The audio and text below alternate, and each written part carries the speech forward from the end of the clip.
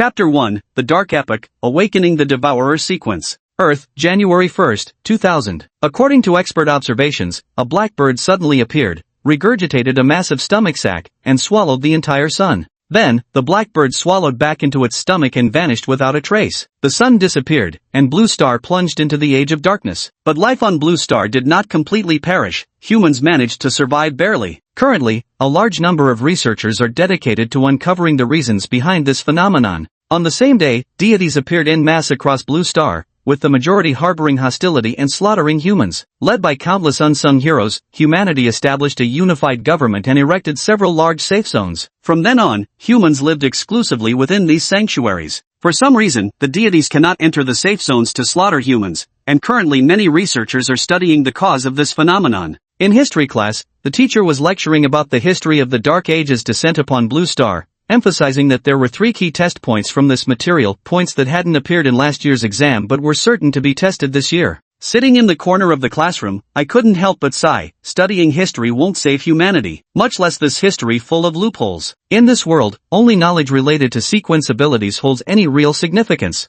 I turned to look out the window. Through the reinforced glass, I could vaguely make out 1 or 2 grotesquely shaped deities drifting across the night sky above us. Since Blue Planet entered eternal night, whenever one looks up beyond the safe zones, there's always the faintly flickering starry sky and those wandering so-called deities. Students, next we'll discuss deities. There will be test material here, so listen carefully. This is our first round of review, perfect for filling knowledge gaps. The teacher continued, explaining how after the eternal night descended, Blue Planet saw the emergence of bizarre-looking, aggressive undying creatures. Humans, believing these entities to be divine retribution from the dark world, coined them as deities. Hearing this, I couldn't help but scratch my head. When science reaches its limits, it turns to theology. People always attribute the inexplicable to deities. The teacher also emphasized that the sections on deities and the dark world would definitely appear on the college entrance exam, but none of the classmates showed much enthusiasm. In this world, only by awakening sequence abilities could one secure a foothold. To be admitted to higher education institutions, you had to score within the top 1000th percentile in the safe zone on the college entrance exam,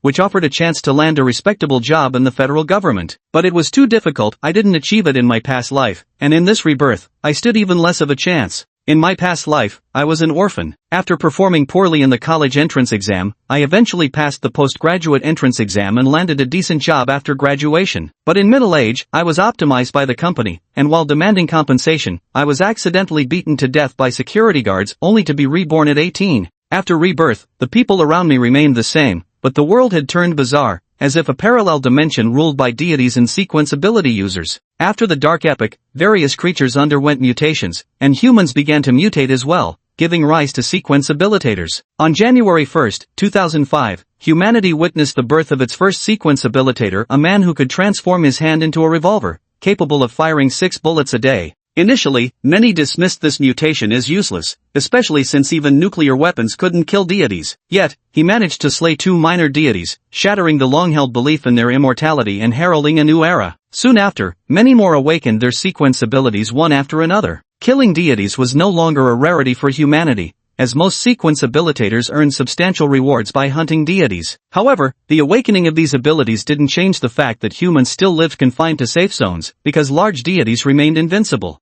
Nevertheless, sequence abilities reshaped the internal landscape of human society. Outside the safe zones, deities reigned supreme, but within, it was the sequence abilitators who ruled. They became the deities of the safe zones. This is humanity's doom, yet a paradise for sequence awakened. Within the safe zones, rumors abound of beggars in the morning becoming sequence awakened by afternoon, ascending to new heights in a single step. Compared to education, awakening one's sequence ability is now considered the true path to changing one's destiny. Yet 3 days have passed since my rebirth, and I still haven't awakened any sequence abilities. I thought being a reincarnated individual would come with some luck bonus, but I'm still just an ordinary student living on the fringes of the safe zone. I want to learn about sequence awakening, but no one around me can explain it clearly. After all, those with connections wouldn't be living in such a remote area. Class, the awakening of sequence abilities is humanity's hope, but we must remain grounded and focus on our studies. When the teacher mentioned sequence awakening, I immediately raised my hand and asked why none of our classmates have awakened yet and what it takes to do so. The teacher frowned deeply, saying no one knew the reason for awakening, and if he knew, he would have awakened himself first. Immediately, a classmate interjected that Zhou Yang from the next class had an uncle who awakened, to which the teacher replied that he was a United Government official. Their awakening rate was naturally higher. The teacher told everyone to stop daydreaming and focus on preparing for the college entrance exams. He added that the exams were only 6 months away, and those who failed to get into the academy would have to start working immediately. Then, he instructed the class to open their homework for review. When it was my turn, the teacher discovered I hadn't done the assignment. He scolded me for talking too much in class and indulging in wild fantasies, then ordered me to stand outside the door as punishment. I wasn't the only one who hadn't done the homework, but I guessed my earlier question had angered him. Human anger, at its core, stems from one's own helplessness. That's probably what it was. I walked out of the classroom. Being made to stand in the hallway as punishment was trivial to me. If not for the school cafeteria providing meals, allowing a penniless orphan like me to fill his belly, I wouldn't even bother attending classes. I'd spend all my time figuring out how to awaken sequence powers. The quiet outside the classroom was perfect for contemplating methods of sequence awakening. From what I knew, wealthy individuals and those in positions of power in this world had a much higher chance of awakening sequence abilities. For impoverished students like me, living on the fringes of the safe zones, you'd be lucky to find one awakener among thousands. Sequence awakening isn't entirely random, it seems to favor the rich and privileged. I heaved a long sigh. If the conditions for sequence awakening are tied to quality of life, then I'm afraid I'll never awaken in this lifetime. I looked up out the window, barely able to make out several deities wandering beneath the starry sky. Deities, you say? If you all are deities, then doesn't that make me, with my ability to resurrect, somewhat divine as well? By that logic, I'd practically count as a deity too. I smiled faintly. Suddenly, I saw what appeared to be an eye slowly opening in the dark starry sky, gazing at me. That pitch-black pupil didn't seem human, it more closely resembled that of a bird. This eye suspended in the night sky was enormous and perfectly round. If it truly belonged to a bird, it could probably swallow the entire blue planet in one gulp. Frowning, I glanced around at the other students from different classes who were also being punished by standing in the hallway. Some of them were idly looking out the windows too, yet none seemed to notice this eye. Could only I see it? After staring into this eye for several moments, I suddenly felt as if it was exerting some sort of interference on me, making me dizzy. Immediately afterward, a stream of information flooded into my mind. Sequence God Eater awakens. Chapter 2, Double Blessings. Sequence Devourer of Gods awakens. Devouring gods will make you stronger. Current sequence level, Level 1, Glutton. Skill, Blood Feast. Skill description, Devouring deities enhances strength. By the time I regained my senses, that eye in the starry sky had already vanished. The sequence, awakened? I knew little about sequence abilities. The only thing I understood was that sequence bearers could view their own sequence information mentally. I, also awakened sequence abilities? Still in disbelief, I instantly felt a surge of power flowing into my body, greatly enhancing my mental state. My previously gaunt arms, weakened by hunger, now showed defined muscle lines. They say the body strengthens after awakening sequence abilities, turns out it's true. But recalling that bird's eyes, I felt puzzled again. Does everyone awaken their sequence in such bizarre ways? Something feels off about both my awakening method and my sequence's name. I should understand things properly before telling others. The God Devourer sequence. That's a pretty straightforward name. I'll have to check it out at the Godslayer camp later. The Godslayer camp was an online forum where sequence ability users gathered to discuss and share information. To access it, you'd need either a phone or a computer. But in my home, forget about owning a computer, we didn't even have a single electric appliance. Electricity was scarce in this post-apocalyptic world, and internet cafes weren't open 24/7. After evening self-study sessions, they'd already be closed. Returning home, I let out a long sigh. I'll get some sleep and hit the internet cafe first thing tomorrow morning. Early the next morning, with only 10 copper coins in my pocket and my backpack slung over my shoulder, I headed to the internet cafe. The cafe carried only a faint trace of cigarette smoke, nowhere near as pungent as the cyber cafes I remembered from my past life. Though somewhat shabby with only decorative stickers for adornment appearing barely renovated, it was still far better than where I lived. In this neighborhood, anyone who could afford electricity struck me as wealthy. To operate such a power-hungry internet cafe here meant its owner must be astronomically rich. Few in this impoverished fringe of the safe zone could afford the luxury of paid internet access. Yet against all odds, an internet cafe stood here regardless. I tossed 10 copper coins to the internet cafe attendant. Open a computer for me, half an hour is enough. Power resources were extremely scarce, making internet cafes outrageously expensive. Those 10 copper coins were my weekly wages from working part-time at the school library. Handing them over made my heart bleed. The overweight attendant in his 30s behind the counter gave me a lingering glance before pointing expressionlessly to a computer. That one over there. Go ahead. After sitting down, I noticed a man not far from me, dressed in a suit, typing away at his keyboard. I glanced again and finally understood why the air in this lifetime's internet cafe smelled so much better than in my previous life. Because it was expensive, only those who had spare money, generally people looking up information or making transactions, could afford to come here. Gone were the days of internet cafe veterans who lived, ate, and slept in the same spot. This machine was painfully slow, taking 2 whole minutes just to load the interface. No way around it, faster computers required extra payment. I logged into the forum for sequence users, Godslayer Camp, and began browsing the currently known sequences. The pinned post at the top was a statistical breakdown of all awakened sequence abilities, which I immediately clicked into. From New Year's Day 2005 until now, 5 full years, thousands of sequences had awakened. Every single person had experienced it like an electric shock, sudden and without warning, and not one had reported seeing a bird's eye before their awakening. What astonished me even more was that among thousands of sequences, no one possessed an ability related to devouring deities. Neither was there anyone who awakened the same way I did, nor anyone with sequence powers like mine. I swallowed hard and muttered to myself, could it be that I'm the chosen one? My sequence was completely undocumented. Should I reveal it? I might become the center of attention. But when my gaze lingered on one particular post, hesitation crept in. Humanity still cannot digest divine remnants. If someone awakens a sequence capable of consuming deities to grow stronger, they might be taken away for experimentation. Being taken away for research. Now that I've gained preliminary understanding of sequence abilities, I know my God Devourer sequence is truly one of a kind. Even among the ability users at Deicide Camp, many covet this particular sequence. After all, hunting gods while simultaneously strengthening oneself, it's undoubtedly the ultimate perpetual motion machine of terror. But I remained cautiously aware that my current strength seemed mismatched to this miraculous sequence. As the saying goes, a common man's guilt lies in owning rare treasure. Possessing wealth disproportionate to one's power inevitably invites danger. Should I place faith in myself, or entrust my life and future to someone else's noble morality? For any rational person, this question hardly requires deliberation. I instantly made up my mind. I would keep this secret and quietly reap the benefits. This has been an unshakable truth, whether in my past life or this one. As I was contemplating my plans, the computer suddenly returned to the password screen, displaying a message, your time is up. Please go to the counter to extend your session if you wish to continue. The browsing time I purchased with 10 copper coins had expired. Such is the hardship of poverty. Even if you possess heaven-defying abilities, you still have to log off when time's up. Luckily, within that short half hour, I had already found the information I needed. At the very least, no one else must ever learn about the God Eater sequence. I hoisted my backpack and left the internet cafe under the somewhat puzzled gaze of the portly manager. Through the blast-proof glass of the safety zone, I gazed at the perennial starry river hanging in the sky and the colossal deities that occasionally drifted past, feeling somewhat lost again. Should I head to the safety zone exit, or go to school? In the Godslayer Camp, those sequence ability users mentioned that teams of deity hunting sequence ability users come and go through the safety zone exit every day. The United Government offers various support policies and resource allocations to sequence ability users. In exchange, these users must hunt the deities beyond the safety zone.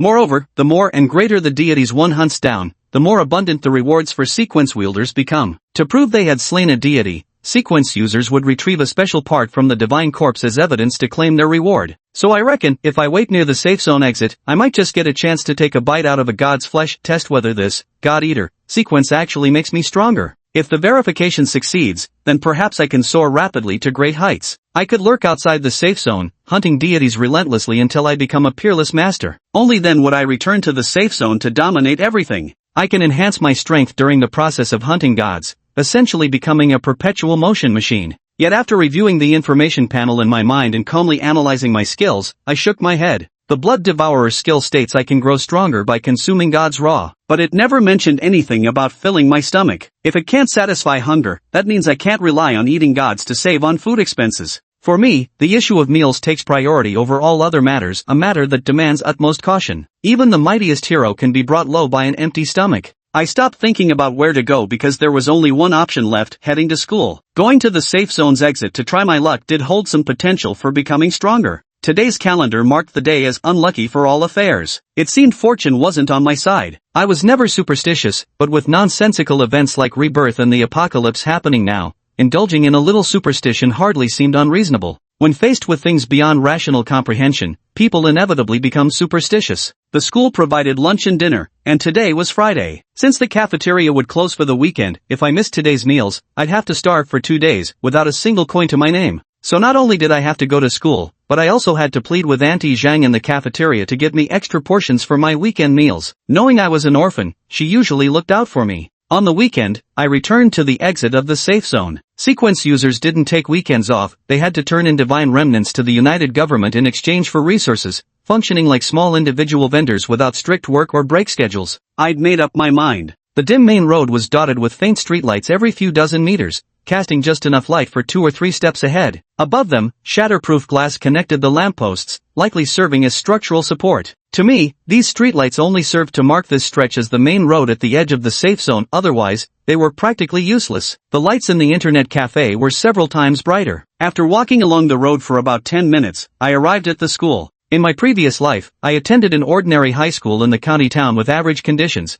and this life isn't much different. The only school nearby is Juan School, which provides a full 12-year education from elementary through high school. Children from the edge of the safe zone start attending at 6 or 7 and don't leave until they're 18. It's practically a second home to them. The students and their parents in the school were all ordinary people. In the safety zones where sequence users abound, settlements comprised solely of common folk are rare, mostly relegated to the fringes. As long as one awakens sequence abilities, the whole family can move to a better safe zone. The people at school are all from the lowest strata of the safe zone, and my family situation is the worst, parentless, living alone. If it weren't for the good policies of the coalition government that waive tuition fees for orphans, I wouldn't even know where I'd be or what I'd be doing now. I walked down the dimly lit street to the school. The teacher on duty hadn't arrived yet. Morning self-study was from 8 to 8:15. Having just awakened my sequence, I was too excited to sleep and woke up early, killing half an hour at an internet cafe before still arriving much too soon. The school was ablaze with lights, the brightest spot on the edge of the safe zone. It boasted the best electrical systems and lighting, a rare luxury in a safe zone where electricity came at a premium. The United Government believed humanity's hope of salvation and revenge against the gods lay with the children. Education couldn't be neglected, better conditions would foster a sense of belonging in the new generation, making them more eager to hunt down the gods. They even proposed equal educational opportunities for every child, on the off chance one might grow into a hero. But by the time these policies reached the schools, they'd become warped. Freeloaders like me, paying no tuition with no prospects, were just leeches on the system, unpopular with the teachers. Though, truth be told, in this post-apocalyptic world, the teachers took far more from the schools than I ever could. The homeroom teacher placed my desk in the corner of the classroom, somewhere no one paid attention to, just like in my previous life. Before my rebirth, I would have felt lonely, but now I find it quite comfortable. No one disturbs me when I space out. While the other students took out their textbooks to review, I rested my chin on one hand, staring blankly at the gods flying by the safe zone outside the window, wondering if I could defeat them and what they might taste like. Jin Siyang. My daydreaming was interrupted. I looked up to see Li Jingwen, a delicate-looking female classmate, standing beside me. "Oh, Li Jingwen, what's up?" Here she came, bearing unbearable memories. She was my high school classmate, skilled in passive-aggressive remarks and emotional baiting. Now I find her childish, but among high school peers back then, she was quite the manipulator. No wonder I was strung along by her for 3 years, going hungry every day yet still spending my work-study earnings to bring her breakfast, doing her homework, bending over backwards to meet her every demand. Yet she never accepted my confession, always saying she couldn't let studies be affected. Whenever I thought of giving up, she'd encourage me, saying this was just testing my resolve. No earnest high school boy could resist such words. Only after graduation did I learn she'd been with Zhou Yan from the neighboring class all along. Zhou's family was well off, his uncle a department head in the education bureau, both parents holding respectable jobs. Being with Zhou meant she'd climbed halfway up the social ladder. I still remember her sneering at me while holding Zhou Yang's hand. "So stupid, no wonder you're an orphan." Reborn into this life, though most classmates remain unchanged, seeing her again stirs no ripple in my heart. Instead, there's sudden clarity. Love is beautiful, but one must be wary of those who would use it for evil deeds. Li Jingwen Kud, Jin Siyang, it's been 3 days since you brought me breakfast. "Oh, I ate it myself," I replied nonchalantly. She paused in surprise, asking, "Then what about my breakfast? Didn't you say there was breakfast at home and I didn't need to bring any?" Only later did I learn she'd been giving the breakfast I prepared for her to Zhou Yang to curry favor, dragging me along in her efforts to be with him. That was just a test. If you give up so easily, how can I feel secure about being with you in the future? I chuckled lightly. If you don't feel secure, then let's not be together. After all, we're not even in a relationship. She sensed something was wrong and was desperate to retrieve the homework I'd written for her to compare answers with Zhou Yang. "Then give me my homework back." I opened my bag and handed her 3 notebooks. She flipped through them and widened her eyes. "Jin Siyang, why are these pages blank? Homework doesn't write itself. If no one does it, of course it's blank. But weren't you supposed to do it for me?" I pulled out 3 more notebooks and showed her the empty columns. "I haven't even done mine, why would I do yours? You're going to get me scolded by the teacher." "Oh, Aren't you worried I'll get scolded by the teacher? I gave her a comical look and shrugged. Yesterday when I got punished by the homeroom teacher, you didn't seem concerned either. Tears glittered in her eyes as she said, Shin Si-young, I feel like you don't like me anymore. Turning a blind eye to her acting, I gave her a thumbs up. Lee Jingwen, that's the only decent thing you've said all morning. Leaning against the window afterward, I continued gazing at the divine snack in the sky. Hope this thing won't give me diarrhea if I eat it? I completely baffled Lee Jingwen. She'd arranged to compare homework answers with Zhou Yang and even planned to re-gift the breakfast I gave her. But now that I'd stopped being her lapdog, she had no idea how to explain things to Zhou Yang. Fuming, she screeched at me, Shin Si-young, after what you've done, there's no future for us. I snorted coldly and glanced at the calendar hanging at the back of the classroom. It reads, Blue Star Calendar January 1st, 2010, Western Calendar, Friday, New Year's Day, Lunar Calendar, Year of the Ox, 17th day of the 11th month, unfavorable for all affairs. I thought to myself, who says today's unfavorable for all affairs? Isn't this doubly auspicious? Chapter 3 The Opportunity to Grow Stronger, A Feast of Gluttony. The edge of the safe zone is a backward place, lacking in every aspect, especially education. The senior year curriculum at Juan School consists either of tedious histories about the glorious past of ancient humans or outdated scientific theories. This knowledge could have been useful for academic and career advancement before the apocalypse, but now it's completely irrelevant. To change one's fate, one must awaken sequence abilities. Yet this backward school on the edge of the safe zone doesn't offer any courses related to sequence abilities. Sequence users are scarcely seen here, and the teachers are all ordinary people who've never received relevant training. What could they possibly teach the students? Though I don't know much about it, I believe in the decade since the safe zone was established and the 5 years since sequence users first appeared, the United Government must have established related courses. It's just that Juan School hasn't been included yet. The current lack of systematic knowledge about this world makes me see no future here. Courses on sequence abilities aren't just for cultivating sequence users, ordinary people could benefit from learning them too. The emergence of sequence ability users has spawned numerous industries, creating a wealth of job opportunities. However, the platform and resources at Juvan School are severely lacking, leaving students with limited paths. They either have to compete for the pitifully few college admission slots through the Gaokao exams, or pray their ancestral graves amid auspicious smoke to awaken sequence abilities. But for 5 years, the ancestral graves of the school's students remained hauntingly quiet. The only hope for the students in the classroom is to pass the exams for the academy set up by the unified government for ordinary people, securing a clerical job after graduation. But with my current rank hovering around 100 in the grade, I'm still light years away from getting into the academy. My past life working odd jobs taught me one thing: never waste energy on futile efforts. Sometimes you just gotta slack off.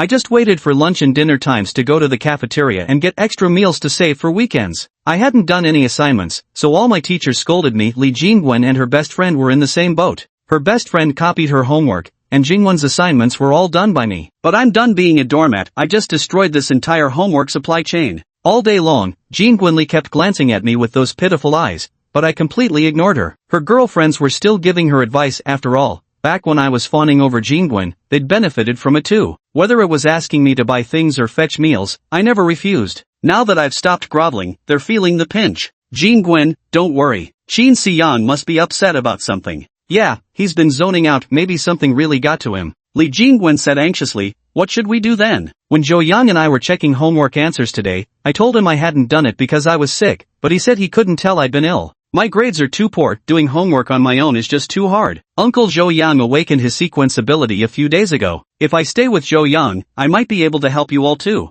Her best friend immediately changed her attitude upon hearing it. For your happiness, we must find a way. This reaction from her best friend made Li Jingwen quite satisfied. After all, she was the first to know about Zhou Yang's uncle awakening to the sequence, which made her feel she had a very close relationship with Zhou Yang. But my unpredictability was getting on her nerves. The moment she mentioned it, her girlfriends became even more enthusiastic in offering advice, dreaming that once she climbed the social ladder, they too might bask in the reflected glory. Jingwen, after school, stop him and tell him. After school, I left my textbooks on the desk because my backpack was stuffed with food. I shamelessly took way too much from the cafeteria today. Auntie Zhang didn't even scold me, just kept handing over whatever I asked for. My meals and midnight snacks for the entire weekend are all set now. I plan to carry a backpack full of food and sleep near the safe zone's exit. Whenever a sequence wielder returns from hunting gods, I'll try my luck, secretly growing stronger so I can leave this damn place. I was walking home cheerfully when Li Jingwen suddenly stopped me. Frowning, I looked at her with complete bewilderment. Putting on a cute act, she said, Shin Si-young, I've been reflecting today. The truth is, I do care about you, it's just that we're still young. Get lost. Before she could finish, I coldly tossed out the word and walked away as if avoiding a pile of dog shit. Leaving her standing there dumbfounded, she probably never expected me to treat her like that. She lingered for a long while before trudging off dejectedly. When I got home, I took a cold shower and went to bed. Originally, I had planned to stake out the safe zone exit tonight, but since I hadn't rested well last night and was utterly exhausted, I changed my mind. I decided to conserve my energy at home tonight and head out early tomorrow morning instead. The alarm clock woke me up. It was Saturday. I pulled open the curtains to darkness outside, but it was indeed 7 in the morning. I hurried through breakfast and got ready to leave. I glanced at the calendar, which read, Blue Star Year 2010, January 2nd, Western Calendar, Saturday, Ser Calendar, Year of the Ox, 18th day of the 11th month, auspicious for funerals. I thought to myself, auspicious for funerals? Doesn't concern me. Without the sun, it was freezing cold outside the safe zone. I bundled up in several layers of thick clothing and headed out, carrying a backpack stuffed with food. There were multiple exits from the safe zone, and the closest one to my house was only a 10-minute walk. But this exit was small, with few gods outside. Sometimes days would pass without a single god hunting squad setting out. The chances of me running into one were slim. I decided to head towards the largest exit near my residence, exit 114514. Within the safe zone, only major exits were assigned numbers to facilitate communication and team coordination among sequence ability users. The smaller the exit number, the more deities gather outside, and the more squads of sequence ability assemblers gather as well. Exit 114514 has a higher number, but it's still better than having no number at all. There will be sequence ability assemblers gathering there too. Neither schools nor textbooks taught this knowledge. I learned it just yesterday by spending half an hour online, reading through an informative post on the Deicide Camp forum. I quipped, the apocalypse sure is different. Schooling can't compare to surfing the web. Though internet's expensive and doesn't come with meals, while school's free and serves 2 square meals a day. If only the best parts of school and internet cafes could combine, he mused before adding, never mind, still grateful for the joint government's free tuition and meals policy. It would take over 2 hours to reach exit 114514, but I was full of energy and anticipation for the future. That exit held the hope of breaking free from my current situation.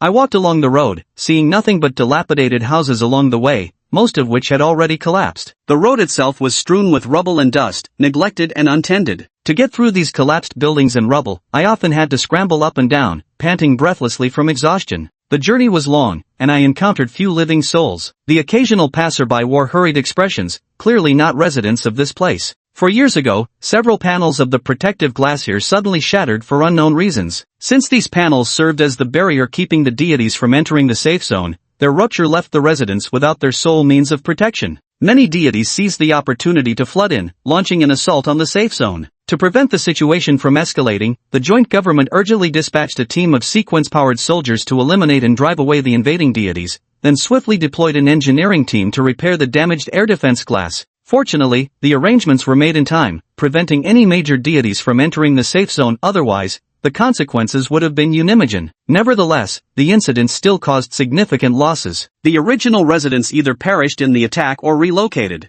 The United Government hastily repaired the defensive works of this safe zone but made no effort to rebuild the streets and housing. Once safety incidents occurred, people lost trust in this area's security. Even if the infrastructure were restored, no one would willingly relocate here, so the United Government simply stopped wasting effort altogether. The lack of people put my mind at ease. At least I didn't have to worry about someone snatching the food in my backpack. Most graduates from Juan school couldn't find decent work to make ends meet, which contributed to the poor public security around here. For me, being alone is far more reassuring than being with anyone. At last, I saw a blue sign as tall as 2 people, with the words, Exit of Safe Zone number 114514, painted in white. Finally here, I muttered. Approaching exit 114514, I initially intended to check the situation, only to find the area completely blocked by a dense crowd. To understand what was happening inside, I climbed a slightly elevated dirt mound for a clearer view. The first thing I spotted was the protective gate at the exit. This marked my first visit to an exit from Sector 9 safe zone, and consequently my first glimpse of Sector 9 security gate. The gate was about 7 or 8 meters wide and 3 or 4 meters tall, seemingly constructed from some special alloy that gave it an exceptionally sturdy appearance. The protective glass on the security door had so many layers that I couldn't even see clearly through them to the area outside the containment zone. In front of the protective gate stood more than a dozen people wearing transparent helmets and orange and white striped antifreeze suits. Each suit cost over 2 silver coins, an astronomical sum in my world, affordable only to sequence ability users. Since the establishment of the coalition government, the currency has been changed to copper, silver, and gold coins uniformly issued by the coalition government. However, these coins are not pure precious metals. To be precise, they are various alloys. Among them, copper coins are the least valuable, mixed with many impure metals. Generally, 10,000 copper coins are equivalent to 1 silver coin. However, since the production cost of copper coins is low and the proportion of mixed metals varies across different minting offices, it might take 12,000 copper coins to exchange for a single silver coin. To me now, silver coins are like the vast fortune of a past life utterly beyond reach. It seems they are the sequence ability users gathered at this exit. Those wearing anti-freeze suits are in the minority. Aside from these dozen or so individuals, there are also over 1,000 ordinary people like me tightly wrapped up and gathered here. I was somewhat puzzled. What exactly were these people doing here? I thought only sequence users would gather at the exit. Just then, 2 sequence users in antifreeze suits took off their helmets, apparently having completed their hunting mission and preparing to return. Hundreds of ordinary people around immediately swarmed forward. "Gentlemen, would you like to take a break? We have excellent foot baths available. Gentlemen, I have some excellent dishes here. I have luxury apartments available for free for you 2 officers. All I ask is for you to take a few photos with me. Sir, my daughter is still unmarried. The moment she laid eyes on your heroic bearing, she made up her mind she'll marry no one but you. Commander, do you want a wife? If you already have one, I don't mind being the second, no status needed." The crowd surged forward frantically, yet maintained an unspoken distance of over a meter from the 2 sequence ability users. The pair seemed accustomed to such scenes. Without lingering, they simply chose an upscale restaurant and a comfortable hotel before departing. The 2 selected shop owners' faces glowed with excitement. I watched everyone's reactions, utterly dumbfounded. I knew sequence wielders were highly sought after in this world, but I never imagined it would be like this. Ordinary people hope to latch onto a sequence wielder, escaping their miserable fate and achieving a class leap. But sadly, most may never realize this dream in their lifetime. At this thought, I felt a surge of gratitude toward fate within my heart, and my resolve strengthened once more. Heaven has already given me this opportunity, I must seize it well, I told myself. I wanted to push through the crowd and approach the remaining dozen or so sequence ability users, but was immediately shoved away. "Get to the back of the line, brat. Stop shoving forward." I quickly explained, "I'm not here seeking sequence users, I won't interfere with your business. I just wanted to check if there were any remnants of fallen deities ahead. I had no interest in sequence abilities whatsoever." But my thoughts were met with disbelief. At my words, the crowd around me burst into laughter. "Who are you trying to fool?" Everyone pushing forward says the exact same thing. I had no choice but to wait at the outermost edge. The security doors at the safe zone's exit kept opening repeatedly, with sequence-powered individuals constantly coming and going, while the crowd of ordinary people around gradually thinned out. By evening, I finally managed to secure a spot near the front. Unlike the others though, whenever sequence users returned from outside the safe zone, my focus wasn't on them, it was on the destinations of the divine fragments they carried in their hands. They presented the wreckage to the inspectors for verification. To my surprise, all the fragments were circular. In the end, the inspectors took away every piece of the divine circular wreckage, and I didn't manage to collect a single one. Just when I thought the day would yield nothing, another team returned from outside the safety zone. A sequence ability user checked his haul and ultimately tossed an ear overgrown with writhing worms onto the ground beside him. "Must have fallen into my bag during the fight. Ruined my pack," he grumbled. I stared at that worm-infested ear, eyes gleaming, ready to pocket it when no one was looking. But then a janitor swept the ear into his dustpan and walked away. What the hell? Did a cleaner just steal my thunder? I couldn't accept defeat, so I immediately followed the janitor out of the safe zone exit. Unaware that anyone would be interested in garbage from a dustpan, he walked to the street corner and casually dumped that ear into a filthy trash bin before turning to leave. I watched from the shadows as he walked away. After he left, I approached, intending to retrieve the ear from the trash bin. But just as I was about to move closer, I saw a uniformed officer approach, glance at the divine remains in the trash bin, then take out a notebook and record it. I frowned. The remnants of a deity in the trash, would that still be recorded? Is this even garbage to begin with? After the bureau officer finished recording, he walked away. As soon as he left, I rushed over and lifted the trash can lid. An overpowering smell of blood assaulted my nostrils. But when I saw what was inside the trash can, I froze. There were actually many remnants of deities inside. My eyes widened, and my heart pounded wildly. Is this a feast worthy of Tao Tai? Chapter 4 Power Boost. Qin Xiang's eyes sparkled with excitement. Just as the saying goes, you can wear out iron shoes in fruitless searching, but sometimes find what you need without any effort. There are actually so many discarded divine remnants here. Isn't it to my own advantage? What a godsend! He truly is the chosen one. Qin Xiang glanced around, no one was coming. Divine wreckage was nothing like the familiar beef and mutton, stirring an unavoidable sense of revulsion in Qin Xiang's heart. But the mere thought of successfully verifying his bloodthirst skill and being able to continuously improve by relying on divine remnants filled him with anticipation once more. Qin Xiang clenched his fists. He suppressed his physical discomfort and resolved to give it a try.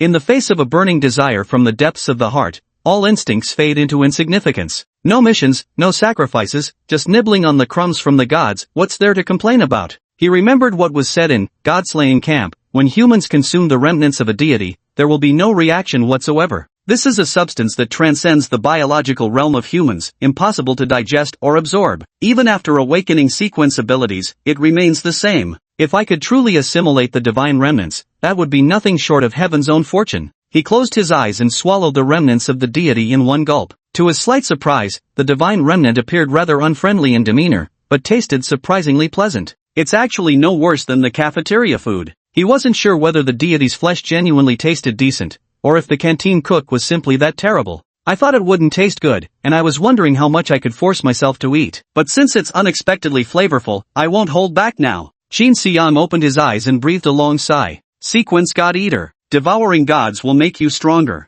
Current sequence level, level 1, glutton. Skill, blood feast. Skill description, devouring deities raw allows for digestion. How come there hasn't been the slightest change? At that moment, Qin Xiang felt a strange sound emerging from within his body. It seemed to come from the region of his heart. Gurgle, gurgle, like a spring breaking through the obstruction of sand and stones, gushing out clear water that had been pent up for ages. Soon, the eruption of that spring spread throughout his entire body. Then, his entire body convulsed in pain, as if a raging torrent were surging wildly through his narrow blood vessels, threatening to burst his muscles apart. His limbs twitched uncontrollably, muscles spasming violently. After about a minute, the pain finally completely dissipated. He felt his arm muscles twitch twice more before returning to normal. What's going on here? Qin Xiang was quite curious, unsure whether the changes happening to his body now were good or bad. So he took off his coat again and looked at his arm. Although his arm didn't seem much different from before, Qin Xiang, who knew his own body extremely well, immediately noticed that the muscles in his arm appeared slightly more developed than before. I don't know if it's just my imagination, but his entire body seems more vibrant than before. Even the backpack filled with food on his shoulders feels lighter. He glanced at the information panel once more, only to find the same content still displayed without any changes. Yet the changes in his body were telling him that something inexplicable had indeed altered within him. Qin Xiang quickly found a reasonable explanation. The information about this God-Eater is in line. After devouring the gods, it truly did grow stronger. Yet this slight enhancement isn't significant enough to be reflected in the records. While browsing the forum, he also learned that after consuming sequence potions, sequence-powered individuals experience significant improvements in all aspects of physical abilities, precisely matching his current condition. Since it worked, it proves that Qin Xiang's experiment to verify his sequence advancement method and strengthen his own abilities was successful. A good beginning is half the battle. Qin Xiang flashed a greedy grin, rubbing his hands together as he eyed the other divine remnants before him. He couldn't wait anymore, so he grabbed another piece and devoured it in big bites. Then, that sensation of a raging current surging through my whole body struck again. A moment later, Qin Xiang excitedly examined his own body. The signs of his growing strength were now even more pronounced. I'm stronger now, and more energetic too. A hint of a smile played on Qin Xiang's lips as he cast aside hesitation and continued indulging heartily in the feast. Is that a divine remnant in the trash bin? No, this is clearly his first pot of gold. But he didn't get carried away. As he picked it up, he was extremely careful to keep the clothes neat and tidy. If he ended up covered in blood, walking home would surely draw attention, and he'd have a hard time explaining himself. At the same time, he warily glanced around to ensure no one witnessed his peculiar behavior. Growing stronger must be done discreetly. The secrets of sequence abilities must be guarded. His past work experiences had exposed him to the darkest facets of human nature. Even if you harbor no ill will toward others, you can never guarantee that someone won't envy you, resent your success, and stab you in the back with false accusations. In this life, he possessed such a unique ability, he absolutely had to be cautious and careful, never revealing it to others lightly. Qin Xiang indulged in ravenous eating while delighting in the torrential waves of pain coursing through his body. The pain, once unbearable, gradually softened, even becoming something he found himself oddly drawn to. Damn it, do I have an M tendency or something? Qin Xiang cursed under his breath, warning himself sternly against drowning in the bittersweet agony of pleasure. But he noticed a problem. He had eaten a great deal, yet not the slightest sense of fullness settled in his stomach. It's so strange, after eating so much, I don't feel full at all. In fact, I'm still a little hungry? It seems just as I had previously speculated, devouring deities can only enhance one's own strength, but cannot resolve the physiological issue of hunger. No wonder the message used the word digest instead of absorb, they're two entirely different stories. The disappearance of divine remnants from the trash bin might draw unwanted attention, best to avoid trouble. Note, maintained the ominous yet practical tone, kept the structure identical, single paragraph, and slightly tightened the phrasing for conciseness while preserving metaphorical weight. Swiftly converting the remnants of deities here into personal strength is the top priority. Qin Xiyang quickened his movements, crouching over the trash can as he desperately devoured the remnants of the divine. Finally, after spending over an hour, he devoured all 30+ divine remains before him. His strength and overall condition underwent a qualitative transformation, but he had no time to experience this new body. I found a puddle nearby and washed the blood from my hands and face until they were spotless. Without hesitation, he strode briskly away from the place and headed home. The physical changes were strikingly apparent. He completed the 2-hour journey in just 1 hour without feeling the slightest bit of exertion. Though the time was cut in half, his torment seemed to double. The journey felt excruciatingly long as he brooded over his troubles, stretching like an entire day had passed. When he returned home, he felt utterly exhausted, as if he had worked hard all day. Sitting on the sofa made of cardboard boxes, he finally let out a sigh of relief. It's nighttime now, and he's already famished. As soon as he closed the front door, he immediately opened his backpack and grabbed a portion of 6 ideal rice to fill his stomach. As soon as he took a bite, Qin Xiyang frowned tightly, his face revealing a look of disgust. The cafeteria's performance is still consistent, absolutely awful. Qin Xiyang grumbled a bit, but still obediently finished all the food before tossing the lunchbox into the sink. Every day after eating, he would wash his lunchbox, but tomorrow is the weekend, and he doesn't need to bring a lunchbox to school, so he can afford to be a little lazy. Qin Xiyang let out a satisfied burp and poured himself a cup of hot water to aid digestion, but as she set the kettle down, it wasn't steady and toppled off the table, about to crash onto the floor. In Qin Xiyang's eyes, the kettle's descent seemed to slow to a crawl. It could clearly capture the entire process of the kettle's slow descent. Even the trembling droplets splashing and falling through the air, he could see every detail with perfect clarity. With a simple reach, he effortlessly grabbed the kettle. I feel so much more agile, and my senses have sharpened too. He placed the kettle back on the table, but before he could even marvel at it, he spotted a deep handprint on the surface. Once again, shock ran through him. Did I catch this? Has my strength improved as well? He tried squeezing the water bottle again, applying a bit more force, but nothing changed. But when the thought of deforming the kettle crossed his mind, its shape altered once more. And what's more, I can control my power at will. I recall someone mentioning on the forum that you could visit the Sequence Practitioner Administration Bureau to inquire about related matters,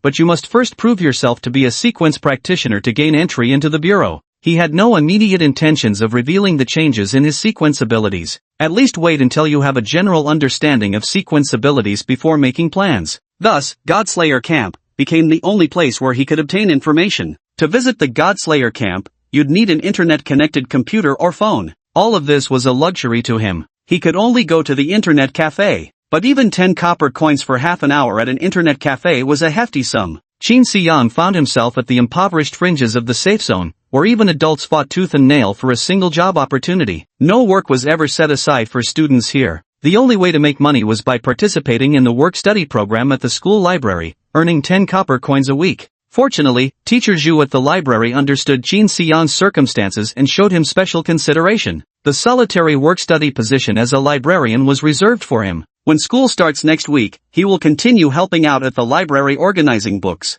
Qin Xiyang walked to the window, gazing at the endless night beyond the curtains and the myriad deities wandering between heaven and earth, his lips curling into a faint smile. If I could devour them all, I dare not imagine how powerful I'd become. Today was incredibly fulfilling, and it gave Qin Xiyang, who had been reborn, a glimmer of hope. He began to believe that in this world, he was the chosen one. Qin Xiyang washed his slightly dusty coat, took a cold shower, and then went to bed. Early the next morning, when he woke up, he looked at his sturdy arms and legs, still wearing a broad smile. What should I do today? Go search for divine remains in that same trash can from yesterday? The thought had barely formed before Qin Xiyang dismissed it. Yesterday, the divine remains by exit 114514 disappeared from the trash bin. Someone might have noticed this could spell trouble. But when it came to venturing beyond the safe zone to hunt gods, he had no clue where to start or how to proceed. If he couldn't win and ended up being slain by the deity right from the start, a perfectly good predator turned prey, there'd be no arguing it. After a moment's thought, he slapped his forehead. Shoot once and move to another spot. If this trash bin at the safe zone exit is no good, just switch to a different one, right? Chapter 5 Hindered. The safe zone's map was vast, so much so that even the geography teachers at Jian school didn't possess a detailed one. Naturally, Qin Xiyang had no idea about the distribution of the safe zone exits. Exit 114514 of the safe zone, since it was relatively close to him, that was how he knew its approximate location. Out of more than 100,000 numbered safe zone exits, this was the only one he knew. An ordinary person, unless aiming to climb the social ladder of sequence users, would ever pay attention to the location of safe zone exits? Not knowing the location of the safe zone exit wasn't exactly a pressing issue. He remembered there was a route map near the bus stop by the main road. The map would likely show where the safe zone exit was located. On previous weekends, Qin Xiyang would simply lie around at home like a corpse, as it helped conserve energy and eat less. But this weekend was destined to be anything but ordinary. Now he was brimming with fighting spirit. Only one conviction filled the heart: grow stronger. As long as I get stronger, I can leave this godforsaken place. Qin Xiyang carried a backpack filled with food on his shoulders and walked for over 10 minutes before arriving at the bus stop. It was his first time coming to the bus stop, because he couldn't even afford a decent meal, let alone take the bus. In Qin Xiyang's memory, in the safe zones after the apocalypse, the poor walked on foot while the wealthy rode the bus. As for driving a private car, gasoline is an even scarcer resource than electricity. No such impressive folks exist in the fringes of the safe zone. He stood at the bus stop examining the route map for a long time. He noticed many stops along the bus route were named after safe zone exits. The only bus line running along the edge of the safe zone passed several exits, all with numbers smaller than 114514. As for which safe zone exit to go to, Qin Xiyang hadn't made up his mind yet. He'd figure it out as he went along. He had never taken a bus in this world, so he didn't know how far one bus stop was. If only orphans could ride the bus for free too. Qin Xiyang shook his head helplessly at the 5 copper fare. The mere 10 coppers he had left were all given to the internet cafe yesterday. 5 coppers for one trip. Round trip means 10 coppers. I might as well go back to the internet cafe to look up some information. Qin Xiyang began the task of measuring the distance between bus stops with his own footsteps. He needed to know the approximate distance between stations to determine which safe zone exits were within walking distance for someone relying solely on their legs. After walking along the bus route for 20 minutes, he arrived at the next stop. The bus stops here seem much farther apart than in my previous life, he thought. After consuming the deity's remnants yesterday, his strength had increased dramatically. His walking speed now far exceeded that of ordinary pedestrians. Whenever the roads were empty, he would quicken his pace and advance at full speed. Even so, they could only cover 3 stations in an hour. Knowing the distance between stations gave him a rough idea of his range of movement. Station 7 is called Safe Zone Exit 54320, Station 17 is Safe Zone Exit 89757. And Station 20 is Safe Zone Exit 38324. Right now, it seems only these 3 stations have a chance of containing divine fragments. The furthest one, Safe Zone Exit 38324, would still let me return home by tomorrow. Any exits beyond that would likely prevent me from getting back before Monday, meaning I couldn't attend school on time. On Monday, Qin Xiyang had to go to school early to report to the librarian about his intention to continue his work-study program. Otherwise, the work-study position as a library assistant would be taken by someone else next week, and he wouldn't have money to go to internet cafes. Qin Xiyang thought for a moment and decided to walk to the exit of Safe Zone 54320 first to check the situation. The 1 hour and 40-minute journey didn't tire Qin Xiyang in the slightest. He even grew more cheerful as he walked. Material abundance and spiritual abundance are often topics to be discussed separately. Once a person has something to look forward to, they become energized in whatever they do. Even though the streetlights around were dim, casting a suffocating gloom into the air. By the clock, it should be daytime now, but the sun had vanished a decade ago. Though it was technically dawn, the sky forever remained stuck in midnight darkness. The infrastructure at the edge of the safe zone was rudimentary. The main road where he stood only had dim streetlights every few dozen meters, their faint glow barely illuminating a few steps ahead. The alleyway beside was shrouded in complete darkness, requiring him to feel his way forward through touch alone. Looking up, he could faintly make out scattered starlight and occasional divine silhouettes flashing across the bulletproof glass of the safe zone. The icy wind pierced through Qin Xiyang's multiple layers of thin outerwear, making direct contact with his skin as goosebumps erupted across his body in protest. Qin Xiyang turned up his collar to shield his face from the biting wind before quickening his pace once more. After walking 7 stops, he arrived at the exit of Safe Zone 54320. The number of this exit was over 50,000 smaller than 114,514, so logically there should be more sequence users hunting gods here. Qin Xiyang just arrived and found a higher, dilapidated building to observe the situation here. Sure enough, he spotted nearly 100 sequence users clad in antifreeze suits stationed at the exit, far more than at exit 114514.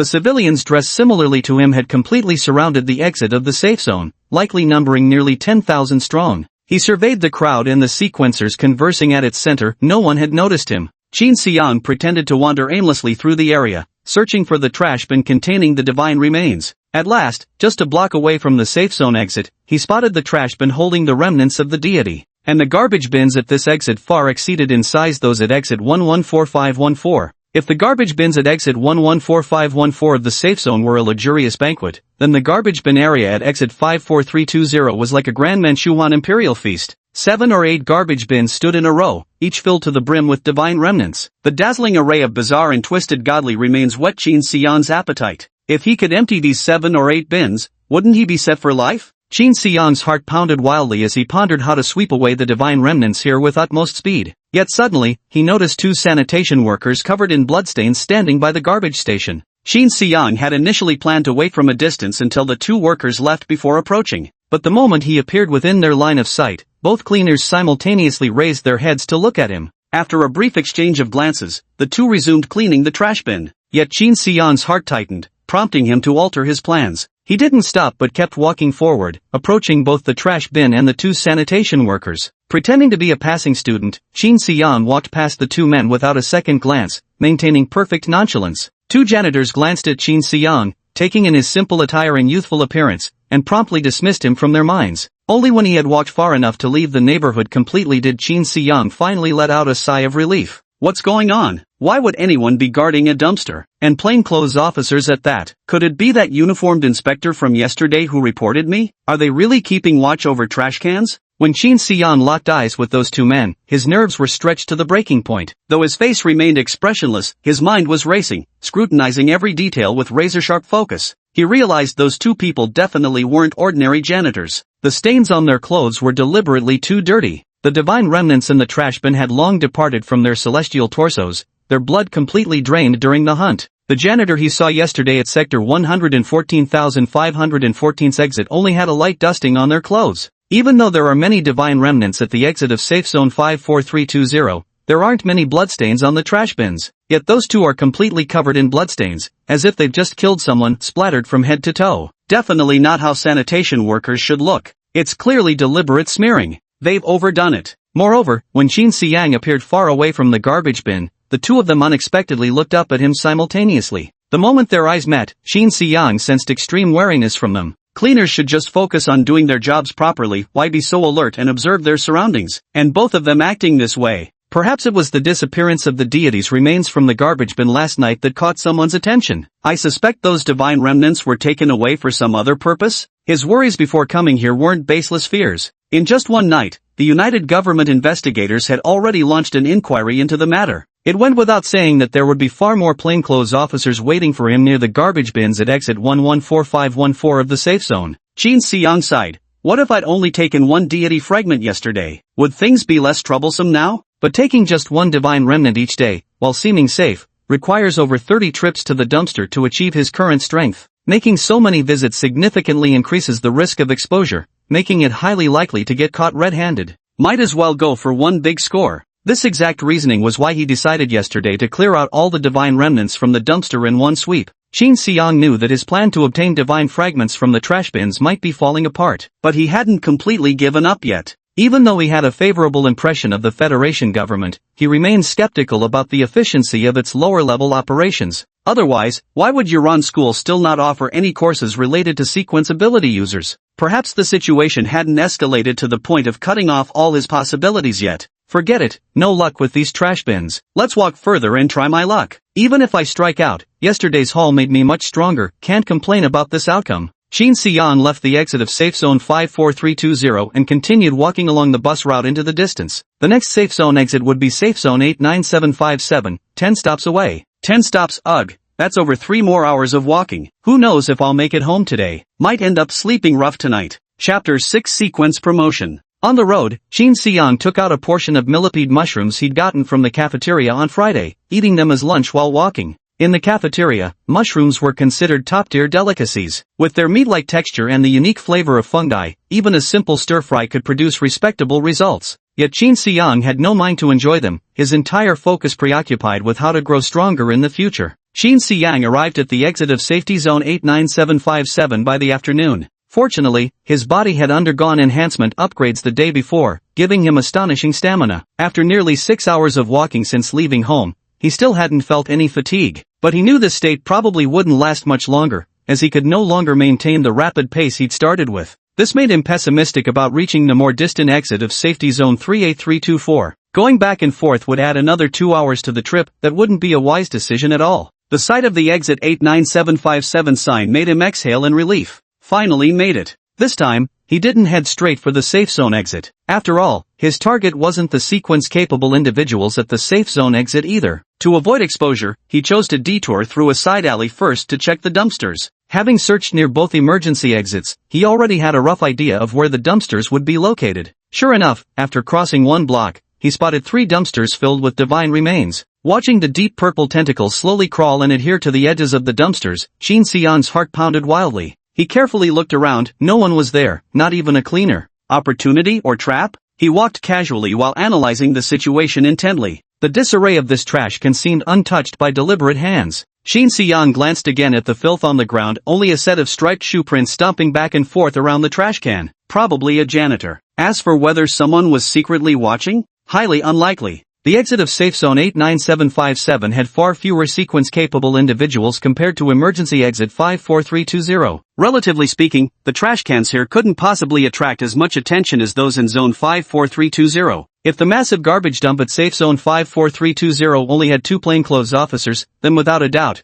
there couldn't possibly be any more sophisticated surveillance methods at the exit of safe zone 89757. No one nearby means no surveillance. In other words, the disappearance of the divine remains from the trash bin at the exit of safe zone 114514 last night had only reached as far as the exit of safe zone 54320 and hadn't spread further. Originally, he had planned to check the exit of the more distant safe zone 38324, as there was definitely a feast of the century waiting for him there. But now, his body was already showing signs of exhaustion, making it unlikely he'd have the strength to try his luck there. Let's go with trash can number 89757. He knew his analysis wasn't foolproof, but fame must be seized from horseback, and fortune snatched from danger's grasp. To grow stronger, one must take risks. Playing it safe will only make you miss golden opportunities. Shin Si-yang had been reborn, but he had no intention of reliving the drudgery of his past life like some beast of burden. At the very least, he would use his formidable sequence abilities to escape the fringes of the safe zone and achieve financial independence.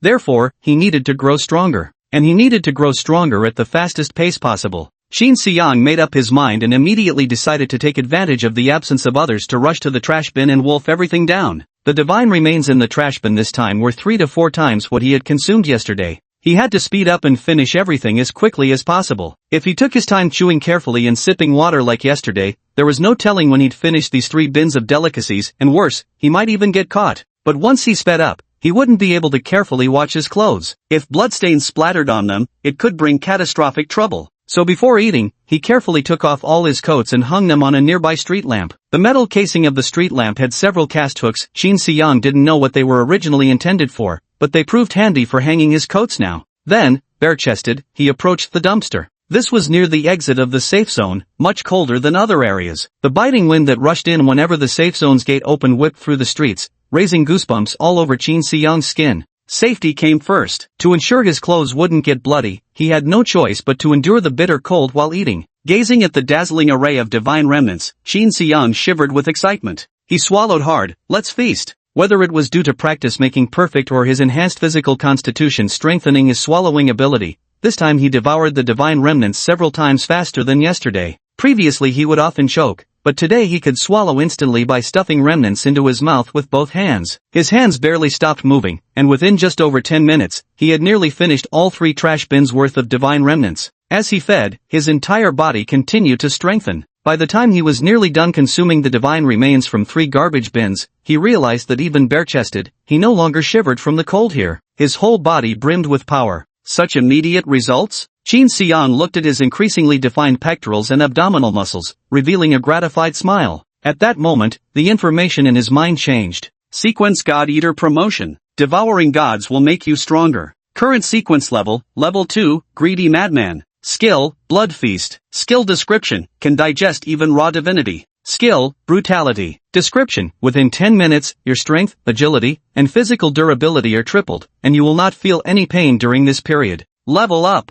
Qin Xian widened his eyes, staring in disbelief at his information panel. The new skill Violence enhanced his strength and agility, rendering him fearless of pain. This skill seems to have significantly enhanced his combat abilities. With his current strength, could he qualify to join the god-hunting squad of sequence wielders now? He remembered browsing the forums of Deicide Camp last time, where he saw a sequence called Warrior, possessing a reinforcement skill that doubled the user's strength and physical durability for 5 minutes. It was already hailed as a bug-level skill among low-tier sequence wielders. His Violence clearly outclassed reinforcement in every aspect. Didn't that make him the undisputed king among low-tier sequence wielders now? With solid skills acquired, should he join a sequencer squad next, or work independently? Many thoughts swirled in his mind, yet no answers came. Suddenly, he realized a crucial issue. The most pressing matter wasn't announcing his identity as a sequencer, but rather finding ways to conceal his deity devourer sequence from others. For this, he had to make another trip to the internet cafe to find a plausible sequence that could pass as genuine. Otherwise, if others found out his sequence was God Eater, there was no telling what kind of threats he might face. But that would have to wait until next week when he received his paycheck from the library job. At least for now, he still had to remain an ordinary student. Future problems could wait for the future. Today he has already advanced his sequence, so he should know when to quit. If he gets greedy and tries to feast at exit 38324 of the safe zone, the risk would be too great. Exit 38324 is only 3 stops away from exit 89757 here. It's highly likely that if people here notice something wrong, they'll alert those at exit 38324 to guard the trash bins and catch him red-handed. Best to stop here for now. After finishing the last dozen or so divine remnants in the trash bin, it'll be time to head back. Qin Xian made up his mind and was about to continue, ready to conclude this sumptuous feast. Suddenly, he heard footsteps. Someone's coming? What terrible timing! But the footsteps sounded irregular. He turned to look and saw a drunken man staggering toward the trash bin in the distance. The drunkard didn't seem to have noticed Qin Xian, still humming an off-key ditty that further unsettled Qin's already troubled mind. If that drunk discovers the trash bin's anomaly, they'll likely lock down the entire area soon. Without bothering to wipe off the bloodstains on his body, he hesitated for only a moment before swiftly stuffing a dozen divine remnants from the trash bin into his backpack. Then he threw on his clothes and sprinted away with the bag. After the sequence advancement, his body had undergone another qualitative leap. Running at full speed now made the roadside railings blur into streaks as they rushed backward, so fast he could scarcely focus on them anymore. Qin Xiang silently prayed in his heart. Just don't get caught in surveillance before I can escape. The drunk man swung a liquor bottle as he wobbled near the trash bin, scratching his head. I thought I saw someone here just now. Where'd they go in the blink of an eye? Are they like me, heck, a sequence user? He tossed the bottle into the bin, sending a crisp clinking sound echoing as glass met metal. The trash bin seems empty? Chapter 7, Forced to make the first move. The drunkard turned to glance at the trash bin again. The divine remains have already been taken by the sanitation workers. But don't they usually collect the trash at midnight sharp? Could it be that Brew and I have actually been drinking together for most of the day? And in all that time, we only managed to finish 4 or 5 bottles? He scratched his head somewhat ruefully, muttering to himself, getting old now, can't hold my liquor like before, just 2 bottles knock me out for half the day, gotta drink less from now on, or else it'll interfere with god hunting. After saying this, he staggered away unsteadily. Qin Xiang didn't hesitate nor could he afford to think too much, he just kept running exhaustlessly down the path. The dark, deserted path allowed him to flee at full speed. When the narrow path ended and he returned to the main road, he resumed playing the part of an ordinary pedestrian, keeping his head down while walking briskly, waiting for another opportunity to slip into a side alley. This escape tactic served him well throughout the journey, with no one paying attention to the plainly dressed youth. Perhaps due to his upgraded sequence, his physical stamina had been fully restored. The previous exhaustion vanished completely, and his muscles felt even more energized with every movement. I've been fleeing for nearly 20 minutes, past a bus stop, and still no pursuers in sight. Qin Xian remained extremely vigilant. His heart pounded violently as blood surged to his brain, maintaining his razor-sharp focus at all times. His peripheral vision scanned the surroundings while simultaneously tracking the footsteps behind him, fearful of being discovered. Damn it! If that drunkard hadn't spotted me, I could have finished everything. Just a little more time. The thought of that drunkard stirred both resentment and relief in Qin Xiang. The man was thoroughly intoxicated, staggering so badly he took 2 steps forward only to retreat 1, forced to brace himself against the wall for support. He likely couldn't see himself clearly and was in a state of blurred consciousness. If the person who saw him at that time hadn't been drunk, they would have immediately noticed something was wrong and reported it to the United Government officials. By now, he might have already been captured. Truly, the heavens were silently protecting him. If I'm caught with this backpack full of divine remains, I'd have no way to explain myself. Even if he hadn't taken the remains inside the backpack, he would still be pinpointed within their search range with little chance of escape. Not to mention his backpack currently contained over a dozen fragments of gods. The reason he had to take them was simple: he could already foresee that tonight would be the last chance to scavenge divine remains from trash bins. The theft of divine remains wasn't particularly serious, as these fragments held no practical purpose anyway. Qin Xiang had seen it at the internet cafe last time. Humans can't digest divine remains, they either vomit them out intact or excrete them unchanged. No one would bother taking utterly useless divine remains. Though the divine remains were worthless, their inexplicable disappearance was deeply unsettling. If they served no purpose, why would someone steal them? Could there be some conspiracy behind this? For 2 consecutive days, the disappearance of divine remains from 2 different trash bins has drawn considerable attention. The police must have already noticed. Qin Xiang's consecutive days of raiding trash bins were driven by his desire to grow stronger in the shortest time possible. Others might have opted for a gradual approach, taking only portions at intervals rather than clearing everything at once. But Qin Xiang had learned the hard way how gradual progress could betray you. He thought work was about gradual accumulation, steady growth, and eventually promotion and a salary increase. But he waited his whole life until his dying breath without ever seeing that promotion come. This made him realize that a slow, gradual plan was suitable for established capitalists with some foundation, but not for a penniless fellow like him. Quick success and instant benefits were the surefire strategy for a struggling worker to turn his fortunes around. Because his ability to withstand variables is too weak, even the slightest disturbance could crush him. What if the coalition government assigned guards to every trash bin in the future? How would he deal with that? Could he hide forever? Who knew when the next opportunity would come? Reborn in this life, he refused to wait silently any longer. What could be done today would never be postponed until tomorrow. Better early than late, for delay breeds unforeseen changes. It was predictable that Qin Xiang's attempt to retrieve divine fragments from the trash bin again would most likely expose himself. Since this was the last opportunity, and the person who discovered him was a slow-witted drunkard, he naturally intended to take everything he could get his hands on. To put it another way, whether he took those divine remnants or not, once caught by the United Government's forces, escaping would be nearly impossible.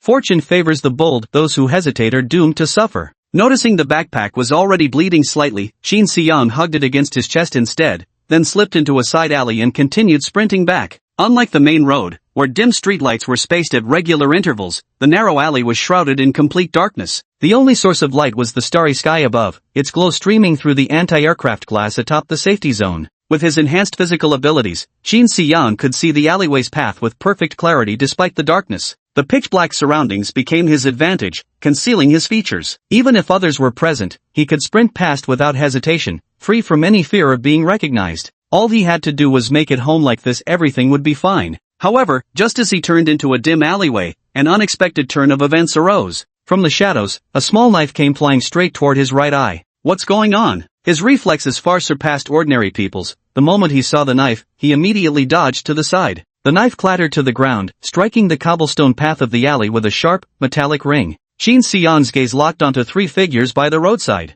The trio sported unkempt long hair, their faces twisted in mocking grins. Never thought we'd have fat sheep passing by while we were just sleeping here. Guess it's our lucky day, brothers. The 3 men stood up and surrounded Qin Xiang. Qin Xiang asked coldly, "What do you want?" "What do we want? Isn't it obvious? We're here to rob you." "Rob you? Can't these people see how shabby their own coats are? What's the point of robbing a poor guy like me?" "I don't have any money," Qin Xiang frowned, growing increasingly anxious about the passing time. He had no time to argue with these 3 people here. The disappearance of the trashbin deity's remains could be discovered at any moment. He had to get far away from exit 89757 of the safe zone as quickly as possible. This spot is still just 2 stops away from there, nowhere near safe territory yet. And to make matters worse, he was clutching a backpack filled with divine remnants. Just then, a man with greasy bangs pushed back his hair with a sly grin. "No money? No problem. Just hand over that backpack." Were these 3 actually targeting his backpack? Qin Xiang glanced at the school bag in his arms, then used his hand to cover the spot where blood was seeping through, thinking to himself that things didn't look good. "There's nothing valuable in this bag, but I can't give it to you." "Nothing valuable? Then open it and let us have a look." Qin Xiang looked at the few homeless men who were robbing him but felt no panic. They were just 3 ordinary people after all. If he truly wanted to escape, there was no way they could stop him. Just as he was considering which direction to break through and flee, one of them mocked him again. "Kid, running this fast down an alley like your life depends on it, got something shameful hidden in that bag of yours? Tell you what, we're not greedy. You keep 1/4 for yourself, hand over the other 3/4 to us 3 brothers here, and we'll keep your little secret for you. How's that sound?" Another chimed in, "That's right. Leave the goods behind, and we'll pretend we never saw you. Otherwise, you're in for a beating. Even if you manage to run, the 3 of us can still report you to the police. The streetlight caught your face clear as day when you turned in here, we've already memorized it." Hearing this, Shin Se-young's feet, which were ready to flee, froze in place. These 3 people had seen him, which meant there was a risk of exposure. If they really went to the police station to report him, wouldn't all his previous efforts be in vain? Suddenly, a surge of killing intent rose in his heart. The ferocity in his eyes was immediately noticed by the seasoned criminals who had spent years navigating the gray areas of the underworld. "Boss, this kid's stare looks pretty tough. Wants a fight? Ha, just this poor brat? If he's ready to throw down, then whatever's in that bag must be priceless. Let's take him out, boys, and claim the fortune inside for ourselves." With that, all 3 pulled out knives and lunged at Shin Se-young one after another. Shin Se-young had never killed anyone before. What had just surfaced was merely a passing thought. For someone like Shin Se-young, who had lived an ordinary life in a civilized society, taking a life was no easy feat. Initially, he couldn't bring himself to commit murder, but now 3 ruthless assailants had cornered him with no way out. "If heaven wills your deaths, then don't blame me. Young punk's got attitude. Kill him." The 3 men, seeing Shin Se-young with nowhere to hide and certain their blades would run him through, were already swelling with triumph. Yet their attacking stance appeared to him as feeble as that of 3-year-old children. Shin Se-young threw a straight punch, swiftly striking the nearest man square in the face. The moment his fist connected with the man's nasal bridge, his knuckles distinctly registered the crisp vibration of snapping bone. Shin Se-young realized he could now perceive faint information in the briefest instant. Through actual combat, he had become aware of his own transformation. Blood gushed from his mouth and nose. Thud! The man was sent flying backward by Shin Se-young's punch, both feet leaving the ground. He sailed nearly 8 meters before crashing down, rolling several more paces across the stone slabs before finally coming to rest. Shin Se-young's keen senses allowed him to clearly witness the entire process of his lethal punch, his heart surging with excitement. He had killed someone. That face, no longer human-shaped, wore a strange expression as it stared at Shin Se-young and the other 2 thugs. Seeing this, the 2 men trembled in terror, instantly realizing they had provoked a sequence ability user. But fear aside, neither of them retreated. Both were fugitives with blood on their hands. They knew perfectly well that at this point, it was kill or be killed. Begging for mercy was useless. The only way to survive was to kill Shin Se-young. They charged toward Shin Se-young even more frantically, brandishing their knives to stab him to death. Shin Se-young shifted his left leg backward and swung his right leg in a swift kick, striking directly at someone's waist. Another series of crisp bone-cracking sounds traveled up from his shin. The man folded at an unnatural angle, his body snapping like a twig as it whipped through the air with Shin Se-young's kick. As Shin Se-young retracted his leg, the launched body collided squarely with the last charging thug who had been closing in for the kill, sending both tumbling backward in a tangled roll. Shin Se-young didn't hesitate, he leapt forward, arriving beside the dazed figure who'd been struck, and raised his fist for another blow. "Spare me, I'll give you all the money I have."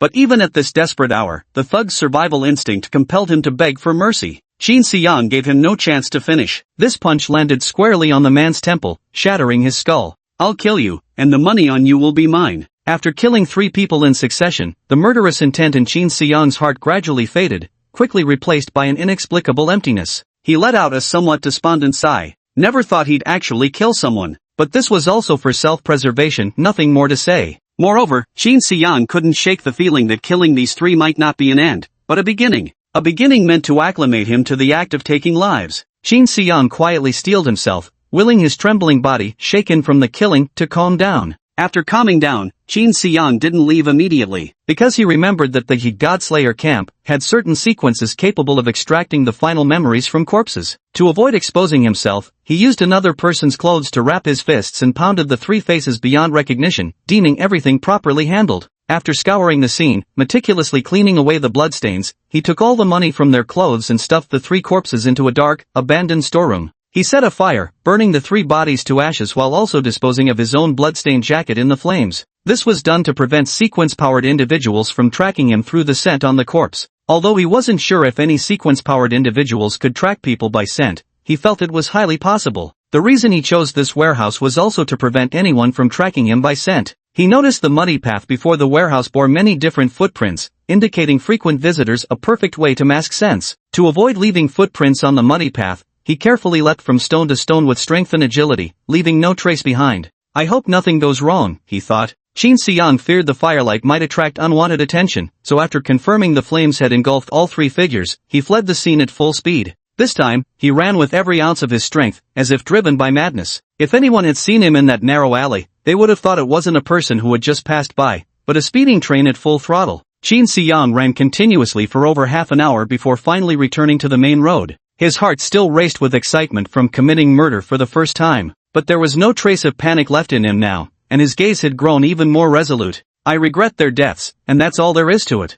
Chapter 8, Tracing that Man's Footsteps. Just over 2 hours after Qin Xiang left the trash bin at exit 89757 of the safe zone, numerous uniformed police officers received orders to cordon off the area. Many sequence ability holders were also gathered at the periphery discussing the incident, their faces filled with confusion and bewilderment. The theft of divine remains from a trash bin, what an absurd tale. Some things are like that, ignored when everything's normal, yet the moment they vanish, they trigger countless questions and attention. There's no doubt divine remains are precisely such an existence. A white-haired detective in an overcoat, with a scarf wrapped around his neck and a cigar clenched between his teeth, paced around the trash bin. The surrounding officers stood at attention, showing him evident respect. This old man was clearly no ordinary detective. He asked, Roylina, now that your sequence has advanced, I heard you've gained much stronger tracking abilities, 10 times superior to the bureau chief's police dogs. Can you discern the sense here? Though he bore the appearance of a European, he spoke in Chinese. This was because Chinese was the official lingua franca within the safety zone, where the majority of residents were ethnic Chinese. The blonde female officer beside him shook her head. No, there's too much divine presence here, the human scent is completely overwhelmed. Even at my current level, I still can't detect any trace of humanity. If I were to use my abilities here, the sheer intensity of the divine aroma would likely make me faint.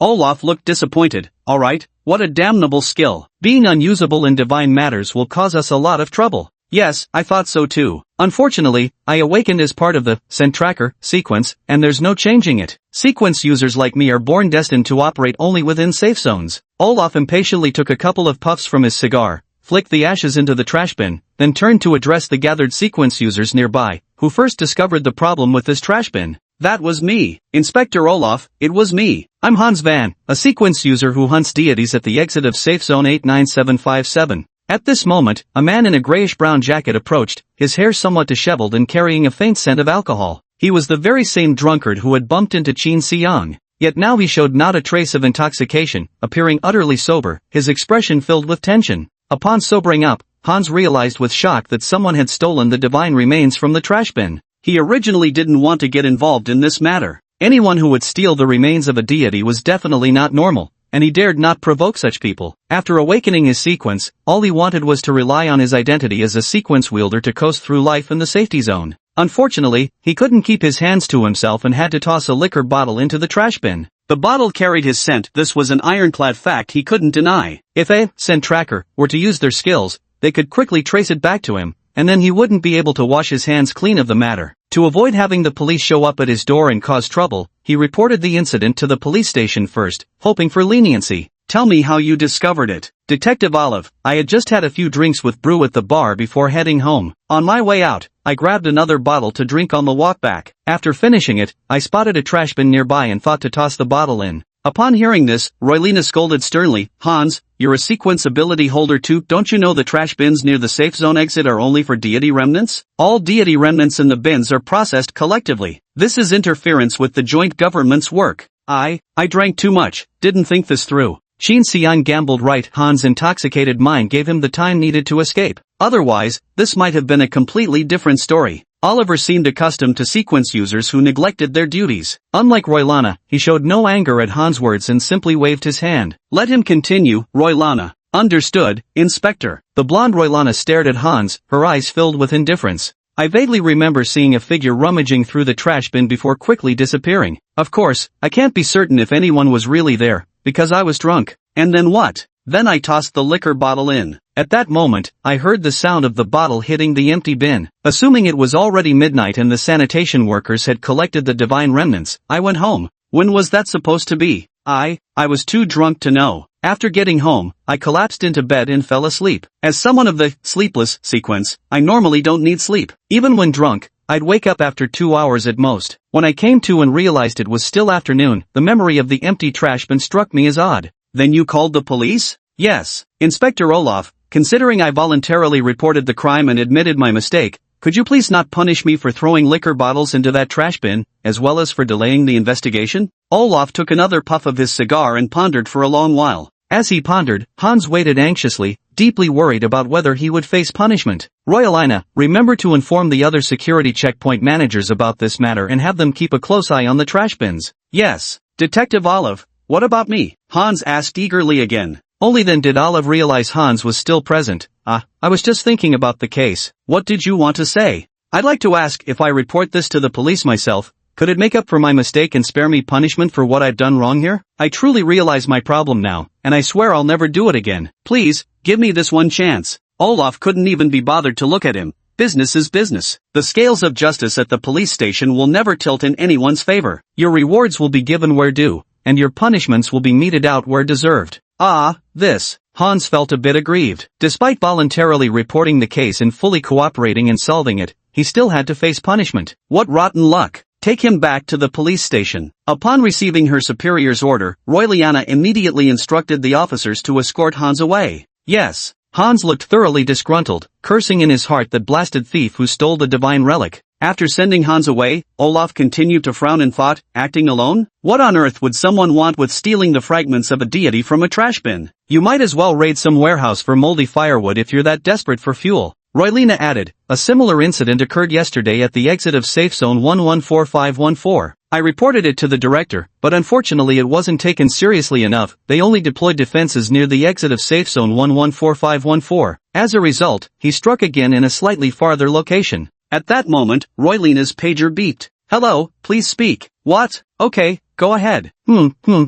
Alright, I understand. I'll inform Detective Olaf right away. Hearing Roylina mention his name, Olaf knew another case must have come up and asked, what's happened this time? Detective, a warehouse was found on fire in an alley 2 stops from here. There are 3 charred bodies inside. Bodies? Charred? That's correct. All 3 corpses suffered severe impacts to the head, with their faces completely deformed. The forensic officer said, judging by the wound patterns, it appears to have been inflicted by someone with tremendous strength using bare hands. Due to the fire damage, I couldn't track the killer's scent. Could we perhaps trace the killer's scent from the crime scene? I'm afraid not. As the officers just reported, the area had heavy pedestrian traffic with mixed footprints. The scent traces would be extremely chaotic. Has the primary crime scene been located yet? No. There were no signs of a struggle anywhere near that warehouse. Olaf puffed on his cigar without a word. Roylina continued, Inspector, I have a question. Go ahead. What were the identities of those people whose heads were smashed? Roylina was also an experienced policewoman, yet she showed no restraint in displaying her ignorance before Inspector Olaf. It was as if Olaf had some other lofty, unattainable status beyond being just an inspector. The identities of those 3 are likely impossible to determine, but whoever killed them must have been a sequence ability user.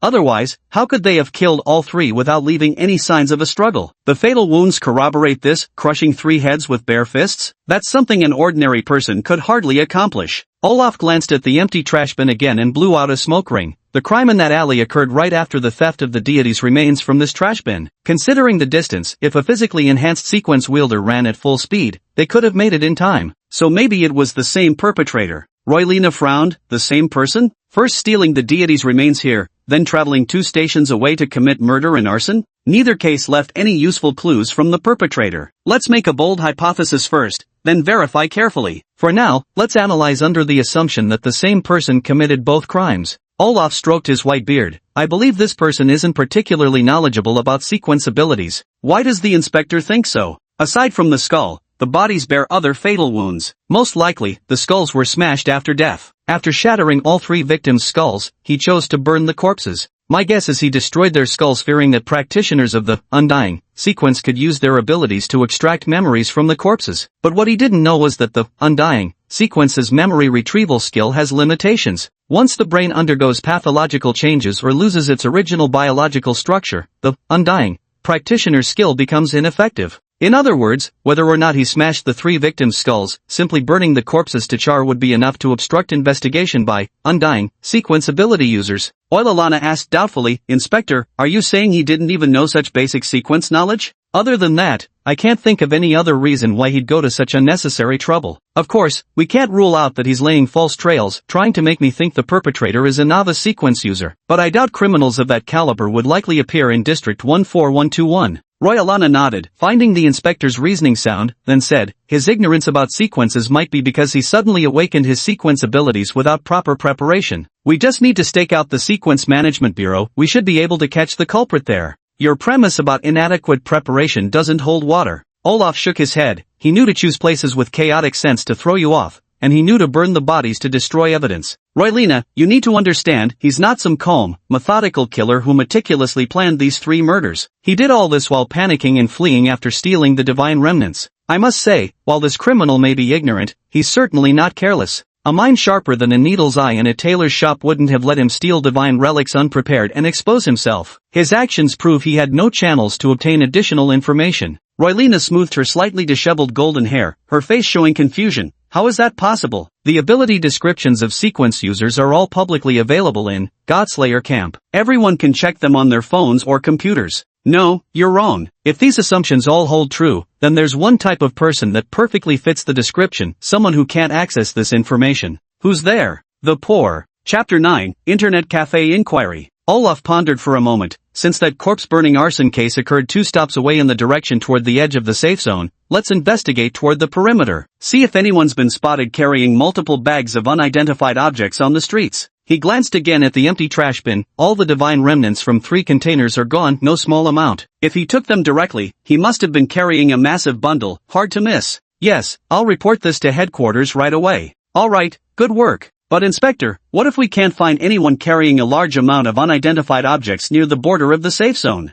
Olaf flicked away his cigar stub and smiled faintly. If we can't find it, things will get interesting. Then, he crushed the stub underfoot and murmured meaningfully to himself, after being stuck in this godforsaken place for so long, we're finally getting somewhere. By the time Qin Xiang returned home, it was already 8 p.m. He was late because he'd found a secluded spot to devour the remaining divine remnants from his backpack, retrieving the lunchbox inside before burning both the bag and his second jacket to ashes. The subsequent cleanup consumed some time. Fortunately, when he returned home, there were still no signs of anyone following him. As Qin Xiang sat on the stiff cardboard sofa in his home, he felt utterly exhausted. Even with his extraordinary physical strength, he couldn't shake off the toll from all the fleeing and killing along the way. What a day, absolutely packed. He glanced out the window where a sticky, tailless scorpion was crawling across his pane. Qin Xiang chuckled bitterly with a sigh. I'd love to taste it, but careless sampling carries risks. But then again, risk and reward are always close companions. Where there's great risk, there's proportionate gain. Qin Xiang cast another satisfied glance at the greedy fanatic sequence in his mind, revealing an eager smile. It was Sunday, a day that should have been for rest, yet it turned out to be the most exhausting day since his reincarnation. Qin Xiang emptied his mind, finding quiet for over 10 minutes before taking a cold shower and heading to bed. Perhaps weighed down by thoughts, Qin Xiang slept very lightly that night. When he woke up, it was only 6 o'clock. Can't sleep anymore, might as well get up and check out the internet cafe. Qin Xiang rolled out of bed, planning to heat up some leftovers from the school cafeteria to fill his stomach. He turned on the stove. Living without money is really tight. At this moment, he suddenly remembered that yesterday, he had taken some money from those 3 thugs, but he had left in such a hurry that he hadn't checked how much there was. He pulled out the pants he had worn yesterday and took out the money from them, then froze in shock. Among the pile of copper coins, there was actually a shiny silver coin. A silver coin? These ruffians were filthy rich. Generally speaking, 10,000 copper coins are equivalent in value to 1 silver coin. However, due to significant variations in the composition of copper coins, it often takes 12,000 copper coins to exchange for 1 silver coin. Qin Xiang assumed that those 3 thugs dressed like vagrants were just as penniless as himself, with perhaps only a few hundred copper coins in their pockets at most. To his surprise, they actually possessed the enormous sum of 1 silver coin. If they're this wealthy, why would they attack me? Qin Xiang was initially puzzled but quickly realized they had been eyeing his backpack, thinking it contained some extraordinarily valuable treasure. Little did those 3 expect that not only would their long-saved fortune become someone else's gain, but they would also lose their lives in the process. 3 vagrant outlaws carrying a fortune. Needless to say, the money was clearly ill-gotten. At this point, Qin Xiang's mood sank to rock bottom. 3 criminals carrying a fortune, how could they dare report themselves to the police? That'd be like throwing themselves into the fire. Damn it! If only I'd known they had so much money, I'd have just robbed them outright and made a quick escape, avoiding all this trouble afterward. Now, on top of stealing remnants of the divine, I've got a homicide added to my sins. Those 3 piles of shit not only rotten themselves but dragging others down with them. Qin Xiang held the silver coin, feeling both covetous and uneasy about it. The reason was simple, he couldn't spend it anywhere. If he showed this silver coin nearby, it would surely arouse others' suspicions. An orphan who didn't work, where would he get such money? If someone grew jealous and reported him to higher authorities, when the United Government came asking, he'd have no way to explain the origin of this silver coin. Having so much money he could only look at but not spend made Qin Xiang beat his chest in frustration. After finishing the leftovers he brought home from school, he took 40 copper coins from the hundreds he had and decided to rent a computer at an internet cafe. After some thought, he realized 40 copper coins would still be considered a small fortune for someone of his status and equally difficult to explain.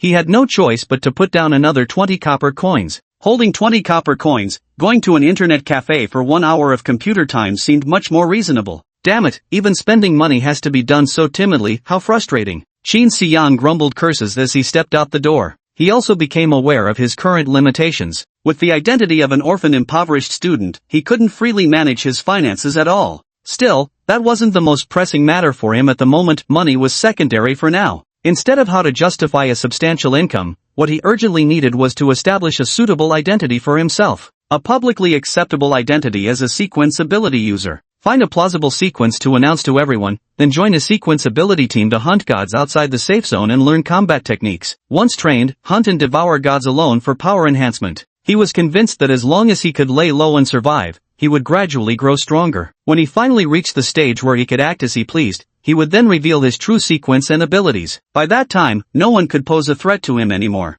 Even if he couldn't remain hidden forever, at the very least he needed to maintain subterfuge during the initial phase, only emerging after gaining sufficient self-protection capabilities. Having made up his mind, Qin Xiang went to the internet cafe and took out 20 copper coins. The attendant on duty today was still the same overweight middle-aged man from last time. 1 hour of computer time. The attendant expressionlessly pointed to the same computer he'd used before, that one. Go ahead. Qin Xiang noticed a new advertisement behind the net cafe manager. Deposit 500 copper coins and get 500 free. Come recharge now? Looking at this promotion that bore some resemblance to his past life memories, he sighed inwardly. He certainly had the means to pay, but he couldn't possibly explain how he'd managed to produce such a large sum all at once. With some regret, Qin Xiang turned away and went to sit down by one of the computers, the air thick with cigarette smoke. Just like last time, the machine took an excruciatingly long time to boot up, long enough for Qin Xiang to brush his teeth and wash his face. Once the interface loaded, Qin Xiang opened the browser and logged into the Godslayer Camp forum again. He immediately noticed several pinned posts, all of which contained valuable information for him. Aside from the statistics on all known sequences he had browsed last time, there were guides on how newly awakened sequence abilities should register with the United Government and join the Godslayer squads. Qin Xiang opened the newbie guide post and began studying it carefully. A person may awaken sequence abilities at any time, in any place, and under any circumstances. When you awaken sequence abilities, an information panel will appear in your mind, telling you your sequence name, sequence level, and available skills. Qin Xiang checked his mental information panel again. Sequence God Eater. Devouring gods will make you stronger. Current sequence level, level 2, Greedy Madman. Skill, Blood Feast. Description, capable of digesting divinity through raw consumption. Skill, Brutality. Description, triple strength, agility, and physical resilience for 10 minutes while nullifying all pain perception. It seemed his status panel displayed one more line than what the original poster had described. Devouring gods will make you stronger. Guided by this additional information, Qin Xiang had ventured to exit 114514 of the safety zone 2 days ago, hoping to scavenge divine remnants. Now looking at the information panels of other sequence ability users, this particular item seems to be missing. If they don't have prompts telling them how to grow stronger, how exactly do they improve? Qin Xiang continued reading the post while pondering the question. After awakening your sequence ability, you should register at your nearest Sequence Ability Management Bureau and report your sequence and related information. Since the information panel in your mind can't be viewed by others, what you report is entirely up to you. However, we strongly advise you to report honestly, neither hiding anything nor lying, because after you report, the Sequence Ability Management Bureau will assign tasks according to your sequence and abilities. Meanwhile, once your information is published in the Sequence Ability Hall, interested sequence ability users may invite you to join their team to hunt deities outside the safe zones together. If your information is inaccurate, it could very likely lead to your death or the team's destruction. Qin Xiang read this quietly, taking mental notes. After reporting your information, all sequence wielders will know your sequence and abilities. Upon registering with the Sequence Wielders Administration Bureau, you'll receive your first reward from them, what you might call a beginner's package, Sequence Elixirs. Sequence Elixirs are special enhancement drugs developed by the United Government exclusively for boosting the powers of Sequence Wielders. The formula for these elixirs remains the United Government's highest classified secret, controlled exclusively by the highest leaders of each security zone. Drinking Sequence Elixirs is currently the only known method for all Sequence Wielders to grow stronger. Only by consuming these elixirs can Sequence Wielders continually enhance their abilities and advance through the ranks. However, one shouldn't blindly consume sequence potions. After using sequence potions, you must fully assimilate them for your power to grow. The method of assimilation is quite simple. It involves using your abilities while battling deities. The more frequently you employ your skills, the faster the sequence potion will be digested. Don't even think about randomly using abilities outside the safe zone to digest sequence potions, because the Bureau will issue sequence potions based on the grade and quantity of divine remnants you turn in. If you've used your abilities many times, completely digested the potion, yet only recovered a pitiful divine remnant or none at all to submit, the Bureau will question your combat proficiency. They may reduce your allotted sequence potions or even revoke them entirely. After hunting down a deity, the Bureau will supply you with sequence potions, bestow corresponding honors, and offer generous rewards. Therefore, slaying gods is the best way for sequence ability users to accumulate wealth and enhance their power. Qin Xiang fell into deep thought. All sequence practitioners must rely on sequence potions to enhance their strength, and they need to release skills during battles with deities to digest these potions. But he only needed to consume deities, then digest them to continuously grow stronger. Didn't this mean he was essentially cheating? No, he doesn't have any systems beyond the usual rules or anything like that. This is a sequence awakened through his own efforts. How can this be considered cheating? I, Qin Xiang, am not cheating. Chapter 10, The Raid at the Internet Cafe. After gaining some preliminary understanding about post-sequence awakening,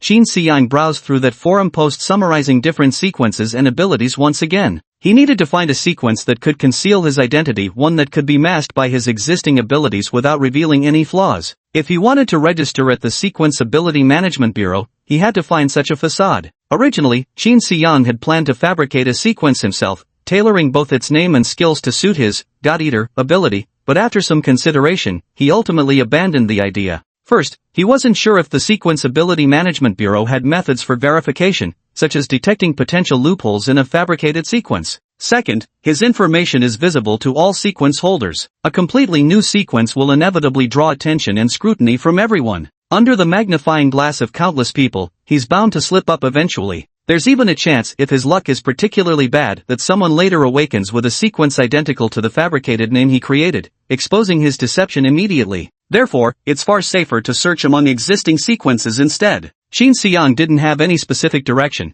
All he could do was carefully examine each sequence to find the best mask that could conceal his identity. At the beginning of the post, it introduced the standardized abilities of sequence users. After awakening, sequence users experience corresponding improvements in physical strength, agility, and perception. By digesting 5 sequence potions, all aspects of the body will be enhanced by approximately 3 times compared to ordinary people. Only 3 times? Qin Xiang felt as though his punch had sent the thug flying with force comparable to being struck by a speeding car. Forget 3 times the usual strength, it must have been tenfold. His eyes lit up. Could his Devourer of Gods sequence also amplify his base attributes beyond normal limits? This revelation truly shocked him. Not only were the abilities awakened within his sequence incredibly powerful, but even his baseline growth potential was staggeringly high. I don't even know what special day it is. With good news coming one after another, I can hardly keep up. Qin Xiang broke into a smile as he carefully examined the abilities of each sequence. When he reached the Scent Seeker sequence and discovered its level 1 skill, Scent Tracking, which allows locating enemies within a certain range based on lingering scents, he finally breathed a sigh of relief. There truly were sequence ability users capable of tracking targets through scent. His worries hadn't been unfounded after all. Fortunately, I found a place with chaotic odors to dispose of the body and cover my tracks, otherwise, it would have been dangerous.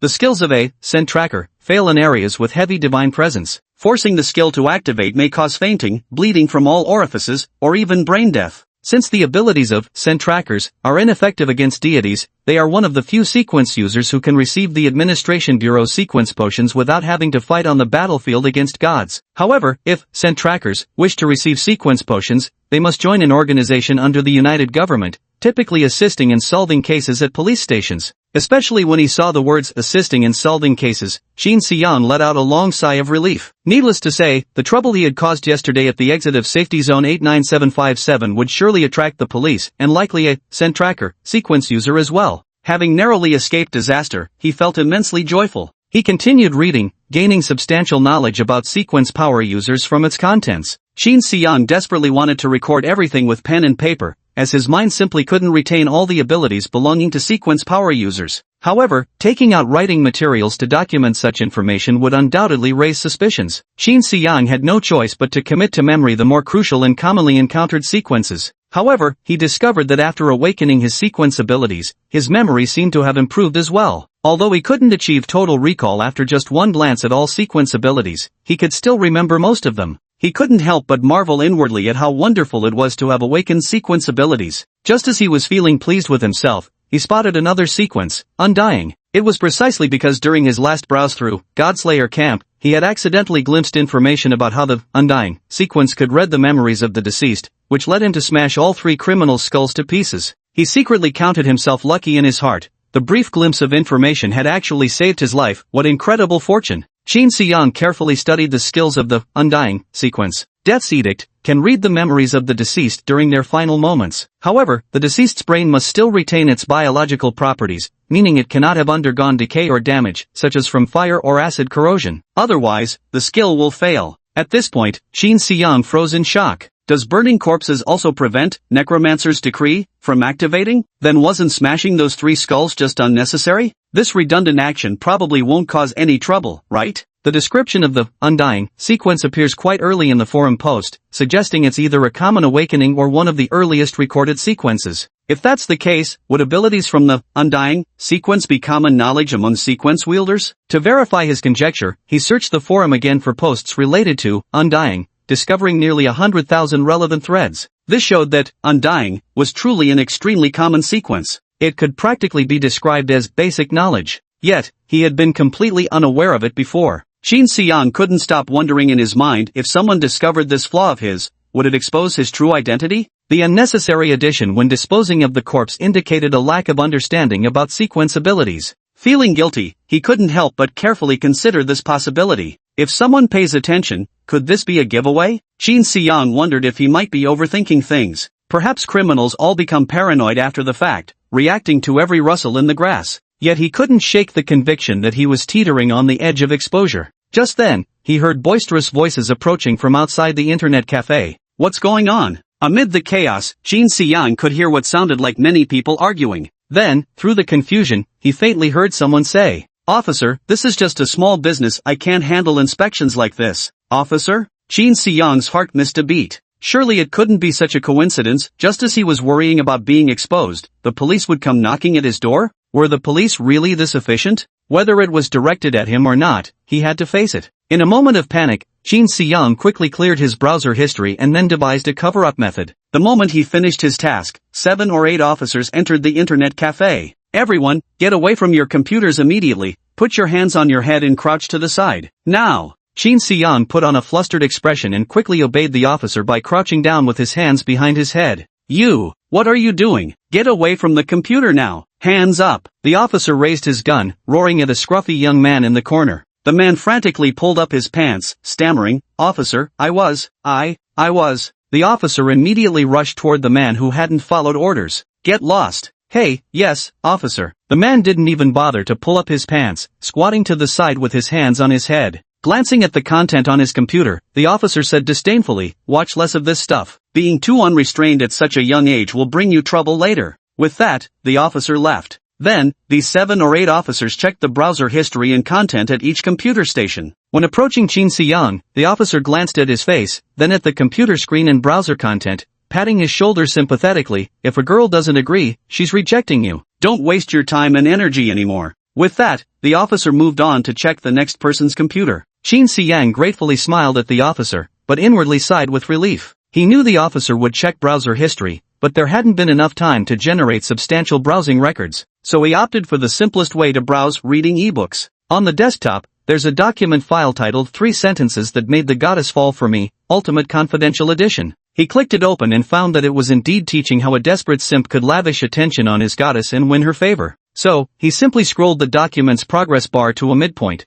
pretending to be reading the downloaded ebook. The officers searched for a while and found two young men conducting illegal online black market transactions in the internet cafe, then took them away. However, Shin Si-young couldn't shake the feeling that the officers' expressions were unusually grave, indicating these two weren't the real targets. Sorry for interrupting everyone's time. Hope you don't mind. Manager, please add an extra hour of internet time for each person here. It'll be reimbursed by our police station. Right away. Thanks, officers. Thank you, Officer Uncle. Thank you. Come back soon for another inspection, Officer Uncle. Amidst the cheerful atmosphere, everyone returned to their computer screens once again. Outside the door, Shin Si-young overheard the internet cafe owner saying, "Officer, you've been doing these sudden raids every other day lately, taking away several customers from my cafe each time. I can't keep running this business like this. Boss Wang, we're just following orders from above. Hope you understand." Understand? How am I supposed to understand? Can't you confirm the suspect before investigating? The police station has no authority to check internet addresses or browsing history. We can only conduct on-site investigations. We haven't overstepped by reviewing your surveillance footage, and we're even footing the internet bill. What exactly are you losing here?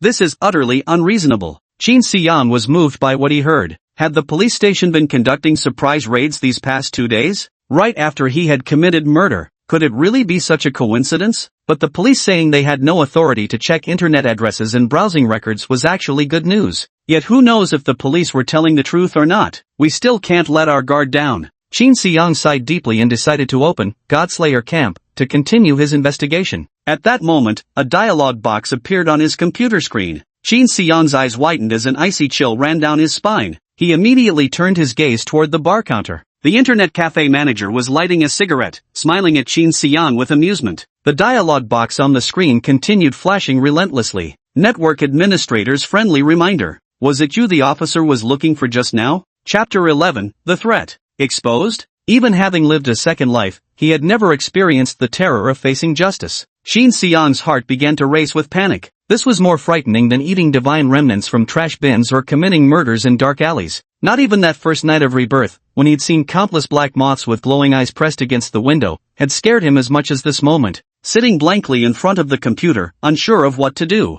At this moment, the information on the computer screen changed again. Network administrator's friendly reminder. Just keep watching. When you're done, wait for me in the alley behind the internet cafe, don't leave. Shin Si-young stared at the information on the screen but no longer had the desire to browse Godslaying Camp. This network administrator had been monitoring him all along. Questions inevitably arose in Shin Si-young's mind. Did the network admin have nothing better to do? Don't have anything of your own to do? Spending every day monitoring what each customer is doing online? But the money's already spent, just sitting idle would be wasting time. He steadied his emotions and once again opened Godslayer Camp. This internet cafe was likely the last time he would come here. No, most likely this was the last time he would ever step into an internet cafe. Not just this one, but all other internet cafes included. He wouldn't be entering any of them again. During this browsing session at Godslayer Camp, he absolutely had to find a sequence that could serve as a disguise. Shin Si-young continued browsing through posts summarizing the sequences, searching for one suitable for his disguise. At last, his gaze fixed on one particular sequence. Phantom Assassin. Sequence Level 1, Assassin Apprentice. Skill, Life and Death Line. Can double one's agility for 5 minutes, but after 5 minutes one will be weakened and unable to move for half an hour. Sequence Level 2, Swift Assassin. Skill, Life and Death Line, Enhanced. Can double one's agility and strength for 5 minutes, but after 5 minutes one will be weakened and unable to move for 20 minutes. Shin Si-young gazed at this Phantom Assassin sequence and realized his violence skill completely encompassed the abilities of both Sequence Level 1 and Sequence Level 2, allowing him to slip under the radar for a while. So he repeatedly reviewed the skill descriptions of this sequence, committing them firmly to memory. To gain a deeper understanding of this sequence, he searched for it on the forum, where thousands of posts immediately popped up. It seemed this was a fairly common sequence. What equipment is most essential for the Phantom Assassin sequence? Who is the Phantom Assassin's best teammate? My teammate Phantom Assassin is trash. All she does is pop her ult and run during fights. What do I do? Ghostblade Assassin seeking Hunter God Squad, Warriors Preferred. Shin Si-young clicked open a Phantom Assassin introduction thread, featured, to take a look. It described how the Phantom Assassin should train, how to rationally utilize the resources provided by the administration, and how to procure the most suitable equipment for oneself. In this post, Shin Si-young came across much content and also discovered that the rank 3 of the Swift Assassin sequence is Ephemeral Assassin. Skill, Life and Death, Enhanced 2. Within 10 minutes, it can triple one's agility and double one's strength, but after 10 minutes, the user will be left weak and barely able to move for another 10 minutes. From this post, Qin Xiang also learned that unlike most sequences, each level advancement brings a new skill. Currently known Phantom Assassins possess only one skill, continuously strengthening life and death line upon leveling up. This linear promotion approach, Qin Xiang couldn't quite say whether it was good or bad, as it had both advantages and disadvantages. If they couldn't take down the enemy after activating their skill, survival would be nearly impossible. Without a doubt, Phantom Assassin heavily relies on teammates. This skill was indeed suitable for Qin Xiang to conceal his true capabilities. The Violence skill comprehensively encompassed all abilities from the first 3 tiers of the Swift Assassin sequence. Therefore, to convincingly portray the Swift Assassin sequence, he needed to deliberately appear weaker at times. By carefully comparing the God Devourer and Swift Assassin sequences, Qin Xiang came to fully appreciate the supremacy of his own sequence. Clearly, Violence is a skill awakened at level 2, yet it's more powerful than the continuously enhanced single skill, Swift Assassin. Moreover, according to forum discussions, the Swift Assassin sequence seems to be a highly sought-after and popular path, with many god-hunting teams eager to recruit them into their ranks. And this isn't even Qin Xiang's only advantage. Based on his thorough forum research, his base attributes are already comparable to, if not stronger than, a Phantom Assassin, activating their Life and Death Thread skill. Even without using any skills, he could reign supreme among low-level sequence users. So how should he convincingly play the role of Phantom Assassin, this false identity? The most crucial trick is to hold back as much as possible. After discovering his proxy sequence, Qin Xiang received a notification that his computer time was up. After exchanging a glance with the bartender at the counter, he chose to log off and left the internet cafe under the staff's watchful gaze. Skirting around the surveillance camera at the internet cafe entrance, Qin Xiang followed clues given by the staff and arrived at the alley behind the establishment. The back alley was already beyond the manager's jurisdiction, hence devoid of surveillance cameras. The rear alley felt more like an unmonitored no man's land. The place was somewhat messy, cluttered with all sorts of junk and disposable food containers, with a lingering stench of greasy water permeating the air, vaguely reminiscent of a cafeteria's odor. In this narrow alley, Qin Xiang couldn't even find a clean spot to stand. Eventually, he wiped down a stone slab clean and placed it on the oil-stained steps before sitting down. He felt it wouldn't be long before he'd be thoroughly marinated in this greasy stench. After a while, the greasy-faced middle-aged internet cafe attendant appeared in the narrow alley, wearing a white shirt that trembled over his rolls of fat, a jacket slung over his shoulder. The internet cafe manager paid no mind to the trash littering the floor, kicking it aside carelessly as he walked, until his shoes were stained with grease. Qin Xiang looked at his sweat-stained, yellowed collar and cuffs with utter disgust. The network administrator stared greedily at Qin Xiang. "Kid, the cops are looking for you because you killed someone, right?" This opening line hit the nail on the head. It struck directly at Qin Xiang's hidden thoughts. Qin Xiang remained silent. He figured the murder near emergency exit 89757 yesterday couldn't have spread to such a remote place overnight. No doubt, the internet cafe manager was just making wild guesses, so he didn't need to admit it. The network administrator grinned. "Even if you don't say it, I know. Last time you came, you were checking the sequence users forum, and this time it's the same."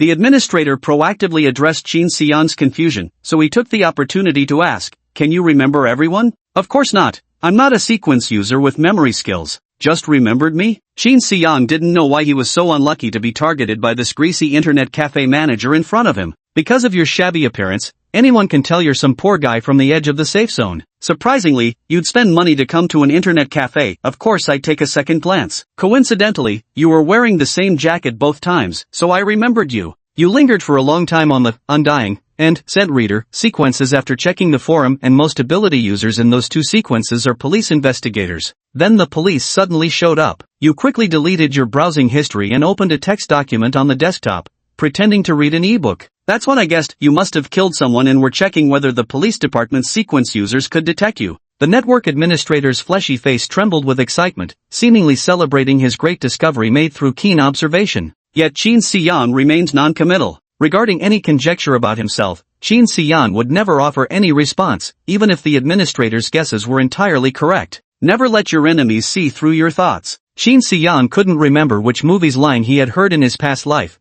but it perfectly suited his current strategy. He absolutely wouldn't provide this network administrator with any more fragments of information about himself. Qin Xiang silently watched the network admin, waiting for him to continue speaking. Seeing Qin Xiang's lack of reaction, the network administrator seemed slightly surprised, but he wasn't panicked either. because the initiative still firmly remained in his grasp. My request is simple. I won't tell anyone about your business, but you'll have to give me a silver coin as hush money. Qin Xiang chuckled coldly, his razor-sharp gaze slicing through the internet cafe attendant. A silver coin? Have you lost your mind? The attendant shrank under Qin Xiang's piercing stare. That smile carried such murderous intensity that it couldn't possibly be faked. This young man of 18 or 19 must have truly killed someone before. He swallowed hard, stiffening his neck as he spoke. I'm not crazy. 1 silver coin is your life-saving money, well worth it. Anyway, you're a murderer yourself. There's nothing you wouldn't dare do. The internet cafe manager seemed to find some confidence, growing more animated as he went on. I don't care what method you use, steal, rob, kill, as long as you can give me 1 silver coin, that's enough. Qin Xiang simply watched the manager's monologue with detached indifference, as if observing the antics of someone utterly unrelated to himself. The internet cafe attendant felt as if a tiger had set its sights on him, sending chills down his spine. But then he laughed and said, you can't scare me, we're all just nobodies stuck in this dump for life. It's not like you've got an extra arm or leg. Clearly, this attendant didn't realize Qin Xiang was a sequence ability user. At least this was one small silver lining in the whole mess. Qin Xiang didn't let the internet cafe attendant lead him by the nose. He keenly noticed the attendant's breathing becoming heavier, indicating his growing tension. So Qin Xiang continued applying pressure, voicing the question on his mind. Since you know I've killed someone, why aren't you afraid I might kill you too? The attendant wiped cold sweat from his face before replying. I've already written an email reporting you, complete with close-up photos of you from the surveillance footage. This email is scheduled to be sent to the police department's mailbox at 3 a.m. tomorrow. Every day I reset the timer, delaying it by 1 more day. If I die, you'll be exposed too. As if to convince Qin Xiang, the attendant added, if you don't believe me, go ahead and try. Kill me right now. A scheduled email is like a timed bomb, demanding Qin Xiang's utmost caution. The network administrator's method tightly bound his hands and feet, making it impossible for him to act rashly against them. By next week, you owe me 1,000 copper coins. Otherwise, I'll report your dealings to the police. The network administrator grinned smugly, revealing 2 rows of slightly yellowed, uneven teeth. After hearing this, Qin Xiang didn't respond and turned to leave the alley. The internet cafe manager watched Qin Xiang's retreating figure, snorted coldly, and smirked with disdain. So what if you've killed someone? You'll still obediently hand over money to me. Kid, this secret is my meal ticket for life. Keep working hard, my house and car payments are counting on you.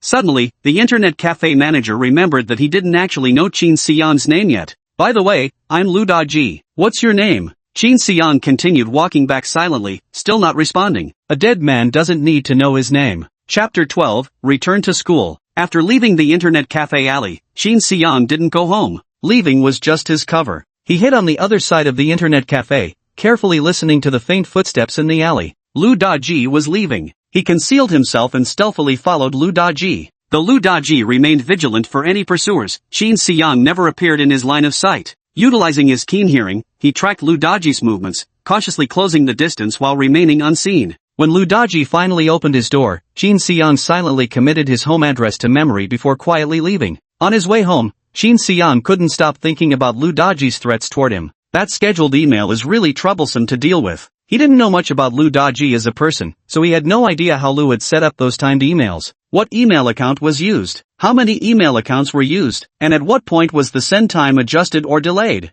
Qin Xiang was unaware of these matters. Killing Lu Daji would be easy, but keeping one's secret safe afterward would be exceedingly troublesome. One careless move, and all the effort Qin Xiang had put in would go to waste. I absolutely cannot let such a glorious beginning of my rebirth be destroyed by Lu Daji. He needed to quickly formulate a plan to eliminate the threat posed by Lu Daji. Upon arriving home, Qin Xiang glanced at the calendar once more. Blue Star Calendar, January 4, 2010. Western Calendar, Monday. Chinese Calendar, Year of Jichou, 20th day of the 11th month, favorable for planting, unfavorable for weddings. He then packed his things and left for school. His school bag had already been burned, and he didn't have a spare, so he carried several lunchboxes in a cloth bag and set off. As for the textbooks for class, who knows where they'd been thrown away long ago. He didn't need that sort of thing anyway. Since he stood no chance of getting into the academy, there wasn't much point in putting on a show. After leaving the house, Qin Xiang took a detour past an internet cafe, carefully avoiding the surveillance cameras at its entrance. Through the cafe's glass doors, he could see Lu Daji still sitting at the front counter by the entrance. Lu Daji was staring intently at the computer screen, his face a mix of tension and excitement as his fingers danced deftly across the keyboard, completely absorbed in some unknown game. Absorbed in his gaming, Lu Daji remained oblivious to Qin Xiang passing by. Shin Si-yeon cast a glance at Lu Da-ji before turning away and heading straight for school. Today didn't seem like a good day to kill Lu Da-ji. The perpetual calendar didn't say today was auspicious for burials, seems it was right about that. On school days, this main road near the safe zone's edge was slightly busier than on weekends when it stood deserted. Many classmates walked together in small groups. Shin Si-yeon walked alone, not greeting anyone along the way. As I reached the school gate, I noticed several formally dressed figures standing at the entrance, inspecting the school premises. Shin Si-yeon recognized them. It was the principal of Jin School, along with several leading teachers by his side. Who knew what had gotten into the principal today, suddenly deciding to conduct inspections at the school gate? Perhaps it was just his personality, occasionally wanting to remind everyone of his presence. Good morning, principal. Good morning, principal. The students all greeted the principal actively, and the principal responded with a smile. Shin Si-yeon didn't want to draw attention to himself. Even though he didn't have much goodwill toward the principal, he still maintained a smile and greeted him properly. The principal smiled in response to Shin Si-yeon. But passing the king of hell is easier than getting past his minions. A teacher furrowed his brows and immediately shouted at Shin Si-yeon, "You, stop right there." The students turned their heads at the sound, only to find the teacher pointing at Shin Si-yeon before indifferently continuing on their way to class. Being stopped by teachers at the gate for checks was such a common occurrence that nobody found it worth watching. After all, the worse the school, the more rules there are. The teacher approached and said, "When you see the principal, why don't you greet him loudly? Don't you understand the principle of respecting teachers and valuing education? Just because my greeting wasn't loud enough, I have to be questioned like this?" Shin Si-yeon's fingers twitched uncontrollably, as if he wanted to clench his fists. With a weapon in hand, the urge to kill arises. After killing someone, his mindset had shifted. He strongly desired to simply punch this teacher and explain how he understood the concept of respecting teachers and valuing morality. Attendance and meals at school were free, so he owed the united government, but he owed the teacher nothing. Yet Shin Si-yeon's mind immediately flashed with Lu Da-ji's revolting grin. Forget it. He'd endure a little longer. Hitting the teacher now would require revealing myself as a sequence ability user. Lu Da-ji might just immediately report me to the police, and then all the past incidents would come tumbling out. That'd be trouble. Everything would have to wait until after Lu Da-ji's been dealt with. Fortunately, Shin Si-yeon had plenty of experience swallowing his pride in his previous life, so playing the coward came naturally to him. He quickly arranged an apologetic smile on his face. "Sorry teacher, didn't sleep well last night, my voice was weak this morning. Let me try again. Good morning principal." "Good morning teachers." The principal smiled generously, entirely unbothered by the volume of Shin Si-yeon's greeting, and said, "Make sure to rest well from now on. It's alright, you can go to class now." "Thank you, principal." "Wait," the teacher called out to Shin Si-yeon once again. "Why aren't you carrying your backpack? What's in that bag you're holding? Let me see it." This teacher seemed eager to demonstrate their sharp perception in front of the principal, snatching the bag from Shin Si-yeon's hands and opening it to inspect the contents. "Why is there only a lunchbox? Where are your books? Didn't you do any homework over the weekend? What's the point of books? Studying just wastes time. Do you really not know how few people get admitted to the colleges established by the union government each year? The top students in our grade, aren't they all familiar faces favored by the school administration? Just focus on nurturing your elite students. Why bother picking on an average student like me?" Yet faced with this teacher's harsh interrogation, Shin Si-yeon once again suppressed the impulse to send him reincarnating with one punch. Each act of restraint only deepened his hatred for Lu Da-ji in his heart. Just as Shin Si-yeon was about to speak, a female voice suddenly sounded behind him. "Teacher, Shin Si-yeon went with me to a classmate's house for tutoring over the weekend. He left his books there, and I promised to bring them to him today." Shin Si-yeon turned around and saw that the person speaking up for him was actually Lee Jingwen. Is that so? Though puzzled by Lee Jingwen's unexpected intervention, Shin Si-yeon seized the opportunity and nodded in agreement. "That's right." The teacher cast a skeptical glance between the two, but finding no trace of romantic affection in Shin Si-yeon's eyes, concluded there was no budding puppy love and let them off the hook. "Thank you, teacher." "Thank you, teacher." The teacher's scrutinizing gaze at both of them was also picked up by Shin Si-yeon, making him snicker inwardly even more. This lousy school still cares about catching puppy love? Who are they putting on this show for? After all, most people start working right after high school graduation. Wouldn't it be perfect to date now and settle down after graduation, so they can focus entirely on their work? He couldn't fathom why a place like Juyen School, with such abysmal college admission rates, had so many pointless rules. Lee Jingwen quickened her pace and caught up to Shin Si-yeon, walking side by side with him. "Shin Si-yeon, don't you have something to say to me?" Shin Si-yeon glanced at Lee Jingwen's bright smile and replied flatly, "You think I should say thank you? I helped you. Isn't it only right that you say thank you? You never said thank you when I brought you breakfast or helped with your homework before. You just said it was a test for our relationship." Consider what just happened as my test for you. Of course, I wasn't testing whether you're suitable to date me, I was testing whether you still have any humanity left. Li Jingwen's smile froze for a moment before she switched to a somewhat coquettish tone. I admit I didn't do well before. You've helped me, and I've helped you, let's call it even, okay? Your words are so cold, they really hurt my feelings. Call it even?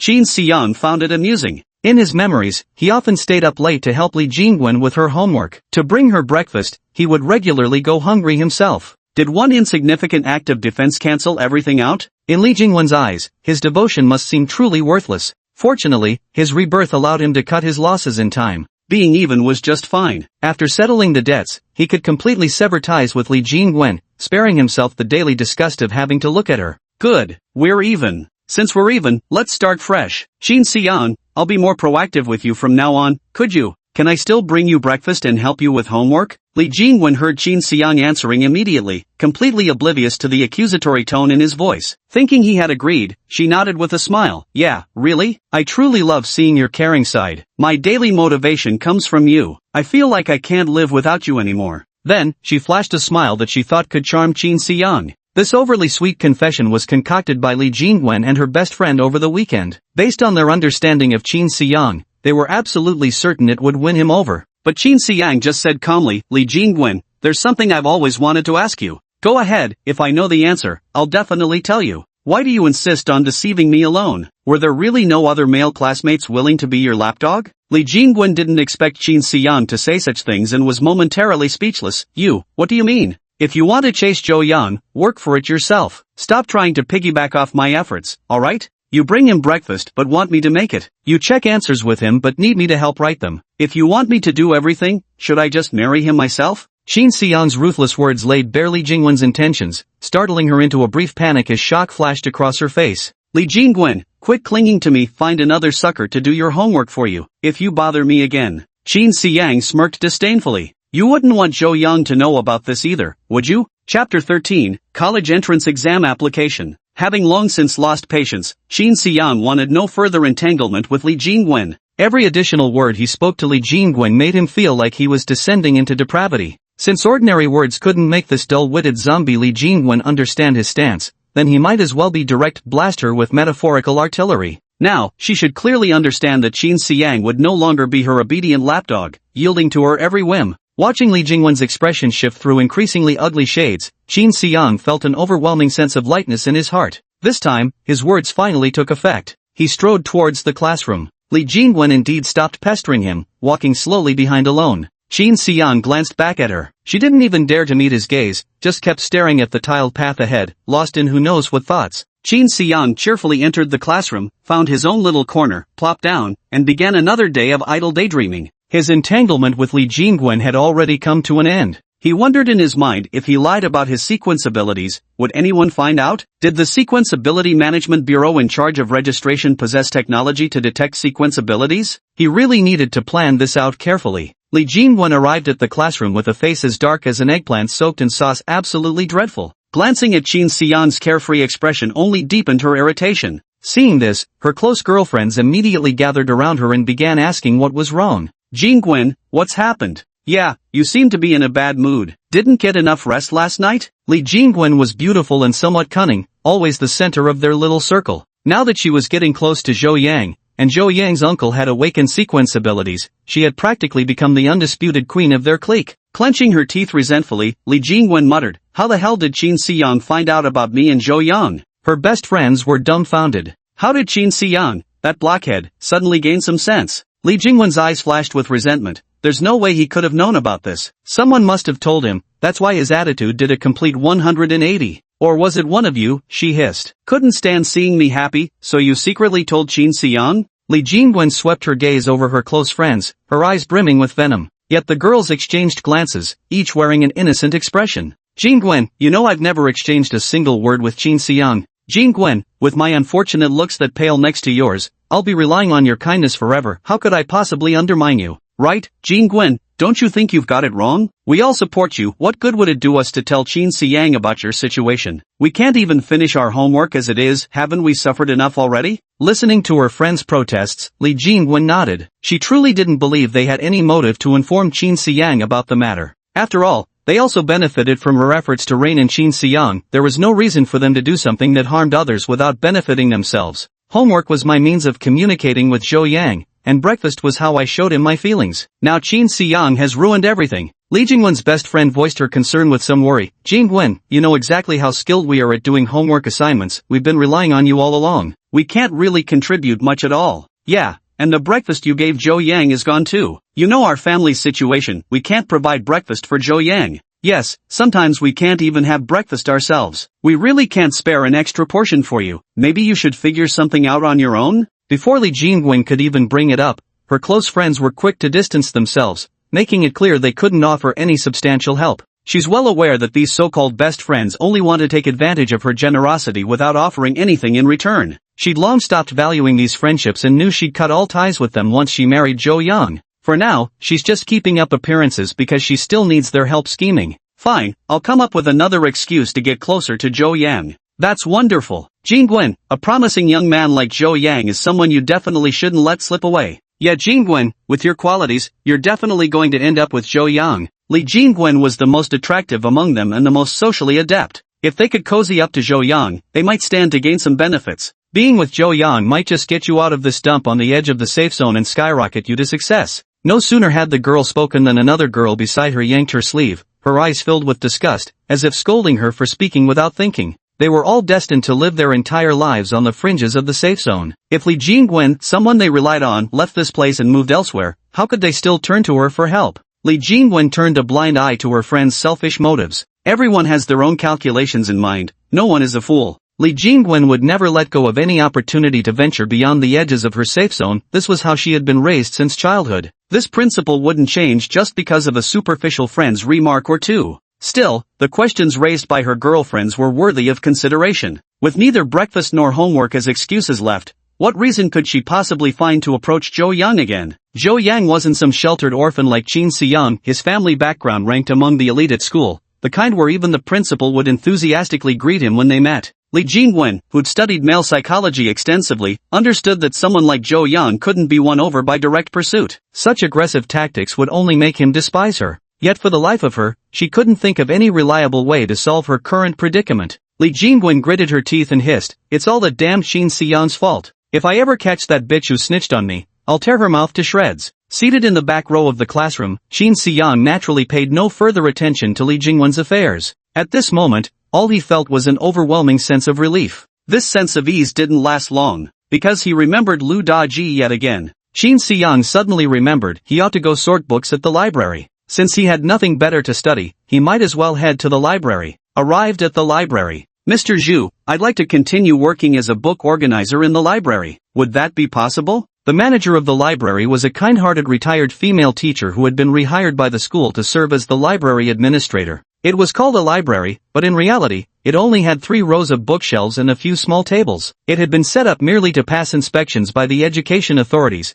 with hardly any useful books inside. Very few students ever came to borrow anything. Teacher Zhu offered Qin Siyang this low-paying job out of sympathy for his circumstances, hoping to somewhat improve his life. In Qin Siyang's memories across past and present lives, Teacher Zhu had been one of the few bright spots in his lonely school life. "Good. As long as you're willing to do it, this book organizing position at the library will always be kept for you." "Okay, thank you, teacher. You go ahead with your work. Just come by after lunch, and we'll tidy things up a bit." Qin Siyang glanced around the library. Only 1 or 2 students were there, with little needing organizing, so he nodded and decided to leave. "All right, understood. See you at noon, teacher. Study hard and don't slack off. Who knows, maybe you'll get into the academy. I'll do my best." After saying goodbye to Teacher Zhu, Qin Siyang returned to the classroom, planning to continue daydreaming through class as usual. However, upon hearing the teacher's lecture, he realized this session was different from previous ones. Today's lesson carried a breath of fresh novelty. No longer discussing outdated knowledge.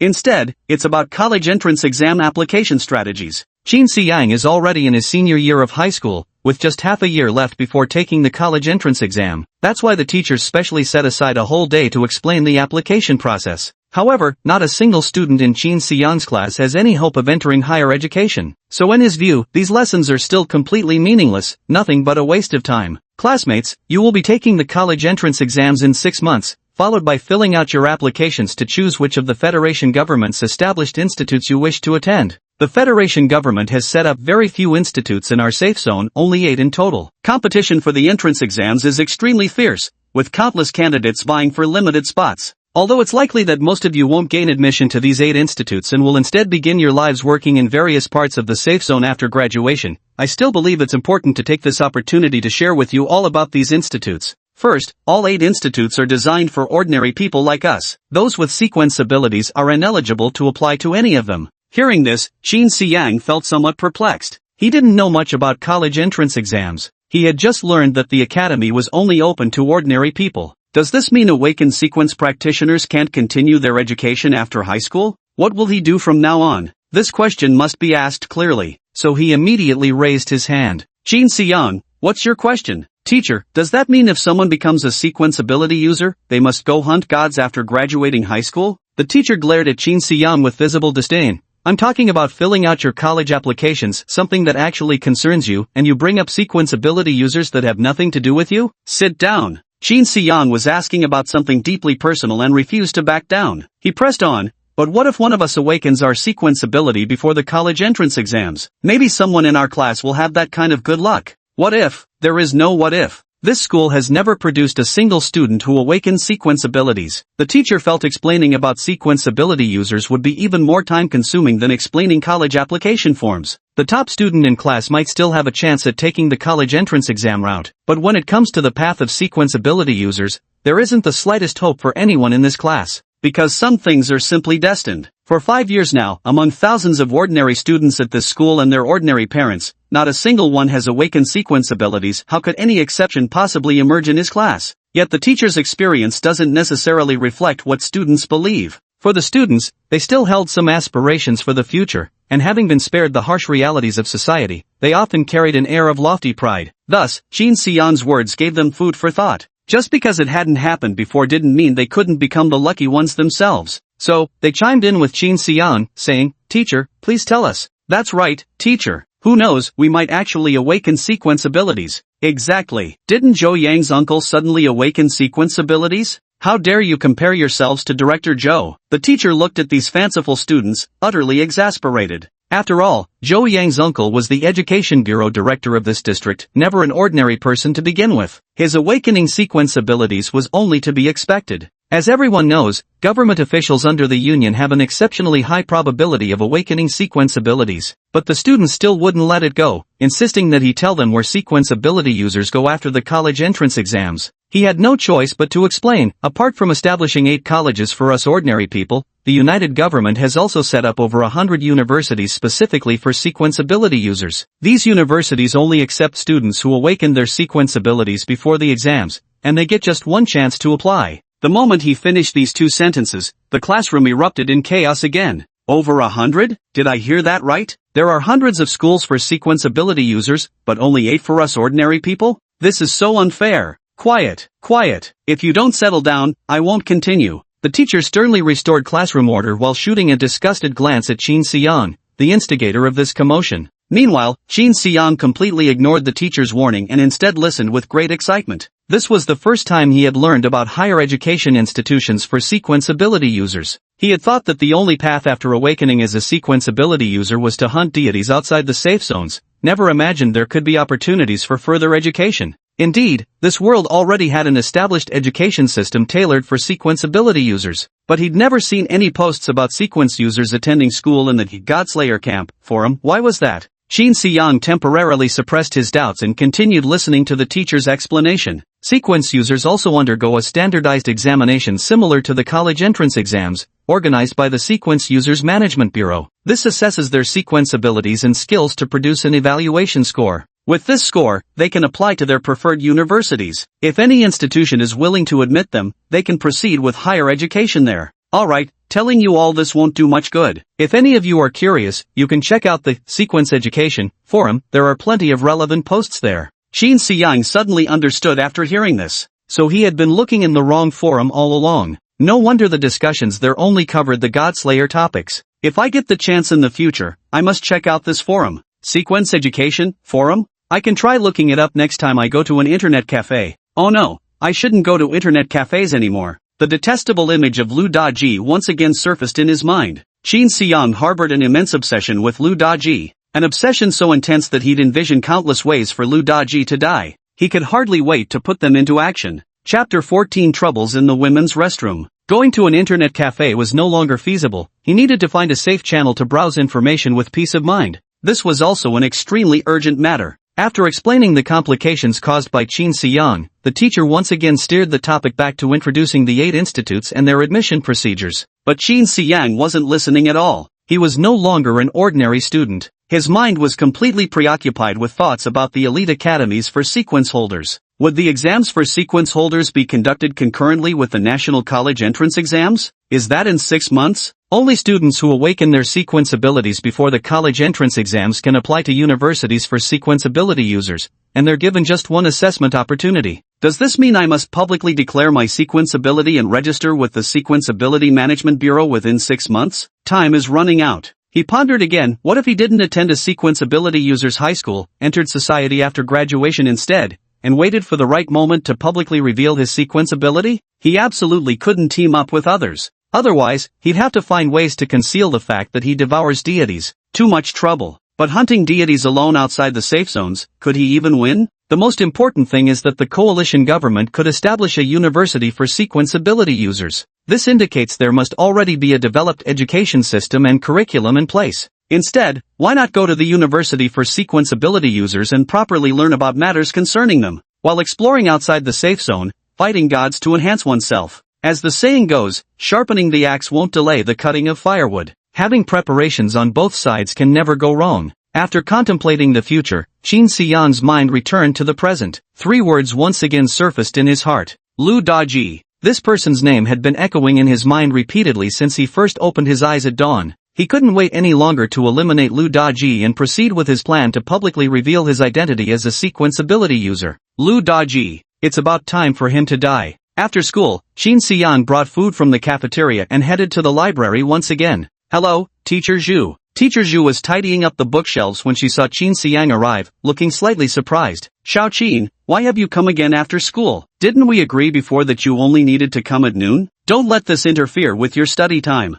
Previously, Qin Xiang had to hurry home after school to do homework for Li Jingwen. It was precisely because he always conscientiously completed his homework and made sure to fully understand the lessons that he turned misfortune into blessing, achieving a ranking of around 100 in his grade. But a ranking around 100, besides serving as self-consolation, held no real significance. He knew that Teacher Zhu would stay behind after school to organize the books alone. Qin Xiang didn't want the kind-hearted Teacher Zhu to handle the work by himself anymore, so after school, he once again went to the library. It's alright, studying won't suffer from this short break. I've been studying in the classroom all day and I'm tired anyway. Helping you organize the books will help me relax. But, besides, I'm actually a student working part-time at the library to support my studies. This is what I'm supposed to do. Teacher Zhu smiled. What a good kid. Alright, then come and help us organize. Qin Xiang put down the bag containing his lunchbox and began bustling about in the library. Meanwhile, Li Jingwen and the others watched Qin Xiang's busy figure in the library from a distance. Li Jingwen, are you really going to follow him?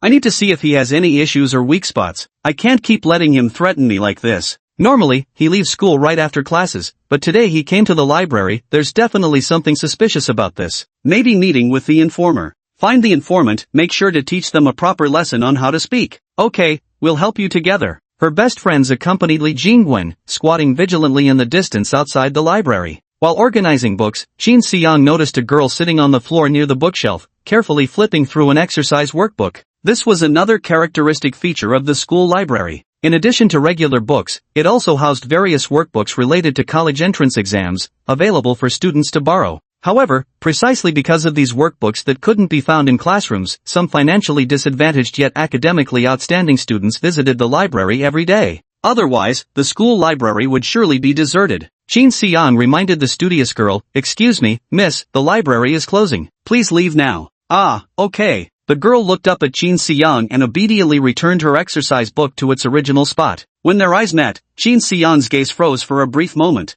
With her clear and striking features, she stood out prominently at school. Sorry for disturbing your after-work time. The female classmate bowed slightly to Qin Xiang and Teacher Zhu before hastily leaving with her backpack. Qin Siyang didn't have a clear impression of this girl and couldn't recall who she was for the moment. Teacher Zhu, however, sighed with admiration. Wen Shu is such a worry-free child, excellent in studies and well-behaved. If only my granddaughter could be this obedient in the future. Teacher Zhu's earlier comment had now revealed the girl's identity to him. Qin Siyang nodded in acknowledgement. It was Wen Shu. That name was like thunder to the ears. In every exam, she topped her grade by a significant margin over the second-ranking student. She was the undisputed top candidate this year at Javane Academy. Good students naturally enjoy certain privileges. The principal, department heads, and teachers all showed her special consideration. For instance, when other students would get scolded for not completing class assignments, she faced no consequences for skipping them. Not only was she exempted from homework, but even when she skipped classes to study in the library, no teacher ever stopped her.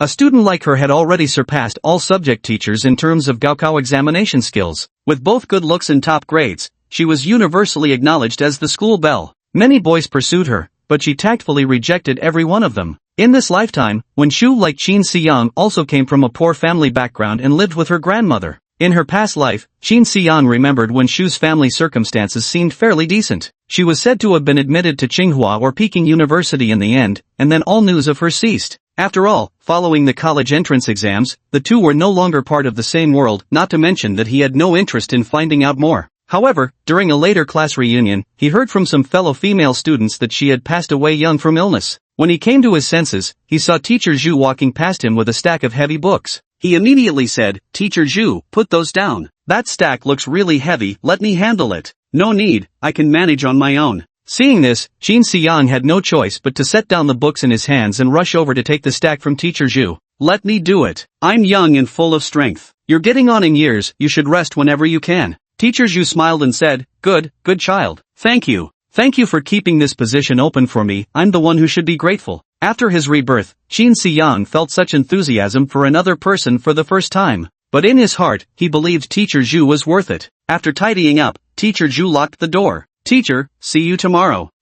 Okay." Qin Siyang left the library and after saying goodbye to Teacher Zhu, felt a sudden urge to pee. He didn't leave the school, but instead detoured to the restroom behind the library. Few people used the restroom near the library, so it wasn't cleaned very often. Perhaps it hadn't been cleaned for several days. As soon as Qin Siyang entered, he was hit by a pungent odor. All he wanted was to finish quickly and get out. Just as he was relieving himself with gusto, he suddenly heard a loud slap from the next stall. "Speak, was it you bitch, who told Qin Siyang about me and Zhou Yang? Who are you? Do I know you? Cut the crap. Today at school, Qin Siyang only spoke to you and Julie. If it wasn't you, was it that old hag Julie who spilled the beans? Jean Gwen, don't trust her. Girls like Wen Shu who get good grades and are pretty are all snakes in the grass." "That's right. Flaunting the favor she gets, she flirts left and right, who knows how many guys she slept with." Wen Shu just said coolly, "You people are so strange. You tramp, don't think just because you have good grades and a pretty face, you can seduce Zhou Yang. I'm telling you, it's not happening." Hearing this scene, Qin Siyang wet himself in shock. To encounter such a scene even after rebirth, what rotten luck. He could clearly recognize that the crazy shrew was none other than the usually sweet and charming Li Jingwen.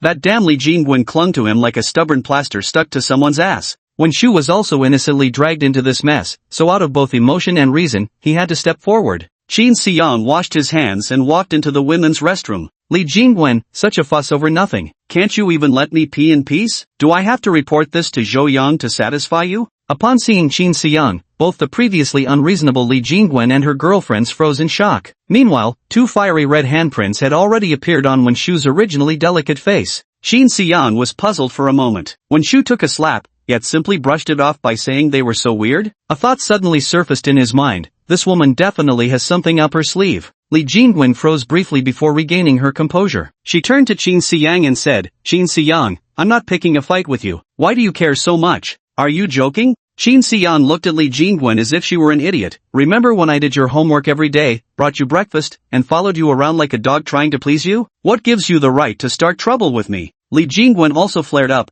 "Putting all that aside, aren't you at fault too? Fault my ass. You losers, ugly inside and out, always blaming others for your own shit." One girl who looked even heavier on the scales than Qin Siyang snapped, "Qin Siyang, don't push your advantage too far." Qin Siyang couldn't be bothered with her. He strode forward and pulled Wen Shu out of the fray. Being unforgiving when in the right? If I really wanted to be unforgiving, I would have told Zhou Yang about Li Jingwen's dirty little secret. Zhou Yang's uncle has awakened sequence abilities, his family is about to rise meteorically. Push me too far, and your dream of marrying him will go up in smoke. Qin Xiang's words struck Li Jingwen's vulnerable spot. Her face darkened instantly. What do you want? Stay away from Wenshu, and while you're at it, stay away from me too. That's all I ask. After graduation, you can play your rich housewife role while I'll be the wandering drifter I am. Li Jingwen gritted her teeth. Qin Xiang, you're truly heartless. Qin Xiang shook his head. Heartless? I genuinely don't know how your shit for brains managed to dig up those two words to describe me. If insulting me makes you happy, go ahead. You're just a pathetic dog anyway.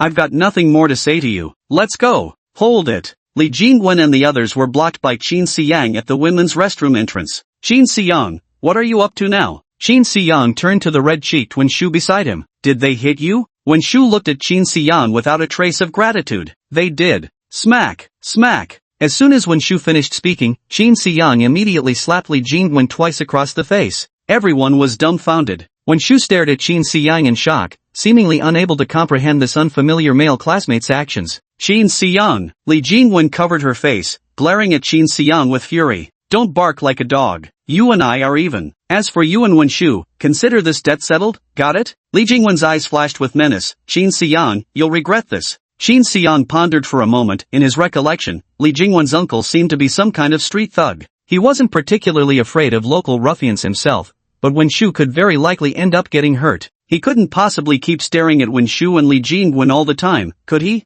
For goodness sake, I'm practically a heaven-tier ability user, who's got time for this nonsense? Just then, a brilliant solution suddenly occurred to him. Li Jingwen, I remember you wrote Zhou Yang's name with a string of numbers in the margins of your notebook, probably Zhou Yang's QQ number, right? Even though you don't have a computer at home, you probably chat with Zhou Yang on QQ when you go to internet cafes? Xiaoqiu is a software that most students from relatively well-off families would register an account for, using it to stay connected with classmates. Of course, Qin Xiang didn't have such a semi-luxury account. Li Jingwen froze for a moment. What are you planning to do? I'm going to an internet cafe to write everything about you and me into an email, scheduled to be sent to Zhou Yang's Xiaoqiu inbox next Monday. If anything happens to me or Wenshu, you can kiss your relationship with Zhou Yang goodbye. Li Jingwen had indeed planned to have her uncle teach Qin Xiang and Wenshu a proper lesson. Furious, she spat out, Qin Xiang, I've never met anyone as vicious as you. Well, now you have. Qin Xiang snorted coldly as he pulled Wenshu away, feeling quite pleased with himself. He didn't know how many hundred times today Lu Daji had crossed his mind, but this was the first time he felt Lu Daji had actually brought him some positive value.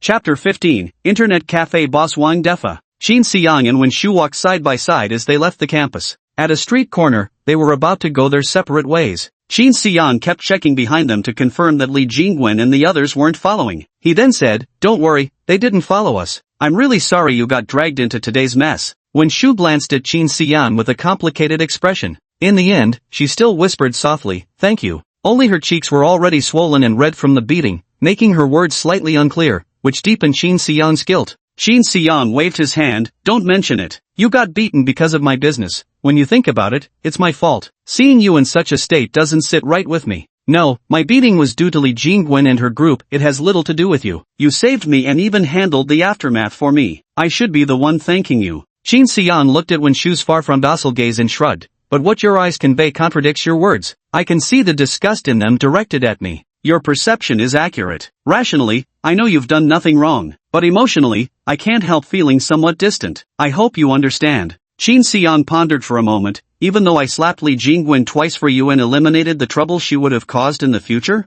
Wenshu nodded lightly. Even though you slapped Li Jingwen twice for me and eliminated the trouble she would have caused in the future. With that, Wenshu turned and left. Qin Xiang, meanwhile, felt rather vexed. Li Jingwen's stupidity and maliciousness surpassed even his imagination. Even after having been deceived in his past life, he had merely thought Li Jingwen was a gold digger playing both sides. It seems Li Jingwen's issues run deep to the core now, fundamentally beyond remedy. Yet dragging Wenshu into this matter did stir a twinge of reluctance in Qin Xiang's heart. This truly was undeserved calamity. Were it himself in that position, he'd probably have committed murder by now. Qin Xiang sighed heavily and carried the lunchbox brimming with food back home. Today's meal was still millipede mushrooms, one of Qin Xiang's favorite cafeteria dishes. Auntie Zhang at the cafeteria counter seemed to know his preferences and deliberately gave him 2 extra spoonfuls. He also expressed his gratitude to her. Carrying his chair, he sat by the window, eating while admiring the various deities wandering outside. He looked utterly engrossed, like a cat happily munching on kibble while eyeing the delicious fish in an aquarium. After finishing the meal, washing the lunchbox, and taking a cold shower, Qin Xiang went to bed. Qin Xiang had completely accepted things as they were. What was the point of wasting time at home at night? Anyway, there was nothing to do after returning home. Might as well sleep early and rise early to maintain good health. After a night's sleep, many of Qin Xiang's worries had dissipated once again. Before heading out, he took a glance at today's date on the calendar. Blue Star Calendar, January 5, 2010. Tuesday, Gregorian Calendar. Xia Calendar, Year of Jicho, 22nd day of the 11th month, auspicious for sacrifices. When he woke up the next day, Qin Xiang carried a bag and a lunchbox as usual. However, recalling how the meddlesome teacher had pestered him the day before, he stuffed 2 more books inside. Except, he'd already lost his textbooks for this semester. What he packed were last year's materials. Whatever, it's just going through the motions anyway. After leaving home, he once again took a detour and stopped at the internet cafe's entrance. This time, he noticed the person behind the counter wasn't Lu Daji, but a middle-aged man with a thick beard. Qin Xiang smirked slightly. The opportunity has come. He pulled up his hoodie, avoided the surveillance camera at the internet cafe entrance,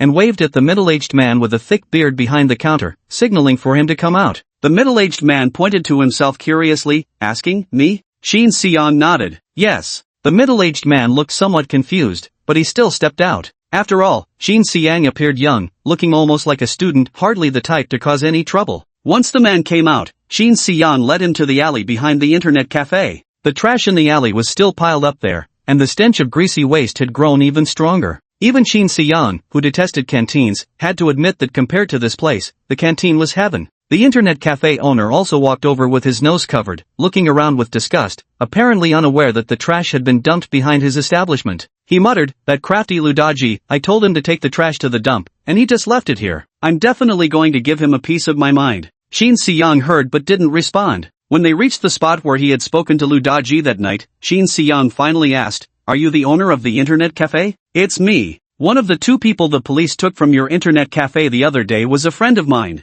The cafe owner frowned upon hearing this. "If your friend was taken away, why come to me? You know what those 2 people the police took were involved in, don't you?" The boss was no pushover either. Hearing Qin Xiang's words and seeing his youthful face, he immediately became wary. "What are you getting at? Trying to trick me into talking?" "Trick you?" Qin Xiang chuckled lightly. "Isn't necessary. Before my friend was taken away by the police, he sent me a message saying he left something here. I'd like to check the surveillance footage from that day." The internet cafe boss snorted coldly. "You think you can just waltz in here and demand to see the footage, kid? What he left me is worth 20 silver coins. If we find it, I'll give you 1. Give me a silver coin? Take a look at what you're wearing. Your entire outfit isn't even worth a handful of coppers. What nonsense are you spouting here?" Before the internet cafe owner could finish speaking, Qin Xiang pulled out a silver coin. The silver coin, glowing faintly white under the starlight, immediately caught the internet cafe owner's attention. "You?" Qin Xiang flicked the silver coin in his hand, producing its distinctive metallic ring before catching it again. "Is my proposal acceptable or not?" Qin Xiang had always carried with him the silver coin he had scavenged from the 3 thugs. Carrying too many copper coins would make noise and draw attention,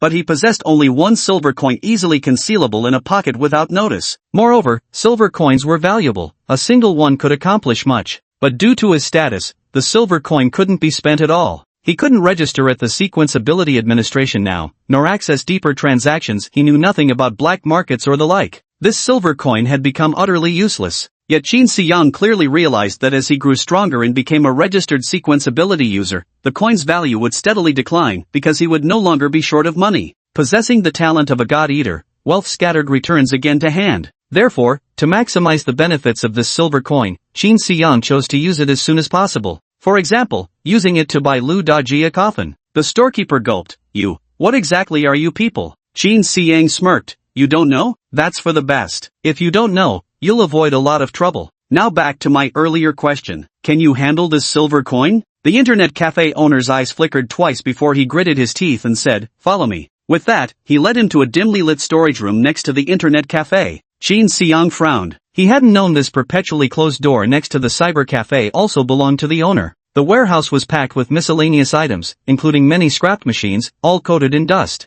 Only a desk at the center and its immediate surroundings remained spotlessly clean. On the desk sat 3 monitors, each displaying 4 surveillance camera feeds. All the surveillance footage is here. Look for it yourself. But let's be clear up front, if I let you review these recordings, whether you find what you're looking for or not, you owe me a silver coin. The internet cafe owner seemed worried Qin Siyang might go back on their deal, so he blurted this out the moment they entered the room. Hold on, Qin Siyang interrupted. What's the matter now? Does your surveillance system require viewing here? Can't we check from the front counter's computer? There's proper lighting there, wouldn't it be easier to see clearly? The internet cafe owner said, the computer at the counter is only used to arrange customers' login and logout times and monitor the computers. It can't view surveillance footage. Qin Siyang hesitated for a moment, then nodded and walked over to check the surveillance footage. When he found the surveillance footage from January 3rd, he noticed it only showed nighttime footage, morning and afternoon were missing. He immediately frowned. Why is there no surveillance footage from the morning of January 3rd?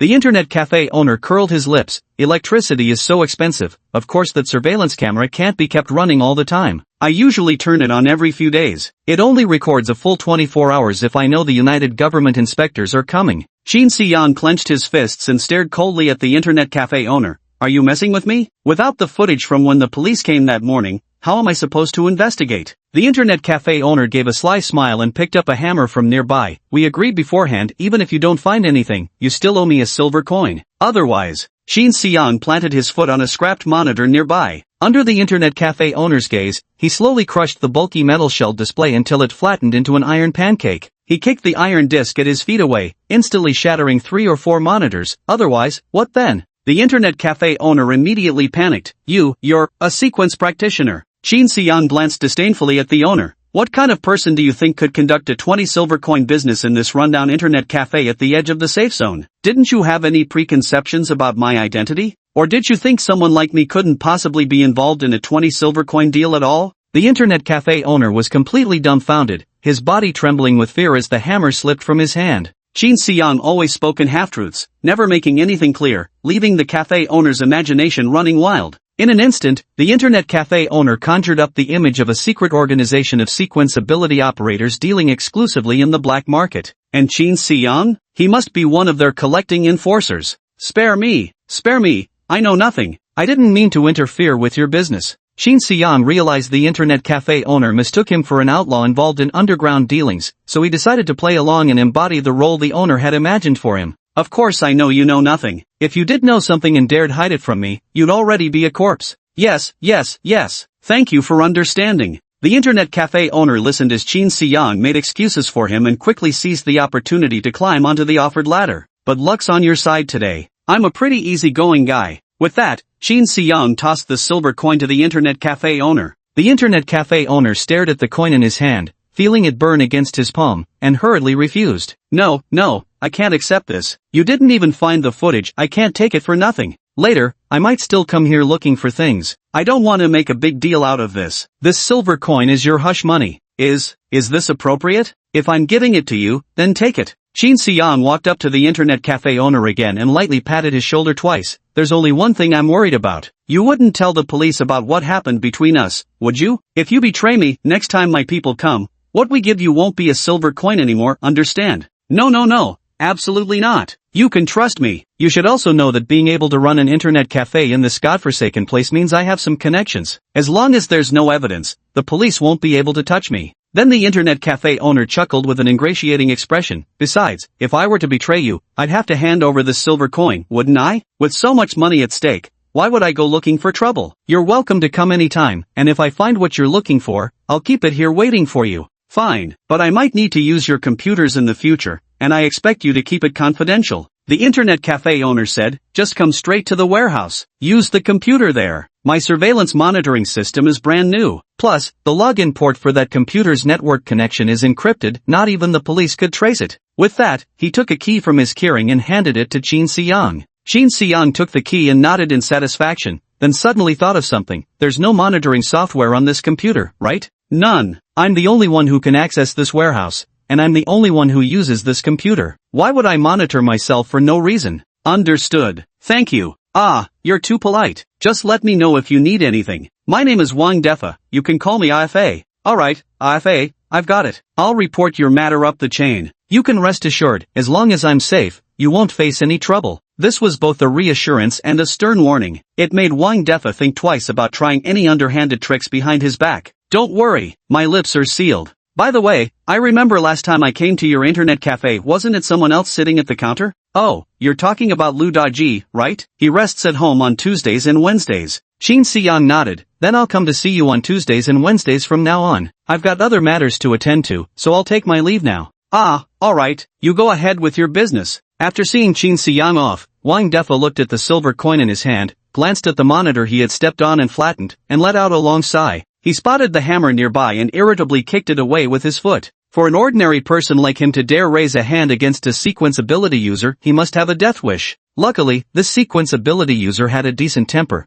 otherwise he might have already gone to meet his ancestors. In the aftermath, the empty warehouse held nothing but his solitary figure. Wang Defa thought it over carefully. Shin Si-young's arrival and departure had caused him no trouble whatsoever. In fact, he'd even earned a silver coin out of thin air. Wang Defa examined the silver coin in his hand, then bit it with his teeth to test its authenticity. It's genuine silver, no doubt, but whether this coin brings fortune or misfortune remains to be seen. After struggling with his thoughts for a long time, Wang Defa gradually came to a realization, his gaze turning resolute. One can't grow rich without taking risks. If I were afraid of this and that, I wouldn't have made it this far. This astounding fortune is meant to fall right into my lap. Meanwhile, after leaving the internet cafe, Shin Si-young smiled faintly and set off on his way to Lu Daji's house. He was in an excellent mood. No wonder today's calendar says, auspicious for sacrificial rites. Chapter 16, I've come to claim the price. Only Wang Defa holds the keys to the warehouse. Only Wang Defa could access the computer that reviews the surveillance footage. When the police arrived that day, the surveillance cameras were not turned on. When Shin Si-young couldn't find the surveillance footage from the morning of January 3rd, he was already 99% confident he could deal with Lu Daji. But he still double-checked with Wang Defa repeatedly, just to be absolutely certain. He didn't want any loopholes that might cause him to misjudge Lu Daji's actual strength,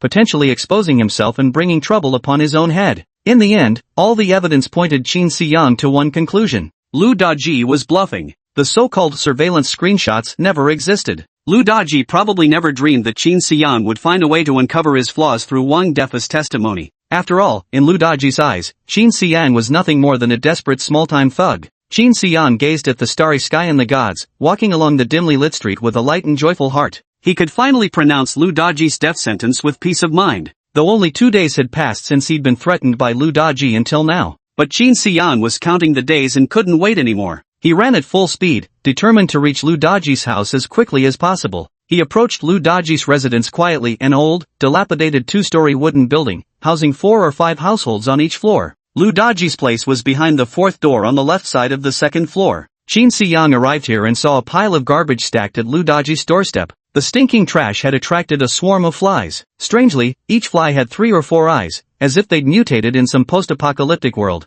This sight instantly reminded Shin Si-young of Lu Daji's slovenly appearance. Shin Si-young approached the door and rapped on Lu Daji's house door using his sleeve. Knock, knock, knock. Who is it? It's so early, who's knocking at this hour? Shin Si-young lowered his voice, pretending to be a man in his 30s. Your neighbor. The trash in front of your door stinks. Hurry up and move it. From inside the room came Lu Daji's impatient voice. Are you crazy? Mind your own business. The trash isn't blocking the walkway, just walk past it. Seeing that Lu Daji wouldn't open the door, Shin Si-young shouted directly. Damn it, open the door. If you don't take out the trash, I'll burn your house down. Damn right, I'll burn it down. Living on the same floor, if my place goes up in flames, yours is going down with it. Let's see if your damn house can grow legs and run away. Lu Daji's reckless attitude left Shin Si-young feeling somewhat at a loss. Of course, as a sequence ability user, he could simply break down the door by force. But that would leave traces, telling the police a sequence ability user was responsible. And once that happened, every sequence ability user in the area would be under tight surveillance. This situation wouldn't be conducive to him unveiling his sequence awakener identity later. It would very likely draw attention from the police station.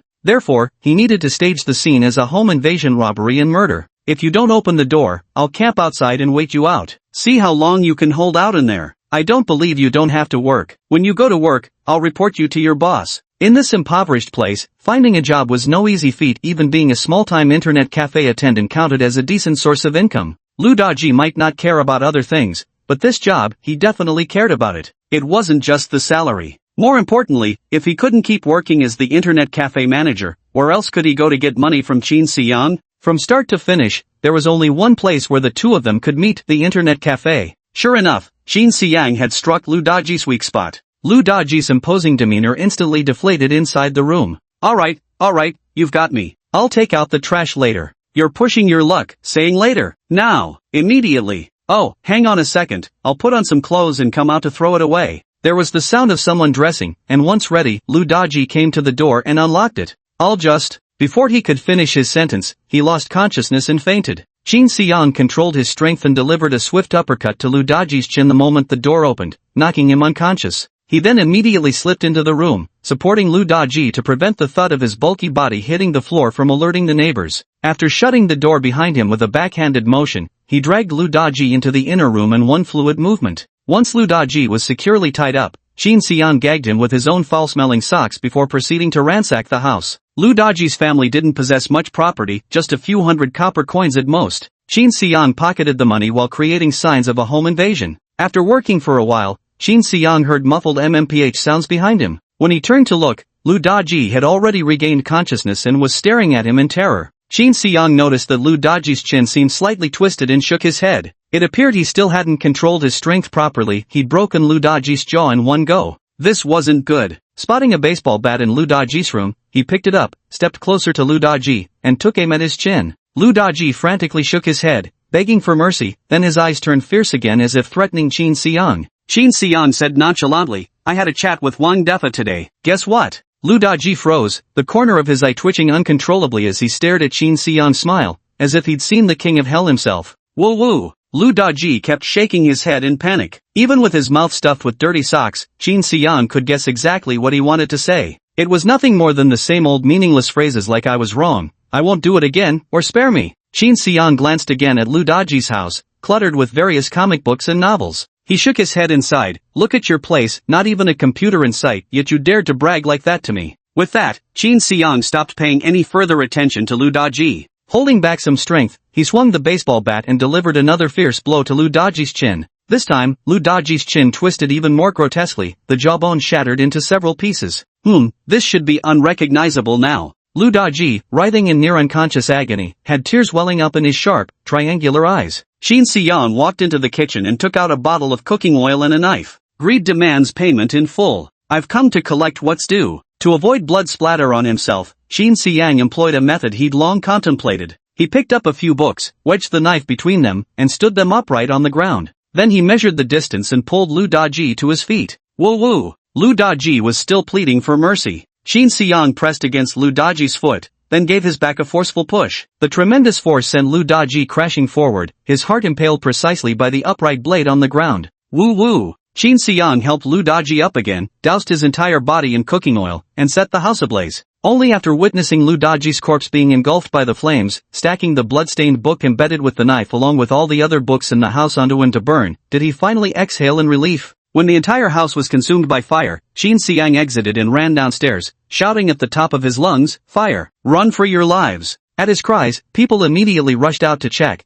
discovering that Lu Daji's home was completely wrapped in flames. Fire! There's really a fire! Someone help put it out! Put it out my ass! How are we supposed to save a wooden house? Just grab your valuables and run! Hidden in the shadows, he only left after seeing everyone from all the rooms come running out safely. He recited silently in his heart, to escape the fragrant sniffers, I had to set this fire. Even if innocent people got caught in it, there was no other way. Not letting you die here is already the most I could do. To avoid leaving too much of his scent behind, he gripped the bag full of food and activated his brutality skill, sprinting at full speed toward the school. He deliberately took narrow alleys to avoid drawing attention from passers-by. While running, he found a filthy gutter and tossed all the copper coins he had scavenged from Lu Daji's house into it. Only after seeing the coins swallowed by the murky water did he leave with relief. When he neared the school, he finally returned to the main road and casually strolled into the campus as if nothing had happened. Thanks to his exceptional physical fitness coupled with the triple agility boost from violence, it took him only about 5 or 6 minutes to flee from Lu Daji's home to the vicinity of the school. Moreover, Qin Xiang's expression remained unchanged, and not even a drop of sweat appeared on his forehead.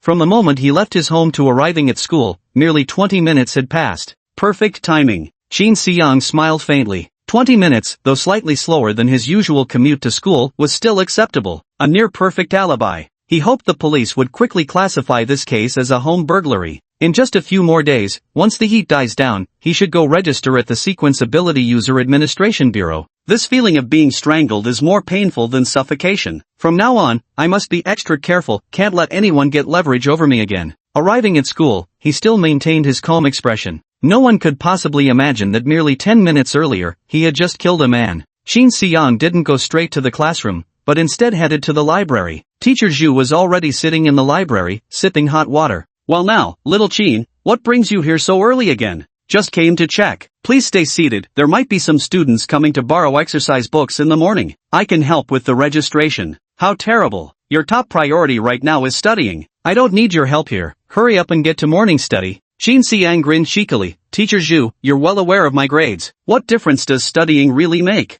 Rather than wasting time in the classroom, I might as well come help you clean the library. Don't you agree? You stubborn child, honestly." Shin Se-young had settled all matters that needed resolving, leaving only time for things to develop. In the classroom, yesterday's inquiries about sequence-capable students' advancement yielded no further useful information for him. Sitting blankly in the classroom wouldn't bring any sudden revelations either. Better to help Teacher Zhu lighten her workload instead. Shin Se-young placed the bag containing the lunchbox down and stood at the book lending administrator's spot, waiting for students who wanted to borrow exercise books. "Hello, I'd like to borrow." Shin Se-young heard a muffled female voice and looked up. It was actually Wen-shu. Except her face seemed even more swollen than yesterday. Shin Se-young frowned. "This Li Jingwen dares to lay hands on her? Does she really not want to stay with Zhou Yang anymore?" But upon closer inspection, he realized Wen-shu's swollen face was due to some bruising, not fresh injuries. Wen-shu was also surprised to see Shin Se-young and kept her head down, avoiding eye contact. While registering the workbook she had borrowed, Shin Se-young casually asked, "Your grandmother must be very worried, right?"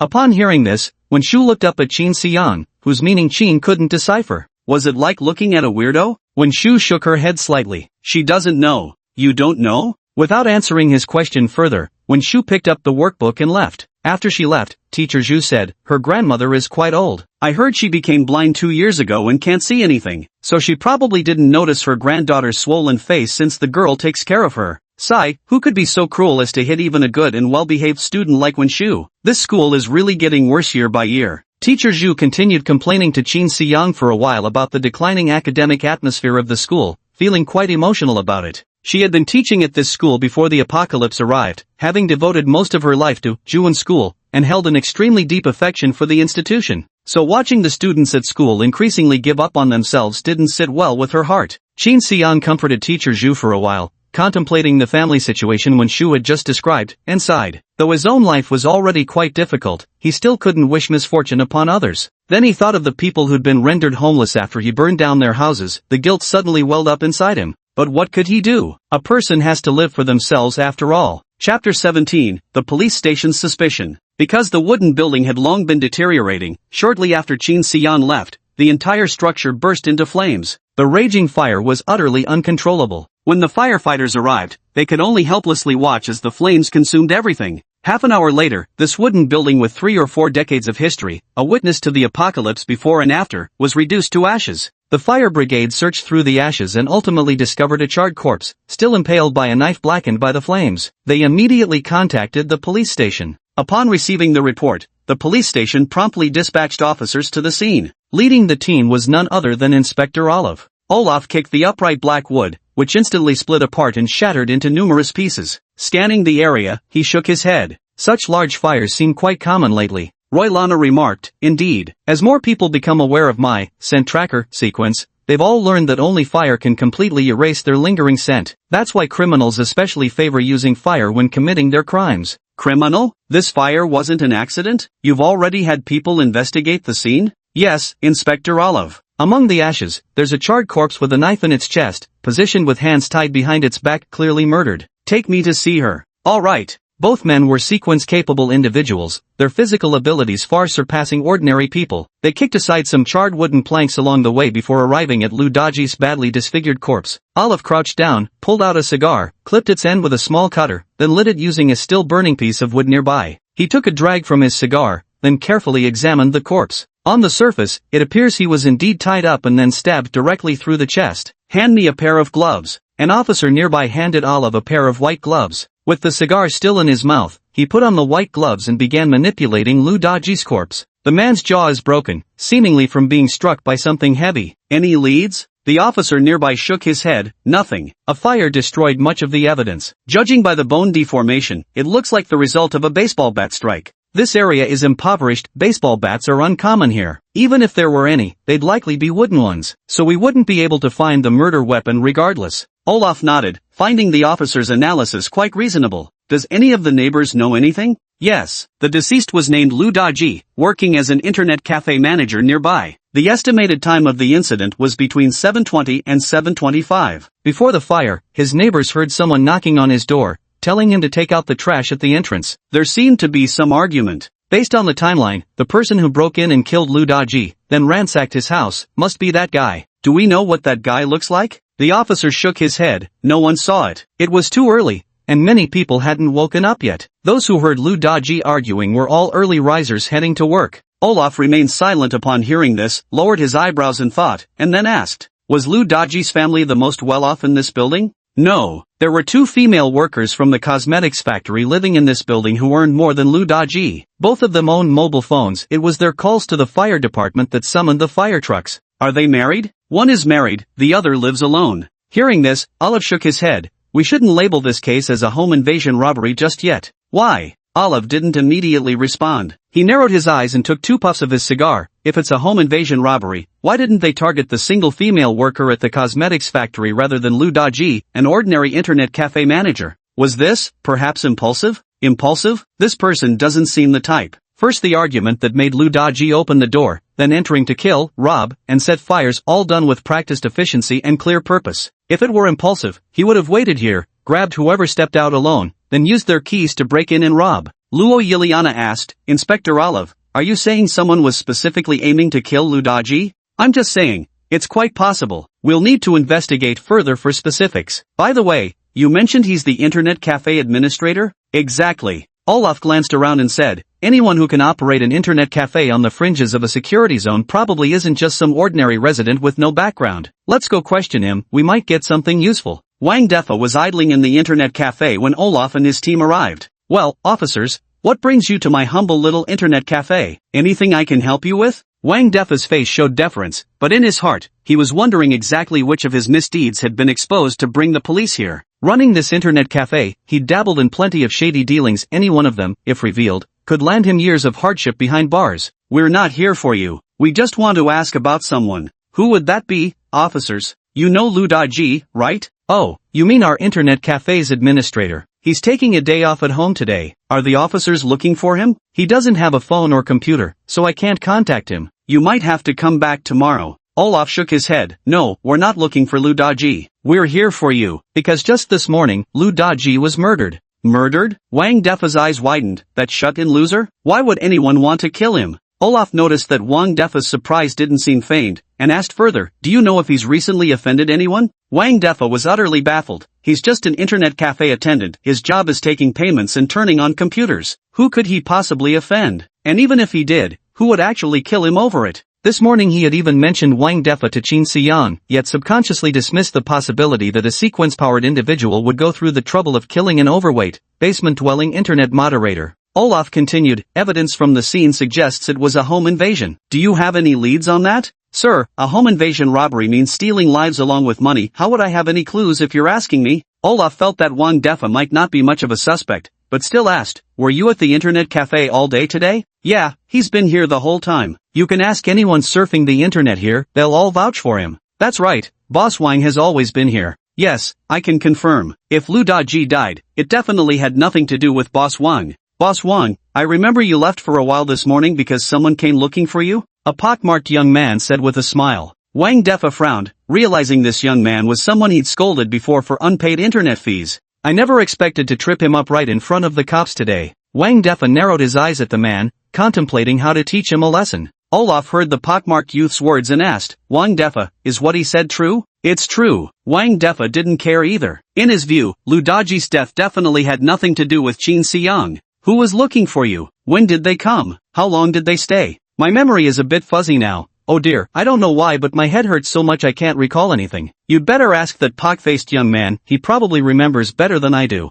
This time, when faced with Olive's questioning, Wang Defa was no longer as enthusiastic. He feigned a headache to dodge the subject. Lu Daji's death had nothing to do with him, that was an indisputable fact. At most, he'd cooperate just enough to seem polite. This white-haired detective actually dared to ask about his personal affairs. Didn't he understand what it meant to run an internet cafe in this slum? Any single private matter let slip would be more than a mere detective could handle. These weren't things to be spoken of lightly. Olaf looked at Wang Defa's face and showed an unhappy expression. Wang Defa also pretended to cover his head with his hands, peering coldly at Olaf with one eye exposed between his fingers, filled with warning intent. Olaf knew Wang Defa had complex backgrounds and couldn't push him too hard without solid evidence. What's more, no matter how you look at it, Wang Defa had nothing to do with Lu Daji's death. So, he walked up to the pockmarked young man and asked, "Excuse me, do you remember when the boss left and how long he was gone?" The pockmarked young man's eyes rolled thoughtfully before he replied, "He left around 7 and was gone for about an hour. I heard you mention Lu Daji died just now. Maybe he did it." "Bullshit," retorted a man standing beside the pockmarked youth. "Boss Wang turned on my machine after 7, and he was here the whole time I was around. How could he have been gone for an hour?" The pockmarked young man curled his lips. "Guess I remembered wrong." Wang Defa clenched his fist at the counter. This pockmarked punk was getting a bit too cocky, treating him like just some ordinary internet cafe owner. Hearing someone nearby defusing the situation, Olaf asked again, "Then, what time did you log in? Could I take a look?" The man checked the login information and said, 7:13. "Okay, thank you." The fire broke out around 7:20, and Wang Defa didn't have time to commit the crime. Olaf glanced at Wang Defa, who was no longer willing to cooperate with the investigation, and said, "Mr. Wang, if you have any leads, feel free to contact us." No need to see me out. Wang Defa couldn't be bothered to continue talking to Olaf and the others. Olaf left with the police officers. "Detective Olaf, this internet cafe owner is suspicious," Roy Liana suggested to Olaf. "Of course he is." Olaf lit another cigar. "But his issues are beyond your jurisdiction. Even I can't investigate them until I return to Sigma District." "But..." "No buts. Roy Liana, my advice to you is this. Curb your curiosity about everything and focus only on cases that have already occurred. I hope you'll remember that." Roy Liana glanced at Olaf's profound gaze and nodded. After Olaf and the others had left, Wang Defa pulled out his phone and stepped into the warehouse to make a call. "Hey, old snake, it's me. Got time now? I need you to take care of someone." "Yeah, same price as before. Don't worry, the people who come to my internet cafe, what decent folks would visit that kind of place? Even if you kill them all, the police won't track it back to you." Chapter 18, An Unanticipated Hunt. After killing Lu Daji, Qin Xiang enjoyed a peaceful week. This week consisted of the usual routine of school, cafeteria, and library, with weekends spent obediently staying idle at home. The first few days after his rebirth had seen too much action. It was time to take a break. This slow-paced week allowed Qin Xiang's previously strained heartstrings to finally relax. During school days, it was quite interesting to have more conversations with Teacher Zhu in the library. This elderly lady had profound insights about life and provided considerable help to Qin Xiang. Of course, he could see Wen Shu's figure in the library every day. Now with less than half a year left until the college entrance exams, Wen Shu had practically stopped attending classes, spending her days in the library working through past exercises to identify and fill knowledge gaps. Another morning arrived, and Qin Xiang got out of bed, glancing at the calendar. Blue Star Calendar, January 14, 2010. Western Calendar, Thursday. Xia Calendar, Year of Jichou, the 28th day of the 11th month, auspicious for encoffening. Qin Xiang glanced at it, feeling that today's perpetual calendar probably had nothing to do with him. The dull day passed quickly. After school, he came to the library once again. "Professor Zhu, I'm here to help you clean up." Qin Xiang put down the bags and lunchboxes, noticing that only Wen Shu remained at the library table. Seeing Qin Xiang coming to tidy up the library, Wen Shu realized it was closing time and stood up to leave. "You can keep studying. Qin Xiang and I still need about 10 more minutes to finish up here," Teacher Zhu casually remarked to Wen Shu. Wen Shu glanced at Teacher Zhu, nodded in gratitude, then returned to her seat to continue studying. Teacher Zhu approached Qin Xiang with a kindly expression and quietly asked, "Young Qin, do you perhaps like her?"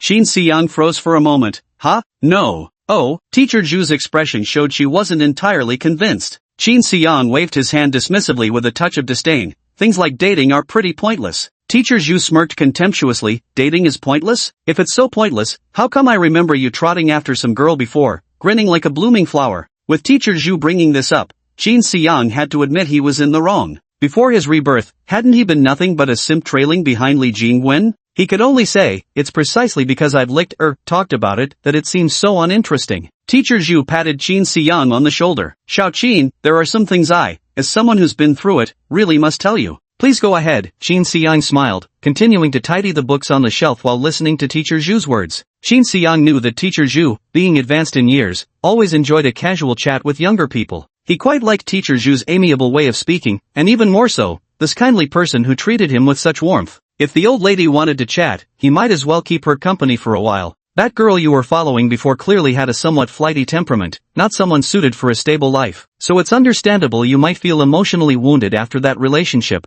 finding it rather meaningless. At Teacher Zhu's very first words, Qin Xiang was momentarily stunned. He was both astonished by Teacher Zhu's gossipy nature and impressed by her keen observation skills. Despite being so close to Li Jingguan in his previous life, he had never truly seen her for who she was. Meanwhile, Teacher Zhu, just a librarian who hadn't exchanged a single word with Li Jingguan in 3 years, had managed to uncover the truth with a single remark. You really can't deny it, older people do have a sharper eye for judging character. Teacher Zhu, have you been watching me all along? Sigh, in this entire library, you and Wenshu are the only ones who bothered to talk to me more than a couple of words. Of course I'd pay attention to you too. Besides, you're always trailing after that girl. I've stared so much my eyes are practically calloused. Of course I recognize her. Teacher Zhu said scornfully once more. Back when you two were dating, if I had said anything negative about her, you wouldn't have listened. Young men are stubborn that way. But now that you've broken up, I can finally speak my mind. I saw her getting close with several guys, especially Director Zhou's nephew. What was his name again? Zhou something. You mean, Zhou Yang? Yeah, that's the guy. They were practically glued at the hip. But every time those two were together, you weren't around. And whenever you two were together, he was nowhere to be seen. So, I just think that girl is no good. Qin Xiang nodded. You're absolutely right. I found out about it later too, which is why I stopped hanging out with her. Exactly. As the saying goes, better unfed than ill-fed. The farther you stay from someone like her, the better. But young Qin, when she was a rare gem of a girl, if you can hold on to her, you'll be set for life. Wait, what are you even talking about? Qin Xiang frowned, caught off guard by Teacher Zhu's sudden attempt at matchmaking. Hey, there's nothing that can't be said. After all, you'll most likely be going out into the world on your own after graduation, so finding a girlfriend now isn't too early. I think Wenshu is great. You're great too. Two kind-hearted people like you should be together. Mr. Zhu, I didn't expect someone your age to be so open-minded. Our grade director is still cracking down on puppy love, and here you are busy playing matchmaker. Bah, what grade director? Just the principal's lackey. You all weren't born at the right time. After the apocalypse, universities were completely reshuffled, colleges became scarce, and most high school graduates couldn't continue their education. Since high school marks the end of student days now, how can high school romance still be called puppy love? I really don't see anything wrong with it. But seriously, that child Wenshu is truly wonderful. I knew her grandmother too, met her a few times when Wenshu was little, always spoke so gently. Maybe it's precisely because her grandmother had such a good temperament that Wenshu grew up with such a sweet personality too. Xiaoqin, you have such a good personality and always consider me, an old lady, rushing to do all the work. Don't count me in. I've only started helping you these past few days. Before, I'd run off right after school, hardly what you'd call a good person. I know, you were busy doing homework for that little girl before. I don't blame you. See, now that you've parted ways with her, you've come to help me instead? That proves you have a kind heart. Qin Xiang was stunned. You even know about that? Teacher Zhu smiled proudly. Your Teacher Zhu here strategizes within the library yet prevails beyond the classroom. You've completely won me over. Don't take my words lightly. Classmate Qin, a partner as wonderful as Wenshu doesn't come along often. You two kind-hearted kids being together genuinely makes me happy. Qin Xiang shook his head helplessly, offering neither agreement nor disagreement. Wenshu is a good kid, no doubt about it. As for myself, there are no good children with so many lives stained on their hands. Last week, he was killing and setting fires. This week the teacher praises him as a good boy in the library. Qin Xiang always felt there was something eerie about this matter, but couldn't pinpoint exactly what it was. What's wrong? Do you think Teacher Zhu is being long-winded? No, I just think someone like Wenshu is capable of getting into the academy, while I'll just be drifting through society. Being together would only hold her back. You look like such a handsome guy, yet you talk as meekly as a girl. If she goes to study at the academy, can't you just find work near there? Sticking around the edge of the safe zone your whole life, what kind of future is that? Seeing the disappointment in Teacher Zhu's eyes, Qin Xiang knew the old lady genuinely cared about him. But he didn't want to keep buttering people up anymore. Alright, I understand, Teacher Zhu. Thank you. Forget it. Seems you're still stubborn. The choice is yours, I'm just speaking my mind. Hurry and pack up. I need to lock the door. Teacher Zhu, seeing Qin Xiang's perfunctory response, lost interest in continuing the conversation and began shooing him away. Qin Xiang felt helpless. This old lady really changed expressions as quickly as flipping a book page. By the time he tidied up the bookshelf,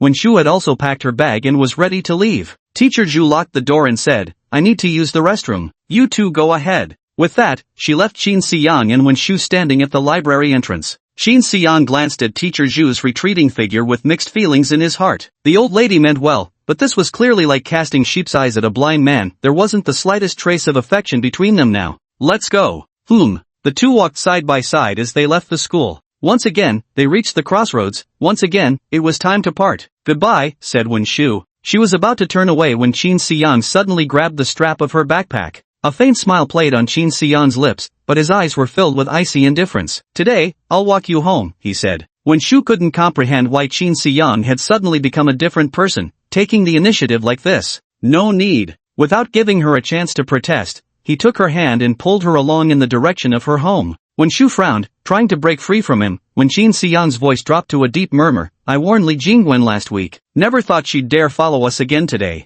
Wen Shu turned to look behind them but saw nothing unusual. Puzzled, she glanced back at Qin Xiang. Qin Xiang grasped her hand firmly and strode forward with determination. My home isn't that way. Qin Xiang zigzagged through the alley, then turned to look at her with a laugh. Do you think I'd commit murder right at your doorstep? Kill. Wen Shu's eyes widened in shock. She thought Qin Xiang was joking. But Qin Xiang's icy gaze just now made her realize that he seemed serious. No, Qin, don't you think we should have a proper talk with Li Jingwen and the others? Qin Xiang replied, if it were Li Jingwen following us, I'd just slap her twice and send her packing. Wait, it's not Li Jingwen? Then who? Qin Xiang glanced back before continuing to pull Wen Shu forward. Wen Shu also turned her head to glance back. At that moment, she suddenly noticed 7 or 8 dark figures darting out from the alleyway they had just passed through. The shadows were holding weapons. From their shapes, they appeared to be iron rods and short blades. Qin Huiyang quickened his pace, pulling Wen Shu into a run. Wen Shu immediately looked up at Qin Huiyang beside her in panic, stammering, They are.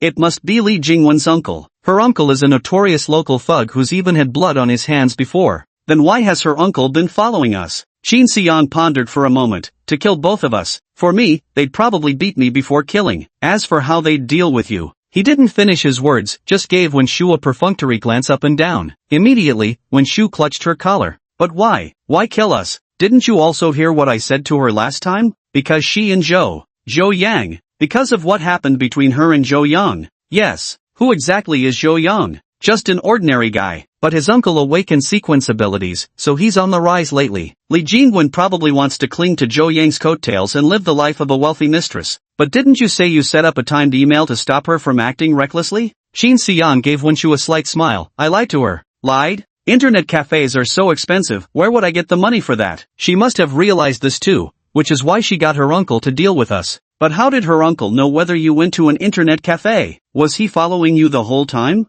No, it would be too tiring to follow me. I think her uncle probably had someone stake out the internet cafe for a whole week. I told them I'd go to the internet cafe to send a timed email delayed by a week, and that I'd have to go every week to postpone it. If I didn't go to the internet cafe for a week, it would mean I never set up a timed email at all. When Shu was once again astounded, they care so much about Zhou Yang's case? It was also my oversight. Now it seems the entire Li Jingwen family sees her relationship with Zhou Yang as their chance to turn things around. That's probably why her uncle went to such great lengths. After Qin Xiang's confirmation, Wen Shu was completely stunned. She glanced back at the approaching figures and said despairingly, then, does that mean we're going to die here? Involving you in this matter was my mistake. So, I'll handle it. You? Qin Xiang smiled with a hint of threat. I assume you're someone who can keep a secret? Chapter 19, A Shared Secret. Wen Shu didn't understand what Qin Xiang meant, but she nodded anyway. Qin Xiang nodded back, stopped walking, then turned around and pushed Wen Shu aside. A few seconds later, 5 or 6 burly men wielding knives and clubs came running after them.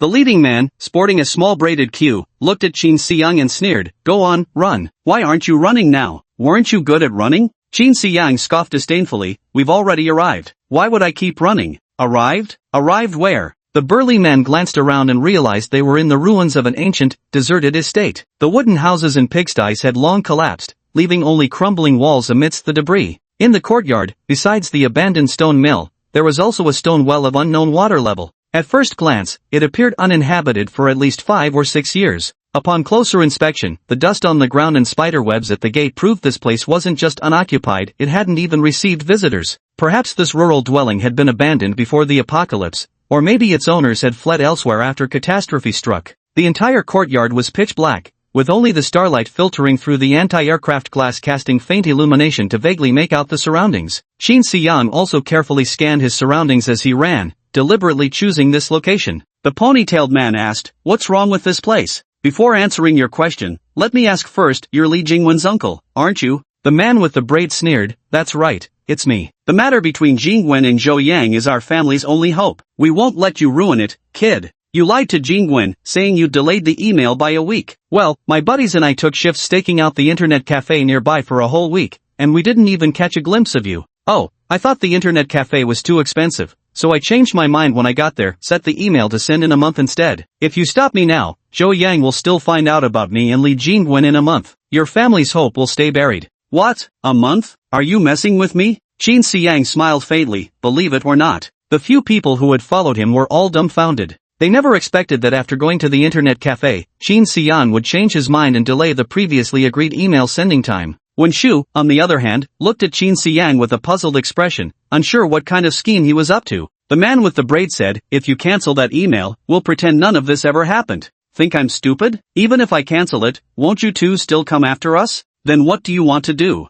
At that moment, the man beside the ponytailed man spoke up, "Long go, tie him up and force him to give us the email account password. Then we can cancel his scheduled emails ourselves." The man with the braid rolled his eyes and pressed anxiously, "Are you sure you can get it out of him? I've done debt collection before. I handled plenty of these situations. Don't you dare bullshit me. This matter concerns our entire family. If this falls through, I won't let you off easily." "Brother Long, that's not a fair thing to say. There's no such thing as a guaranteed outcome in this world. If you don't trust me, fine, figure it out yourself then." Seeing how indecisive the group looked, Qin Xiang decided he'd waited long enough. "Alright, enough messing with you. You're actually right, I didn't send that scheduled email. Just kill me, and Li Jingwen and Zhou Yang's secrets will be safe forever." "What?" The group exchanged bewildered glances, unable to comprehend why Qin Xiang would willingly throw himself into the fire. "Brother Long, this punk's begging for death. Let's grant his wish." "Damn right. Let's waste him first. As for the girl with him, we'll have some fun with her for a few days before finishing her off."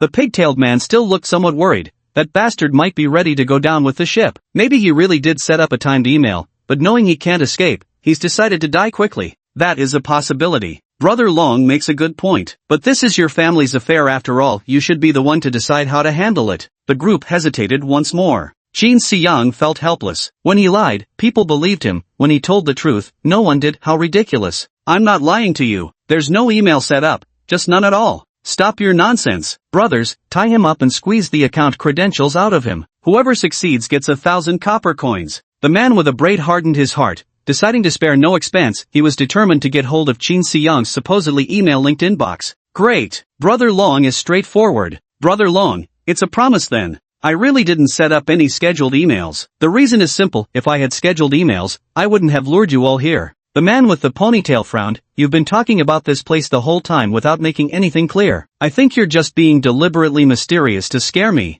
Qin Xiang said, "I chose this place quite well." The men scanned the area warily once more but found nothing amiss. The ponytailed man pressed, "What's so good about it?" "It's perfect for killing," came the reply. At first, they froze for a moment, then sneering smiles spread across their faces. "You must be an idiot. First time seeing someone about to die picking their own grave. Totally brain dead. No wonder you dared to mess with our Jingwen." However, just as the group was preparing to strike, Qin Xiang transformed into a fleeting shadow. "What?" Thud. Qin Xiang kicked upwards, aiming squarely at one man's chest. Before anyone could comprehend what was happening, Qin Xiang appeared beside them and their comrade abruptly went flying. The men turned their heads in panic to look. The man kicked by Qin Xiang saw his chest collapse like a deflated balloon, completely caving in. His eyes bulged, his mouth gaped open, twitching slightly as if trying to speak only to spray a mouthful of blood before his head lolled to one side. Even in death, his face remained frozen in shock and terror. The dark surroundings blurred his features, intensifying the inexplicable dread that gripped everyone present. Seeing their companion's condition, they immediately realized Qin Xiang was a sequence ability user. How could this be? How could a sewage pit like Juan School produce a student who awakened sequence abilities? Before they could react, Qin Xiang swung another fist, striking one man's throat like a cannonball. The man staggered backward, his head lolling like a puppet with its strings cut. "Sorry." A man had just begun to plead for mercy when Qin Xiang's punch struck him square in the back, sending him flying several meters until he collapsed at Wen Shu's feet. She let out a startled scream and hastily leapt backward several steps. But Qin Xiang couldn't shake the feeling that Wen Shu's scream hadn't carried genuine fear. Besides, when ordinary people got frightened, they'd typically startle momentarily, who'd keep hopping backward in successive jumps like she just had. Qin Xiyang dismissed the oddity from his mind and turned his attention to the corpse. The person who had just been struck in the back by his fist lay motionless on the ground. On the man's back remained a bull-sized dent. Qin Xiyang shook his head, still couldn't control the strength properly. I was already holding back, yet it still went this far. The man with the small braid trembled in his pupils, cold sweat streaming uncontrollably from the top of his head as he stood frozen in place, as if having lost his soul. The remaining two survivors, apart from the ponytailed man, witnessed Qin Xiyang's skills and realized they stood no chance in a fight nor could they escape. They immediately dropped to their knees. "Big brother, spare our lives. Have mercy. We didn't know any better. Please give us a chance. It was Kuan Changlong who sent us. This has nothing to do with us." Qin Xiyang ignored them completely and delivered another 2 kicks, striking both men square on their chins. They flew backward, landing headfirst on the ground. With 2 dull thuds, they too departed together for the afterlife. As to whether it was the Chinese underworld or Satan's hell, Qin Xiyang had no way of knowing. In the end, only the ponytailed man remained, trembling all over and unable to speak. Qin Xiyang patted him on the shoulder and said with great interest, "You probably know about my affair with Li Jingwen too. Originally, I might have had the chance to call you uncle." "Pity." Kuan Changlong immediately understood and forced out an awkward, ingratiating smile. "No, there's still a chance. It's not too late. We can still become family. That child Jingwen doesn't know any better. I'll set her straight when I get back. I'll make sure she's with you." Qin Xiyang feigned a hopeless sigh. "What's done cannot be undone. As a sequence holder, why should I stoop to endure this humiliation? Didn't you say Li Jingwen is your family's last hope?" Kuan Changlong nodded blankly, not understanding what Qin Xiyang meant. "With me here, your family has no hope, but I can point you toward a bright path. Please speak. We'll do whatever you say. Go to another world and rebuild your family." "Yes, yes, yes. Ha!" Qin Xiyang slapped Kuan Changlong across the face, sending his head spinning a full 360 degrees before he collapsed to the side. "Don't worry, you won't be lonely on the road. In a little while, when I'm free, I'll send your entire family down to keep you company." After dealing with everyone, Qin Xiyang let out a breath of relief. He had killed again. How many was that now? He couldn't remember, nor did it matter anymore. He glanced at Wenshu standing at the edge of the courtyard and walked toward her. Wenshu trembled all over and asked nervously, You're actually a sequence bearer?" Qin Xiyang smiled. "Yes. Then have you figured out how to deal with the corpses here?"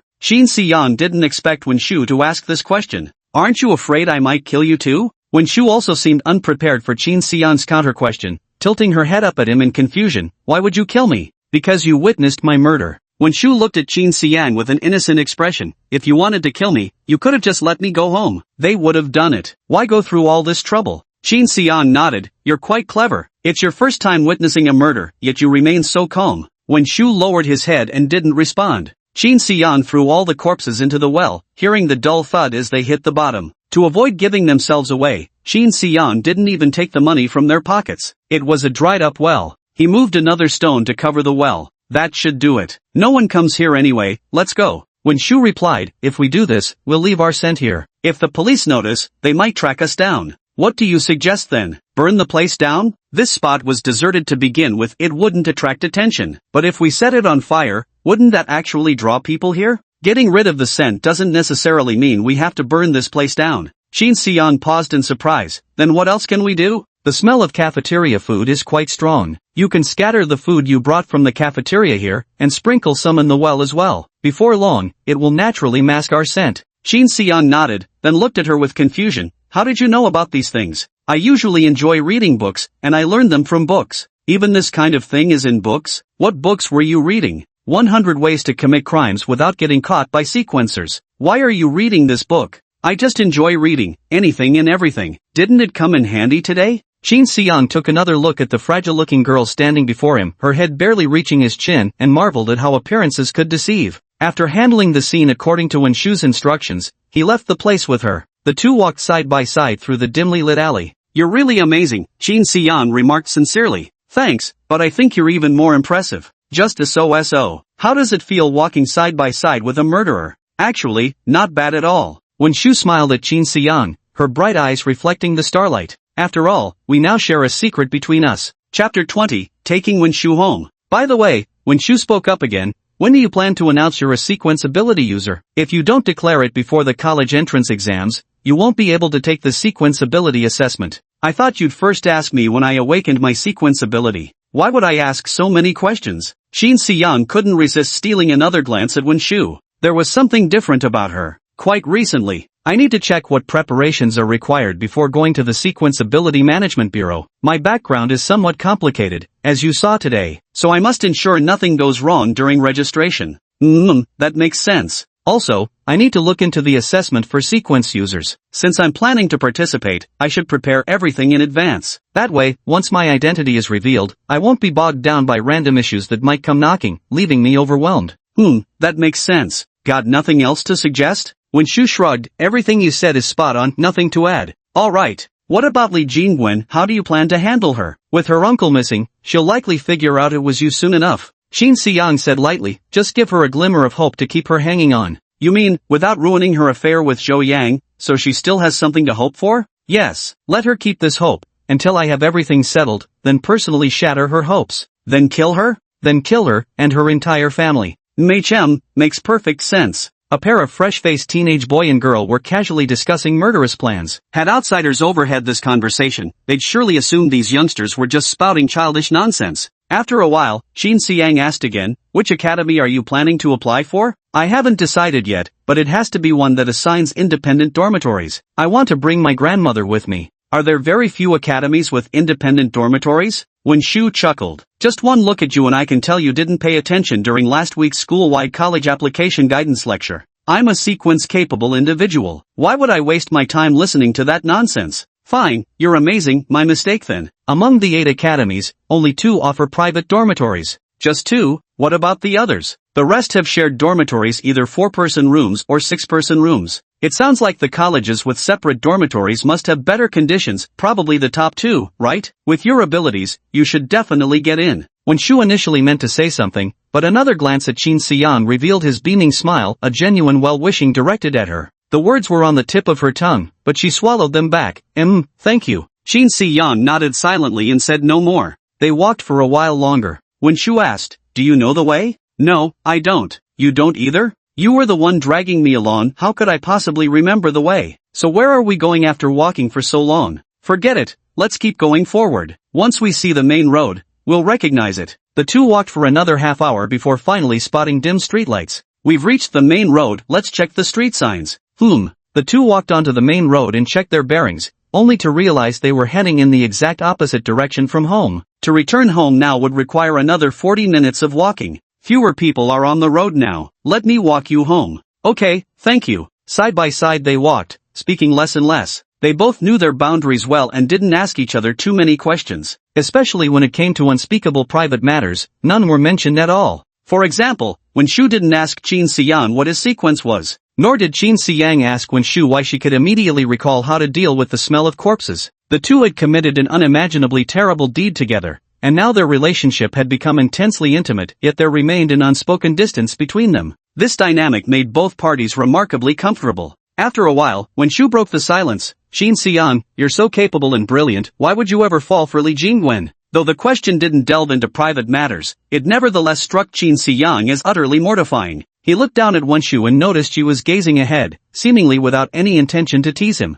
Yet Qin Xiang couldn't shake the feeling that she might be laughing at him. Perhaps because even the smartest people have their foolish moments. Besides, I'm not really that smart. At least when I'm with you, I often feel rather dull-witted. When Shu shook her head lightly, one might act foolish for a moment, but not for so long. Qin Xiang was momentarily stunned. This statement touched upon something deeply private to him. It seemed when Shu was implying that he had become a completely different person from before. But how could this possibly make sense? After all, it was only after his rebirth that this complete transformation occurred. Qin Xiang encountered his first unanswerable question. He felt that no matter what lie he told, those large, sparkling eyes and cascading hair of his female classmate would see right through him. After pondering for a long time, Qin Xiang still couldn't come up with a suitable explanation. Ultimately, he could only say, many things are beyond our control. When Shu nodded, yes, many things are beyond our control. As if realizing this question shouldn't be pursued further, when Shu stopped speaking, Qin Xiang also lost the desire to continue the conversation. For the rest of the journey, neither spoke another word, allowing the cold wind to seep through their thin jackets. After passing one streetlight after another, they finally arrived at the intersection where they would normally part ways after school. Then Qin Xiang followed Wenshu and saw her safely home. Alright, I'm home. Thank you. I should have invited you in, but it's quite late, and I can't really host you overnight. It's fine, I understand completely. We don't need to stand on ceremony with each other. Okay, stay safe on your way home too. Qin Xiang smiled at Wen Shu's bright expression. You know very well that it's other people who should watch out for their safety around me. Goodbye, goodbye. Wen Shu watched Qin Xiang leave and let out a soft sigh. Today's events had truly unfolded in ways far beyond her expectations. Who would have thought that studying diligently at school could somehow involve matters of life and death? All of this had been brought about by Qin Xiang. Just a few days ago, the two had been complete strangers, and now here they were, having killed and disposed of a body together. She couldn't help but sigh at the unpredictability of life. Wen Shu didn't dwell on Qin Xiang's matter any longer. She took several deep breaths to calm herself as much as possible. Then she turned around and opened the door. Grandma, I'm home. Her cheerful voice rang out at the doorway. Her words had barely faded when the candlelight in the room flickered to life. Though blind, Grandma always sat by the candle every day before she returned from school, waiting to light it upon her homecoming. Tonight, Grandma must have waited by that candle for 3 or 4 hours. The thought tugged painfully at Wen Shu's heart. Xiao Shu, you're back? Why so late today? Yes, I'm home. Something came up, so I was delayed. Wen Shu took off her shoes at the doorstep and walked into the house barefoot. Though the floor was chilly, she didn't bother putting on slippers. Her living conditions were similarly modest as Qin Xiang's. In fact, with an elderly family member who couldn't work, her burden was even heavier than Qin Xiang's carefree one-mouth-to-feed situation. The reason she went barefoot was that the rough, low-quality laminate flooring was meticulously clean. Because someone always meticulously cleans every inch of the floor. Wen Shu couldn't bear to dirty it with her shoes. If she ever walked in wearing shoes, Grandma would wipe it clean again the next day. For a blind person, cleaning the entire floor once is unimaginably difficult. Xiao Shu, why aren't you wearing shoes? It's so cold. Put your shoes on. It's alright, Grandma, I like going barefoot. When I was little, I used to run around the house barefoot all the time. Do you remember? Of course I remember. Back then, you were like a little wild child, impossible to hold back. Ah, those days when the sun still shone in the sky. In the blink of an eye, 10 years have passed since the apocalypse arrived. Wen Shu stepped onto the carpet and sat beside her grandmother, holding her hand in hopes of alleviating the elderly woman's sorrow. After Grandma lost her eyesight, Wen Shu removed all the chairs in the house to prevent her from bumping into things, and laid down some carpet salvaged from the garbage dump. Even the original wooden bed had been carried out of the house by her. Now, both she and her grandmother slept on 3 layers of blankets spread directly on the floor. Thus, when Shu's home stood starkly empty, one could truly say it was stripped bare to the walls. The entire room contained only one small dining table, upon which sat a solitary candle lamp. The flickering flame of the small candle lamp illuminated the figures of an old woman and a young girl leaning against each other. Both their faces were filled with smiles, seemingly content with the current situation. After a while, Wen Shu said, Grandma, have you eaten? I'll go cook for you. I've eaten. Didn't you bring some leftover food from the cafeteria yesterday? I've already had that.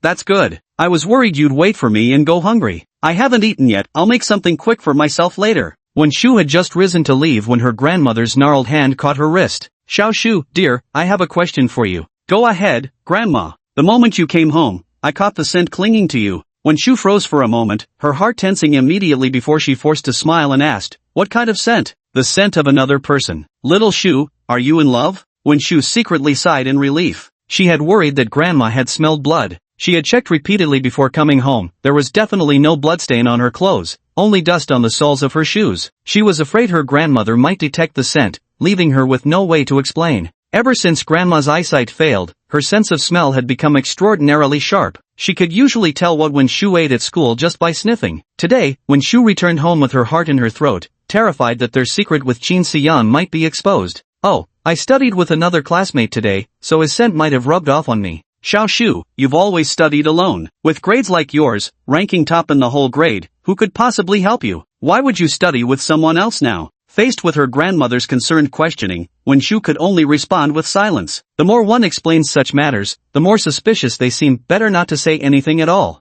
Grandma's not criticizing you. Right now is your critical college entrance exam period. You absolutely cannot afford distractions. When it comes to dating, once you get into the academy, Grandma won't stand in your way. But not now. None of the other students at your school are guaranteed academy admission like you are. Don't waste your time on them and jeopardize your own future. Alright Grandma, don't worry, I won't let my studies suffer. As for dating, I know where to draw the line. She couldn't quite place the unfamiliar scent on her, so she vaguely admitted to being in a relationship. If she didn't admit to dating, would they think she'd gone murdering with some guy? That's good then. Grandma's always trusted you. Grandma, I'm going to cook now. After that I need to review some study material. You should rest early. Isn't this candle too dim? Studying like this is bad for your eyes. Don't become blind like your old grandma here while you're still so young. When Shu smiled, don't worry, Grandma, I've got it all under control. All these years, have I ever given you any cause for concern? Ah, it's all Grandma's fault for not being able to give you a decent study environment. If only our family could afford an electric lamp, your grades would surely be much better. When Shuzi hugged her grandmother tightly. Grandma,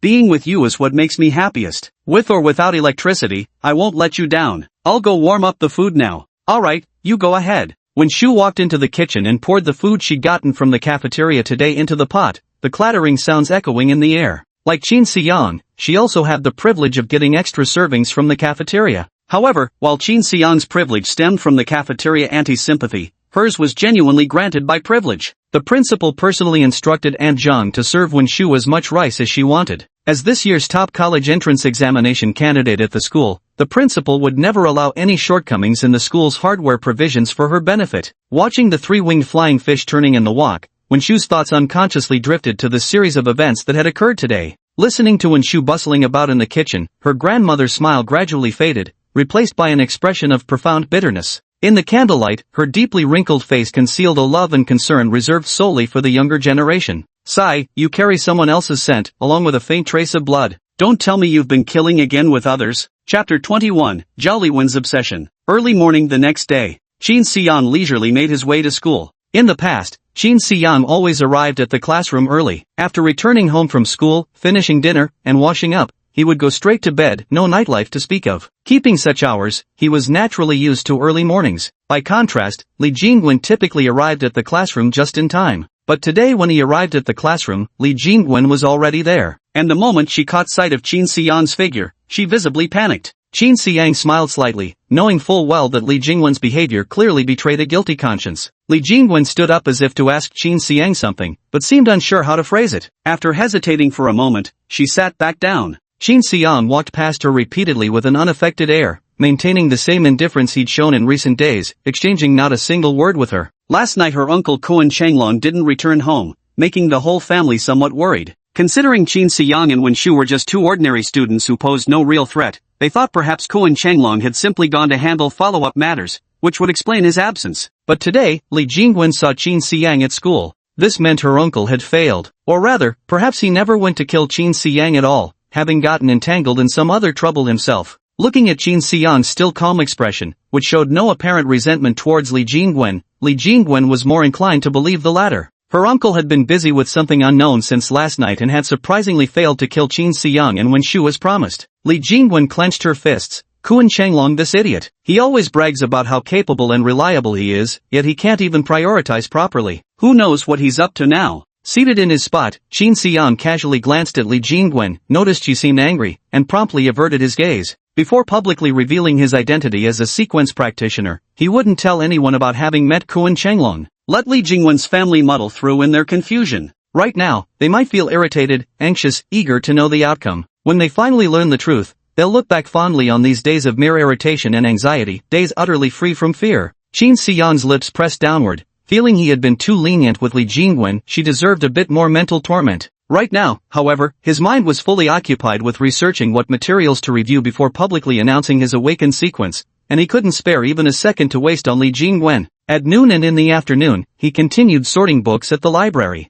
Wen Shu was already there early, solving difficult problems from her workbook. Qin Xiang walked past Wen Shu with an armful of books. Keep your eyes farther from the book. If you keep your head bowed like that and get nearsighted, there'll be no money for glasses. Oh, thank you. Wen Shu slightly raised her head, maintaining a healthy distance between her eyes and the book. In her daily academic life, Wen Shu had always been a gentle and refined student, and Qin Xiang could sense both courtesy and politeness in her demeanor. Qin Xiang continued organizing the books, and everything was perfectly quiet. Teacher Zhu watched their interaction with a maternal smile. It seems Xiao Qin is willing to listen to advice after all. Such fine young people, what a shame if they don't end up together. Sitting at her workstation with satisfaction, Teacher Zhu sipped hot water from her cup, feeling as though she'd accomplished something quite commendable. After school, Wen Shu once again stayed at the library until closing time. The two left together, only to part ways once more at that familiar intersection. Goodbye. Goodbye. Earth calendar, January 20th, 2010. Western calendar, Wednesday. Traditional Chinese calendar, year of Jichou, 12th month, 6th day, auspicious for gathering with relatives and friends. Gather with relatives and friends?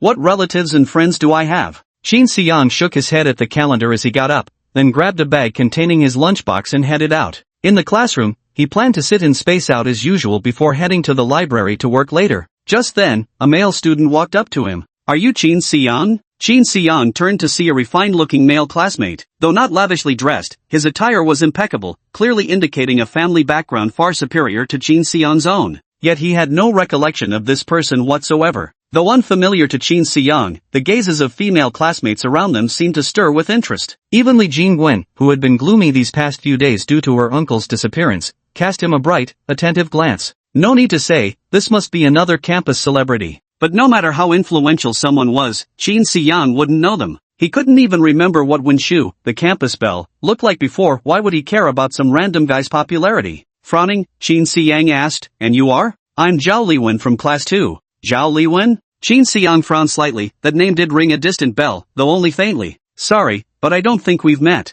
A girl immediately whispered, he doesn't even recognize Zhao Liwen, the second ranked in our grade. I wonder what Qin Xiang does all day. Typical. He just zones out and kills time in class. No way he'd know these top students. Zhao Liwen? His mind doesn't work right. What do you need from him? We can pass along the message. Qin Xiang glanced at the giggling girls who were now striking flirtatious poses for Zhao Liwen, finding the whole display utterly ridiculous. He turned to those few people and said, I spend my days zoning out and drifting along, yet it seems my grades are still better than all of yours combined. If my brain doesn't work well, then what the hell are you? Qin Xiang, how can you speak like that? I love telling the truth. So it was the perpetual second-place finisher behind Wenshu. No wonder he seemed somewhat familiar. You wanted to see me? Looking at Zhao Liwen's refined scholarly appearance, Qin Xiang felt they fundamentally weren't the same type of people and couldn't fathom what might have provoked him this time. Zhao Liwen said sternly, Qin Xiang, this is a crucial time as we prepare for the college entrance exams. I hope you can focus your attention on studying.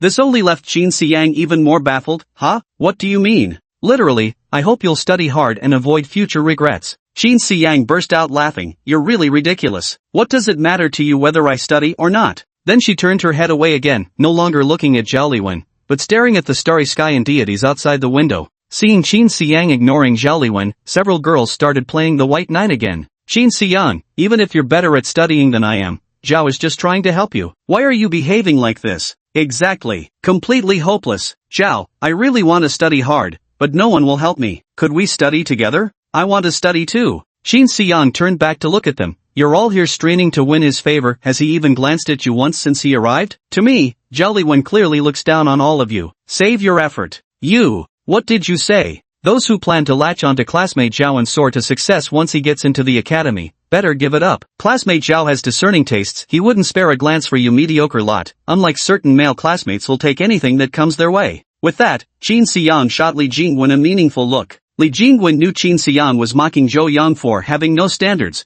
which was practically a direct insult aimed at her lack of class. Furious, she clenched her teeth, snorted coldly, and turned away. Zhao Liwen also found the noise rather bothersome and seemed unwilling to stay a moment longer, so he quickly stated his purpose. Qin Xiang, if you don't want to study, please don't disturb others who are preparing for the college entrance exams. This is a once-in-a-lifetime opportunity. If you ruin it for someone else, you'll regret it for the rest of your life. Qin Xiang narrowed his eyes. Zhao Liwen, are you out of your mind? Ha! I sit in this corner of the classroom every day, either sleeping or spacing out during class. Who exactly am I disturbing? What, the mere thought of me daydreaming makes you lose your appetite and ruins your focus on solving problems? If I really disturbed you, I apologize. But the problem is, I don't even know you. Zhao Liwen gritted his teeth and said, I didn't say you were interrupting my studies. Not you? Qin Xiang raised an eyebrow. If not you, then why did you come to me? I'm speaking on behalf of classmate Wenshu. You've been disturbing her studies in the library recently, and I hope you'll stay away from her. At the mention of Wenshu's name, the girls who had been flirting with Zhao Liwen instantly fell silent. In their hearts, they cursed Wenshu. This student who excelled academically, was stunningly beautiful, and had a charming personality. Perhaps because Wenshu was too perfect, leaving them no legitimate flaws to criticize, they could only accuse her of being calculating,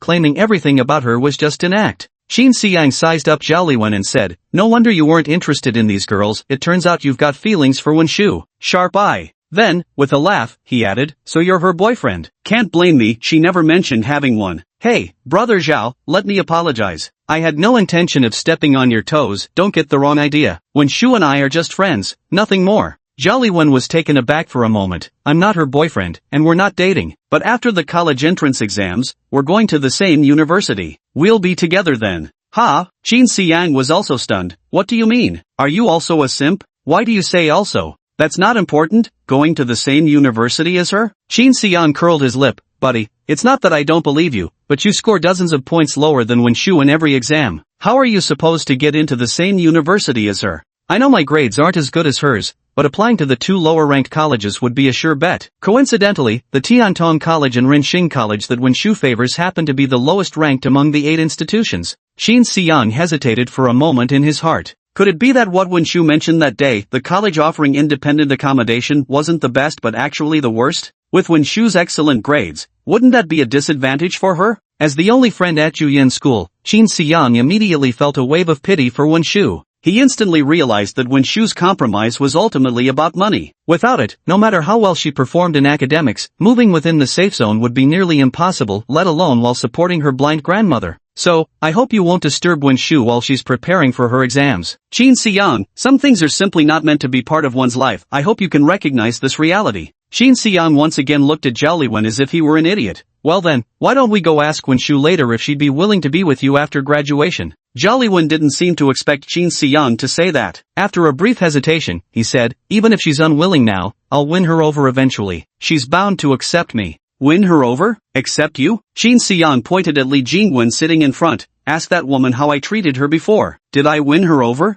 Without turning his head, Zhao Liwen replied, that's your problem. I have this confidence. You're quite right about one thing. What? Some things are simply not meant to be part of your life. I hope you can face this reality. You're utterly unreasonable. Zhao Liwen found himself helpless against the unscrupulous Qin Xiang and, fuming with anger, turned to leave the classroom. Qin Xiang cast a disdainful glance at Zhao Liwen's retreating figure before turning his gaze out the window, lost in thought. Although Qin Xiang wasn't entirely sure what kind of man Wenshu would like, it wasn't hard to infer from their conversations that Wenshu's personal qualities, both soft and hard, were off the charts. Finding an outstanding partner shouldn't be difficult for her. What's more, they had even killed and buried a body together, with Wenshu's performance far exceeding Qin Xiang's expectations. Truly, she navigated between good and evil with absolute clarity. This naive young Master Zhao was the kind of guy who wouldn't even qualify for a simp license. Qin Xiang didn't need to think hard to know that Zhao Liwen would meet the exact same fate as he did chasing Li Jingwen. However, Wenshu isn't as malicious as Li Jingwen, so his fate should be better. At worst, he'll become a stray dog, he won't end up in a dog meat restaurant.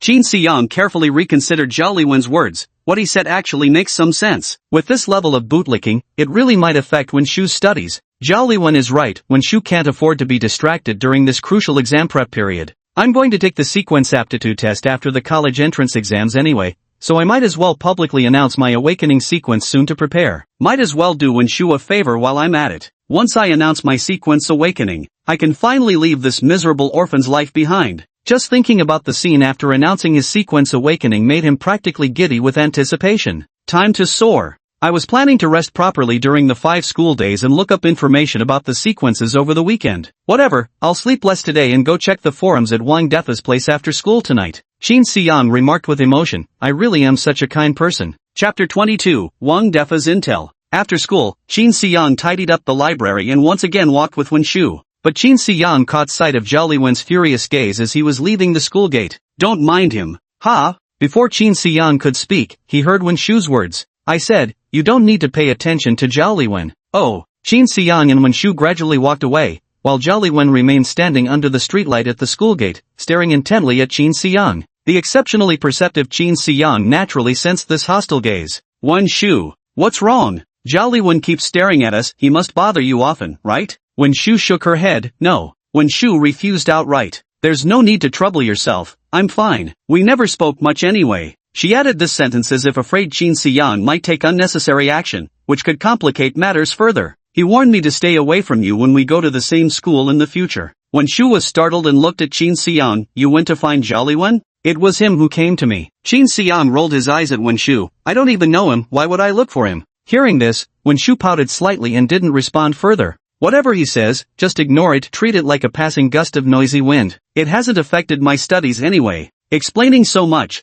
are you afraid I'd kill him? Qin Xiang sighed helplessly again. I'm not some bloodthirsty demon. Unless absolutely necessary, I wouldn't resort to such things. Don't worry, I have a way. Wen Shu asked skeptically, you? What way? It's nothing worth mentioning. At the parting intersection, Qin Xiang waved at Wen Shu before walking straight away. Watching Qin Xiang's retreating figure, Wen Shu's lips curved into a slight smile. Thank you. After returning home and putting down the bag containing the lunchbox, Qin Xiang headed straight to the internet cafe near his house. He glanced around the surveillance camera at the entrance and saw Wang Defa sitting at the bar counter. Wang Defa wore a gloomy expression, staring blankly at the monitor in front of him. By right, it should have been Lu Daji sitting here, while he stayed at home enjoying time with his wife and kids. But some damn bastard actually killed Lu Daji, that penniless shut-in, just for a few hundred bronze coins. The internet cafe owner had trouble finding a manager who knew how to operate the cafe's management system after the previous one was killed, forcing him to step in himself. Damn it all. If I ever find out who killed Lu Daji, I'll make them pay with interest. Being overwhelmed was one thing,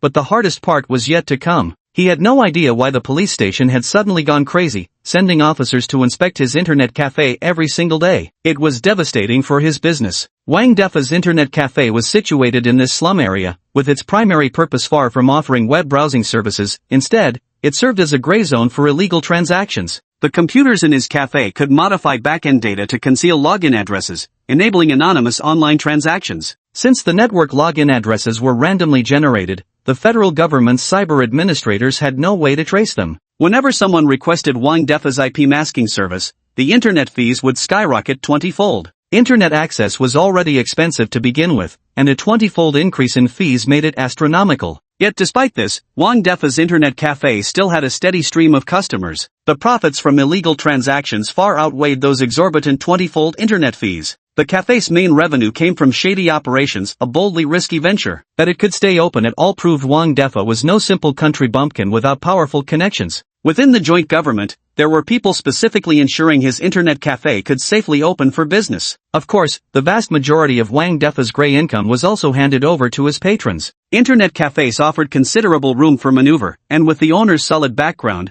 Wang Defa's establishment quickly gained a reputation in the surrounding area. It had been running smoothly for 5 or 6 years without any major incidents. Until a few days ago, when the police suddenly started patrolling and inspecting his place every day as if they'd gone mad. After rounds of inspections, apart from taking away a few of his special clients, they imposed no other penalties. Wang Defa had no idea what exactly the police department was trying to uncover. He called his backer to inquire about the real reason behind this. To his shock, however, even his backer seemed helpless about the situation. Let the police investigate if they want to, just stay out of it. What about the business? The person on the other end of the line sighed. Put the business on hold for now. There's nothing I can do. Boss, give me a hint, will you? I'm really worried that one day I'll be taken away by the cops, or disappear like the previous boss 3 years ago. That man's disappearance was an accident, don't worry about it. As for the police, it's complicated, someone took it to the higher-ups. Wang Defa froze, his heart instantly leaping into his throat. Our little operation, it's just small potatoes. How could it have reached the higher-ups? They weren't targeting our penny-ante business at all. So rest easy, the police won't give you any trouble.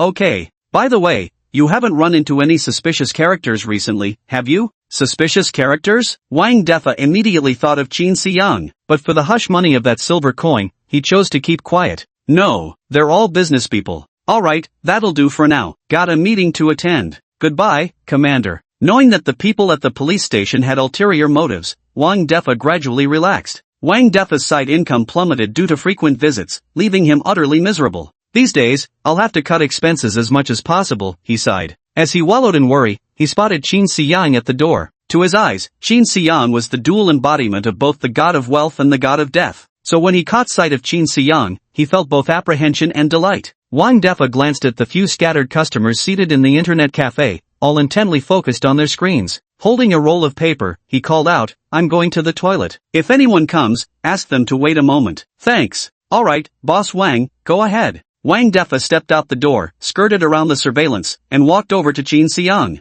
Greetings, Boss Wang. Oh dear, don't say that, you're my boss. As he spoke, Wang Defa offered Qin Xiang a cigarette. Qin Xiang waved his hand. We don't allow smoking here. Hearing Qin Xiang naturally use the word we, Wang Defa became even more convinced that there was a powerful group of sequence wielders backing Qin Xiang. Alright, if you carry the smell of tobacco during operations, it could cause trouble. Understood, understood. Qin Xiang pointed toward the warehouse location. Wang Defa took the hint, and the two headed toward the warehouse together. How's business lately, Boss Wang? Wang Defa sighed. Don't even ask. Those police dogs have been sniffing around like they caught scent of blood, inspecting every single day. Did you want to use the computers in the warehouse today? Qin Xiang sensed something amiss and cautiously asked, inspections every day? Should I maybe stay away for a while? Don't worry about it. The police have already conducted surprise inspections 3 times today, they won't be coming back. 3 times? That many? Yes. Usually it's once every day or 2, but today they must have gone mad, checked straight 3 times. So don't worry, it's absolutely safe tonight. Qin Xiang nodded, never imagining his theft of divine relics would cause such an uproar. But you'd best visit less frequently these days. Many of my customers have already been arrested. The police are watching closely, wouldn't want you getting dragged into this. Wang Defa cautiously reminded Qin Xiang, ostensibly out of concern for him, but in reality fearing that if Qin Xiang got involved, the organization behind him would hold Wang Defa accountable. Alright, don't worry. I'll finish using it tonight and probably won't be back anytime soon. Ah, that's even better. Once this storm blows over, you're welcome anytime. Qin Xiang smiled without saying a word. The gust of wind was stirred up by him. Once the wind passes, nothing remains unless he gets caught. After confirming there was no one around, the two slipped into the warehouse one after another. Boss Wang, there are actually a few things I don't quite understand. I was hoping to get your advice. Go ahead. I'm planning to register at the Sequence Ability Administration Bureau due to higher-up requirements. Wang Defa was stunned. You haven't registered yet? I've got so many things to handle. If my information goes public, wouldn't that make me too exposed? Wang Defa suddenly understood. Right, you're absolutely correct. But they just told me about this matter and left me to figure out how to register the sequence here myself. Since you're in this line of work, you must know more than I do. After all, a mighty dragon is no match for the native serpent. Hey, go ahead and speak your mind. Qin Xiang leaned closer to Wang Defa, staring straight into his eyes. I need to register a fake sequence. What hidden pitfalls should I watch out for in Sector 14121? Upon hearing this, Wang Defa immediately averted his gaze. Why ask me about such things? I'm just an ordinary person. The eyes don't lie. Your eyes tell me you know. Wang Defa's face twisted like a shoe sole. Boss, I beg you, don't make this difficult for me. I'm just a stinking bug. How dare I get involved in your business with the bureau? Qin Xiang sat on the chair and crossed his legs. Do you think that silver coin was easy to earn? Ha! You show your face here every day, living in constant fear, and in the end how much does your backer give you? I've handed you this much in one go, didn't you expect I'd have other tasks for you? Wang Defa swallowed hard. He knew money doesn't come easy, just as shit tastes bitter. Making a living to feed the family, nothing shameful about that. But he never imagined that the shit behind a single silver coin could turn out to be such a massive pile. Helping a sequence user deceive the Sequence Ability Regulation Bureau, wasn't that pure nonsense? If they succeeded, Qin Xiang might silence him to keep the secret. If they failed, Qin Xiang would sell him out, and the bureau would definitely come after him with lethal force. Is he out of his mind? Look, boss, let's not beat around the bush, please don't drag me into this mess, alright? Qin Xiang chuckled, then just give me the money. Wang Defa thought it over. Though a silver coin was a small fortune, it wasn't worth risking his life for. Gritting his teeth, he said, fine, I'll hand over that silver coin to you in a few days. Who said anything about 1 silver coin? Qin Xiang said coldly, you'll return my silver coin, and you'll compensate me for the 20 silver coins worth of goods our men lost here. That makes a total of 21 silver coins. What? Are you messing with me? 21 silver coins. Wang Defa would rather die than come up with that amount. So when Qin Xiang made his outrageous demand, Wang Defa panicked. Qin Xiang slammed the table. Fooling you? Do you know why they assigned me to register at the Administration Bureau? The cases I'm involved in could get me executed 800 times over. Registering there is an enormous risk. All because the 20-coin deal I was overseeing lost its goods at your hands. You think the higher-ups wouldn't punish me for that? If you just turned on the surveillance that morning, would I have needed to take this risk going to the administration? As Qin Xiang's furious rebuke rang out, Wang Defa's bravado instantly deflated again. I searched the entire internet cafe and couldn't find it. Besides, you don't even know what that thing is, how was I supposed to? Qin Xiang glared. If I knew what the damn thing was, why the hell would I need your surveillance footage? I'd just find it myself. I tell you, Wang Defa, if I can't register with the Sequence Abilities Management Bureau under a disguised identity, the first thing I'll do is wipe out your entire family. Wang Defa nearly dropped to his knees. Boss, please, let's be reasonable. If one man sins, should his whole family pay? Isn't this going too far? Reason with me? Qin Siyang snorted coldly. Do you even qualify? Wang Defa's face instantly turned ashen. Though he was a notable figure on the fringes of the safe zone, in front of Qin Siyang, a man with deep backgrounds and countless kills, he was insignificant, not even worth an ant's weight. There really was no reasoning to be had. If you have any method to disguise the sequence, spit it out now. My patience has its limits. Wang Defa cast a glance at Qin Siyang with his downturned, sorrowful brows, then lowered his head and thought for a beat. Finally, gritting his teeth,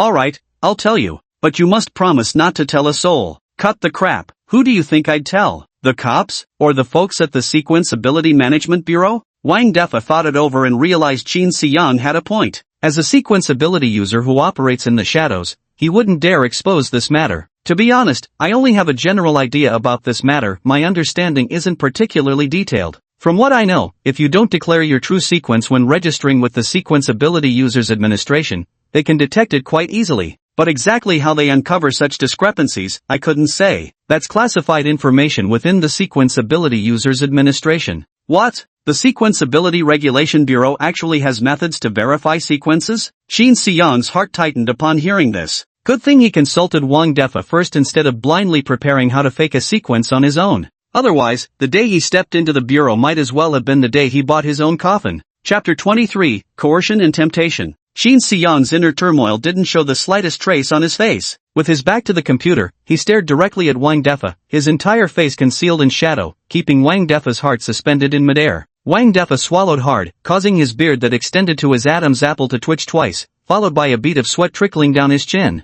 So, if you want to register a fake sequence with the Sequence Abilities Bureau, you can't just go directly. You need to find someone to help. Qin Siyang was shocked once more. How could someone within the Sequence Ability Management Bureau dare to help fabricate such a thing? Could it be that many people, like myself, don't want their secrets revealed to others? However, Qin Siyang didn't voice these questions aloud, knowing that Wang Defa, just an internet cafe owner, wouldn't have the answers. He only asked Wang Defa about things within his knowledge. Who should I talk to here? Boss, as for who you should look for, I really don't know. I'm not a sequence ability bearer, knowing this much is already hard enough for me. Qin Siyang sneered, if you don't know who to ask for help, everything you just said was pointless. Wang Defa hesitated for another moment, glanced at Qin Siyang in the shadows, and said, I don't know who to ask for help, but I roughly know who might reveal the inside contact in the Management Bureau. Name: Roy Liana, the blonde police officer at the police station. Roy Lina? Qin Siyang was not familiar with the people at the police station, as he had never interacted with any officers before. Or perhaps, they had secretly crossed paths before, mainly engaging in an anonymous battle of wits. Yes, Roy Lina. The reason I know about this is that about 3 years ago, she came to me one day and asked me to adjust her computer to use a hidden address. I thought she was quite pretty with her blonde hair and blue eyes, and I just wanted to know what she was doing here. So, you decided to spy on her computer? Yes. It seems Lu Daji's habit of snooping on customers was learned from his boss, Wang Defa.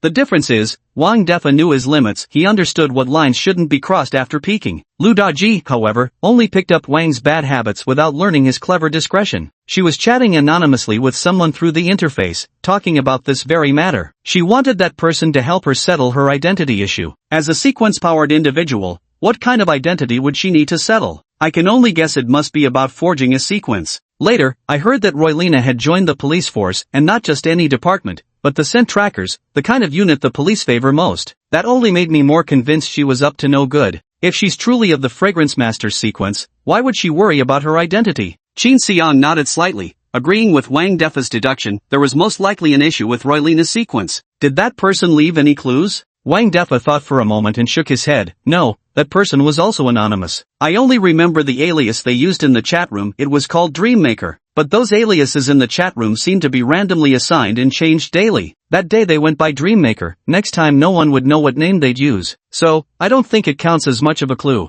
Qin Siyang pondered for a while, then asked again, what were the terms of their deal? A silver coin. Luo Yiliana placed a silver coin under a floor tile near the exit of a safe zone. After receiving the money, the person helped her forge the registration details. Didn't you try to sneak to that tile beforehand and steal Luo Yiliana's silver coin? Wang Defa laughed bitterly. Boss, I wouldn't dare. If I stole her coin, she'd definitely figure out I was spying on her, then my internet cafe's reputation would be ruined. You know how it is, this cafe is just my front. Most of the profits still go upstairs. If the people behind me found out I messed with their money flow for a quick buck, they'd skin me alive. You're quite clever indeed. Yet Wang Defa showed no delight at Qin Xiang's compliment. Instead, his tone carried a hint of resentful gloom. I'm just an ordinary person constantly dealing with sequence users. If I weren't sharp enough, I'd have died hundreds of times over by now. However, out of curiosity, I later took some time to visit that specific floor tile's location. Find anything noteworthy? Unless you're a sequence ability user, there's no way to get near that floor tile. Why?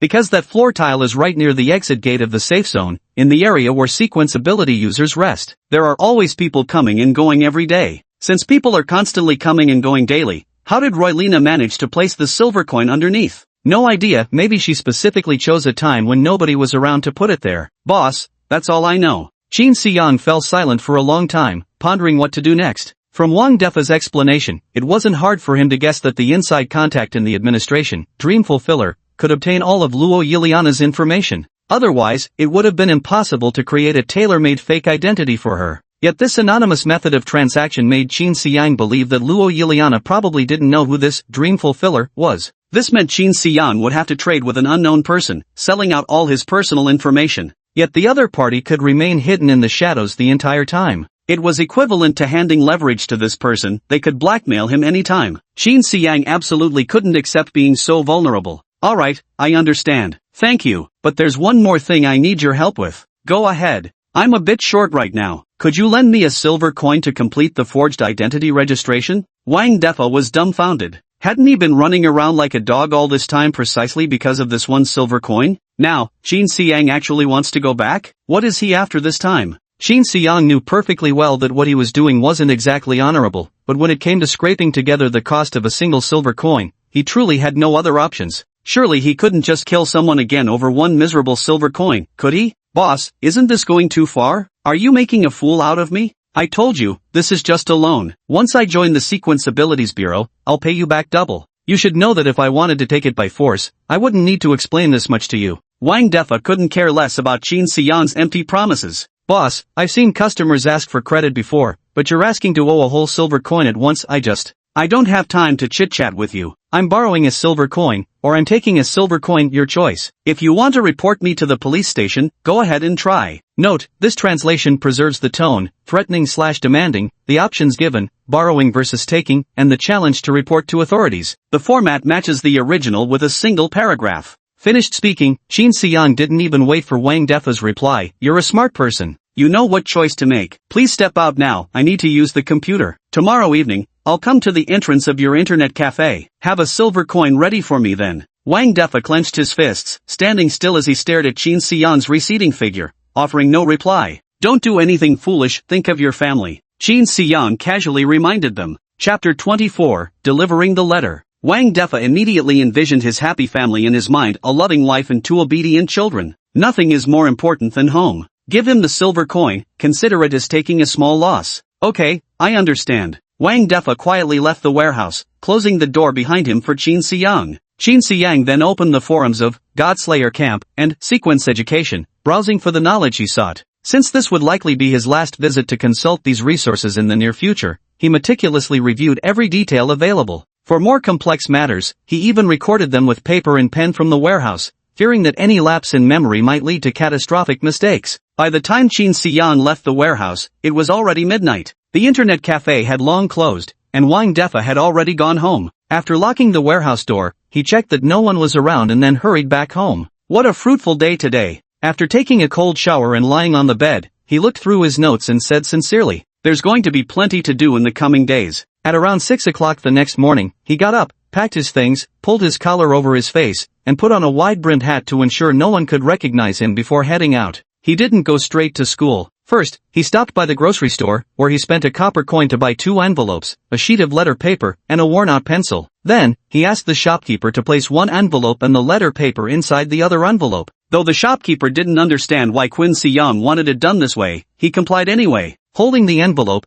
Qin Xiang followed the route he had looked up on the map the night before and walked to the police station, about a 30-minute journey from the school. Since it was still early, only 2 officers were standing guard outside the police station. The main gate remained half-closed, with few people coming in or out. He looked around, confirming the presence of a public mailbox in front of the police station, before allowing a faint smile to cross his face. Then he circled into the alley beside the police station. Here, there were quite a few homeless wanderers, mostly those who had entered society after high school graduation but failed to secure steady jobs in this impoverished area on the fringes of the safe zone. To make ends meet, they had sold the housing allocated by the Allied government, thus becoming homeless on the streets. Where there are vagrants, there are naturally also children who wander alongside them. Many homeless people, to avoid being burdened by their children, abandon them and seek opportunities elsewhere. Thus, Qin Siyang also spotted a few wandering orphans here. This made him reflect that his circumstances after rebirth weren't the worst after all. At least he could still go to school and have food to eat, unlike the children in this alley, who were born without hope. Though pity welled up in his heart, he could only sigh in vain, powerless to change any of this.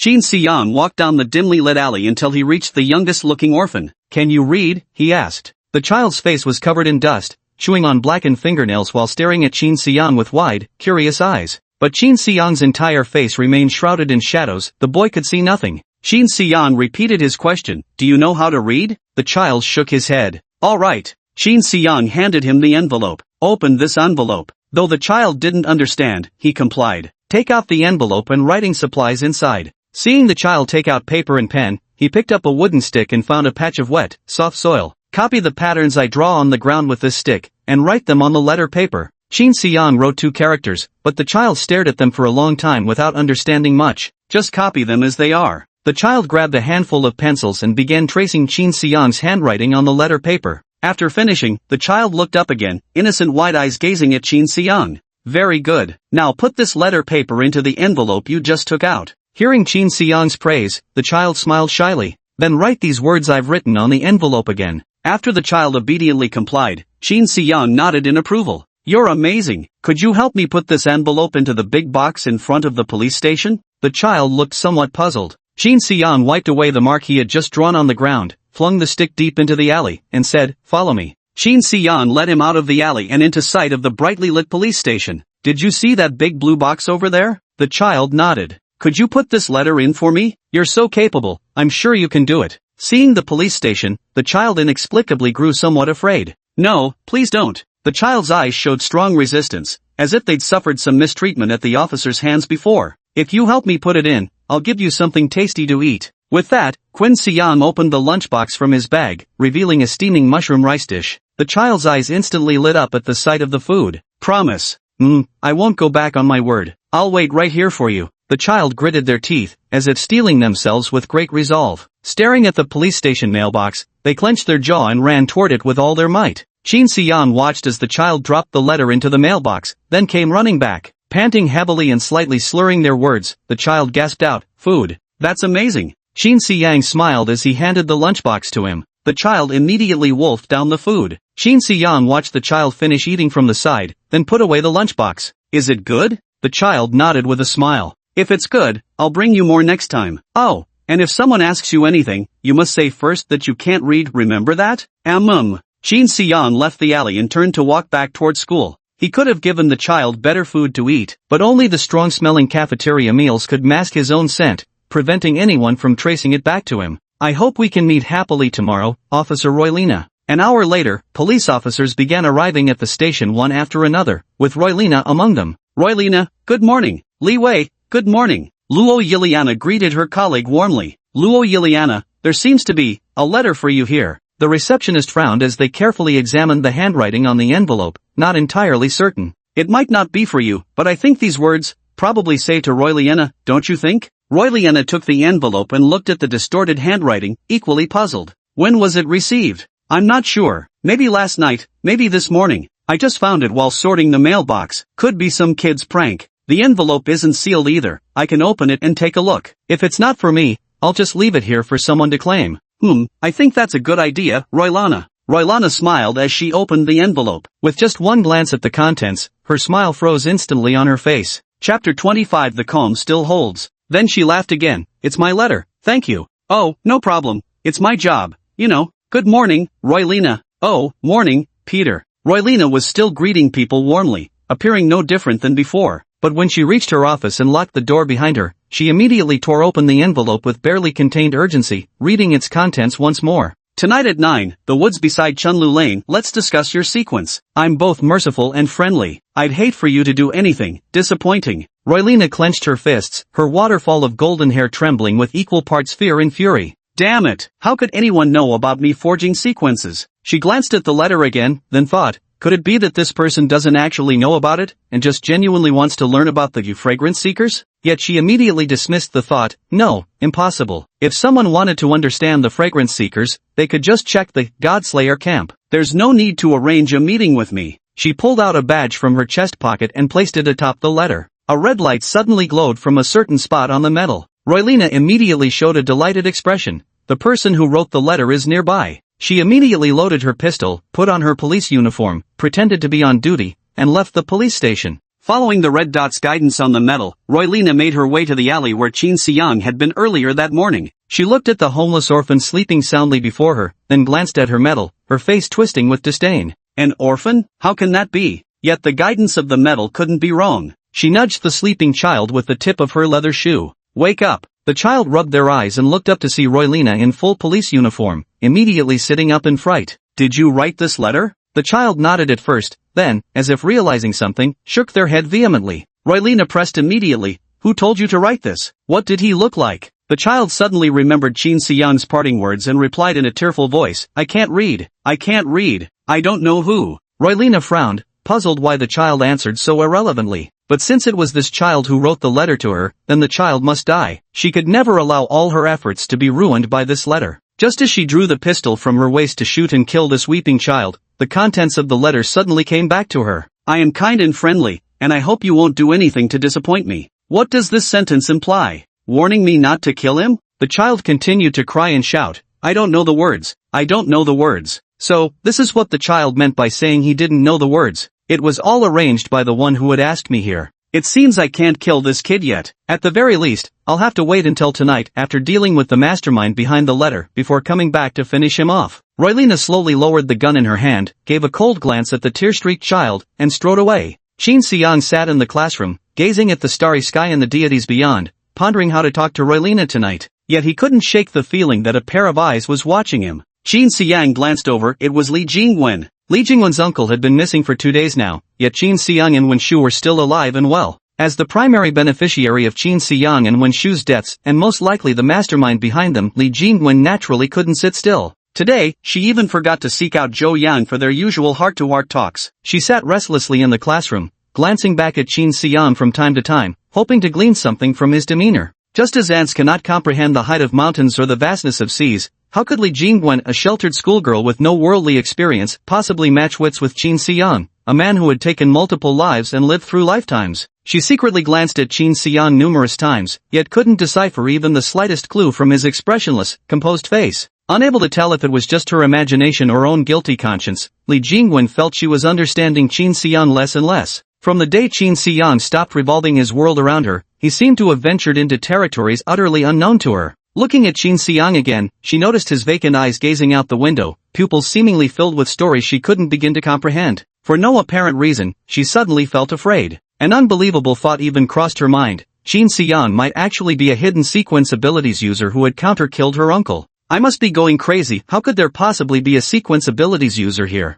Li Jingwen shook her head, convinced that her lack of rest over the past 2 days had led her to such a ridiculous notion. During recess, Zhou Yang took the initiative to approach Li Jingwen. Li Jingwen had suddenly stopped paying much attention to him, which left him feeling unsettled. So, he wanted to check if there was anything wrong with her. Li Jingwen. Li Jingwen glanced at Zhou Yang standing at the classroom door and felt a sudden flutter of nervousness. She quickly stole a glance at Qin Xiang out of the corner of her eye. Qin Xiang was still resting her chin in her hand, lost in thought, giving no reaction. If Qin Xiang hasn't actively tried to break up me and Zhou Yang, she probably doesn't know about Kuan Changlong's situation. It seems Kuan Changlong must have offended someone himself and got dumped in some stinking gutter. Li Jingwen thought this way, and her mood instantly improved considerably. Then she flashed her trademark sweet smile once more and dashed toward the classroom door. Zhou Yang, what brings you here?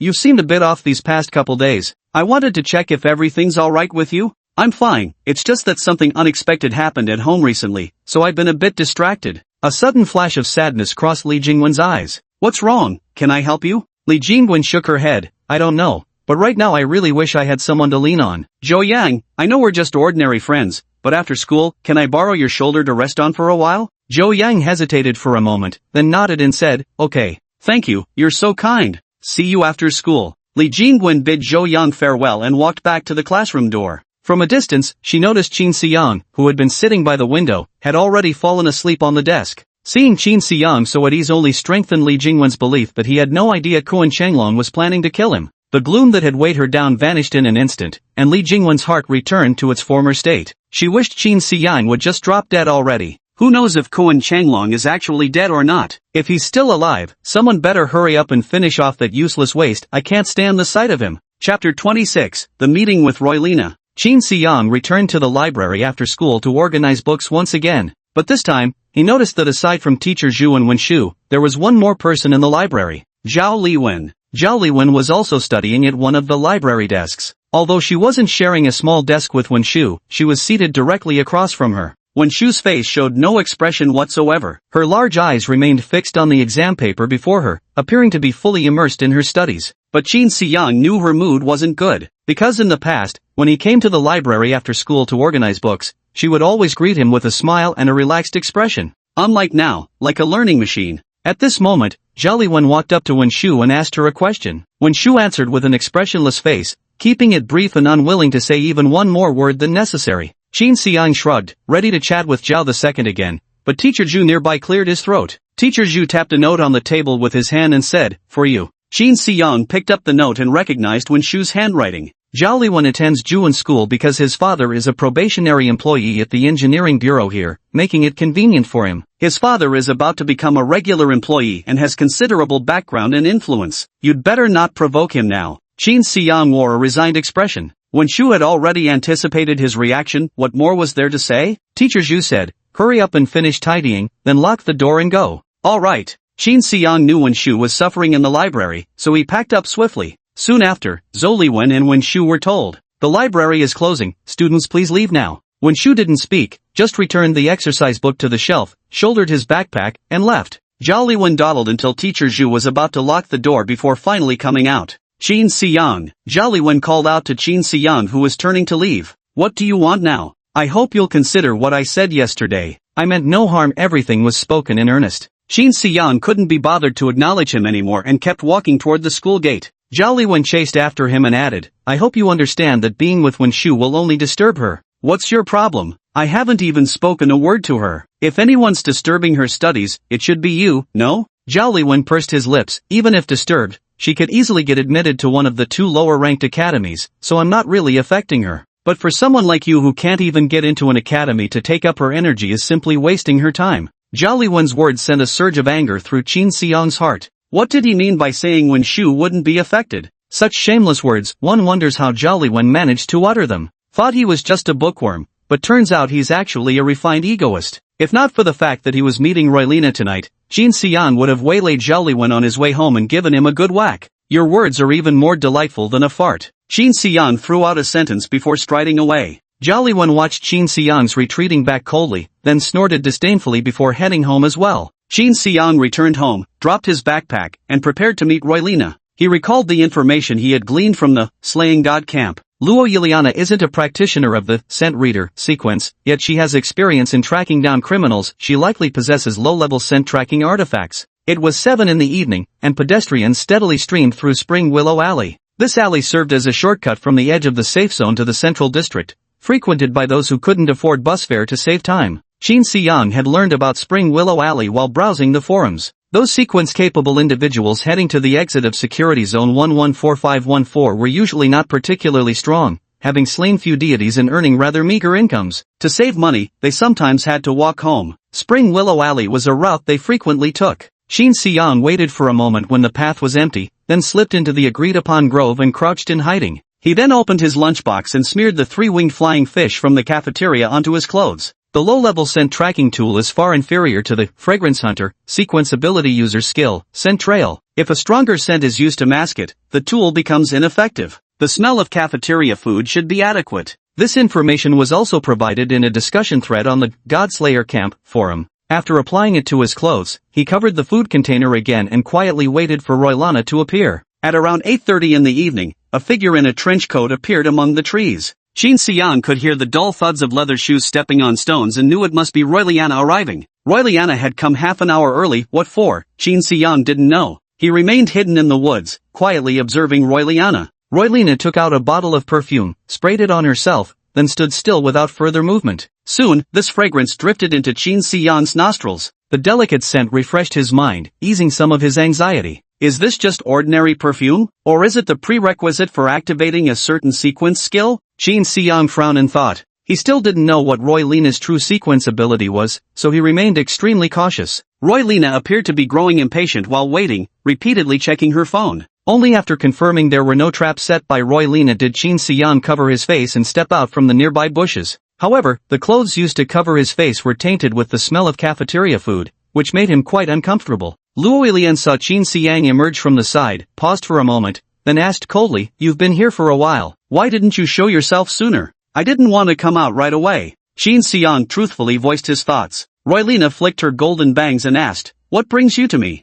"I need a favor from you." "Go ahead. Introduce me to the person who forged the sequence for you." Roylina's pupils suddenly dilated, but then she heard the masked figure opposite her speak again. "I advise you to take your right hand off the pistol beneath your coat. Once the gunshot rings out, if you fail to kill me, there will be no turning back." Roylina froze. She hadn't expected this person to see through her movements. What formidable perception and foresight! Roylina kept her hand on the gun. She had loaded the pistol before arriving, ready to draw and shoot at any moment. "You're very confident, but I don't believe your movements are faster than bullets." Qin Xiyang smiled and said, "Of course I'm not faster than bullets, but bullets require you to draw your gun and pull the trigger before they fire, right? I just need to be faster than you, that's all." Chapter 27, Initial Consensus Reached. Luo Yiliana looked at Qin Xiyang with a wary expression, clearly not believing his words. Qin Xiyang spread his hands. "I wouldn't have come to see you if I wasn't completely certain, so, I hope you'll have just a little patience and keep talking with me. What do you want?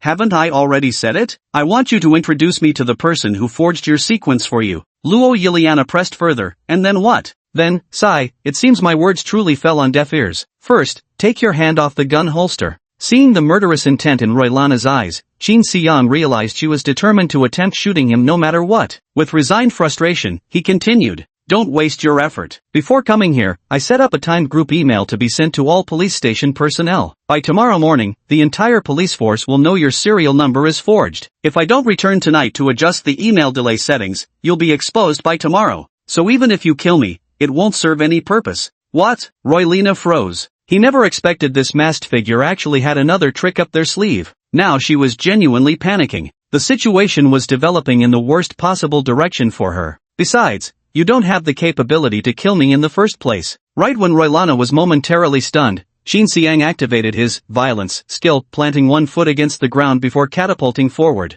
Roylana was a sequence ability user, and not even of the lowest rank. Her perceptual abilities and agility far surpassed those of an ordinary person. Yet even so, all she could manage was to witness Qin Xiyang closing the distance between them at terrifying speed, utterly incapable of reacting in time. Qin Xiyang snatched the gun from Roylina's hand in one swift motion, then leaped back 2 steps to maintain a safe distance between them. "What are you doing?" Twirling the gun in his hand, Qin Xiyang mocked with a grin, "I've explained at length, yet you refuse to believe. Now I have no choice but to prove it with actions." As he spoke, he turned the muzzle to point directly at Roylina, whose eyes instantly widened in terror. What are you trying to do?" she stammered. "I told you, I just want to talk. Now, I think you've calmed down enough." With that, Qin Xiyang lowered his gun. "Tell me, how do I contact that person?" Luo Yiliana glanced at Qin Xiyang, realizing he truly had no intention of killing her, and had no choice but to answer his question. "I didn't actually know who that person was. Another friend just told me he could help with registering the serial code. All I know is that he's a regular in the Psych virtual chat room. If you want to find him, just lurk there often."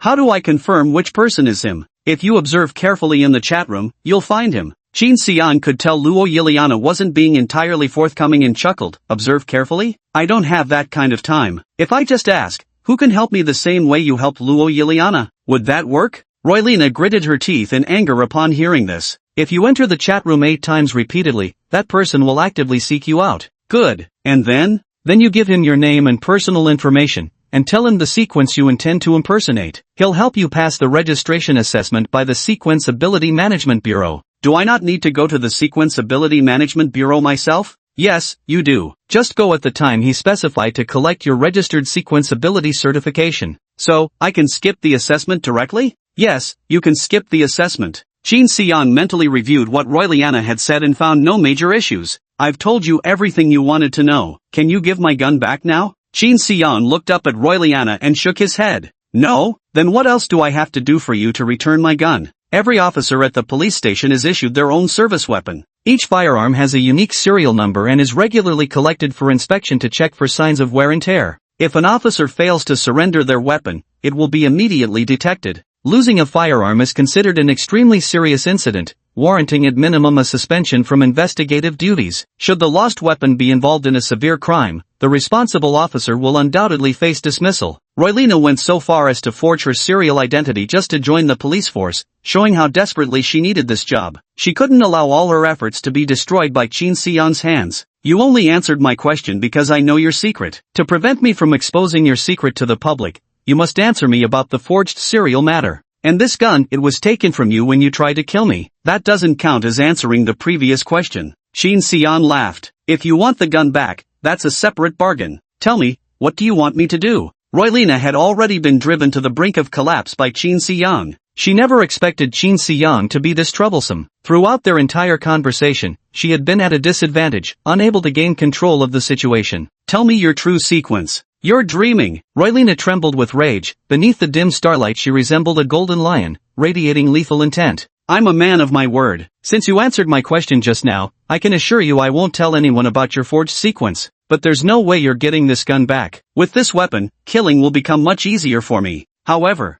I might need you to take the blame for me. You scoundrel. I never provoked you, why won't you let me go? Your true sequence. Tell me, and I'll return the gun. Do you have any idea how hard it was for me to become an officer at the police station? I even sacrificed my innocence for it. Your true sequence. You heartless devil. Must you destroy me to be satisfied? Sequence. No matter how Lorena raged and complained, Qin Xiang coldly repeated his question without a flicker of emotion. His words grew fewer and fewer, signaling that his patience was wearing thin. Luo Yiliana, if your next words aren't your sequence, I'll leave immediately. I can guarantee your low-grade scent tracking device will never catch my trail. Luo Yiliana's emerald eyes were already bloodshot from madness, appearing particularly terrifying in the dim forest. Standing opposite her like a detached observer, Qin Xiang, his face concealed, showed not the slightest emotional fluctuation. If not for the rhythmic rise and fall of his chest with each breath, one might have mistaken him for some peculiar humanoid statue. Chapter 28, Twists and Turns. Roylina gazed at Qin Xiang as a single tear traced down her cheek. Pleasurer. Ha! I said, my sequence is, pleasurer. After speaking, Luo Yiliana revealed a desperate smile. Qin Xiang watched as her spirit seemed utterly drained, finally understanding why Luo Yiliana had chosen to conceal her sequence identity. What made Pleasurer most infamous was precisely its sequence level 1 skill, Ultimate Pleasure. When used, it allows the designated target to experience ultimate pleasure within a certain period, creating an intense desire to engage in delights with the skill's user. Ultimate bliss is effective not only on humans but also on deities. When a pleasure seeker employs ultimate bliss, gods themselves will gather around them. There are only two final destinies for those who attain the pleasure seeker sequence. They become either playthings for the upper echelons within safe zones, or bait for hunting gods beyond the safety zones. Whichever option one chooses, it will lead to endless suffering. Thus, those who awaken as the joyful typically have no choice but to conceal their identity and live out ordinary lives. Once discovered, it would mark the beginning of irrevocable doom. This was also why Roylina concealed her sequence. Qin Xiang showed no expression but felt a hint of sympathy for her. Yet this sympathy ultimately remained controlled at an appropriate level, never allowed to grow further. Sympathy would cloud his judgment, he needed absolute ruthlessness for absolute certainty. After Roylina revealed her sequence, Qin Xiang didn't let the matter rest there. Looking at the already despairing Roylina, he continued, there's no one on the road now. So, please activate the ultimate pleasure skill on me. What are you trying to do? I must verify that you truly are the pleasure bringer. Qin Xiang reasoned that there would be times when he would need Roylina's assistance again. So he must seize Roylina's absolute secret. Roylina couldn't possibly earn Qin Xiang's trust just by declaring herself a joybringer and shedding a few tears. Are you determined to drive me into a corner? I've confessed everything, what more do you want from me? Roylina wept bitterly before Qin Xiang, her voice choked with tears. Yet Qin Xiang remained expressionless. Activate the ultimate bliss skill, or I'll leave with the gun. Seeing no fluctuation in Qin Xiang's voice, Roylina realized her tearful pleas were pointless. Fine, you win. Roylina wiped away her tears and smoothed her disheveled golden hair. I am not a pleasurer. How did you find out? Was my crying not convincing enough just now? Don't ask too many questions, you're not qualified. Tell me your sequence. Qin Xiang hadn't detected any acting from Luo Yiliana. His heart had genuinely softened for a moment. It's just that after getting burned once by Lu Daji, he'd become more cautious in his actions, determined to leave nothing to chance. I never expected Roylina would still be playing tricks. This golden-haired, blue-eyed police beauty truly runs deep. Roylina wore a helpless expression. Titan. My sequence is Titan. As she spoke, she revealed her hand. Without knowing what she did, her palm began expanding rapidly, instantly growing as large as the sofa in Qin Xiang's home. Then her palm seemed to deflate, returning to its original form. The G-Titan sequence allows one to enlarge a part or the entirety of their body, while also enhancing the strength of the enlarged portion. Typically, they serve as frontline shields in hunter squads, engaging deities in direct combat. However, the mortality rate of the Titan sequence is extremely high, because human bodies ultimately can't match the strength of deities. I didn't want to live a life of fear outside the safe zones, so I concealed my sequence identity and joined the police force. What I just used was the Titan sequence's rank 1 skill, partial enlargement. Only the Titan sequence can achieve this, so I wasn't lying. Roylina smiled at Qin Xiang and said, "Now can you return my gun to me?" Qin Xiang recalled the characteristics of various sequence ability users in his mind. Although he couldn't remember every skill of each sequence ability user, those whose bodies could grow in size seemed to belong only to the Titan sequence. Wait, no, there was one more. At this thought, Qin Xiang no longer felt the urge to leave and once again sank into silence. Roylina frowned. What now? Why haven't you given me the gun yet? I'm waiting. Wait for what? Wait 10 minutes. Until you release the G-Titan sequence level 1 skill, local enlargement, again. Roylina's eyes flickered with a trace of shock. What do you mean by that? I need to confirm whether you're truly of the Titan sequence or just happen to mimic the partial enlargement skill. Deceiver. If I recall correctly, the Deceiver sequence can imitate skills they've witnessed, but only their outward appearance, not their essence. And what's more, you can't mimic the same ability consecutively. Roylina's previously relaxed smile vanished in an instant. You're really stubborn, aren't you? So what? Roylina slumped dejectedly against a nearby tree. You're right. I'm of the Deceiver sequence. To prove she wasn't lying this time, a colorful mask suddenly appeared on her face. This was an ability from the Shaman sequence. Qin Xiang nodded in acknowledgement. Luo Yiliana was indeed of the Deceiver sequence. He'd finally managed to pry that out. However, the process had been unnecessarily convoluted. Several times he'd nearly been fooled again. Your Mandarin is excellent, even brimming with emotion. You almost fooled me. A tool for survival must be mastered well, nothing worth praising. You're impressive. More so than any colleague or criminal I've ever dealt with. Roylina sincerely praised Qin Xiang. In front of you, I feel as powerless as an infant. Every lie I tell gets mercilessly exposed by you. The last time this happened was when I first met Inspector Olive. Qin Xiang had gotten the answer he wanted, and he no longer intended to waste any more time in the woods with this lying policewoman. I'm leaving first. I'll leave your pistol on the trail in the woods. 3 minutes after I'm gone, follow my path, and you'll find the gun. Fine, I got it. Just disappear already. I really don't want to lay eyes on you for another second. You cunning, deceitful devil. Qin Xiang shrugged. At least I never lied to you from start to finish, right? Noble and honest Luo Yiliana? Roylina snorted but didn't answer. Qin Xiang turned to leave in high spirits, casually retrieving his lunchbox hidden in the bushes. You're clever, but you'd better watch yourself, Roylina cautioned from behind him. Don't ever fall into Olaf's hands. Otherwise, I'll be implicated too. Olaf, huh? Noted. Thanks. Chapter 29 Exile. Qin Xiang didn't return home immediately. First, he found a secluded corner to strip off and burn his clothes. He remained concerned that the scent clinging to this garment could be traced, despite having thoroughly doused it in pungent cafeteria sauces. Staring at the coat gradually turning to ashes, Qin Xiang let out a sigh. It hasn't been long at all, and I've already burned 3 or 4 coats. If this keeps up, I'll have to wear short sleeves in this freezing world. Most of these coats were picked up from the garbage dump after others had discarded them. Not a single one was bought with money. But the days without money might still last for a while. Make some time to visit the garbage dump again, try to strike gold.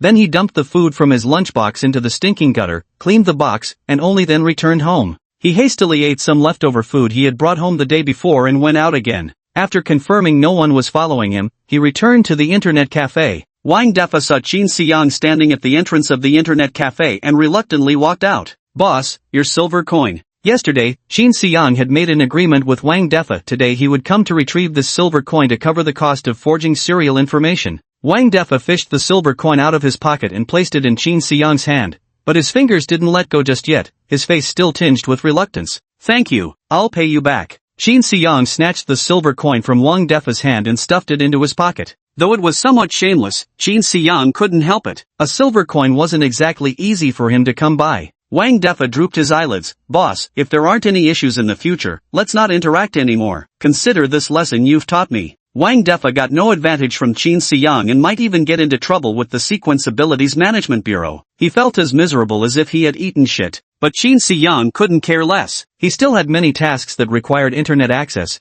and Wang Defa's internet cafe was the only safe way for him to get online. How could I stay away? Qin Xiang said, I still need to use the computer in your warehouse tonight. What? You're coming again? The police haven't come to inspect today yet. It's already 10 o'clock. Won't your internet cafe be closing soon? Why are you still worried about the inspection? Wang Defa pursed his lips and remained silent. Don't worry, I won't shortchange you, but you'll have to wait until I get through this rough patch first. Qin Xiang patted Wang Defa on the shoulder and then headed to the warehouse. Wang Defa pounded his chest in fury when he saw Qin Xiang enter the warehouse. Damn it! Someone kill this bastard. Qin Xiang sat down at the computer and immediately logged into the Ashika virtual chat room. The Ashika virtual chat room was an online space for making friends. What set Ashika apart from other chat rooms and kept it consistently popular was its use of network address concealment technology. Here, everyone remains anonymous, with login addresses completely concealed. No one knows who truly inhabits this chat room. Not even the back-end staff of Ashiko can trace the identities of visitors within the chat room.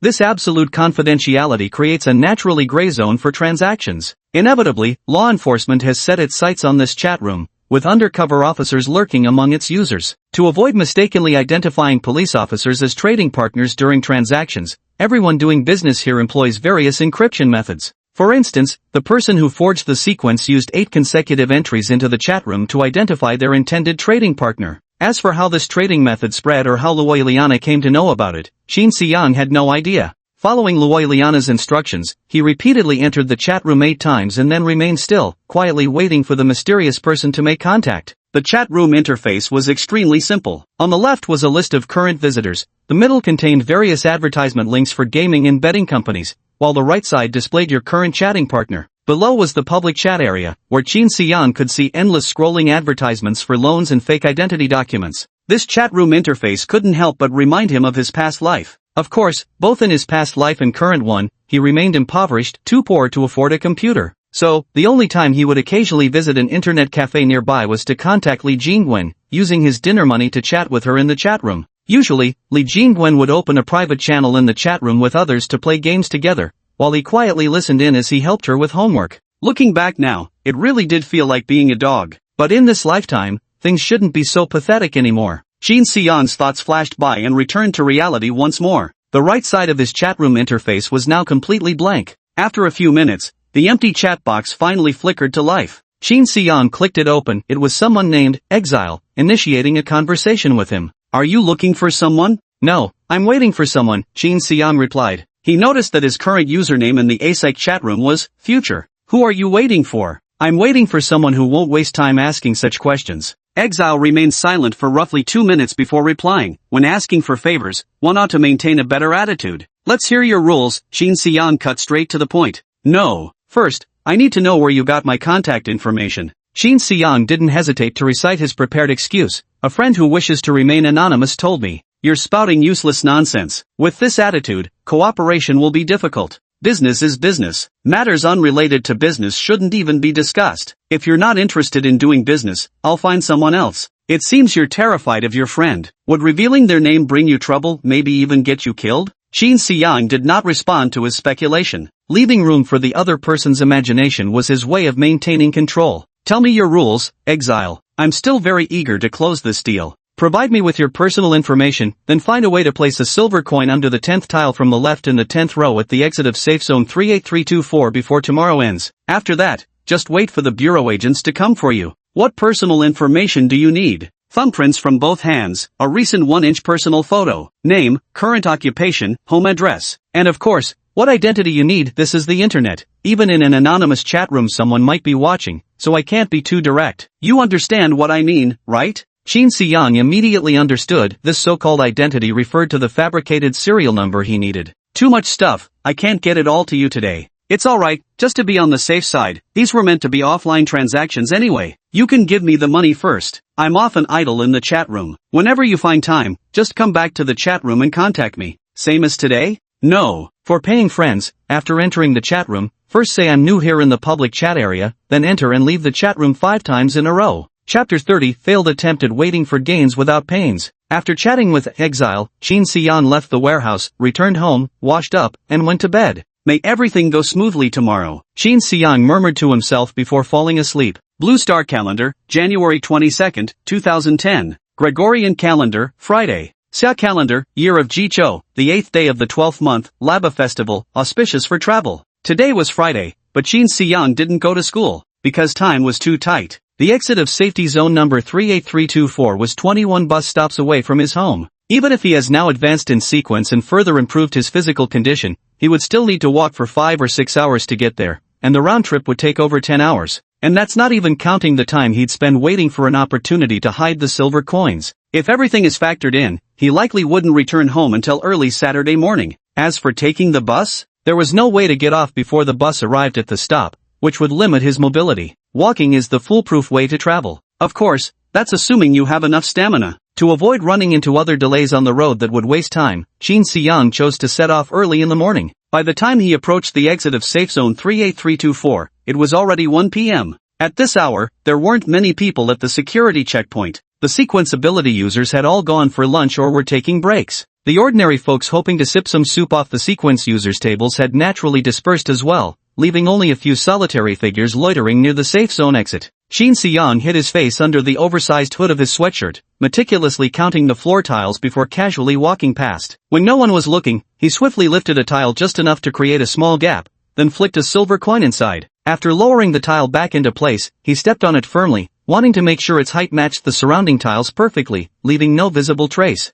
Thud, thud. Hearing 2 muffled sounds, Shin Se-yeon confirmed the tile was securely in place before turning to leave. Next, Shin Se-yeon found a corner where ordinary people gathered to rest. Many ordinary people were either sitting or lying here, seizing the chance to rest, because when the sequencers began leaving the safe zone to hunt gods, they too would have to get busy. The place was extremely crowded, with this small area accommodating over 1,000 people, all because it was very close to the safe zone's exit. If a sequencer were to arrive, they could spot them just by looking up. Although the areas near the safe zone exits were colder, many people huddled together could help shield each other from the biting wind. Besides, compared to the chance of turning their lives around, what did a little cold matter? Shin Se-yeon carefully maneuvered through the crowd of people napping on the ground at noon, squeezing into a spot barely wide enough to stand. Then, under the disapproving gazes of those around him, Shin Se-yeon plopped down on the ground just like everyone else. He took out the lunchbox from the bag and began wolfing it down. As soon as the lunchbox opened, the expressions of those around him turned disdainful.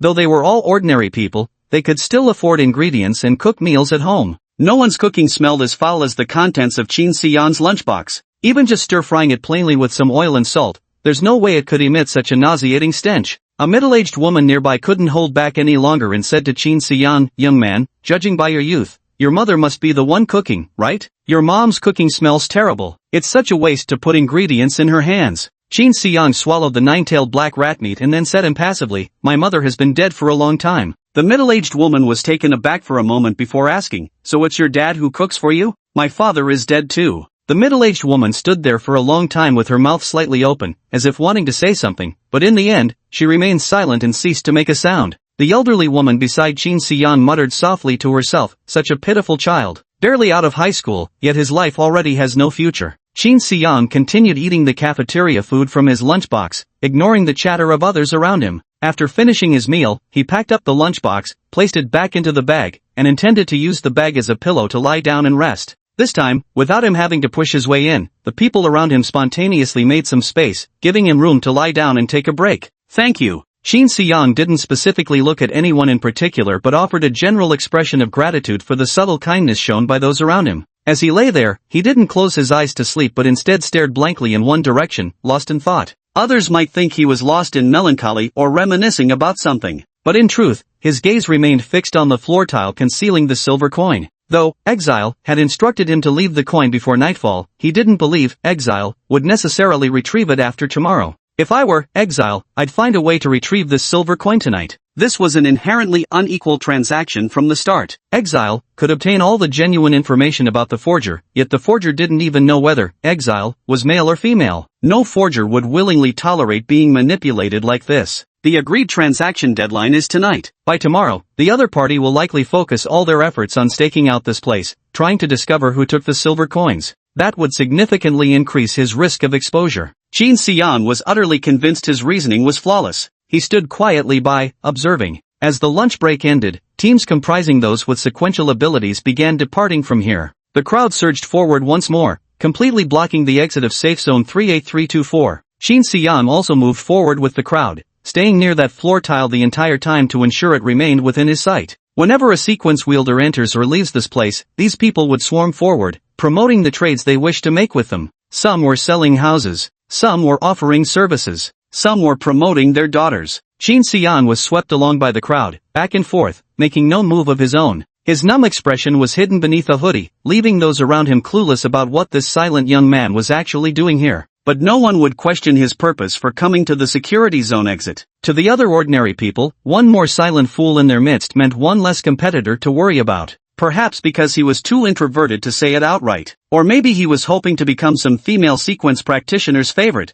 but hadn't found the right target yet. Qin Xian's thoughts went unnoticed and uncared for by anyone. Everyone who came here carried strong convictions and clear purposes, hoping this would be their lucky break. Who had time to spare for an idle bystander? Thus, Qin Xian, moving like a puppet without any volition of his own, was carried by the ebb and flow of the crowd until he miraculously found himself at the edge of that very pavement stone. He deliberately maintained a certain distance from this floor tile, only keeping it within his line of sight, all to avoid alerting anyone. Yet as the crowd surged, he unexpectedly found himself right beside the tile. Never mind, it's just a coincidence anyway. If I suddenly dodge away now, it might actually make me look suspicious. Qin Xian continued to maintain his passive demeanor, allowing himself to be carried along by the crowd. At last, he was pushed onto this floor tile, stepping onto it with one foot. Thud. Chapter 31, The Thief Sequence. His foot landed on the stone slab, producing a faint sound. Qin Xian immediately widened his eyes. When he had hidden the silver coins beneath this floor tile before, stepping on it didn't make the sound.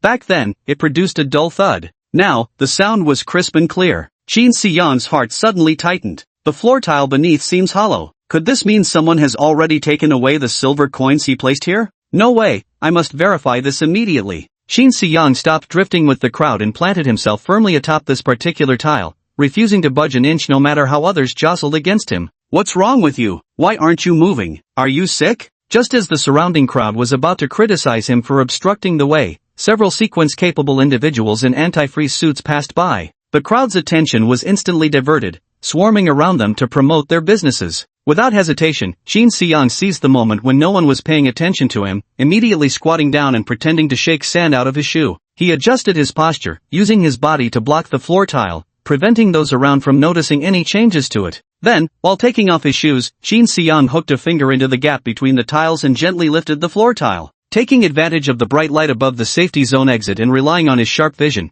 he saw that beneath the tile had indeed formed a shallow, fist-sized depression about half a centimeter deep, and that silver coin had already disappeared without a trace. Qin Xian set down the floor tile nonchalantly, then froze in complete shock. Despite his constant vigilance, someone had still taken the silver coin. How is this possible? He had only placed the coin there 2 or 3 hours ago. How could it already be gone? Could it be that the person who took the coin had been secretly watching him the whole time, and retrieved it the moment he placed it there? Qin Xian clenched his fists, trembling with rage. From start to finish, the floor tiles had never been pried open. Telekinesis? It seemed this silver coin had been taken unnoticed by a sequence wielder's ability. He scanned the frenzied crowd around him, trying to locate the sequence ability user hidden among them. But it was like searching for a needle in a haystack. How could he possibly find them? Qin Xian quickly steadied himself, thinking of a solution. If he gave up now, he would be left at the mercy of exile. No! After the incident with Lu Daji, Qin Xian would never again allow himself to leave such vulnerabilities in others' hands. He spent money to get things done, not to hand others leverage against him.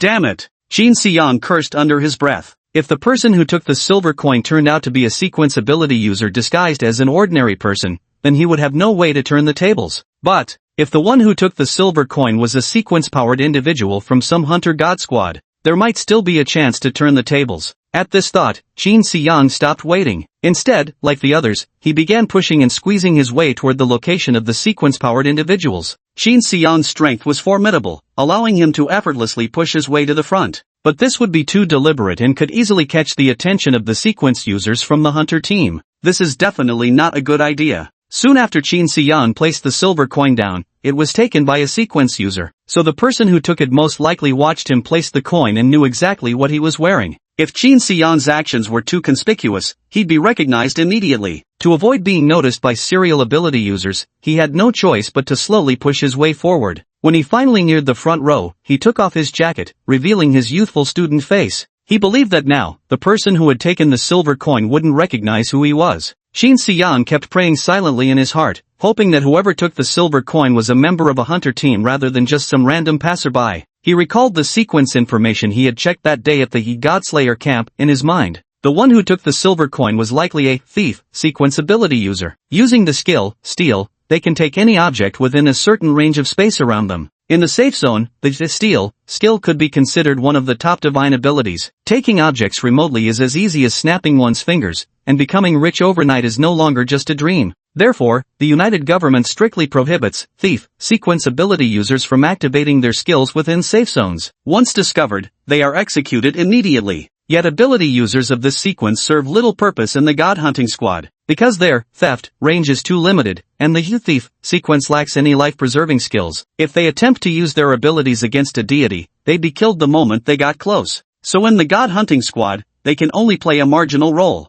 Qin Xiang mentally reviewed all the intelligence about the Yi Thief sequence, then gradually grew resolute in his gaze. In a divine hunting squad, the one walking on the outermost edge with the humblest demeanor is most likely from the Yi Thief sequence. After identifying the sequence of the person who took the silver coins, a profile matching their characteristics began to take shape. With every sequence-capable squad that passed by, he would carefully observe the expressions of the team members. If the team members were chatting casually and at ease, he would pay less attention. If a team had someone standing silently on the sidelines or constantly laughing to curry favor, Qin Xian would devote more attention to carefully listening to their conversations. Several Hunter God squads passed by, all discussing the recent battle outside the safe zone. Listening to their conversations, Qin Xian found no trace of anyone from the Yi Thief sequence and couldn't help feeling somewhat disappointed. Just then, another Hunter God squad moved through the crowd. The members of this squad, unlike the teams that had passed by earlier, didn't seem to care much about the battle with the deities. They were eagerly planning where to go for drinks and relaxation at the nearest bar. One lean young man in his early 20s spoke up, "Guys, I won't be joining you for drinks later."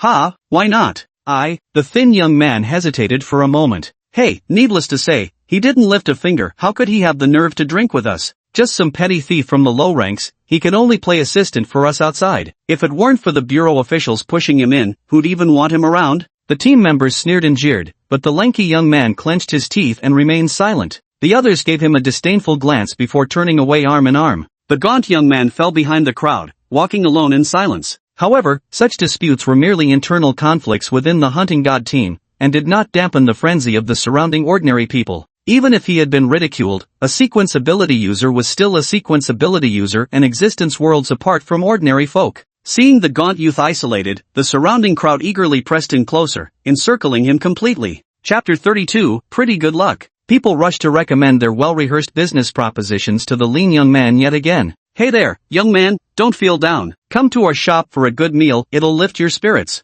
I won't charge you a dime, just take a photo with me. How can eating solve your troubles? In this life, you still need to find the right partner. My daughter just graduated from high school, young, beautiful, kind-hearted, and obedient. She took one look at you and said she'd marry no one else. Young man, won't you meet her?" Don't listen to him, young man. Sticking to one woman your whole life is downright boring. Come to Auntie here, women in their teens, 20s, 30s, take your pick. I guarantee you'll have a good time tonight. If you prefer someone mature, Auntie can keep you company too. These people jostled and pressed around him, their faces twisted with excitement and greed. They shoved desperately at those around them, each trying to claim the prime spot for themselves. The ordinary crowd clamored loudly around the gaunt young man in his antifreeze suit, hoping to catch his attention. Everyone dreamed of turning their stagnant lives around, each convinced that this sequence-powered individual might be their ticket to success. Saliva flew freely from the shouting crowd, some of it landing on Qin Xian's face, leaving behind a foul fishy stench. The odor, mingling with the persistent reek of sweat surrounding him,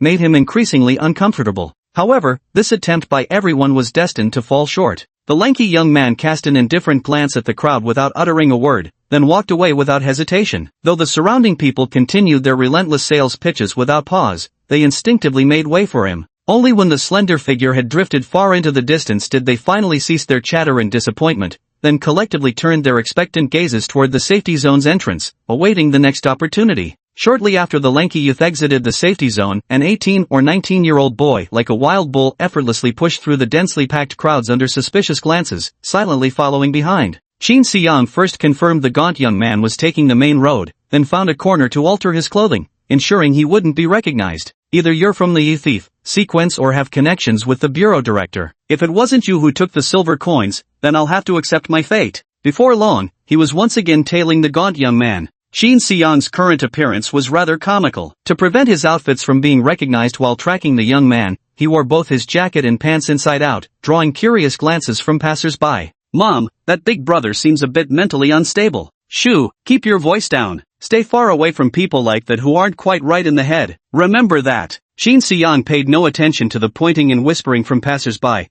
because he had only one goal, the thin young man not far ahead. As if hearing the pedestrians' comments, the gaunt young man also halted his steps and glanced back at Shin Se-young. Yet he didn't seem to recognize Shin Se-young, merely casting a scornful glance before continuing on his way. The two walked one after the other along the main road. Dim streetlights alternately illuminated the two silent figures, as if narrating a story nobody cared about. As pedestrians gradually thinned out, they reached a secluded alley entrance where only the pair of them remained. Shin Se-young remained following behind the lean young man. Even someone as slow as the lean young man couldn't help but sense that something was amiss. The lean young man slowed his pace, intending to let Shin Se-young pass by him. Shin Se-young didn't seem to be tailing him after all, maintaining his original walking speed steadily. The slender young man glanced over and noticed Shin Se-young appeared to be only 18 or 19 years old, either still a high school student or having just graduated a couple of years prior. No matter how he looked at it, the boy seemed inexperienced in worldly affairs and posed no threat whatsoever. He concluded he had been overthinking.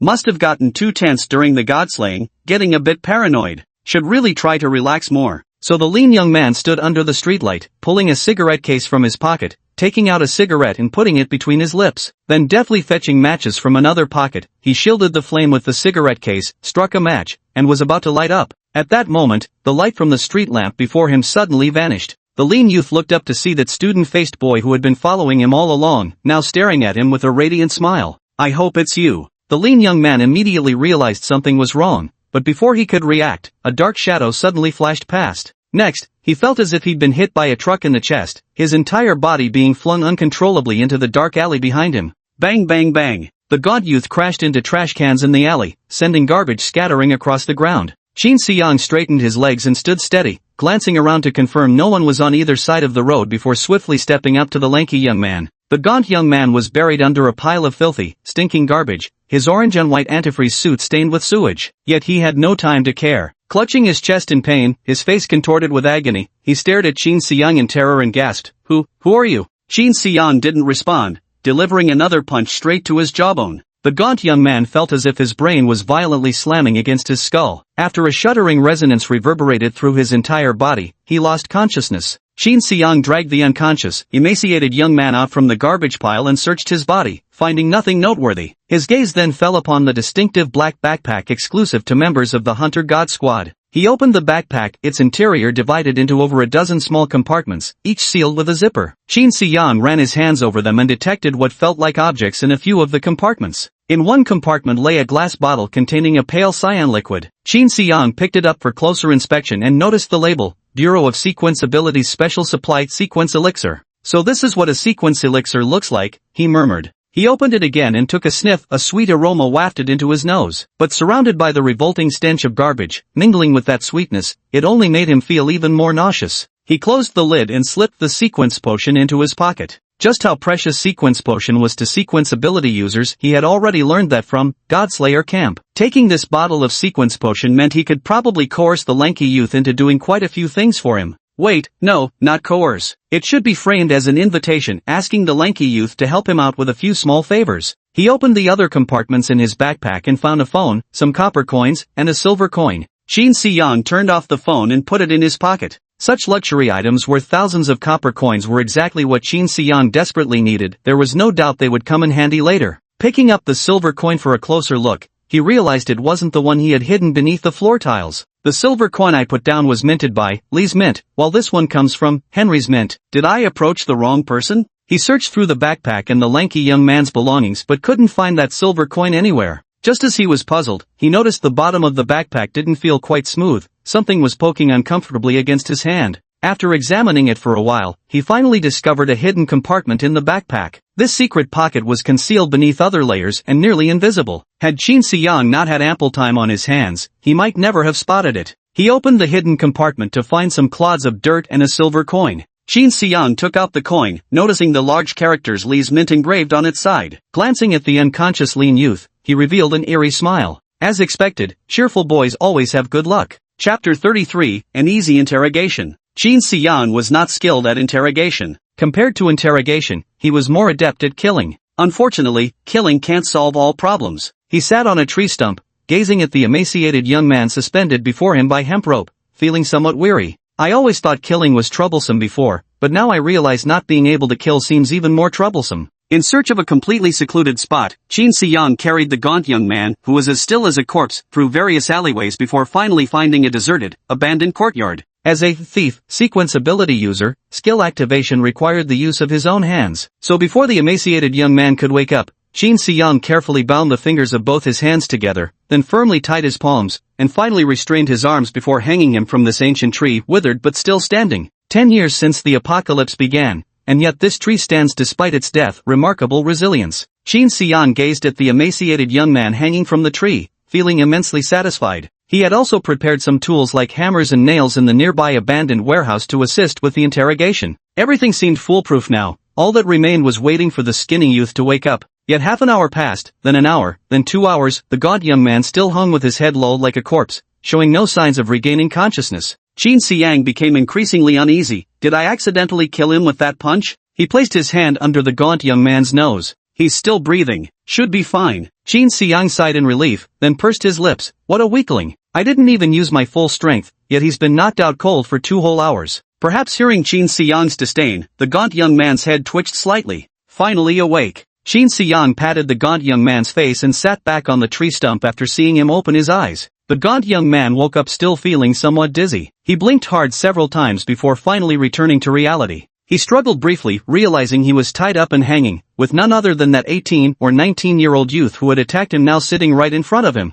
His eyes instantly widened. Who are you? How dare you attack a sequence ability user? The moment this lanky youth spoke, Qin Siyang felt slightly more at ease. Good. He sounds a bit dim-witted. Shouldn't be too hard to extract useful information from him. Who else could attack a sequence ability user? Another sequence ability user, of course. Qin Siyang didn't answer. Instead, he took out his own silver coin. This coin was placed by me. You dare to follow me? Do you know who my uncle is? Who's your uncle? Chief Qian Wendao of the Information Department at the Sequence Capability Management Bureau. Qin Siyang was completely dumbfounded upon hearing this. Was it really this smooth? Shouldn't this gaunt young man have resisted stubbornly, refusing to reveal the mastermind? Shouldn't he have needed to alternately threaten and coax him, only to get a false answer at first, then keep applying torture before finally extracting the truth? The moment the gaunt youth opened his mouth, Qin Siyang knew his brain wasn't working properly, but never imagined it would be so troublesome. Qin Siyang sighed. Your uncle is truly blessed by 8 lifetimes of good karma to have a nephew like you.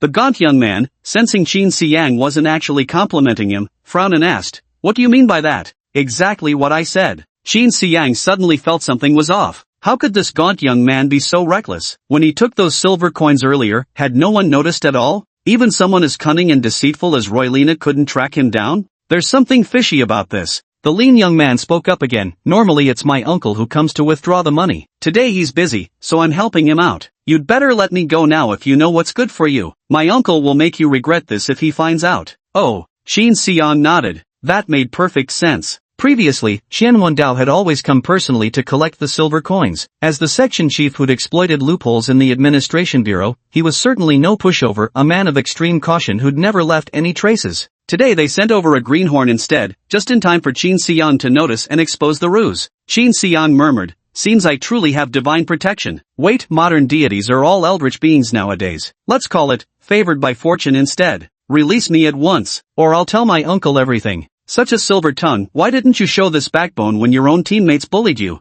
I can't be bothered to argue with them. Qin Siyang shook his head. You're afraid of offending them and getting kicked out of the team. They merely have the power to remove you from the team, and you don't dare speak a harsh word. Yet I'm someone who could kill you, and you still dare to threaten me? Qin Siyang gave him a cold smile and said, I really don't know how you've survived this long. Maybe it's truly because you have a good uncle. You're going to kill me? The gaunt youth's eyes wavered, his face clearly betraying panic. At that moment, he actually detected murderous intent in the eyes of this 18-year-old boy. Those icy, sharp eyes sent chills through his entire body. Despite being wrapped in thermal protective gear, he suddenly realized this boy before him had likely killed before. My uncle is Qianwen Dao. If you kill me, my uncle will absolutely avenge me. Hearing the lean young man's words, Qin Xiang could no longer restrain himself and burst into laughter with a pfft. What are you laughing at? Didn't your uncle tell you what kind of money this silver coin is? The lean young man swallowed hard. No, but I know it must be because you have some business to ask of my uncle, so you gave him a silver coin as payment.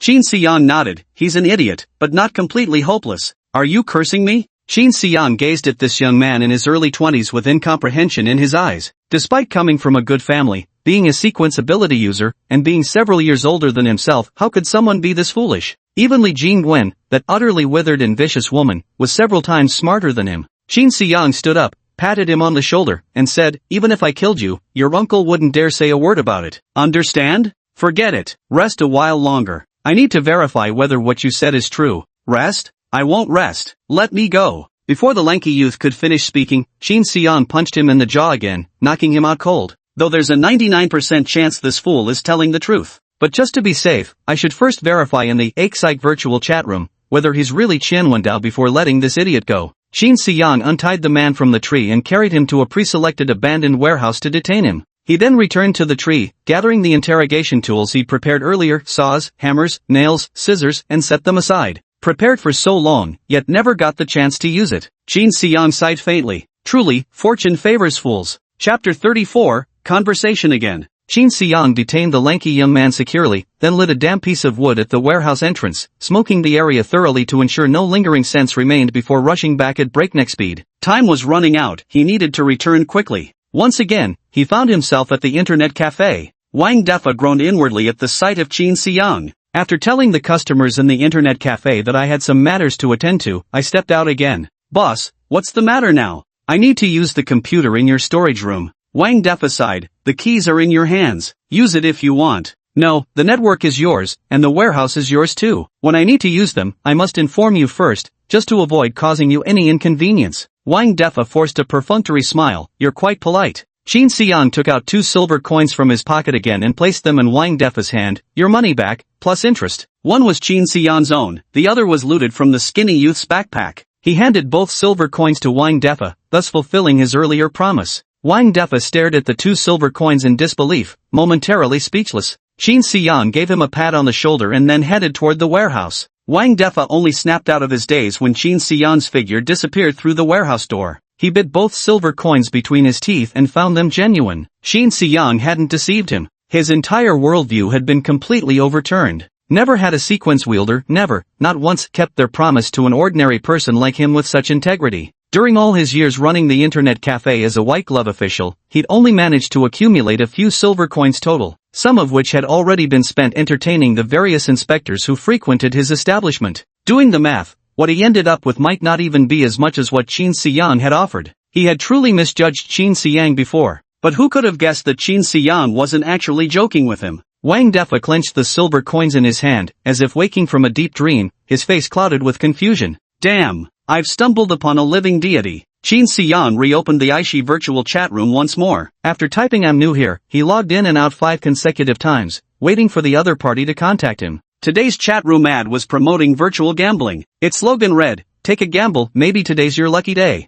Talk about perfect timing for that slogan, he mused. Qin Xiang smiled. Although he had no intention of participating in online gambling, he genuinely felt that his luck was unusually good today. The random alias assigned to him in the chat room today was Counter-Strike, which made him feel as though everything was predestined. After a while, a dialog box flashed on the right side of the chat room. Qin Xiang clicked on it. It was from a user with the alias Corner. Have you already transferred the money? Qin Xiang replied, yes. Good. You can send me your personal information now. However, I don't think you'll manage to get that silver coin. Corner replied with a smiling emoji. You think there are too many people coming and going there for me to lift the floor tile and retrieve it? Don't worry about that, I'll figure something out. No, what I mean is, the person who withdrew the money for you might not be able to return. The chat dialogue fell silent again for a long while. After a lengthy pause, Corner finally sent another message. What do you mean? Qin Xiang thought for a moment, then smiled as he typed out a line. He said his uncle was there, so I wouldn't dare kill him. Well then, let's pick a place to meet and discuss whether he lives or dies. I'm quite curious, will you truly protect such a brilliant nephew of yours? This time, Corner seemed to have frozen, not replying for half an hour. Shin Se-young noticed, Corner's name was still blue, not grayed out, indicating he was still online, perhaps just needing time to process what Counterattack had told him. Shin Se-young rested his arms behind his head, idly staring at the screen. I wonder what Section Chief Chien is up to. Are you staring coldly at the screen, or smashing things in the room? After another 10 minutes or so, Corner finally sent another message. Meet me tomorrow at 9 a.m. in the abandoned building next to the exit of Safe Zone 38324. You seem to have misunderstood the situation. The time and place of the meeting should be decided by me. Wall Retreat immediately responded. What are you thinking? You ask me for a favor, then nitpick? If you hadn't sought me out first, I wouldn't have bothered talking to you at all. Where I say to meet is where we'll meet. And don't forget to bring my nephew. Plus, don't even think about holding back that silver coin you promised for my help. Shin Se-young chuckled. Dear uncle, the one who types more isn't necessarily the one who's right.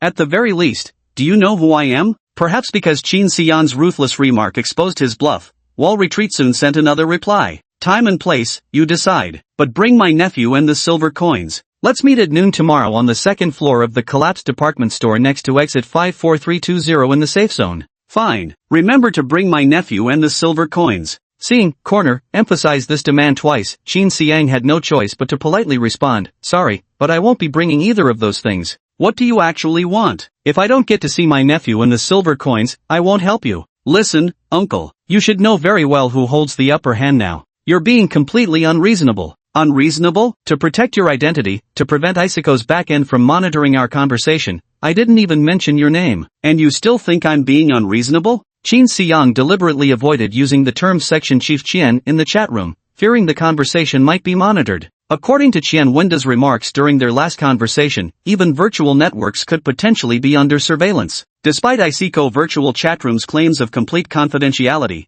it still failed to inspire absolute trust. An offline transaction, just between two people, each holding leverage over the other, was the only foolproof guarantee. So at that time, Chen Wendao only asked Shin Se-young to place the silver coins in a certain location without mentioning the specifics of the transaction, and suggested it would be best as an offline deal. This time, Chen Wendao again only stated the time and place of the transaction without revealing its contents. This way, even if someone was monitoring, they wouldn't understand what they were discussing. The Aishi chat room had tens of thousands of daily visitors. Comparatively, transactions involving larger groups of people or more significant sums were more likely to attract monitors' attention. Deals as vague as those between Shin Se-young and Chen Wendao were countless. No one would focus their attention on them. Cautious Shin Se-young, having suffered a loss at Lu Daji's hands, now strives to leave no room for error. Chapter 35, Police Station Raid. Corner replied again, alright, I take back what I just said. How can I see my nephew then? Complete the transaction, and I'll naturally send him back. If you want to enlist the help of the police department's scent tracker, sequence holder to try and find him, I don't mind, but I hope you're prepared to bear the consequences of doing so. Are you threatening me? This is just a suggestion, not a threat. By the way, I've already sent a timed email about your situation. If my business isn't finished by this weekend, or if I die on the way to our transaction, many of your colleagues will know about your affairs. You know it's easy to find your colleagues' email information. All personnel information of the Sequence Ability Management Bureau is publicly available online, serving both to facilitate public oversight and to make inquiries easier.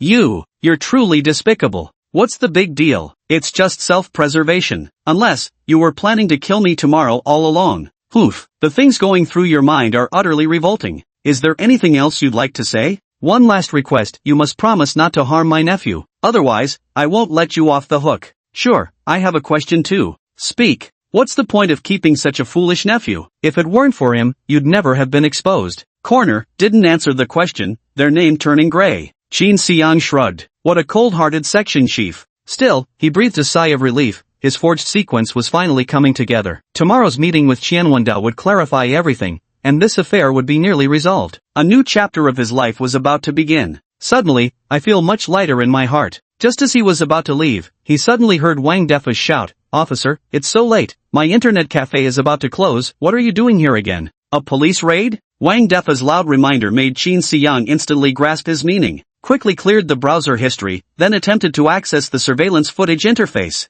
At this moment, he froze in shock. The surveillance footage screen was completely black. Wang Defa had turned off the surveillance switch. Damn! That miser won't even spare a little electricity bill. I don't even know where the monitor's power switch is. If the police suddenly discovered the warehouse door was unlocked right now and came in to investigate, only to find Qin Xiang staring blankly at a pitch-black screen, they'd definitely suspect something fishy. Just as Qin Xiang was growing frantic, his worst fear came true. The warehouse door was pushed open, but it wasn't Wang Defa who walked in. A silver-haired elder dressed in casual clothes, wrapped in a scarf, and puffing on a cigar strode through the doorway. Upon seeing Qin Xiang, the silver-haired man fixed him with a scrutinizing gaze. Qin Xiang met his eyes with visible unease. He wasn't particularly flustered inside, but considering his appearance was that of an 18 or 19-year-old youth, he figured he ought to act startled when someone barged in unexpectedly, so he put on such an expression. The warehouse fell into momentary silence, with only the sound of footsteps outside and the faint crackling of the elderly man's burning cigar audible within.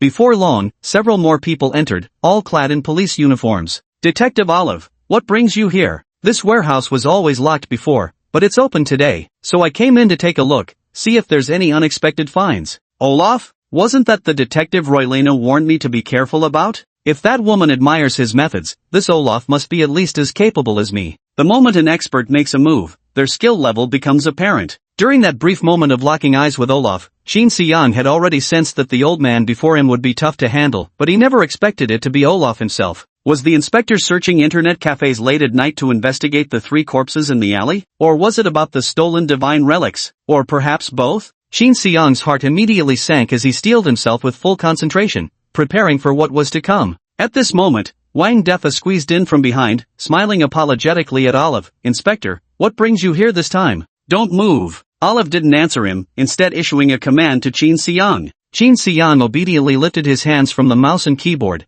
leaving behind a computer desktop with no active processes. Approaching Qin Xiang, she glanced at the desk, then opened the browser. Discovering the cleared history, her gaze immediately sharpened as she turned to Qin Xiang. What were you doing sitting here? I was. Qin Xiang stammered nervously but remained silent. Olaf sized up Qin Xiang and noticed his belt had somehow come undone. Are you watching porn? Qin Xiang immediately lowered his head, pretending he didn't dare meet Olaf's gaze. Only the act of unbuckling the belt could be completed quickly. This was precisely the charade he wanted to create, making Olaf think he'd been browsing adult websites and deleted the browsing history. Is this warehouse and computer yours? Olaf didn't press further about the adult films, instead posing a different question. Qin Xiang's heart sank. This old man was indeed difficult to deal with. He hadn't been swayed at all by Qin's performance and remained utterly objective and composed. Qin Xiang said timidly, no, this is Wang Defa's warehouse. Hearing Qin Xiang name him, Wang Defa was momentarily stunned. He had assumed Qin Xiang would claim the warehouse as his own to make the police leave. But upon closer consideration, lying would create too many inconsistencies and leave evidence to arouse suspicion. Where lies weren't necessary, it was better to simply tell the truth. Then Wang Defa stepped forward and said, this warehouse is mine. Your warehouse? What's it used for? Wang Defa chuckled, it's for watching surveillance. Surveillance? Olaf spotted the surveillance icon on the computer desktop and clicked it open, only to find a black screen. Why is it dark? You know how it is, we're just a small business. When there's nothing going on, we turn off the surveillance to save on electricity and cut costs. I know it's against regulations, and I'll reflect on this. I swear it won't happen again. Olaf still didn't follow Wang Defa's line of conversation, appearing unconcerned about his violation of the rules. Indeed it was so. Wang Defa ran an internet cafe here, engaging in countless rule-breaking activities. What was leaving the surveillance cameras off compared to all that? Only one thing concerned him, whether the young man sitting before him had any connection to the theft of the divine remains. Olaf picked up the water glass from the table, tapped his cigar ash into it, then took a couple more puffs. The entire time, his eyes never left Qin Xiang. That gaze reminded Qin Xiang of the sensation of being watched by the deity outside his window back home, as if trying to devour himself. Olaf remained silent, yet he made Qin Xiang feel deeply suffocated in the dark warehouse. Fine beads of sweat had already formed on Qin Xiang's forehead, betraying a hint of fear and guilt. This time, he wasn't acting. Chapter 36. It's not over yet. What's your relationship with Wang Defa? We're friends. Friends? How did you meet? We met online through a dating app. Qin Xiang stammered in his reply, appearing extremely guilty. Olaf took another drag from his cigar, propping his other hand in front of Qin Xiang as he blew smoke down at him from his towering position over the seated man. What kind of friends? Qin Xiang glanced at Wang Defa with a guilty conscience, then quickly turned his head away. Olaf noticed Qin Xiang's demeanor as if he was somewhat afraid of Wang Defa and was about to ask Wang Defa to leave the warehouse when he heard Qin Xiang utter a whisper as faint as a mosquito's buzz. He gives me money every time after we meet. Gives money after meeting?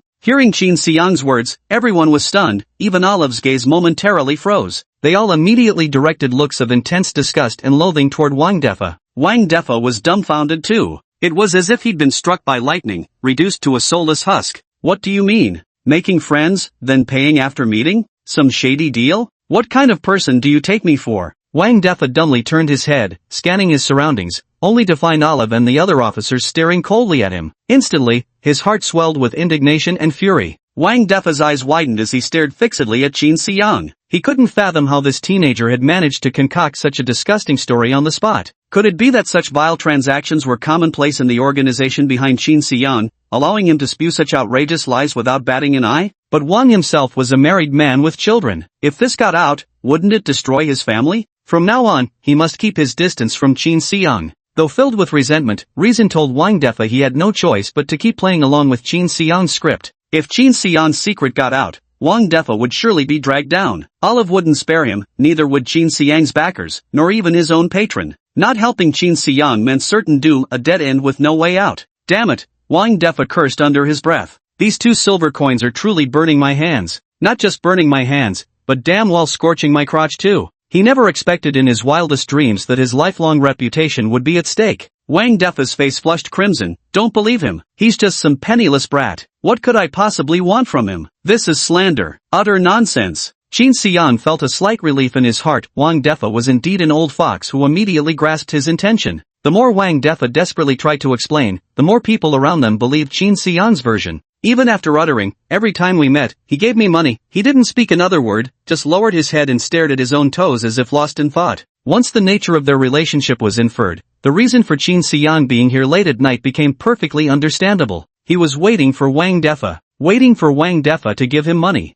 Olaf sized up Qin Xiang again and noticed his clothes were indeed extremely shabby, unmistakably the attire of a poor man. On the fringes of the safe zone, Olaf had seen his fair share of people willing to do anything for money. Without job opportunities, graduating from high school meant unemployment, making survival a major issue. He wasn't in a position to judge after all, he never knew material hardship and couldn't fathom the struggles of these disadvantaged people. Olaf asked, "Do your parents or family know about this?" "My parents are both dead. I live alone." Hearing these words, Olaf became even more convinced of the information revealed through Qin Xiang's speech. Without parents or any other source of support, surviving was an enormous challenge for him. All the police officers expressed sympathy for Qin Xiang's experiences and condemned Wang Defa's actions. Yet not a single one reached into their pockets to help Qin Xiang solve his basic needs of food and shelter. They have a moral conscience, but not generous enough to open their purses. Olaf stubbed out the cigarette but in the water glass, lifting his hand from the table. "Let's go, time to head home and rest." At this moment, an officer immediately asked, "Inspector, are we just leaving this kid here?"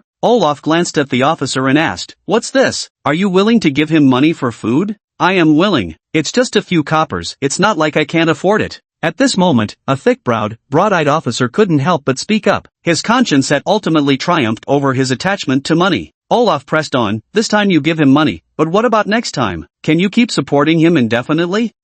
Maybe we should try to find him a job?" At the edge of the safe zone, there are at least 5,000, if not 10,000 people like him. "Can you find jobs for every single one?" Hearing Olive's words, the thick-browed policeman lowered his head. "If you help him find work, you'll have endless troubles in the days to come. Remember, you're an officer. Your job is to investigate cases and maintain public order. Don't pay too much attention to other matters. Otherwise, you'll find you can't do anything well." With that, Olaf left the warehouse. The other officers followed him out. The thick-browed officer with big eyes glanced at Qin Xiang, gritted his teeth, and quickly caught up with the others. Only Qin Xiang and Wang Defa remained in the warehouse. Qin Xiang looked relaxed, while Wang Defa wore an expression of resentment. Their eyes met, each lost in their own thoughts. Wang Defa turned and walked to the warehouse entrance. Seeing the officers had already gone far, he closed the warehouse door. In the dark warehouse, only the monitor emitted a pale blue glow, illuminating Qin Xiang's face. "Boss, you've gone a bit too far this time." Qin Xiang sighed. "Perhaps I did go too far." Wang Defa initially thought Qin Xiang felt guilty towards him, but then Qin Xiang continued. "I managed to evade Orlov's investigation this time, but if he discovers that I registered my sequence ability with the Management Bureau, he might grow suspicious again. It's foreseeable that I'll face a lot of trouble in the future. Qin Xiang shook his head. Tonight, he had been completely cornered by Orlov, leaving him no choice but to improvise this clumsy story to send the police officers away. His persona as a destitute orphan had already taken root in Orlov's mind. But tomorrow he was going to meet Qian Wendao, and this weekend he would register as a sequence ability user. If Olaf saw Qin Xiang's information in the Sequence Abilities Management Bureau, how could he possibly not realize there was something amiss? But if Qin Xiang didn't use this excuse, he could very well be taken back to the police station by Orlov, which would then disrupt his entire series of plans. He might even end up being detained and investigated at the police station for 10 days or half a month, causing Qian Wendao's foolish nephew to starve to death in an abandoned warehouse. Judging by Qian Wendao's tone, this nephew was very important to him. If he were harmed, Qian Wendao would likely pursue him relentlessly to the death, let alone help forge the sequence. Faced with this outcome, Qin Xiang had no choice but to choose the lesser of two evils. Seeing Qin Xiang only concerned with his own affairs, Wang Defa said bitterly, "Boss, if you're in trouble, what about me? What happens to my reputation?" Qin Xiang didn't even glance at him. "How much is your reputation worth? A few coppers?" Chapter 37, Negotiations Among the Ruins. After returning, Qin Xiang took a cold shower and went straight to bed. Early the next morning, he ate some leftovers before rushing out the door. On Friday, I skipped school to look for someone at the exit of Safe Zone 38324, so I didn't bring any food back from the cafeteria either. What to eat this weekend is going to be a headache again. Still, he wasn't too worried about food. After all, he had some spare copper coins in his pocket. He still had plenty left from the 3 muggers he encountered in the alley. Getting by for a meal or two won't be a problem. Of course, he couldn't spend recklessly either. As an orphan student scraping by, treating himself to 2 street food meals in a single weekend would stretch believability for someone in his circumstances. On Saturday morning, the streets were quiet and empty. Most jobs at the edge of the safe zone operate from Monday to Friday, with weekends off. Since the people here were relatively poor, everyone would sleep in on weekends to conserve energy, skipping meals whenever possible. They'd then save a copper coin or two, finding modest joy in watching their meager savings grow. In such circumstances, everyone believed only a fool would waste energy wandering the streets on weekends. Clearly, Qin Shiyang was precisely that kind of fool. Every day when he stepped out, he saw the same unchanging starry sky, walked along the potholed streets, and passed under dim streetlights. This kind of life had already worn him out. If it weren't for someone as intriguing as Wenshu appearing, everything at the edge of the safe zone would have felt like mud to him, disgusting to touch and foul to smell. Even with Wenshu in his life, he still couldn't bring himself to accept living in this godforsaken place long term. Keep enduring quietly, biding his time? In his previous life, he did just that, yet ended up being laid off by the company and beaten to death by thugs hired by the boss. This lifetime, the phrase enduring humiliation for long-term gain had already been crossed out from his dictionary and tossed into the trash. He could tolerate temporary setbacks, but prolonged endurance? That was out of the question. He simply didn't have that kind of patience. Today, we must settle matters with Qian Wendao. Next week, he'll return to school as a sequence ability user. As for Olaf, we'll deal with him later. If all else fails, killing him seems like a decent way to solve the problem. Qin Xiang braved the chilly morning wind and walked for over an hour until he reached the exit of Safe Zone 54320, a trip that would normally require 7 bus stops and take him more than 2 hours to walk. But after ranking up in the sequence, he moved with astonishing speed. His walking pace had noticeably quickened. He arrived beside the mostly collapsed department store next to the Safe Zone exit. The building had snapped at around the 4th or 5th floor, its upper half tilting to one side like a man with a broken neck. "Seems like," he said, "when he killed Kuan Chenglong that day, that's exactly how he was." His head was still connected to the shoulder, but the cervical spine was already broken. Qin Xiang chuckled and stepped into the department store. Inside, the walls were crumbling, with twisted steel bars jutting out like tree roots. The stair railings had peeled and rusted to the point where Qin Xiang didn't even want to touch them. Pebbles covered the dusty floor, uncleaned. With every step Qin Xiang took, some crumbling debris would fall from above. Yet, there were no spider webs in this building. Maybe because it's right by the safe zone exit, too cold even for spiders to live here, he muttered. He carefully stepped over the peeling wall fragments and rubble on the stairs, bounding up a dozen steps in 2 or 3 leaps to reach the 2nd floor of the department store. Here, he discovered that someone was already waiting for him. The man sat on a chair missing one leg, staring coldly at Qin Xiang's sudden appearance. Upon seeing Qin Xiang arrive, he rose from the chair. As he stood, the unbalanced chair toppled sideways of its own accord. Qin Xiang sized him up. He was of average build, dressed in a gray woolen overcoat and black trousers, with ordinary cloth shoes on his feet. His features were hidden beneath a wide-brimmed hat, and despite Qin Xiang's keen eyesight, he still couldn't make them out clearly. Not that it mattered, for Qin Xiyang's own face was also concealed beneath his hoodie, and he doubted the other man could see him distinctly either. Nevertheless, the man opposite exuded an air of authority and arrogance befitting someone long accustomed to high status, something impossible to fake. "You're here quite early," Qin Xiyang said casually. "We agreed on 12, and it's barely past 8. "Aren't you too?" Both fell silent for a moment, leaving the topic untouched. Just then, the man before them spoke up, introducing himself, Chen Wendao, head of the Information Department at the Sequence Abilities Administration Bureau. "I know. As a polite response, you should introduce yourself. Don't worry, I need your help, so I'll definitely give you my personal information." Qin Xiyang wasn't in a hurry to reveal his information. He needed to ensure he maintained control of this conversation at all times. "Fine, I'll help you forge an identity, and you release my nephew. I don't even want the silver coins. That's a fair deal, isn't it? After the trade, we go our separate ways and never cross paths again." "It used to be like this." "What do you mean used to? Have you changed your mind?" "I think I might be able to have more in-depth cooperation with you, Director Chen." "No need. After this transaction, our relationship can end." Qian Wendao showed not the slightest interest in Qin Xiyang's proposal. Right now he just wanted to quickly send this jinx away and get his nephew back. But the more he resisted, the more Qin Xiyang became convinced that Qian Wendao would make an excellent partner. Cautious and meticulous, holding a high position, he could definitely provide significant assistance when needed. "Releasing your nephew is bargaining chips for helping me forge sequences." "But what about you, Director Chen?" "Me? I still have those regularly scheduled emails to send to your colleagues at the Sequential Ability Management Bureau."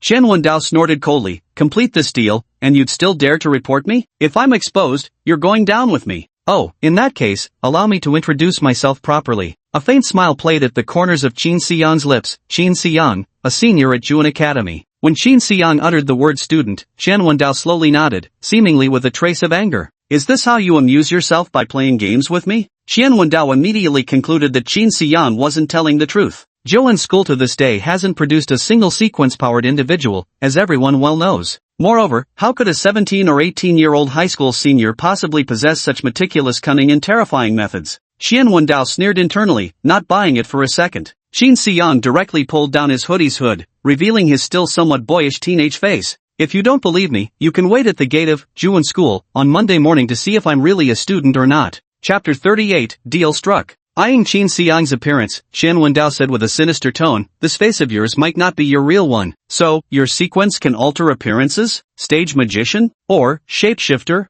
Qin Xiyang sneered dismissively, suddenly activating violence, then kicked off the ground and flashed behind Chen Wendao in an instant, snatching the hat right off his head. Meanwhile, Chen Wendao remained frozen in place, completely failing to react. Qin Xiyang leaned close to Chen Wendao's ear and whispered, "Sorry, you guessed wrong. My sequence is offensive, not those messy things. And this face, it's my real one." After speaking, Qin Xiyang let out two chuckles and placed the wide-brimmed hat atop his head. The reflection of distant streetlights shimmered in Chen Wendao's downturned eyes, filled with shock. "Are you really a senior student at Yuran High School? Of course, the sequence I need you to forge is this very identity. How is this possible? If you're a high school senior, how could you?" "Don't tell me?" Qian Wendao looked at Qin Xiyang with renewed astonishment. "Which power stands behind you?" Qin Xiyang breathed a sigh of relief. Finally, Qian Wendao had also begun to speculate under his guidance. "None of your business. I merely wish to collaborate further with Section Chief Qian." Qian Wendao realized that Qin Xiyang's background was far more complicated than he had imagined. He had assumed Qin Xiyang was just a lone rogue thief who had drifted here, but now he realized the man might actually be the public face of a powerful organization. Things seemed to be taking a turn for the worse. Damn it! I shouldn't have let that idiot nephew of mine handle the silver coins. No, I shouldn't have taken this shady business in the first place. During their first conversation in the Aishi chat room, Qin Xiyang had been deliberately vague. By the end, he still didn't know who had referred the man to him for sequence forgery. Though he found it strange, he adopted a hands-off attitude and didn't investigate further. Looking back now, every detail of that previous behavior revealed something odd. How stupid, utterly foolish. Qian Wendao inwardly cursed his own greedy actions again and again. Now, it seems I've gotten involved in something extraordinary. He gritted his teeth but didn't dare to confront Qin Xiyang directly, instead asking, "If we continue cooperating, will it be with you, or with whoever is behind you? I represent only myself." Qin Xiyang's gaze turned profound. "I must reclaim what belongs to me." Upon hearing this, Qian Wendao instantly realized Qin Xiyang might not merely be the public face of some powerful organization, but rather a key player in his own right. "How do you want to cooperate? Let's talk about the future later. Help me with what's in front of us first." Qin Xiyang didn't elaborate further. Xian Wendao was no fool, he wasn't that easy to deceive. The more one said, the more likely problems would arise. I need the identity of a sequence ability user by next Monday. I'll send you the information through your nephew's phone. Once it's done, I'll release him. From now on, I'll contact you through your nephew's phone. Alright. Qin Xiyang pondered for a moment before asking, is the phone number registered under real name verification? Xian Wendao furrowed his brows, his gaze suddenly turning inquisitive. You've never used a phone before? How could a key figure of a major power not know about phone numbers? Such gadgets for the poor, I confess I've never used one. Qin Xiyang answered indifferently, as though it mattered little to him. Xian Wendao immediately understood. The youth before him had once been a young master. His attendants had always made calls for him, so he'd never needed to use a phone himself. How powerful is Qin Xiyang's status exactly? Even Xian Wendao, who could summon wind and rain at the edge of the safe zone, momentarily felt uncertain. The numbers aren't registered to real names, anyone can use them. Alright. Qin Xiyang directly opened his phone, took a selfie, then sent his information along with the photo to a contact labeled uncle before deleting the messages. Notify me when it's done, and I'll come to your bureau to collect the credentials. Having said that, Qin Xiyang didn't wait for Qian Wendao's response before leaving the department store. Qian Wendao stared at Qin Xiyang's message, his frown deepening with each passing moment. This address seems to be right at the very edge of the safe zone, and an orphan too? Anyone with half a brain could see there's something fishy about a background like there's awakening sequence abilities. If it had been a previous client, Qian Wendao might not have bothered with so much. But Qin Xiyang was clearly a man of considerable influence, someone he couldn't afford to cross. So he immediately dialed the number. Hello, nephew, it's me. You haven't gone too far, have you? Come back so we can talk more. Qin Xiyang hung up the phone. Understanding that Qian Wendao didn't dare discuss matters over the call for fear of surveillance, he turned back around. Qin Xiyang, this address of yours is absolutely unacceptable. Awakening sequence abilities in a place like this is bound to draw too much attention. It's far too conspicuous.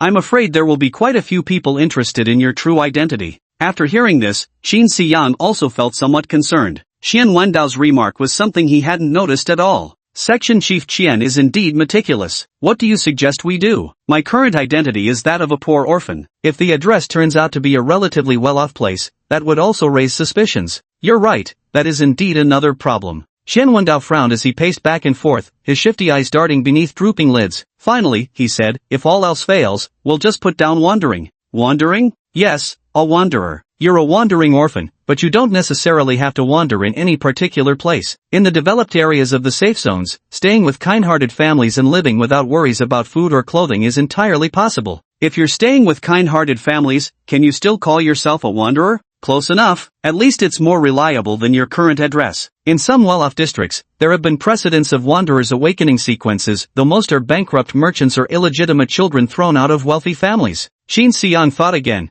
But everyone around me knows I live on the edge of the safe zone. If they see my status listed as wandering, won't they find it suspicious? The people around you? Those ants from Juan School? They can't awaken to the sequence. How could they possibly know your registration details? But what if? It's best to leave nothing to chance. Xian Wendao thought for a moment and said, since you're worried, then sell your house or burn it down. Become a genuine homeless person. Qin Xiyang crossed his arms and pondered for a while, concluding that Xian Wendao made a valid point. The term wandering can cover up many problems and has saved him quite a bit of trouble. Fine, let it be then. Chapter 39, Heading to the Bureau. Buying or selling a house takes too long and leaves transaction records, which isn't a good option for Qin Xiyang. So what Qian Wendao offered him was essentially a multiple-choice question with only one correct answer. Qin Xiyang returned home, wrapped up those shameful hundreds of copper coins, placed them in a cloth bag, then grabbed a lunchbox and his resident identification card. Then, he set the house on fire. Qin Xiyang's residence was at the very edge of the safe zone, where few people lived, and certainly no developers would come to such a remote place to build major projects after the apocalypse. So, there were only single-story cottages here, with considerable distance between each house. The burning of Qin Xiyang's house didn't endanger anyone else. It didn't even wake the sleeping neighbor next door. That should do it. Qin Xiyang's house was destroyed by accidental fire, leaving him literally homeless. Even while drifting, one needs somewhere to sleep.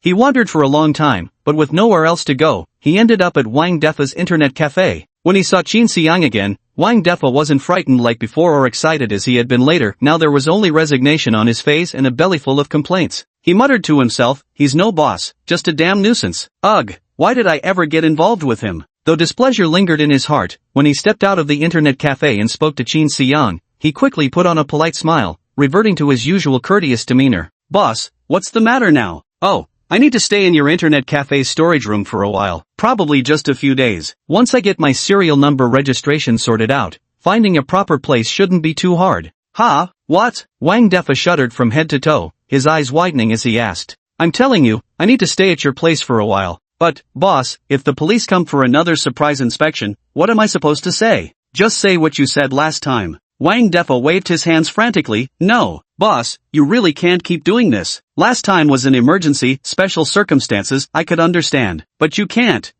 keep this up. I have a wife and kids. If they find out about us, how am I supposed to face them as a husband and father? Qin Xian shot him a glance. You think I want this? Don't tell me you believe that kind of rumor between us benefits me at your expense? Wang Defa's face twisted like a rag that scrubbed floors for a decade. I didn't mean you're benefiting. You lose, I lose too, right? This is lose-lose for both of us. Enough nonsense. If you won't let me sleep here, I'll go sleep at your place.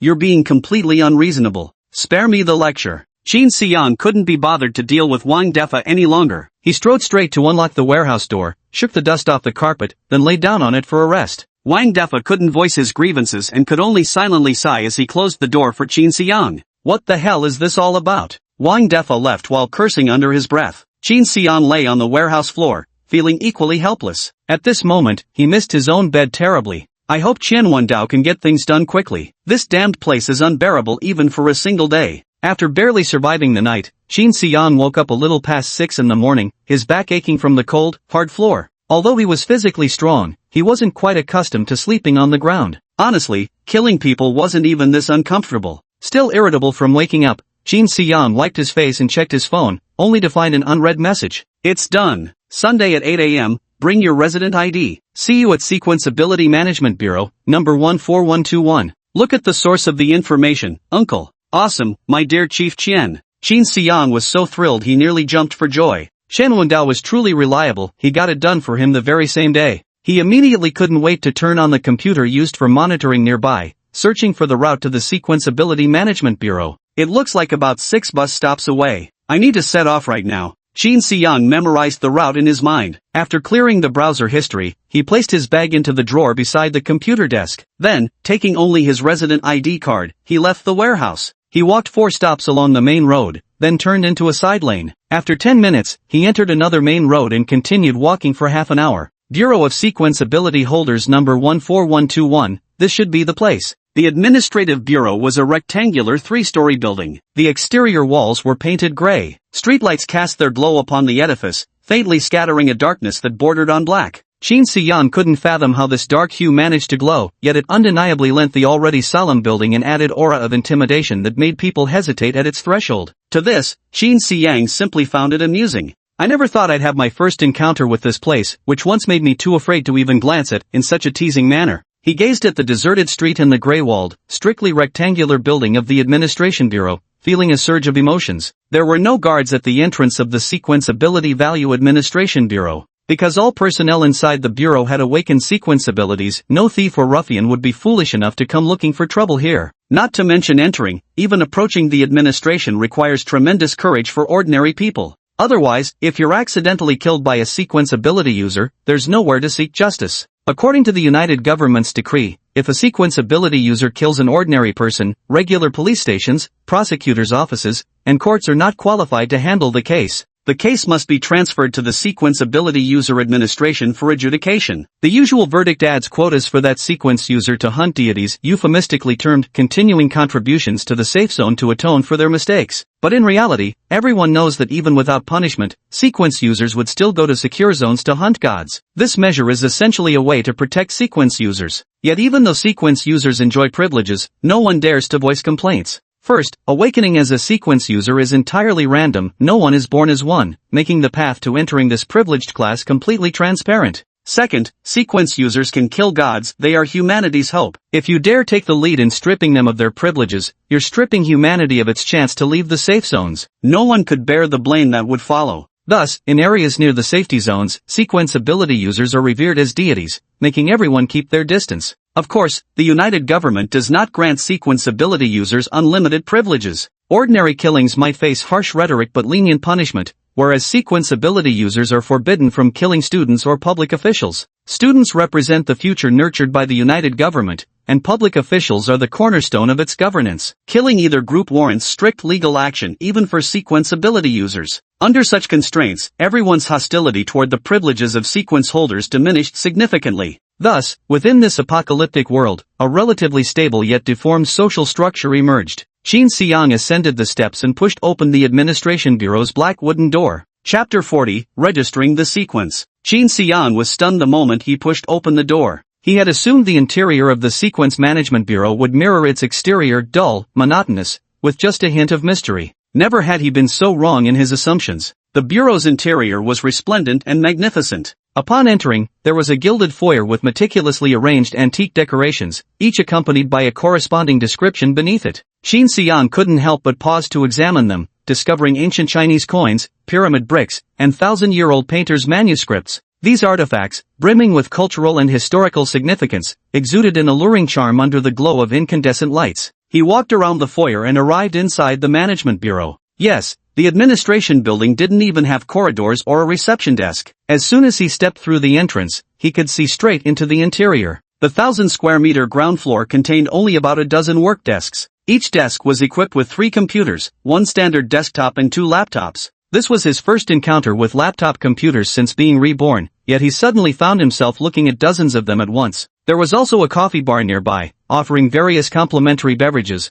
with a staff member at the counter preparing hand-ground coffee. Some people at the tables were chatting over coffee, others sat with chins propped on hands, boredly scrolling through something, while a few wandered aimlessly through the expansive office building. Though the building had 3 floors, Qin Xiang was on the first floor, yet there seemed to be no ceiling above him, because the entire ceiling was one enormous lamp emitting a soft white glow. Perhaps incandescent bulbs, perhaps energy-saving lamps, Qin Xiang couldn't tell. But all those bulbs were concealed behind a matte lampshade, illuminating the entire first floor of the administration bureau as bright as daylight. Not the artificially illuminated daylight of school corridors, but genuine daylight, sunlight with the actual sun. Qin Xiang stood frozen on the spot, unsure how to react. The entire decor of the Sequence Abilities Management Bureau silently conveyed one message to Qin Xiang: everyone here enjoyed special privileges. Just as his gaze wandered aimlessly across the building's interior, a familiar figure descended the staircase from the 2nd floor. Qin Xiang, you're here. Qian Wendao greeted Qin Xiang warmly. Today, he had abandoned his inconspicuous woolen coat in favor of a crisp navy blue suit. Fine feathers make fine birds. Dressed in this attire, Qian Wendao exuded the vitality of a successful man. Even those typically dull, drooping eyes of his now carried an air of upper-crust aloofness. Qian Wendao's personal welcome instantly drew the gazes of all the administrative staff on the first floor toward Qin Xiang,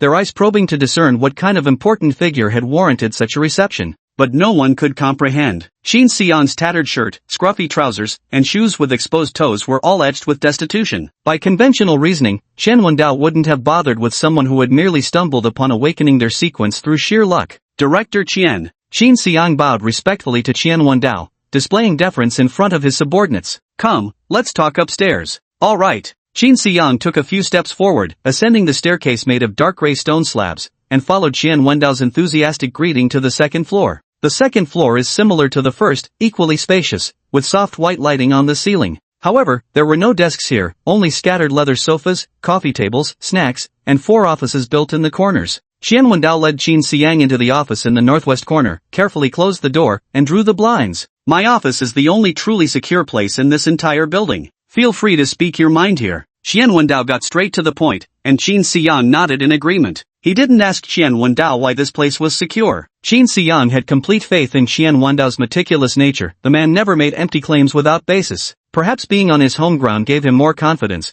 but today Qian Wendao conversed with noticeably greater ease than during yesterday's meeting. To tell you the truth, I've always been cautious and never made mistakes doing this. Only last time, when I really ran out of time, did I send my nephew to withdraw the money. And just my luck, you caught me. Even Homer sometimes nods, Supervisor Qian. There's no one who never makes mistakes, nor secrets that never come to light. That's certainly true. Qian Wendao took a small blue booklet from his drawer and handed it to Qin Xiang. Verify if the information is correct. The blue booklet cover read Sequence Ability User Registration Certificate, with a line of smaller text beneath, issued by the Sequence Ability User Administration Bureau. Qin Xiang opened it and glanced inside. It contained his information: Sequence Ability User ID, 00009527, Sequence, Phantom Assassin, and Residence, Nomadic. Why is my ID number so low? As far as he knew, the Godslayer camp had over 1 million members. There was no way his turn would have come at just over 9,000. The person who originally had this number died, the number was recycled, and assigned to you.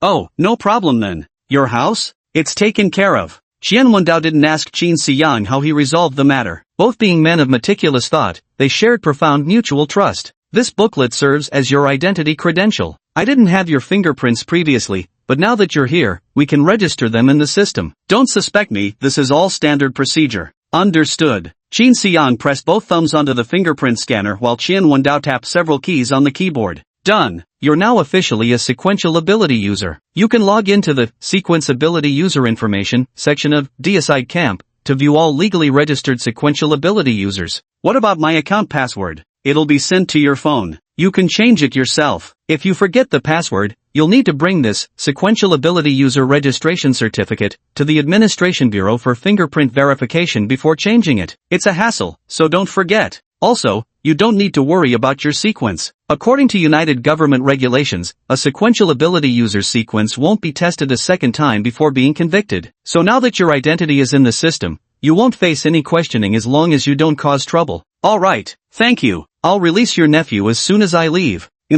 Thank you. Section Chief Qian, let me clarify first, although I'll let him go, the belongings he was carrying. I know, that's his lesson learned. You can keep them. Is there anything else? Hearing Qian Wendao's dismissal, Qin Xiyang pondered for a moment before nodding and saying, just one more question, if I may. Speak. Section Chief Qian, working in a place like this, why would you go to such lengths for a silver coin? Qian Wendao was momentarily taken aback, then chuckled. It seems you truly have no concept of money. It seemed Qian Wendao mistook Qin Xiyang for a down-and-out noble, and Qin neither confirmed nor denied it. 1 silver coin is officially worth 10,000 copper coins, but no one trades at that rate. The market price is usually 12,000 copper coins. My monthly salary as a department head in the Administration Bureau is only 1,550 copper coins. This side job alone earns me more than half a year's wages. As for the office environment you mentioned, that belongs to the United Government, not me. Chapter 41. The night before. After leaving the Management Bureau, Qin Xiyang detoured to the warehouse where Qian Wendao's nephew was being held. He opened the door, looked at the thin young man who was securely bound from head to toe, and breathed a sigh of relief. He was still worried that this person had died in the warehouse,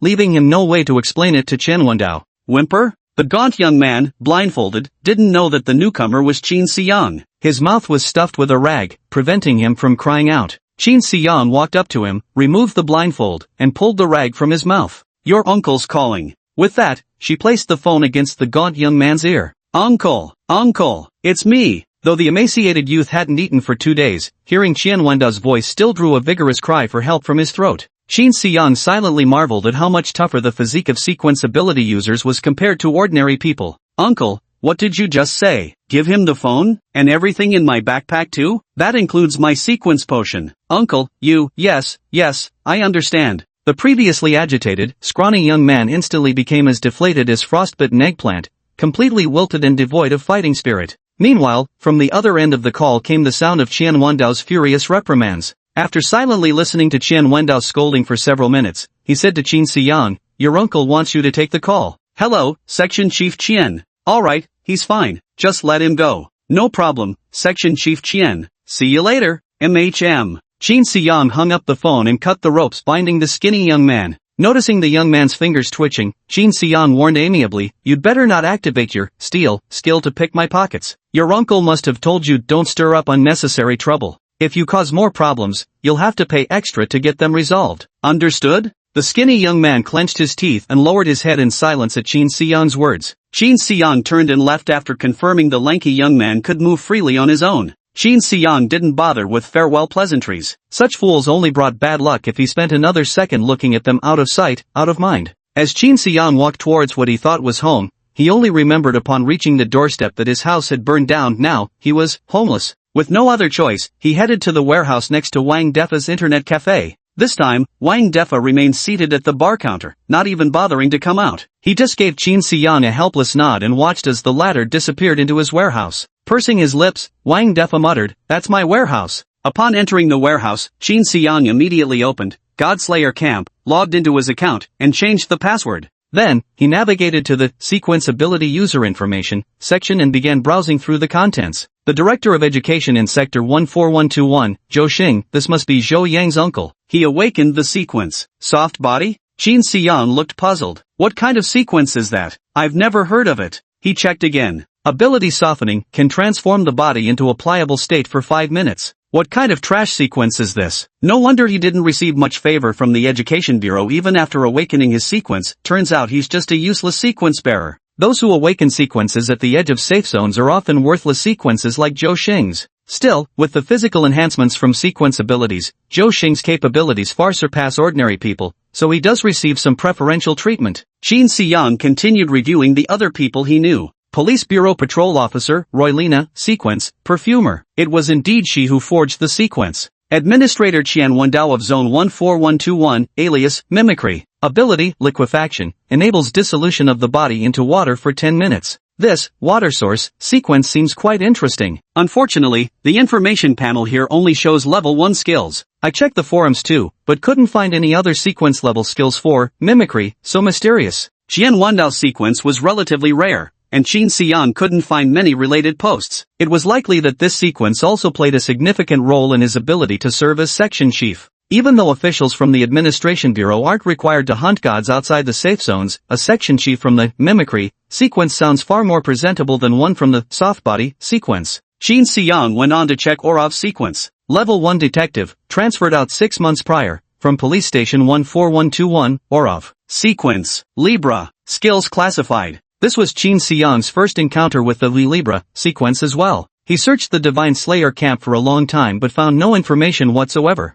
All he could see were a few exclusive QQ chat groups left behind by abilities users of the Libra sequence. Qin Huiyang immediately registered a QQ account, intending to infiltrate this Libra group to gather some intelligence at the very least, to learn exactly what Orov's abilities were. However, when he searched for the group number, he was immediately deterred by the group's name. East Chang Security Zone Administration Police Station Court Personnel Discussion Group. Qin Xiang reconsidered and realized that the computer he was using had a completely hidden network login address, so there was nothing to panic about. He could join the group, browse the related materials, and then exit. No one would know who he was. He clicked the button to join the group, and another dialog box popped up. Verification question. What is your administration code, police station code, or court code? Qin Xiang shook his head, having no choice but to give up. It seems this Libra sequence is exclusively for public officials. Olaf's matter hung over Qin Xiang's head like a dark cloud, casting a heavy shadow of oppression over him. Yet oppression aside, if he wanted to receive sequence-exclusive education at the university, he would have to register his sequence identity with the Management Bureau within 6 months. Sooner or later, he would inevitably have to confront Olaf. Let's leave it at that. Today hasn't even passed yet, so don't worry too much about tomorrow.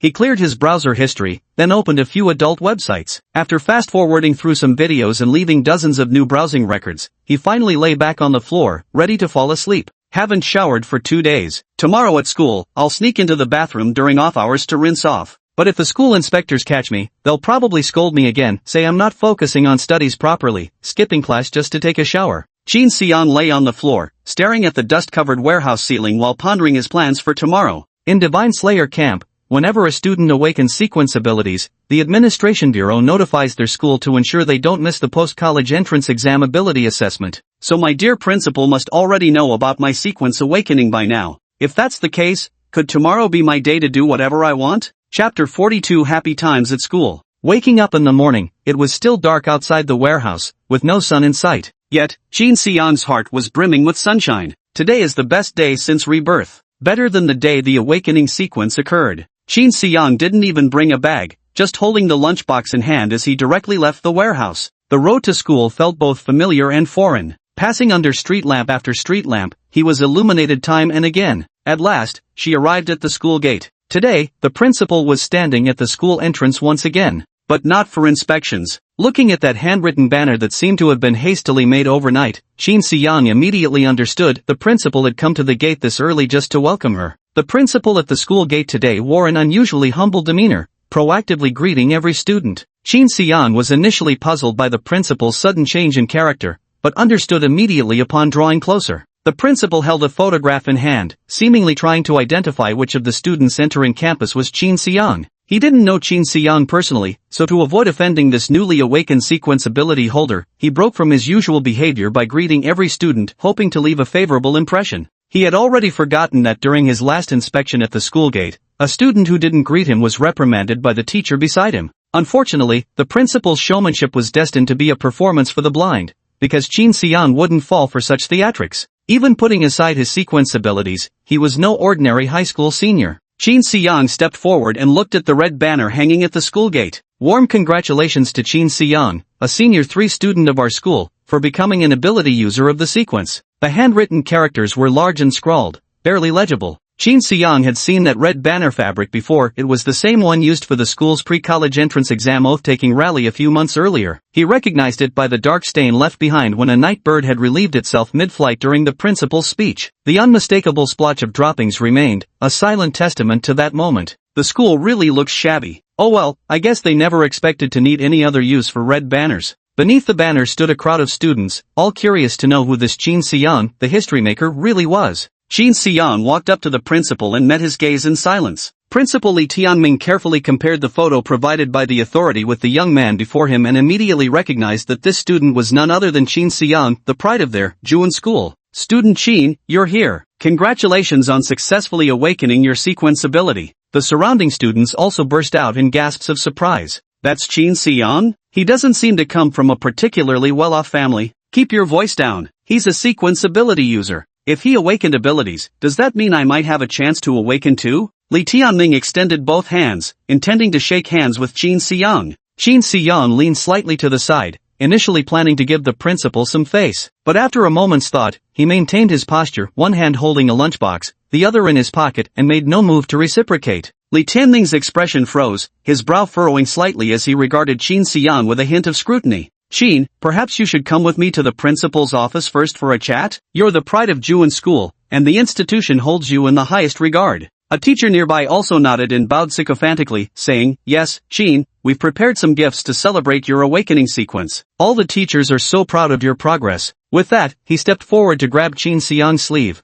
offering flattering words with an ingratiating smile. Qin Xiang tilted his head and saw that it was none other than the grade director who had given him trouble the other day. Even someone totally unrelated would come running to suck up to him now? He had no idea how many people would be crowding around him in the future. Qin Xiang's eyes flashed as he asked with a hint of disdain, proud? Then do you remember what you talked about with me before? He froze, racking his brain but unable to recall when he'd ever crossed paths with Qin Xiang. After a long pause, he finally asked, you were my student? Qin Xiang shook his head, figures. Just a trivial matter, how could someone as lofty as you possibly remember? But I still feel displeased. What's the point of awakening to a sequence if I can't even indulge my displeasure? With that, Qin Xiang swung his lunchbox casually and slapped the homeroom teacher across the face with a dull thud, sending the man tumbling to the ground. Under the stunned gazes of the crowd, the teacher staggered to his feet, clutching his face in utter bewilderment. Having prior experience with killing, Qin Xiang had precise control over his strength. The strike to the face hadn't used any real force, yet it achieved the intimidating effect he desired. Witnessing Qin Xiang's sudden action, Principal Li Tianming's eyes flickered slightly, his confusion deepening. A student nearby whispered, are all sequence ability users this violent? Violent? Qin Xiang smiled faintly. If I were truly violent, the great director's head would have already landed on the rooftop of the teaching building just now. Qin Xiang tossed the bent lunchbox into the trash bin and glanced at the surrounding silenced crowd. I still prefer this kind of quiet campus life. With that, he strode away. When Qin Xiang entered the classroom, many people stood outside watching him. Sitting in the corner seat, he gazed at the starry sky outside for a while, marveling at the beauty of life, before shifting his gaze back to the classroom. Li Jingwen was glancing at him ambiguously, her eyes filled with both extreme fear and what seemed like secret flirtation. Noticing Qin Xiang looking her way, she stood up from her seat and walked over to him. In her most coy voice, she asked Qin Xiang, Xiang, I was wrong about what happened before, can we start over? Perhaps fearing rejection, she quickly added, I know I messed up, but we were together after all. I'll listen to everything you say from now on. I won't have any contact with Zhou Yang anymore. In my eyes, he was just a substitute for you. The truth is, I still miss the way you used to care for me. Qin Xiang didn't understand how Li Jingwen could say such things. To him, the situation between them couldn't be clearer. Li Jingwen wasn't some fool like Qian Wendao's nephew either. What could she possibly be thinking? Qin Xiang couldn't comprehend it. Perhaps humans are truly absurd creatures. Even when knowing there's no chance or possibility, we still cling to foolish optimism and give it a try. What if it works? While Qin Xiang was lost in thought, Li Jingwen suddenly took his hand and coyly admitted her mistake. Yet what she considered cute coquetry toward Qin Xiang felt like being force-fed shit in his eyes. Here was a classmate who'd wanted him dead, now suddenly fawning over him. Did she really take him for an idiot? Qin Xiang had reached his limit. Once Li Jingwen graduated from high school and lost the protective shield of student status, he would definitely visit her home to personally greet her entire family. Qin Xiang smiled as he took Li Jingwen's hand. She flinched momentarily before softening her gaze,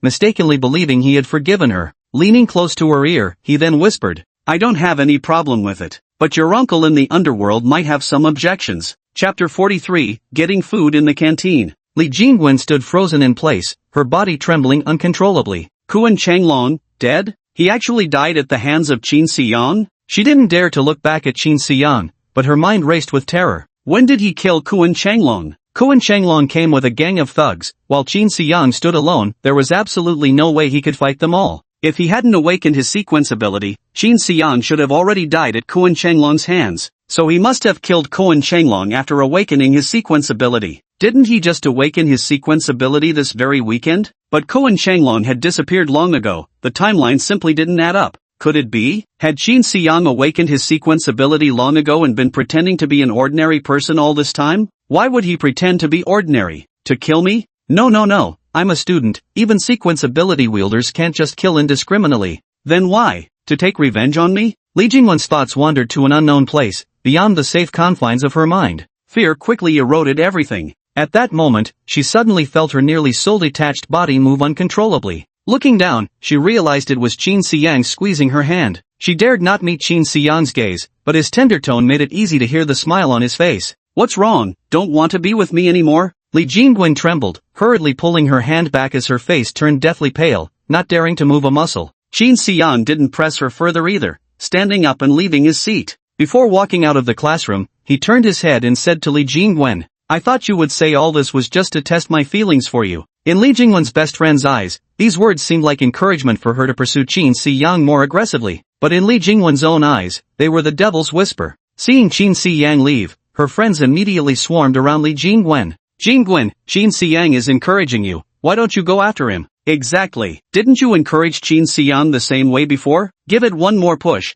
and you could become the woman of a sequence practitioner." Now that Qin Xiang has awakened sequence abilities, he's far stronger than Zhou Yang. Her girlfriend's admonition struck another heavy blow to Li Jingwen's already crumbling resolve. "No!" Li Jingwen shouted, running out amidst her best friend's shock. Jingwen, where are you going?" "Don't worry, she must have gone after Qin Xiang." "Oh, that makes sense. Do you think if Li Jingwen married Qin Xiang, we'd get any benefits out of it?" "I think it's fine. After all, we've still got all those secrets about Jingwen Li and Yang Zhou being together. If she dares treat us badly, we'll just tell Xiang Qin." "Makes sense. Hee, the good days are just around the corner." Qin Xiang glanced at the time. It was already 8 a.m., and the cafeteria had opened. So after leaving the classroom, instead of heading straight to the library, he decided to go to the cafeteria first to fill his stomach. The cafeteria had always served breakfast, but Qin Xiang had never tried it before. According to Juan School's policy, students only received free lunch and dinner at school. As for the somewhat extravagant luxury of cafeteria breakfast, it was only available at the staff window for teachers and school administrators. But today, he could finally go and give it a try. Qin Xiang walked into the cafeteria, where many teachers and school administrators were already seated in small groups, naturally discussing none other than him, the record-breaking trailblazer.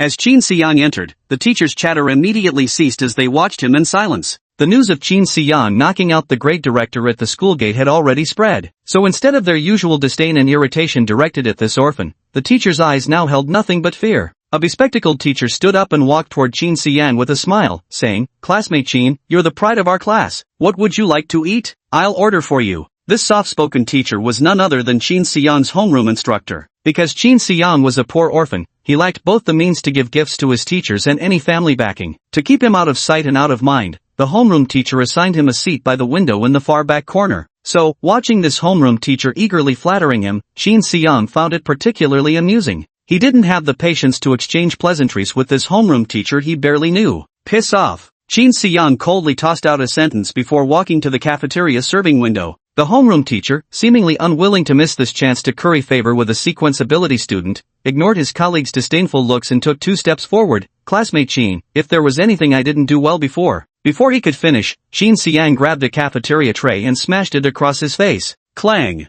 A crisp sound of a skull colliding with metal, and the homeroom teacher collapsed to the side. You wouldn't listen to reason when I asked nicely, forcing me to teach you the hard way. The other teachers swallowed hard, all utterly terrified by Shin Siang's brutality. Shin Siang claimed he had patiently tried reasoning with him. What did you say? Just the word scram? And you call that keeping your temper and reasoning with me? Truth be told, this was just Shin Siang's way of dealing with nuisances. After he violently took down 2 teachers who tried to cozy up to him in succession, others probably wouldn't dare approach him anymore. His body was full of secrets that couldn't stand scrutiny. He harbored deep suspicion and hostility toward those who had approached him due to his awakened sequence. To drive away these flies, nothing worked faster than physical force. Moreover, in this world now, sequence ability users were the heavens themselves. His actions could also be explained away as a small man intoxicated by success. In the teacher's eyes, Shin Siang's sudden arrogance after his meteoric rise was understandable. After all, he was only 18, still a boy untempered by society's blows, his actions lacking intricate calculations. A true villain who slaps you right away is better than a hypocrite who gives you hope and toys with you until death.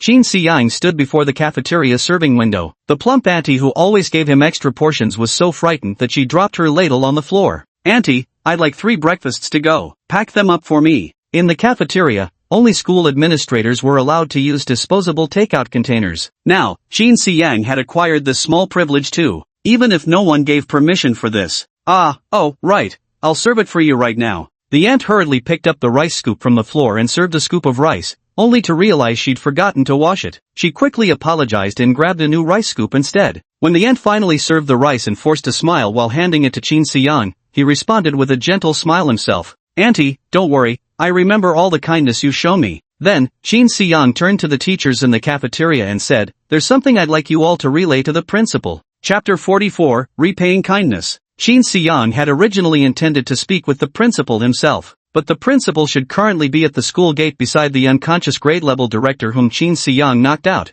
watching the doctor attend to his injuries, probably too busy to spare any time. Having other teachers relay the message in the cafeteria shouldn't be a problem either. I believe that as the only school on the edge of the safe zone, offering 12 years of combined primary, middle, and high school education, our Juan School's top priority isn't nurturing talent but cultivating moral character. Shin Siang's bureaucratically stiff opening remarks left the other teachers inwardly stunned. Is this still the same student who used to tell people to get lost at the slightest disagreement? How could he say something so mature? Could he be schizophrenic or something? But no teacher dared to say it out loud. His homeroom teacher was still lying on the ground. Who would dare mess with the rising star of the safe zone now? If we lack good moral character, when we students leave campus and enter society, we will inevitably receive a harsh education from society, and may even bring shame to our alma mater. This is not what our students wish to see, nor is it what any of our teachers would want. The teachers couldn't help but silently remark to themselves that Shin Siang had some skill in speaking bureaucratic jargon. He sounded no different from the school administrators with his ready-made phrases. Anyone unaware might have mistaken it for the principal addressing the faculty at a major meeting. But why was Shin Siang saying all this anyway? Shin Siang paused for a moment before continuing. Where's the moral education director? Everyone turned their gaze toward a middle-aged bald man with a rough, fleshy face. The man stood up with a smile. Student Shin, it's me. As he rose, he nearly stumbled. The smile on his face couldn't conceal the terror in his heart. You're the moral education director. Do you think you're qualified for the position? Well, the moment his eyes met Shin Siang's cold gaze, he immediately understood the dissatisfaction directed at him and hastily began self-criticizing. I'm not qualified enough. Over these years as moral education director, there have been many shortcomings. I'll definitely improve in the future. There won't be a future. I've been at this school for 12 years, yet I didn't even know what you looked like as the moral education director. My current irritable temper is precisely because the school's moral education work has been inadequate, and ultimately, you can't escape responsibility. You should step down from this position and make way for someone more capable. You'd agree with me, wouldn't you? Shin Siang's words sounded like a request for opinion but left no room for disagreement. While speaking, he deliberately kicked the homeroom teacher lying nearby twice, as if hinting at something. The Dean of Moral Education's face twisted into a mass of wrinkles, and ultimately, his attachment to the position couldn't overcome his fear of death. He nodded and said, yes, I haven't done well. I should step down from the role of Dean of Moral Education. Qin Xiang nodded. It's good to recognize and correct mistakes. As for the new dean of moral education, I believe Auntie Zhang from the cafeteria would be perfect for the role. She always encourages students while serving meals, and she goes out of her way to care for impoverished students like me. Doesn't she lead by example, embodying the very ideals of moral education? Therefore, I'd like to nominate Auntie Zhang to become the new dean. Qin Xiang stood alone, scanning the room of teachers. Wherever his gaze fell, the teachers averted their eyes in avoidance. I hope you'll all convey this to the principal. Otherwise, I'm afraid my temper might get the better of me, and I could end up doing something unfortunate. The teachers immediately nodded upon hearing this, eager to quickly send this troublemaker away. We'll definitely pass it on. We'll definitely pass it on. Not only will we relay it, but we also support your perspective, Qin. At this point, the teachers finally understood that Qin Xiang had laid all this groundwork just to elevate Auntie Zhang, the lunch server, into a position of authority. Qin Xiang had become a sequence wielder, someone operating beyond the law. His only restriction was that he wasn't allowed to kill students or public officials. Not all school teachers are public officials. At Zhouan School, only the principal holds a public position, while the other teachers are employed under teaching contracts. This means Qin Xiang could casually pick one or two teachers to kill, facing only the punishment for hunting deities. Of course, he couldn't go too far by slaughtering all the school's teachers. Such extreme actions would still prompt the Sequence Abilities Management Bureau to sentence him to death as a threat to the safety zone's security. With this privileged protection, naturally no teacher dared to oppose him, and principal had no reason to refuse Qin Xiang's request for the moral education director position. Because Qin Xiang seemed like a madman, the principal had seen too many teenage students commit jaw-dropping crimes out of fearless ignorance. He didn't dare gamble on whether Qin Xiang was normal, nor whether he feared the safe zone's laws. As long as he could keep Qin Xiang happy, the principal was willing to go to any lengths. Qin Xiang was quite pleased with the teacher's approach. Turning around, he leaned into the serving window and looked at puzzled Auntie Zhang. Auntie Zhang, I've recommended you to the principal for the position of moral education director. Barring any surprises, the principal should approve it. I hope you'll continue to show me this same kindness in the future. Aunt Zhang hesitated and said with some embarrassment, well, my family situation wasn't good. I dropped out of school before finishing middle school and had to work as a laborer. Without education or cultural knowledge, how could I possibly be a big leader? It's not that complicated. Auntie Zhang, to be a leader in this rundown school on the edge of our safe zone, there are only two ironclad rules, either have no conscience, or have connections. Then you're the conscientious type. After saying this, Qin Xiang took 3 lunchboxes and left. Only Auntie Zhang remained, holding her serving spoon, still not quite understanding what had just happened. Qin Xiang arrived at the library carrying lunchboxes and saw Teacher Zhu organizing bookshelves, as well as Wen Shu studying at a desk. A faint smile graced Wen Shu's face, suggesting she was in good spirits. Yet Teacher Zhu's gaze held a trace of complexity when he noticed Qin Xiang. Qin Xiang set the lunchboxes on the table. I grabbed breakfast from the cafeteria. Wen Shu, Teacher Zhu, let's eat together. He had specifically brought breakfast for Teacher Zhu. As a rehired teacher, she wasn't entitled to the same benefits as regular faculty, so she couldn't eat meals in the staff cafeteria, only at the student service windows for lunch and dinner. However, her salary treatment did match that of regular teachers. I've already eaten. So have I. Qin Xiang had originally intended to bring breakfast for both of them and chat a while, but unexpectedly, they had already eaten. Alright then, I'll eat by myself and take the extra 2 portions to go. Teacher Zhu, you should rest for a bit, I'll clean up after I finish eating. At your age, there's no need to be so diligent. Listening to Qin Xiang's familiar way of speaking, Teacher Zhu felt as though nothing about him had changed after awakening to his sequence abilities. Perplexed, she asked, Xiao Qin, why do you seem exactly the same as before? I've always been the same as before. Then why did you hit Lu Qianzhong at the school gate? Oh, I never liked him anyway. We'd had some friction before, so when I saw him today, I just gave him a quick lesson. You're supposed to be a good student. How could you hit a teacher? Qin Xiang barely had time to open his mouth when Wen Shu set down the workbook and leisurely remarked, frankly, I think punching that Lu Qianzhong seems more like something a good student would do. Chapter 45, A Little Meeting of 3 in the Library. Wen Shu continued, Teacher Zhu, besides you, how many teachers in our school truly deserve their title? You shouldn't waste your effort worrying about them. Xiaowan, is this how you see it? Teacher Zhu seemed to be encountering a less obedient, somewhat temperamental side of Wen Shu for the first time. Yes, to the people at this school, teaching is just an ordinary job. None of them seem to think of themselves as mentors shaping young minds. But the teachers have treated you decently, haven't they? When I was in elementary school, my grades were average, and I was often bullied. No teacher ever stood up for me. Later, when my grades improved and I had a chance at getting into the academy, they were suddenly willing to help. Wen Shu gazed at Teacher Zhu with her large, limpid eyes. Tell me, should I thank these teachers who follow advantages and avoid disadvantages, or should I thank the improved version of myself? Teacher Zhu was left speechless by Wenshu's question. Lowering his head in thought, he realized her words made considerable sense.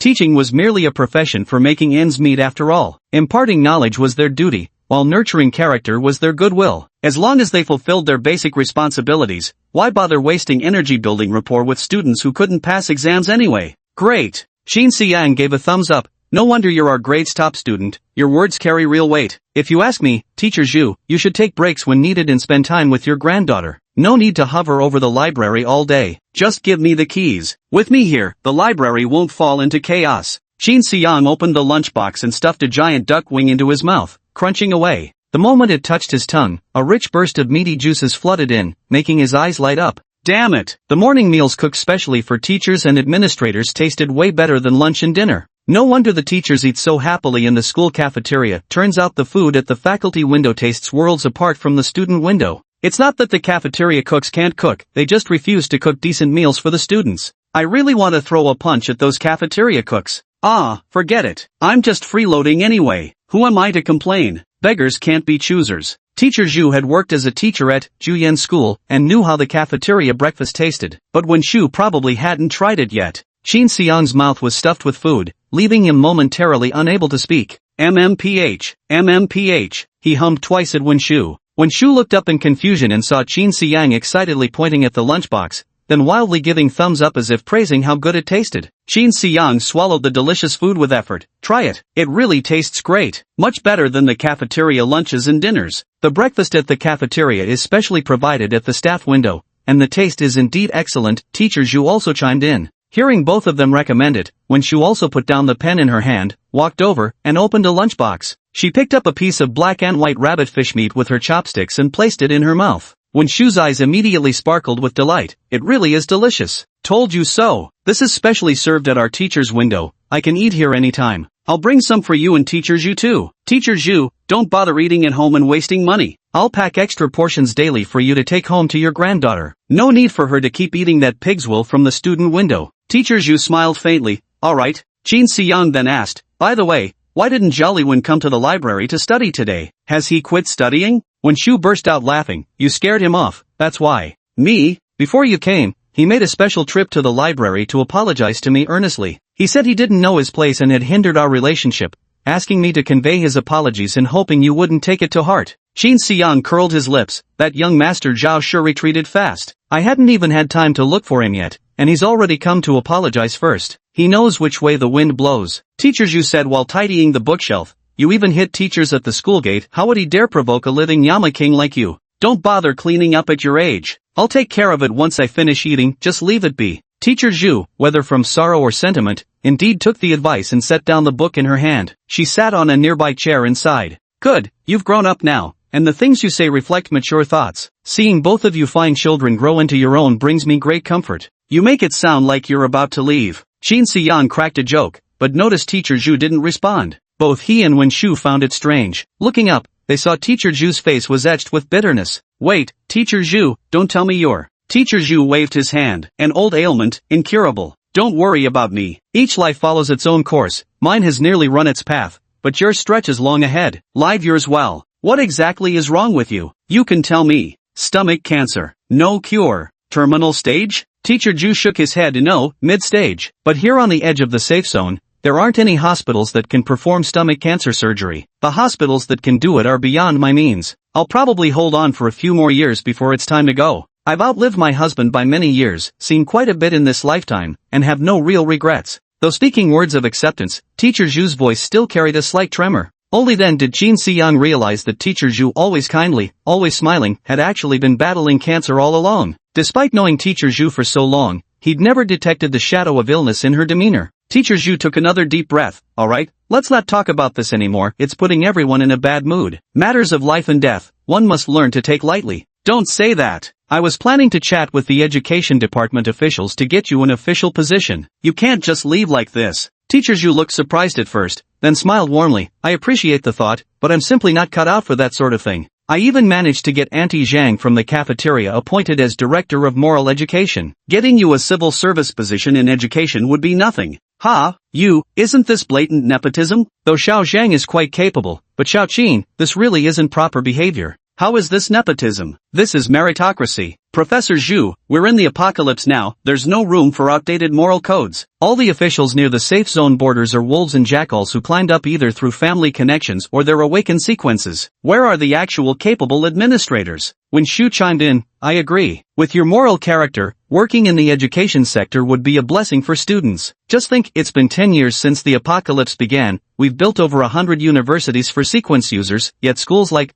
Juan Academy still don't offer courses on post-apocalyptic survival or sequence cognition. Isn't this sheer negligence from the education department? If you join the education department, just doing your normal duties would already make you better than 99% of public officials. Chapter 46 Status. Amidst Qin Xiang and Wen Shu's continuous praises, Teacher Zhu also felt somewhat embarrassed. She revealed a warm smile. Having the approval of two good kids like you is enough for me. This illness is truly something beyond our control, so don't worry about it anymore. When Shu glanced at Qin Xiang, who kept his head down eating without saying a word, if there was any warmth of human kindness that the solitary Qin Xiang could feel in this world, it undoubtedly came from Teacher Zhu. As long as he wanted this work-study position, Teacher Zhu would always reserve it for him. Other parents also gave gifts to Teacher Zhu, hoping she would offer the position to their own children. But Teacher Zhu stood firm. If your child is an orphan, then they can take turns with Qin Xiang. Otherwise, forget about it. Even at the end of the world, in such dilapidated places on the fringes of the safe zone,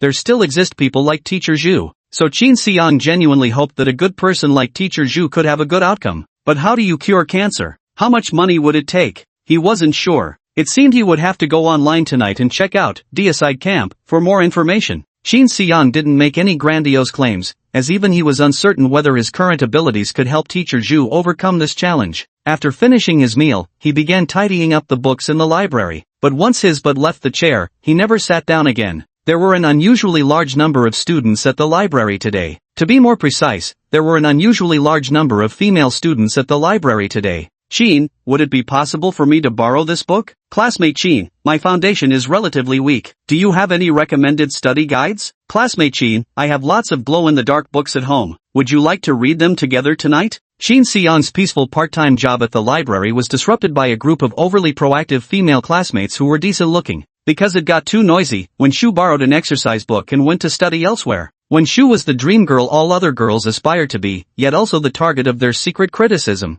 Originally, Wen Shu's presence here, with her air of academic excellence, had made them feel somewhat inferior, keeping their behavior slightly restrained. After Wen Shu left the library, they cast off all restraint and launched a full frontal assault on Qin Xiang. Moreover, seeing that Qin Xiang didn't react harshly, they realized he probably wouldn't knock them out like he had the grade-level director, and grew even bolder. A bare shoulder glimpsed beneath fabric, a skirt hem lifted playfully, such were mere trifles. Some girls, while unbuttoning their blouses, collided squarely into Qin Xiang, their soft curves pressing against him until words failed him. Qin Xiang marveled inwardly, so this was how sequence-capable individuals were treated among ordinary folk. If casually overpowering the great dean and homeroom teacher had been his declaration of status, this encounter in the library became others' tacit acknowledgement of that standing. Compared to demonstrating power with force, being praised and recognized by others is indeed more enjoyable. As someone who has lived two lives, Qin Xiang had never encountered so many girls passionately pursuing him before. It gave him quite the taste of being a celebrity idol from his past life. Had it been an ordinary 18-year-old high school student, suddenly wealthy and inexperienced in the ways of the world, they might have easily become intoxicated by such superficial attractions. Teacher Zhu, standing off to the side, couldn't help sighing repeatedly, worried that Qin Xiang might lose himself and sink into this indulgent lifestyle. But they didn't know that Qin Xiang had killed before, had killed more than one person. His heart had long become utterly calm after witnessing bloodshed numerous times. These girls were far too ordinary, getting too close would only become burdensome. She could neither be his life partner nor a harbor for his flesh. They weren't even what one might call rose-tinted skeletons in Qin Xiang's eyes, they were simply voids. Qin Xiang grew ever more convinced that a beautiful life was soon to come. And so, with a smile on his face, he quietly replied to the girls rubbing up against him, "Piss off." The girls froze momentarily before instinctively turning to look at Qin Xiang's face, only to find his expression had gone completely blank, unrecognizable from just moments before. In an instant, they experienced the same terror their grade director had felt that morning, immediately recoiling from Qin Xiang's side. Qin Xiang gave a faint smile. Good. After all, peers are far easier to communicate with than my homeroom teacher. Yet despite his smile, the girls felt nothing but bone-chilling coldness radiating from him. Chin Si-young walked out of the library along the path the girls made for him. At the entrance, he said to teacher Zhu, "I'll come back after school this afternoon. You can eat this breakfast if you get hungry."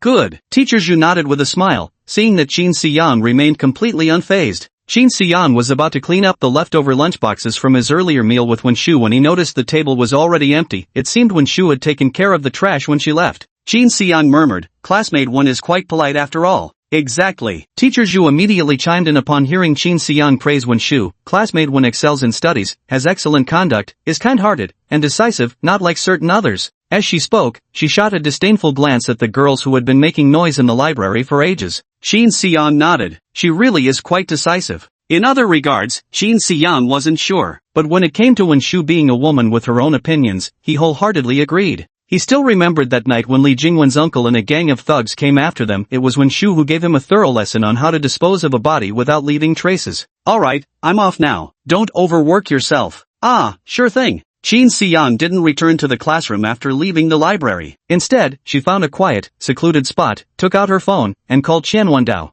"Hello, Director Qian, sorry to disturb you. Do you have a moment? I'd like to chat with you briefly." "Oh, Xiao Qin, what's the matter?" "It's like this. A close friend of mine has been diagnosed with cancer. I wanted to ask if there are any treatment options." Section Chief Qian was taken aback. "Your friend? A sequence ability user?" "No, just an ordinary person." "You actually have ordinary people as friends?" "Of course you can be friends with ordinary people. Wasn't everyone just an ordinary person when they were born?" "That makes some sense. If you have the money, you could send him to the hospital for treatment." "If I had money, I wouldn't be calling you." "You mean, you want to know the special methods of sequence practitioners?" "Of course. Generally speaking, we sequence ability users have two methods when it comes to healing." "Go ahead." "The first option is to hunt deities outside the safe zone, then exchange the bounties at the management bureau to pay for hospital treatment. The second option is to find a practitioner from the healer sequence to treat you, though the fees are usually higher." "I've heard about the healer sequence too, but they seem extremely rare and hard to find."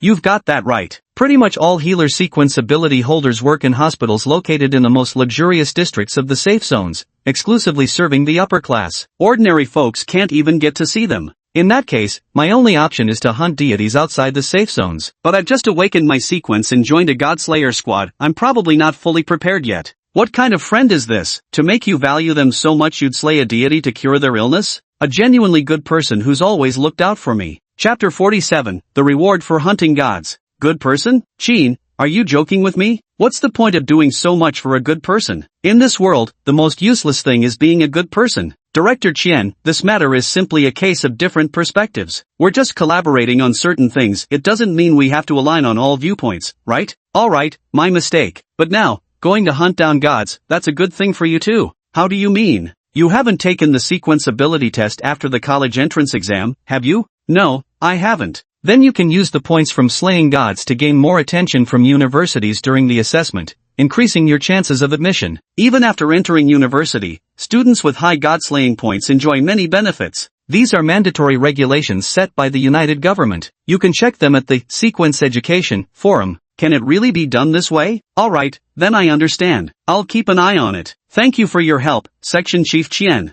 Yeah, it's nothing. Qian Wenda tossed his phone onto the table, muttering Chin Si-young's words under his breath. Save a good person? Good person. That's a term I haven't heard in many years. It does bring back some melancholy. Sigh, who's born wanting to be a villain? Just then, Qian Wandao's phone rang again. Hello, Xiao Tang, what is it? Oh, those troublemakers before the director that day were just ordinary people? Then why hesitate? Kill them all. Right, that's all for now. Hanging up the phone, Qian Wandao smiled mockingly. A good person, I'm afraid I can't be one anymore. Chin Si-young hung up the phone and made up his mind to visit an internet cafe after school to check the forums. Wait a minute, isn't there technically a computer in the principal's office? Yes, there should be one after all. The principal is a public official. How else would he receive documents from the joint government without a computer? As for Wang Defa's warehouse computer, its advantage of hiding IP addresses became far less relevant after he openly revealed his sequence ability and registered as a sequence ability holder. He had already revealed his identity, so there was no need to hide anymore when logging into the forums of Godslayer Camp and Sequence Education.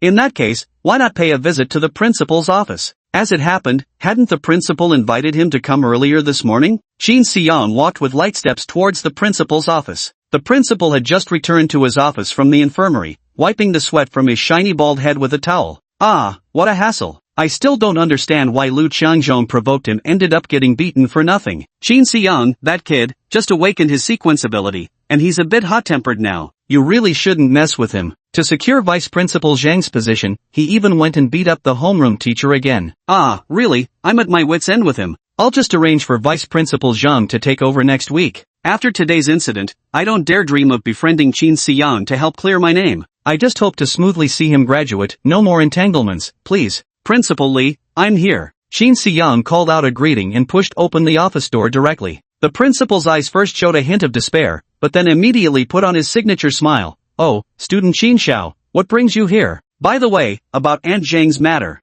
I've already started working on it. Tomorrow, no, today. It'll be done today. Thank you, principal. By the way, I came today because I have some other matters I'd like to ask for your help with. Go ahead. I'll help if I can. I'm planning to take the supernatural aptitude test after the college entrance exams, but I don't know anything about it yet. As you know, my family circumstances aren't great. I can't afford to go to internet cafes. So, I was wondering if I could use the desktop computer in your office. What do you think? Ah, Principal Li froze for a moment, momentarily at a loss for how to respond. But Qin Xiyang made himself right at home without ceremony, sitting directly beside Principal Li. Student Qin, you. Principal Li, our school's moral education efforts have been inadequate for many years, which has made me emotionally volatile. You wouldn't want me causing any more trouble before graduation, would you? Qin Xiyang was a sequence ability bearer, so even if he killed his teacher, he wouldn't face any consequences. However, as the school principal, Li Tianming would inevitably be held accountable by the coalition government for campus security breaches.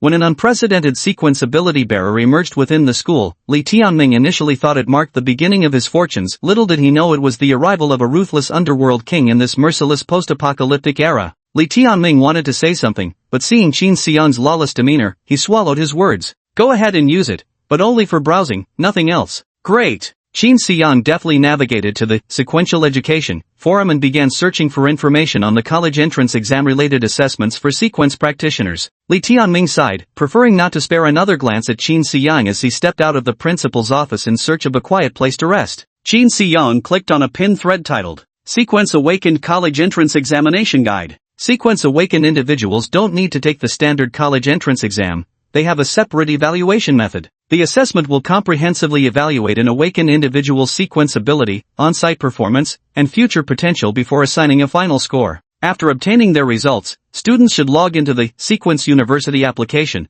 portal to submit their scores and personal records for school applications. Accepted institutions will then send admission notices to successful candidates. Generally speaking, the hierarchy of sequences from lowest to highest is as follows: useless sequences, such as soft body; common sequences, such as sleepless; law enforcement sequences, such as scent tracker and undying; combat sequences, such as warrior and phantom assassin; and special sequences, extremely rare sequences with unique abilities, such as mimic. Qin Xiyang carefully examined the 5 tiers of sequences and discovered that Qianwenda's mimic was actually a top-tier special sequence. He couldn't help but view this department head with even greater respect. Section Chief Qian, the more I learn about you, the more astonishing you become. Qin Xiyang sighed with genuine admiration. Indeed, whether in past lives or the present one, those who rise to positions of authority in important departments are never simple individuals. He continued reading the post. There is one special case that exempts you from the exam, having a record of hunting gods. You can substitute your god hunting points for assessment scores and submit them alongside your resume to apply for university. The education department maintains records of all students with awakened sequence abilities. Whenever a student earns god hunting points, the database is updated,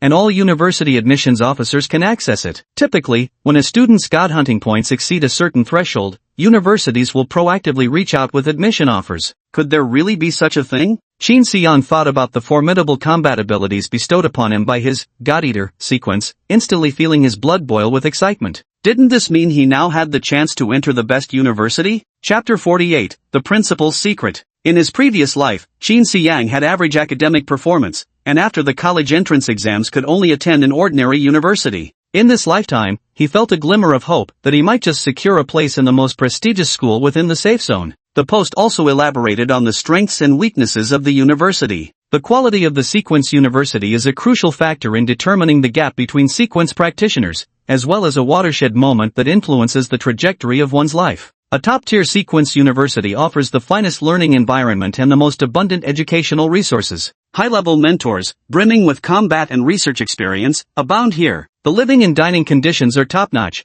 with generous scholarship allocations ensuring outstanding students needn't worry about tuition fees. Outstanding alumni and promising classmates will serve as a solid foundation for your future progress. Whether you choose to battle deities, work for the United Government, or engage in research related to sequence abilities, all of these are invaluable resources. So, if at all possible, make every effort to get into a top-ranking sequence university. Otherwise, you'll regret it for life. Just from reading the introduction, Shin Se-young was already filled with admiration for the outstanding sequence university. The university in this lifetime is quite different from the previous one. In the previous life, after graduation, stepping into society mainly depended on personal abilities and background. Alumni resources didn't carry as much influence. But in this lifetime, it's a world where humans battle deities and establish new orders. The apocalypse has only descended 10 years ago. The various social classes within safe zones have existed for merely a decade. It's still a time for rebuilding the world order. The main circles probably haven't fully taken shape yet. If you want to seize the opportunity at this moment, you must strive to secure a seat in the VIP section, that is, enter the prestigious sequence universities. According to the Post, even if Shin Se-young is an orphan or poor, it doesn't matter much because sequence abilities are the true currency of the apocalypse. As long as your sequence abilities are strong enough, circles will naturally come forward to embrace you. He opened the Deicide forum, again to check the bounty details for slaying gods. Slaying gods can earn monetary rewards, sequence potion rewards, and deicide points, all resources provided by the United Government. The specific conversion is, for every deicide point earned through slaying a god, you'll receive 1,000 copper coins and 1/10 of a sequence potion's resources. When a group collectively slays a god, distribution will be proportionally allocated based on the members' mutual agreement. Hunting deities alone earns double the points. However, the sequence ability administration does not encourage solo operations. Teamwork remains essential in deity hunting. This rule exists solely to identify the strongest human deity hunters who will lead humanity's future counteroffensive. Points are earned by harvesting a marked body part after slaying a deity. Detailed instructions can be found in a dedicated post. If a sequence ability holder falls during a deity hunt, compensation will be paid to their family according to their sequence rank. For those without family, if the death occurs during a team hunt, the compensation may be distributed among surviving teammates. Distributed among teammates? Shin Se-young couldn't understand the purpose behind adding this rule. Something about it just felt off to him. As a sequence ability user, killing ordinary people wouldn't affect me much. So if my squad member's whole family has only one sequence ability user, could I slaughter his entire family, then kill him to claim his death compensation? Doesn't adding this clause practically encourage infighting? Is this really one of the survival rules in apocalyptic safe zones? There were still many things that Shin Se-young knew absolutely nothing about. Even before joining the God Hunter squad, Shin Se-young had already caught a whiff of bloodlust through the introductory posts. At that moment, he noticed a red number 157 on his sequence ability forum account avatar. Curious, he clicked to check and discovered he had received 157 private messages. Hello there, little brother. Your Phantom Assassin sequence is exactly what our team needs most. Plus, our squad is all women. We're missing a man with masculine energy to hold the fort. You're perfect for the role. Join us in god hunting, and we'll take good care of you. Hello Chin, your sequence is precisely what we urgently require. Join our god hunting team. Our squad has been established for 2 years with almost no member changes, guaranteeing high safety standards. Shin Se-young, your Phantom Assassin sequence perfectly complements our team's offensive weaknesses. We have team members with Restoration and Armor sequence abilities who can ensure your safety during god hunts. You absolutely must join us. Shin Se-young skimmed through them briefly. There were invitations to join from 157 different god hunting teams, leaving him utterly dazzled by the overwhelming choices. As he was browsing the invitation letters, he received 2 more invitations to join god hunter teams. They say, Phantom Assassin is in high demand. Seems to be true. My god, so many teams want me? But how should he choose a god hunter team? Shin Se-young's first instinct was to ask Shen Wendao. But after some more thought, Shen Wendao was too clever. He didn't want to get too close to him, nor did he want Shen Wendao to see his ignorant side. When dealing with smart people, hide your flaws. When dealing with fools, show your weaknesses. This was the lesson Shin Se-young had learned from living 2 lives. If he bothered Shen Wendao with every little thing, it would only make Shen Wendao think he was foolish and gradually distance himself. He searched the forum but found no posts teaching how to choose a divine hunting team. Perhaps it existed once, but was deleted by the administrators. This also illustrates that selecting members for the Huntsman squad involves classified expertise, information not meant for public disclosure. Why can't it be made public? Shin Se-young understood there was no point pressing further. He'd have to invest his own time and effort to find out. Suddenly, a series of beep beep beep alerts sounded at that moment. Li Tianming forgot to turn off QQ when he left. Driven by curiosity, Qin Xiang opened the chat window. There was a message from a user named Tingting. Brother Tianming, I miss you. Could you keep me company tonight? Along with the words came the attachment of an indecent video. Qin Xiang watched the entire video with a judgmental gaze, then clicked the close button to exit and downloaded the video. But when he opened the folder containing the downloaded video, he froze again. There were this many? Although numerous, they weren't disordered, as Li Tianming had thoughtfully labeled and categorized each video in detail. Many of them even featured Li Tianming himself.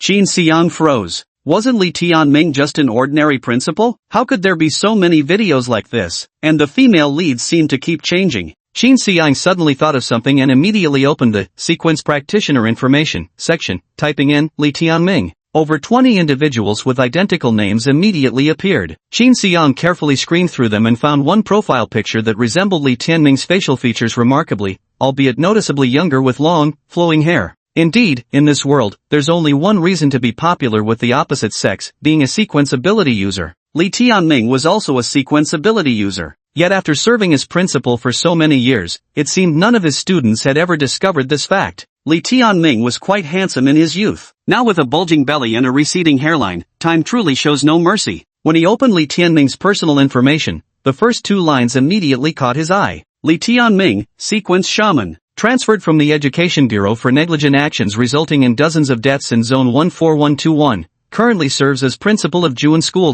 Chapter 49, Principal Li Tianming. Qin Xiang stared at the intelligence report on Li Tianming, stunned speechless for a moment. Principal Li, killed dozens of people? How could someone who killed dozens of people still be appointed as a school principal? What kind of formidable background and solid connections must this guy have? Qin Xiang suddenly realized that when he was speaking to the principal earlier, his voice might have been a bit too loud, failing to show the respect due to an elder and mentor. Whatever, I won't come here anymore. Better go bully easy targets at Wang Defa's place instead. The principal isn't someone to trifle with. He closed the video, marked Tingting's messages unread, deleted the downloaded video, and decided to leave the office while Li Tianming was still away. I should try to meet Li Tianming less often from now on. Just as he was about to get up, the office door swung open, and Li Tianming walked in from outside, belly protruding, clutching a thermos cup. Noticing Qin Xiang seemingly about to rise from his seat, Li Tianming smiled and asked, "What? Finished searching? Leaving already?" "Yeah, that's right. Thank you for letting me use your computer, Principal. I've found the information I wanted to know." The principal walked over to Qin Xiang's side, looking at the spotless desktop and the bouncing QQ avatar in the lower right corner. He hovered the mouse over it, revealing an unread message from Tingting.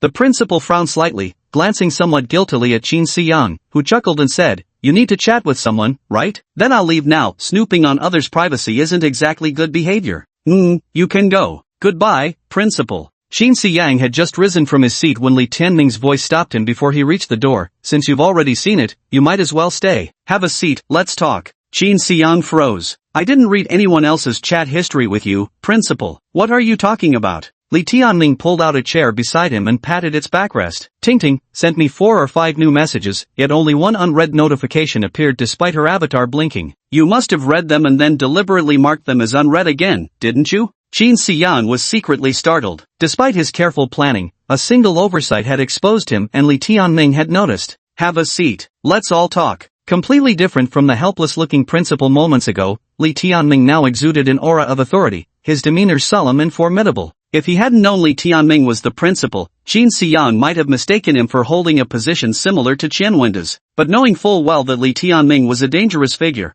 why else would Qin Xiang lean into him? Even if they were discovered, so what? This was Li Tianming's scandal, it had nothing to do with Qin Xiang. Even if Li Tianming didn't let him leave, he still pulled open the office door, ready to walk out. Just then, he suddenly realized his body had lost all control. His feet seemed glued to the ground, unable to budge an inch. He looked down in horror, freshly washed tattered pants and broken shoes now crawled with mud. The earth clung to his legs like arms in a vice grip, sending panic coursing through him. "Qin Xiang, come back and sit a while." Turning, Qin Xiang saw Li Tianming's face suddenly transform into a multicolored mask, the exact same mask that had flashed across Luo Ilian's face that night in the woods. Li Tianming dared to use a sequence skill on himself? It must be known that Shaman is an immensely powerful support sequence, and the skill, Earthbind, is precisely the god-controlling method countless hunter teams desperately need. Activating skills against fellow sequence users within safe zones is an extremely dangerous provocation. If the Bureau officials were to find out, Li Tianming would absolutely face severe repercussions.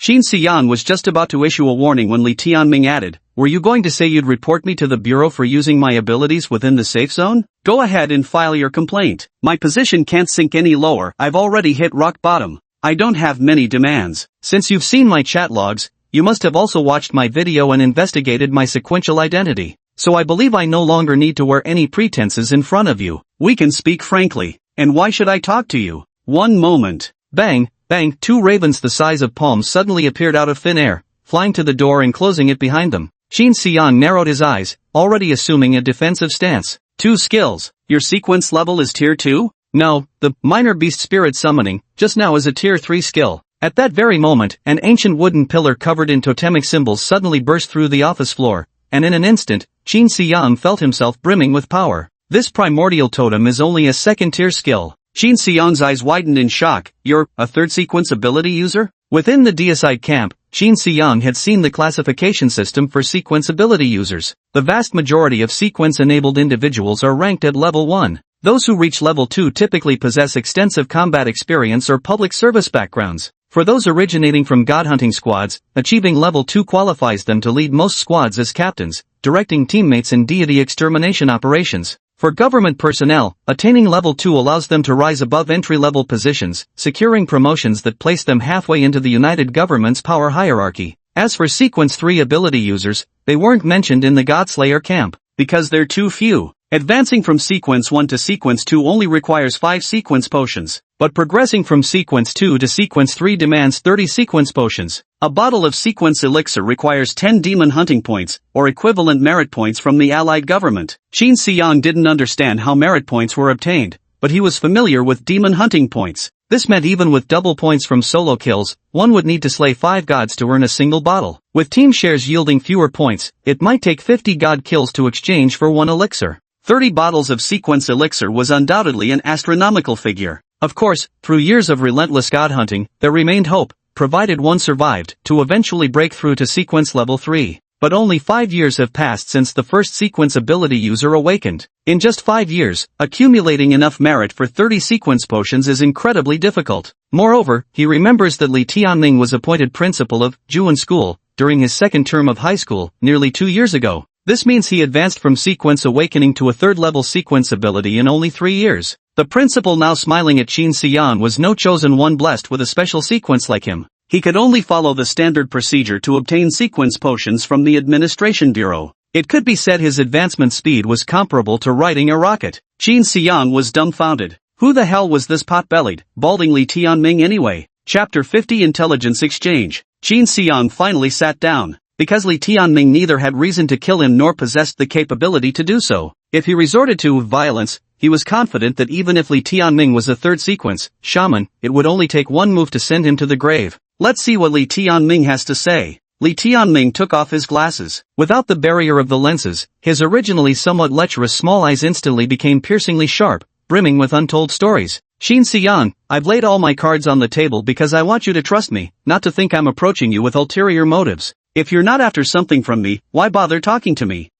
You're right. What I mean is, I have no intention of harming you. On the contrary, I can help you. Help me? How? I can assist you with hunting gods and getting into university. You're on the Phantom Assassin sequence, right? This sequence is perfectly suited for combat. You can hunt gods outside the safe zone and earn hunter points, which will not only help with your university application but also have long-term benefits for your future. More importantly, you can make money by slaying gods to earn your university tuition. You should know that university tuition isn't cheap. Many students have to give up their university acceptance letters simply because they can't afford the fees. Give up acceptance letters? The Sequence Education Forum clearly states that universities offer scholarships to outstanding students in need. Li Tianming chuckled. Miss Qin, have you ever heard the saying, there's no such thing as a free lunch? Why should they give the scholarship to you instead of someone else? Just because you're slightly better at studies or come from a poorer family? Do you really think the safe zone is short on sequence-capable individuals like you? Schools aren't public welfare facilities. Every institution built after the apocalypse has extensive profit interests involved. It's all quite convoluted inside.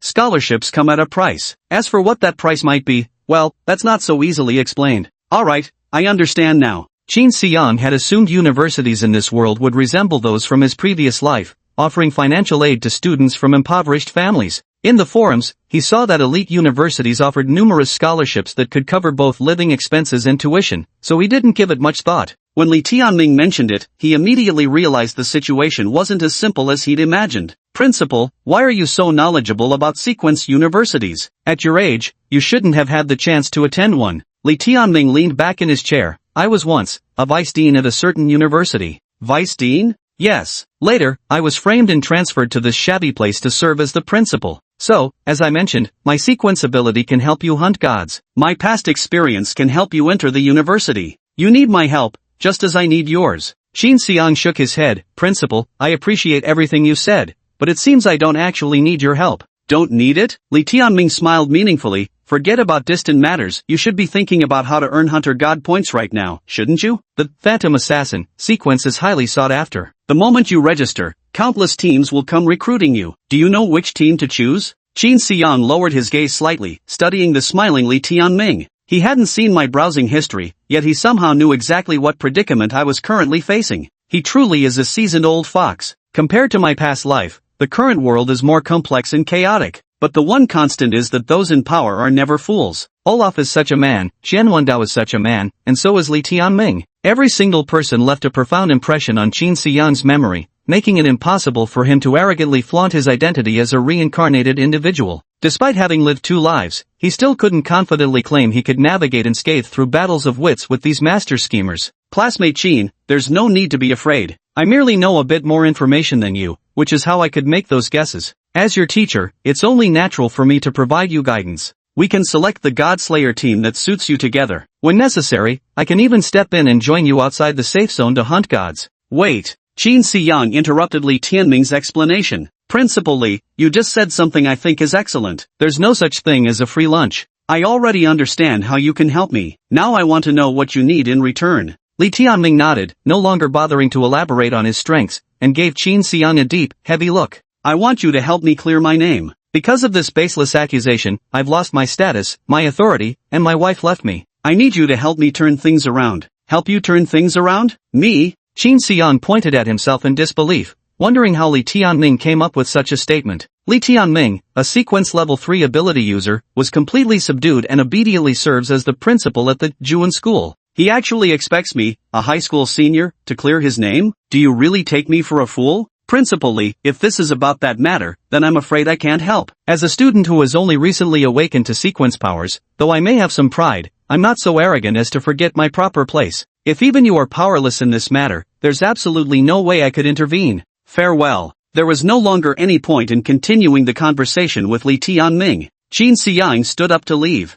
However, his legs were restrained once again, preventing him from leaving. Principal Li, using such tactics to keep me here is pointless. Once your skill wears off, I'll still have to leave. Li Tianming sighed. You really are a clever person, far smarter than I expected. There was something before that I found strange, and I kept wondering if I was overthinking it. How could an 18-year-old high school senior have so many secrets? Now it seems it wasn't my problem after all. Qin Xiang's heart tightened, unsure what Li Tianming was about to say. Principal Li, what do you mean? My ex-wife was also a sequence ability user. Quite coincidentally, she's on the same Phantom Assassin sequence as you. But there's one difference between her and you. When bound by my Earth Shackles skill, she completely lost control of her body and couldn't utter a single word. At this point, Li Tianming raised his head and locked eyes with Qin Xiang. Unlike you, who can not only speak freely but also move your upper body without the slightest hindrance. Chapter 51 Mutual Assistance. Qin Xiang remained expressionless, yet panic was creeping into his heart. Damn it, there's a loophole. He had only considered how the skills of the Phantom Assassin sequence resembled his own,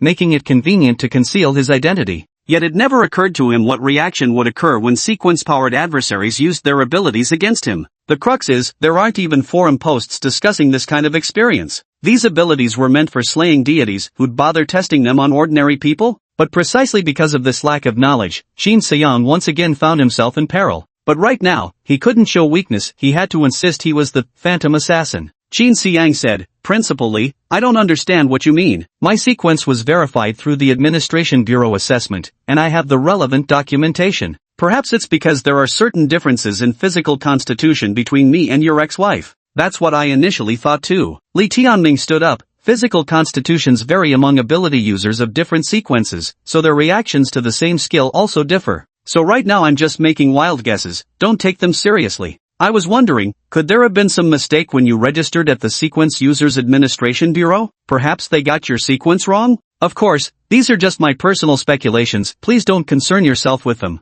Li Tianming's tone remained casual, yet it carried an unmistakable undercurrent of threat. Qin Xiang narrowed his eyes and looked at the middle-aged man with a bulging belly and a colorful mask, his heart sinking once more. For certain reasons, the United Government only tests the sequence abilities of sequence users during registration, with no further testing of any kind afterward. To some extent, he was already safe, because even if Li Tianming knew about this, he couldn't threaten him. But having his secret known by someone was still unsettling. Principal Li, if you insist on spreading rumors, you should know there will be consequences. If Li Tianming remains truly obstinate, Qin Xiang would have no choice but to take the risk and attempt to kill him. After all, this wouldn't be his first murder. At most, it would just be his first time killing a sequence tier ability user. But there's always a first time for everything, nothing to make a fuss about. Li Tianming shook his head. I'm not trying to spread rumors, nor do I mean anyone harm. From the beginning, I've said that I need your help to clear my name. In return, I'll give you my full support. Someone even you can't afford to offend, and you want me to help you provoke them together? Many hands make light work. Many hands make light work? Principal Li, as a sequence ability user, don't you find this saying utterly ridiculous? So, you're still unwilling to agree? Qin Xiang no longer concealed his thoughts and said coldly, agreeing with you, I can't imagine just how much more trouble I'd bring upon myself. Refusing you means only one problem to contend with. Tell me, which option would you choose? Li Tianming chuckled coldly, if you don't agree with me, there's only one problem? Are you saying that if you kill me, the problem will be solved? Classmate Qin, it's not that I don't believe you. It's just that killing me won't be as easy as you think. Killing you may not be easy, but helping you is even more troublesome. If you were me, what would you choose? After hearing this, Li Tianming fell into deep thought and finally sighed. You make a good point. With these words, his colorful mask gradually faded into his face, restoring the image of that middle-aged man, while the restraints binding Qin Xiang's feet also disappeared without a trace. Transactions where the gains don't measure up to the risks are doomed to fail. Let's try a different approach. Qin Xiang raised an eyebrow. What approach? First, I'll help you complete a certain number of god-slaying missions, while also providing as much support as possible for your academic advancement. If you still need me to help you clear your suspicions, then I must decline. No, that goal is a bit too ambitious. You have to take things one bite at a time. Expecting you to finish everything in one go isn't realistic. Just help me with one thing first. What's up? Qin Xiang had already made up his mind any request to impose unfamiliar adversaries would be met with refusal. Even if Li Tianming was a troublesome person, he was still better than an unknown enemy. Even Li Tianming couldn't handle that person, they must be even more troublesome than him. Help me find someone with the sequence designation, Deceiver. Ha! Qin Xiang froze for a moment upon hearing Li Tianming's request. Why? The reason they could frame me for murder back then was because someone saw a sequence ability user wearing a shaman mask at the scene. And among the ability users registered under the shaman sequence in that vicinity, I was the only one. It just so happened that I was alone that day, unable to provide an alibi, and my presence was oddly detected at the scene, that's why I was framed. After hearing this, Qin Xiang calmly remarked, Principal Li, based on your description, it sounds very much like you are the actual perpetrator. Not me. Go on. Therefore, I believe there must have been someone from the shaman sequence, or someone disguised as one, at the scene. The shaman sequence isn't like yours, unlike other sequences that can disguise themselves. Whenever skills are used, a shaman's mask appears on the user's face, so it's impossible for anyone in the shaman sequence to conceal their identity. That's why I suspect there must have been a deceiver at the scene, mimicking my appearance to frame me. As you probably know, deceivers can replicate the visual transformations of other sequences when activating skills, making it extremely easy for them to hide their true identities. Within the alliance government, those with the deceiver sequence are exceptionally rare. Qin Xiang pondered for a moment before asking, so even if I helped you find someone with deceiver sequence abilities, how would that help you? From what I understand, this kind of shady sequence must have its own organization. Help me find a deceiver, and I can figure out a way to extract some information myself. Qin Xiang listened but neither agreed nor disagreed. Completing this task would be effortless for him. The blonde police officer, Luo Yiliana, was of the deceiver sequence. Moreover, Luo Yiliana already had a strained relationship with him. They were practically enemies forced to conceal secrets together. Selling Luo Yiliana to Li Tianming as payment for his assistance was an exceptionally fitting deal. But he suppressed the urge to immediately agree and continued asking, Principal Li, why don't you find her yourself? Me? Li Tianming gave a bitter smile. All my sequence ability privileges were revoked by the United Government because of that false accusation. You look at me being the principal of Juan School, but in truth, there's no difference between me and being exiled. Because in these 5 years, not a single sequence ability user has emerged from this school. They threw me here hoping I'd rot away. If my sequence rank weren't high enough, I'd probably have been executed by now. Aside from you, I basically can't establish connections with any sequence ability users. Even if I do, the moment they glance at my record, they immediately cut ties. Everything Li Tianming said was accurate, yet there still remained one piece that didn't quite add up. Principally, if you've been wrongly accused, I truly sympathize with you, but I've got one question. Go ahead. Why would they want to frame you? Revising previous text and outline, updating once every 2 days these days. Chapter 52 The One-Man Squad. Li Tianming didn't answer Qin Xiyang's question but instead posed a new one. Classmate Qin, may I ask what's the deal with your sequence? While asking this, Li Tianming wasn't looking at Qin Xiyang but gazing at the night outside the window, as if he wasn't actually seeking an answer. Qin Xiyang understood Li Tianming's meaning with just a moment's thought. The reason Li Tianming was framed was an unspeakable secret, just like his own sequence. Exposure means death. Between clever people, conversations needn't be spelled out too plainly. Li Tianming used a clever analogy to make Qin Xiyang understand the situation. Since the reason Li Tianming was framed couldn't be disclosed, why he severed all contact with other sequence ability users after being framed was likely another matter that couldn't be explained. It was undeniably absurd that someone of Li Tianming's stature, a high-ranking sequence level 3, had to rely on Qin Xiyang, a newly awakened sequence user. Yet within this absurdity, there existed a certain twisted logic. That is, Li Tianming has offended many people who can silence him but cannot kill him. He needed to enlist the help of a fresh face entirely unassociated with those people. Qin Xiyang knew his own strength was extremely limited, and Li Tianming also knew Qin Xiyang's strength was extremely limited. Yet, he still chose Qin Xiyang for help. It sounded like sheer lunacy. But Li Tianming was no fool. After their brief conversation, Qin Xiyang concluded that Li's cunning was no less than Xian Wendao's. So why would he pick a newcomer like himself to play the moth to the flame? The only explanation was that Li Tianming still held some cards up his sleeve. All he needed was for Qin Xiyang to pry open the slightest crack, and he was confident he could turn the tables. This made Qin Xiyang realize that in Li Tianming's eyes, he was not the savior who could turn the tide, but rather a spark capable of igniting the entire powder keg. Li Tianming, on the other hand, was the one who possessed the powder keg but lacked the spark. By this point, Qin Xiyang had pieced together a rough outline of the situation, and the way he looked at Li Tianming began to fill with respect. Li Tianming seemed to notice the subtle shift in Qin Xiyang's gaze, his face tinged with a trace of bewilderment. This kid, has he figured it out so quickly? Surely, that can't be possible? Principal Li, I agree to what you proposed.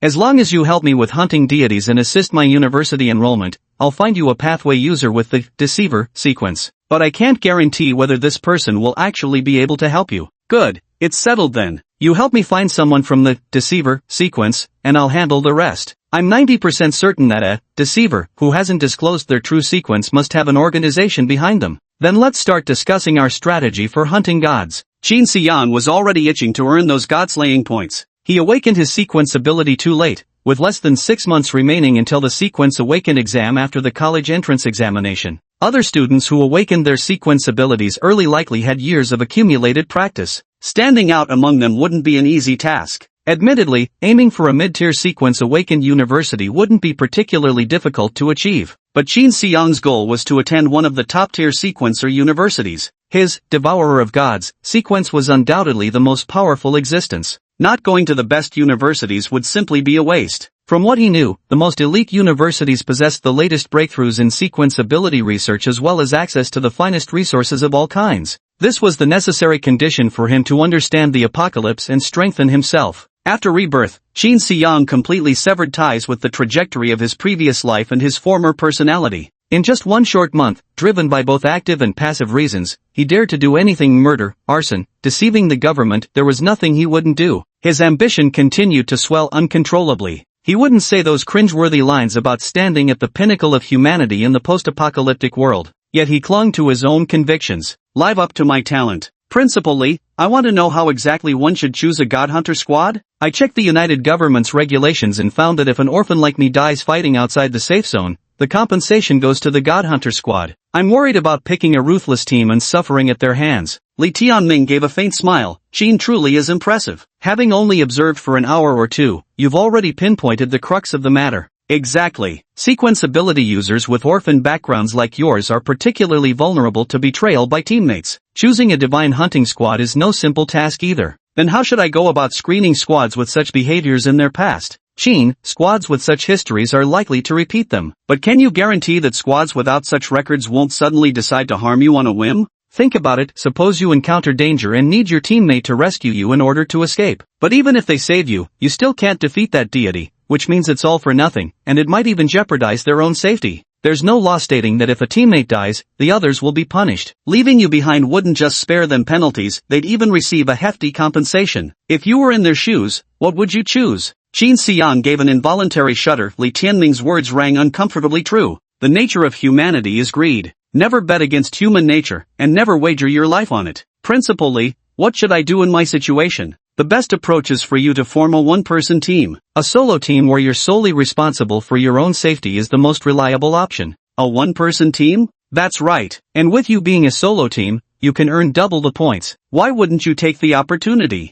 Qin Xiang hesitated, saying, "It sounds great, but I've never had any experience hunting gods before. By myself, I wouldn't know what to do." "Don't worry, I'll be there. I'll go outside the safe zone with you and help you hunt the gods. But I'm registered as a solo team, won't there be consequences if someone finds out I had help?" Killing a god solo grants double the points. If someone could get help from other sequence ability users yet pretend to hunt alone and then claim double the points, wouldn't that be defrauding the United Government of their god hunting points? The United Government is no fool and certainly wouldn't tolerate losing out on such deals. Though Qin Xiang wasn't sure how the United Government would detect such fraudulent point claims, he was certain they had a reliable method. Otherwise, such a massive loophole would have been exploited by countless people long ago who would still bother forming teams. Chapter 53, Preparing to Hunt a Deity. You're absolutely right. If a solo hunter receives unauthorized assistance from other sequence users, they'll inevitably be discovered by the Sequence Ability Regulatory Bureau. The punishment for such violations is exceptionally severe. When solo sequence users complete their deity hunts and exit through the safety zone, the Bureau officials stationed there to inspect divine remains will administer lie detection tests and memory continuity assessments. Additionally, the data from your deity remains hunting expedition will be uploaded to the Solo Expedition Scores section of the Deicide Camp database. The lie detection test will only ask you one question: did you single-handedly slay these deities? Its purpose is to verify that in your memories, the god slaying was accomplished entirely by yourself. The memory continuity test serves to confirm that your recollections haven't been altered by sequence ability users like authors or soul reapers who can rewrite memories.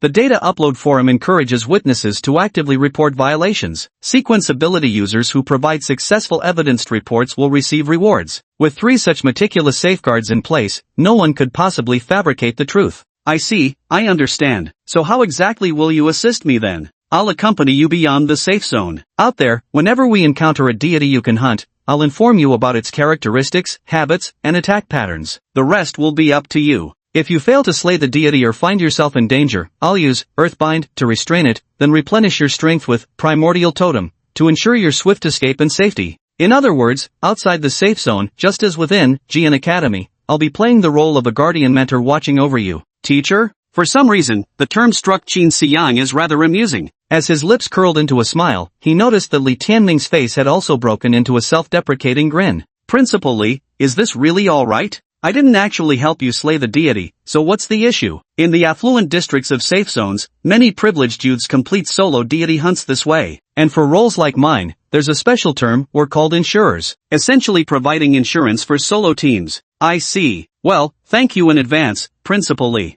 Don't mention it, we're helping each other out. But let's get one thing straight, I can't keep assisting you for free indefinitely. As your insurer, you keep all the merit points, but you'll split the monetary rewards with me 50-50. Double the merit points even if you only take half the cash rewards, you're still coming out ahead. Take half the money? A shaman of sequence level 3 accompanying him outside the safe zone just to ensure his safety, taking half the money was more than reasonable. In fact, Qin Xiang even felt it was a bit too little. Excellent, no problem at all. Besides, I also need to see your progress. I'm helping you hunt deities not for that small fortune, but because you'll help me find the deceiver. Do you understand? If I make progress, I'll inform you promptly. Alright, when do we start hunting gods? This weekend? You're now a sequence ability user. Attending classes holds no meaning for you anymore. We begin tomorrow. Come to school tomorrow morning, and we'll take the bus to exit 38324 of the safety zone to start hunting gods. Take the bus? Principal Li, I don't have that kind of money. Li Tianming shot him a knowing glance, fully aware this cunning brat absolutely had ways to get money and was just playing dumb in front of him.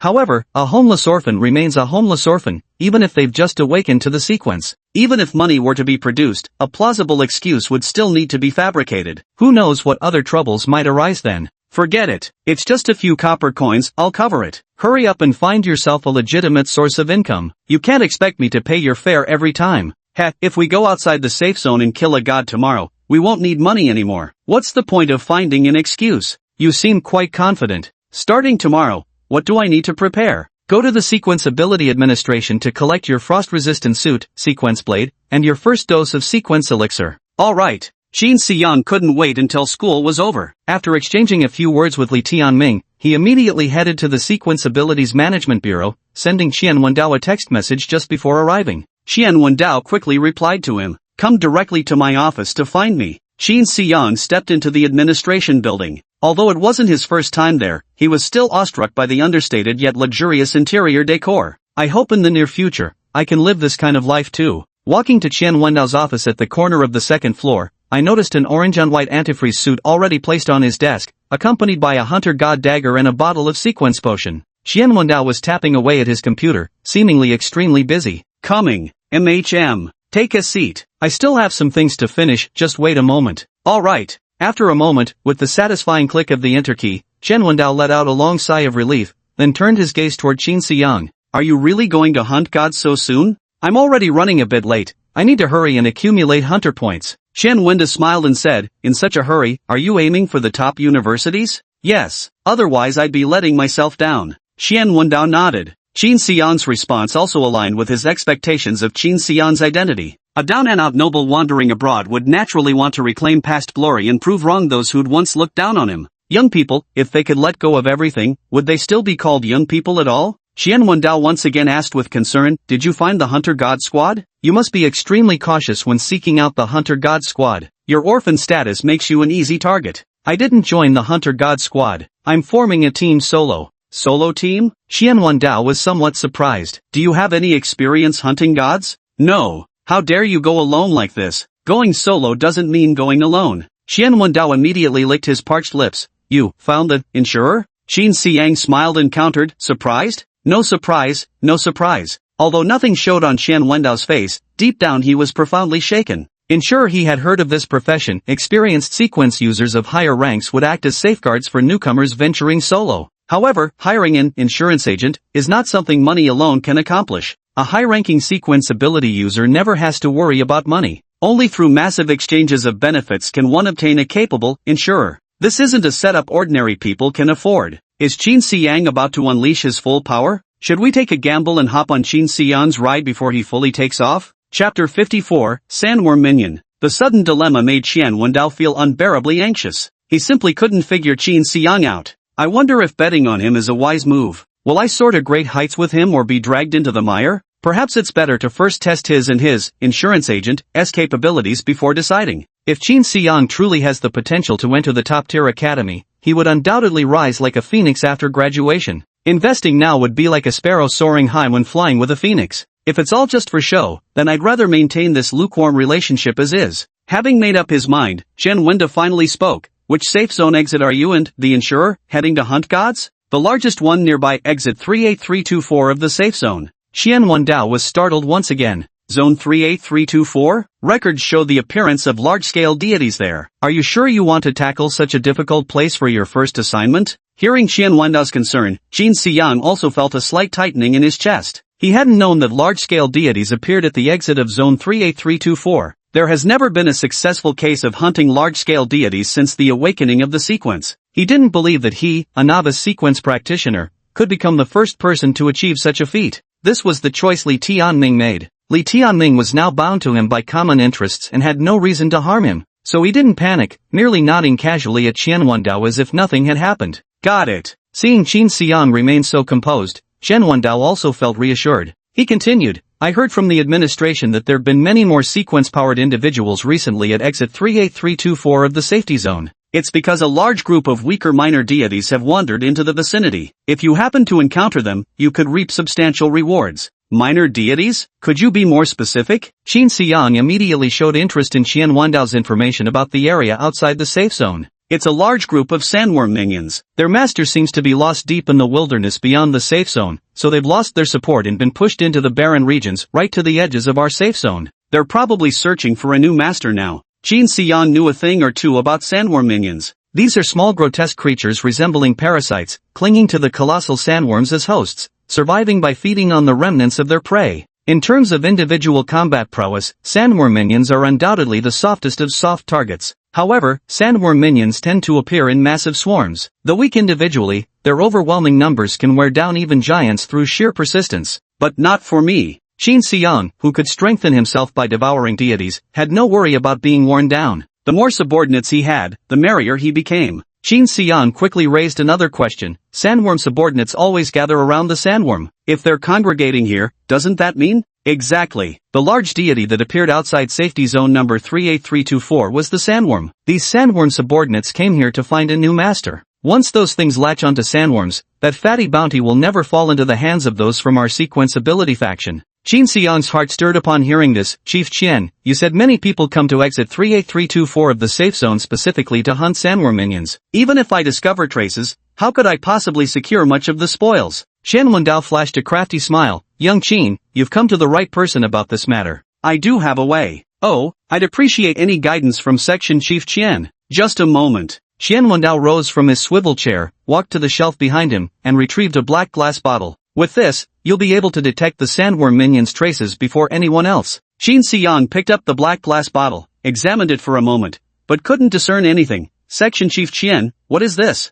A piece of sandworm scale. Sandworm scale? Sandworm scales carry their essence. Take this glass vial to a secluded place and open it. It will surely attract some sandworm minions. Where did you get this? This is evidence of a sandworm sighting provided by the sequence travelers. They picked up this sandworm scale not far outside the safe zone. I spent 2 silver coins to buy it, originally intending it for my nephew, but well, you know how it is. That boy doesn't have what it takes. He gets bullied in the team for no reason at all, let alone if he had something enviable like this. Worth 2 silver coins? This scale, why didn't the person who found it use it themselves? A few rookies, their abilities aren't strong enough to handle a whole group of sandworm minions. They could have still sought help from others. Seek help? Qian Wendao gave a cold laugh. Student Qin, did you know that outside the safe zones, the beings responsible for the most human deaths aren't the gods? It's the people. Outside the safe zones, you can't even fully trust your own squad members, let alone finding others to team up with. If we encounter troublesome deities, everyone will still cooperate. But when coming across easy prey, the first instinct of sequence ability users isn't how to claim the prize, it's eliminating anyone who might share the spoils with them. This is the inherent weakness of human nature. People can share hardship, but not prosperity. Even after becoming a sequence user and gaining enhanced abilities, these inherent flaws remain unchanged. As he spoke, Qian Wendao cast another glance at Qin Xiang. Student Qin, I trust you're not that kind of person, are you? Ha, I was just kidding, don't take it to heart, classmate Qin. Qin Xiang smiled faintly. Section Chief Qian, how many sequence ability users have you met who'd hunt gods just to raise medical funds for ordinary people with no blood relation to them? Whether I'm the kind of person you described, Section Chief Qian should already have the answer in mind. Qin Xiang picked up the black glass bottle. This thing is quite an extraordinary treasure. With it, my first god hunting operation will achieve twice the result with half the effort. Chief Qian, I truly don't know how to thank you. This help is no less significant than helping me register the sequence before. Ah, Student Qin is making a mountain out of a molehill. Just 2 silver coins, not much at all. No, 2 silver coins is merely the price you obtained them for. If I didn't know Chief Qian, I'm afraid even 10 silver coins wouldn't have been enough. I'll remember this favor. Chief Qian, I need to prepare for deity hunting. See you when there's a chance. Goodbye. Qin Xiang packed the antifreeze suit, god-slaying dagger, and sequence potions from the table into a cloth bag, then tucked the black glass vial into his pocket. Thanks. Qian Wendao watched Qin Xiang depart, the corners of his lips curling upward. Chapter 55 Preparations. Qin Xiang returned to Wang Defa's warehouse. He opened a bag and pulled out hundreds of copper coins obtained after counter-killing 3 homeless men. Now that his sequence identity had been revealed, the origin of such a small sum as a few hundred copper coins could be explained openly, there was no longer any need to conceal it. He took the copper coins and went to the only supermarket nearby. The edge of the safe zone could be considered abjectly poor, nearly everyone cooked their own meals to save money. So there were only raw ingredients for sale, no prepared dishes. Yet this supermarket had many ready-to-eat foods. because its clients aren't residents, but sequencers, those who hunt gods at the exit of Safety Zone 114514. Qin Xiang had passed by countless times outside, yet never had the chance to step inside the supermarket for even a glance. He entered the store and saw, under dim lighting, shelves stocked with a limited variety of goods. Beside the shelves stood two burly men at the checkout counter, their hands hidden beneath it, likely gripping some weapon, eyes fixed on Qin Xiang with clear caution. Qin Xiang was initially puzzled, but after glancing at his own clothes, he instantly understood. He was dressed in tattered rags. The shopkeeper probably thought he was there to rob the place. He could empathize with that. Operating a supermarket in this neighborhood without proper defenses would have meant getting cleaned out by homeless people long ago. Qin Xiang looked at his outfit and shook his head helplessly. The clothing issue would have to be addressed at some point, but not now. He took a large backpack with dozens of compartments, then bought plenty of compressed instant food to stave off hunger. How much? He placed these items on the counter and asked the two stout men. 200 copper coins. 200 copper coins, about what Qin Xiang had silently calculated in his own mind. Though they had demanded a few extra coins, he didn't mind now. He took out copper coins from his pocket, counted 200, and handed them to the two men. Then he neatly packed the food into the compartments of his backpack. Qin Xiang had just picked up the backpack and was about to turn away when he suddenly heard a sharp click from behind. The sound of a pistol being cocked? Qin Xiang didn't hesitate. He immediately activated his violence skill, vaulted over the counter in one swift motion, and grabbed the two burly men by their throats. Frowning at them, he demanded, "What's your problem? I paid for my stuff, why resort to killing?" The two men's faces turned crimson as they clawed at Qin Xiang's hands, desperately trying to pry them loose. But Qin Xiang's grip was like iron shackles clamped around their necks, unyielding and immovable. A burly man opened his mouth and let out a hoarse voice. "No, no." He pointed with his finger, and Qin Xiang followed his gaze to see a strangely shaped drawer slightly ajar. "What do you mean? Are you suggesting it was the sound of the drawer?" Right.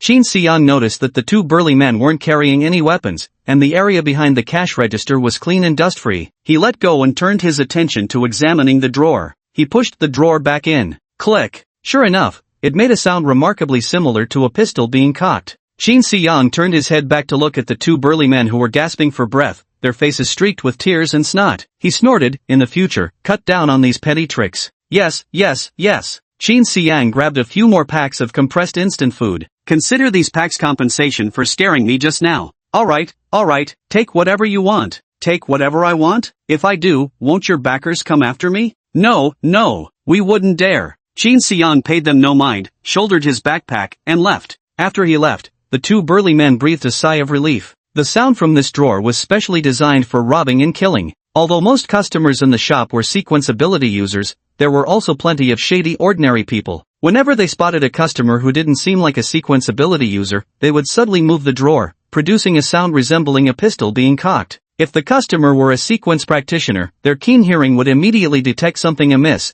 and they would inevitably display the unassailable dignity befitting a sequence practitioner. Even if they angered a sequence practitioner, they could explain it away as the sound of the drawer. Running a supermarket in this area, they had powerful connections backing them, so typically offering an apology and some freebies would smooth things over. If the customer wasn't a sequence practitioner, they would pull out the real pistol hidden in the drawer's secret compartment, kill the customer, rob them of all their belongings, and make a handsome profit. Qin Xiang saw through their little game, which was why he took extra portions of food as compensation. A burly man grumbled in grievance, with that shabby look of his, who could tell he was a sequence ability user. "I thought he was an escaped convict. He nearly killed me right then and there." Another brawny man rubbed his neck and said, "Are you insane?" He bought the specialized backpack for sequence users to store divine remnants. Carrying such a glaring item around, he might as well have written "I'm a sequence ability user" on his forehead. How could he possibly be an ordinary person? "Are you trying to get yourself killed by fiddling with that drawer right now?" But whoever heard of a sequence wielder dressed in such rags?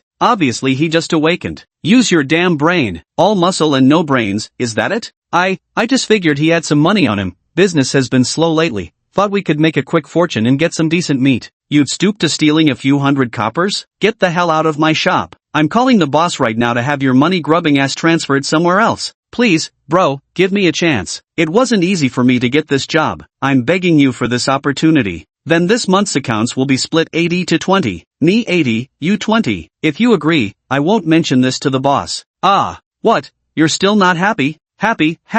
I'll follow whatever you say, big brother." Qin Xiang returned to the warehouse and also placed the black glass bottle and the God Hunter dagger into his backpack. "How should I deal with these two bottles of sequence potion? He stared at the 2 glass bottles, lost in thought. I can already enhance my strength by consuming deities. Drinking this sequence potion now would be pure waste. If there's a chance, find someone to get rid of it and make some money. Get some sleep, take a cold shower at school tomorrow morning, then go hunt gods at safe exit 38324 with the principal. Qin Xiang lay on the soft mat on the floor, filled with anticipation for tomorrow, and fell into a deep sleep. The next day, he woke up unusually early again. Dressed in frost-resistant gear with a large backpack strapped on, he stepped out of the warehouse. His attire undoubtedly drew the gazes of every passerby. Each person watching him wore expressions of reverence, admiration, and envy. Bathed in such stares, Qin Xiang's footsteps grew increasingly buoyant. Chapter 56 Leaving the Safe Zone. After Qin Xiang swaggered into the school, everyone could tell by his noble anti-freeze suit and oversized backpack that he was heading out to hunt deities.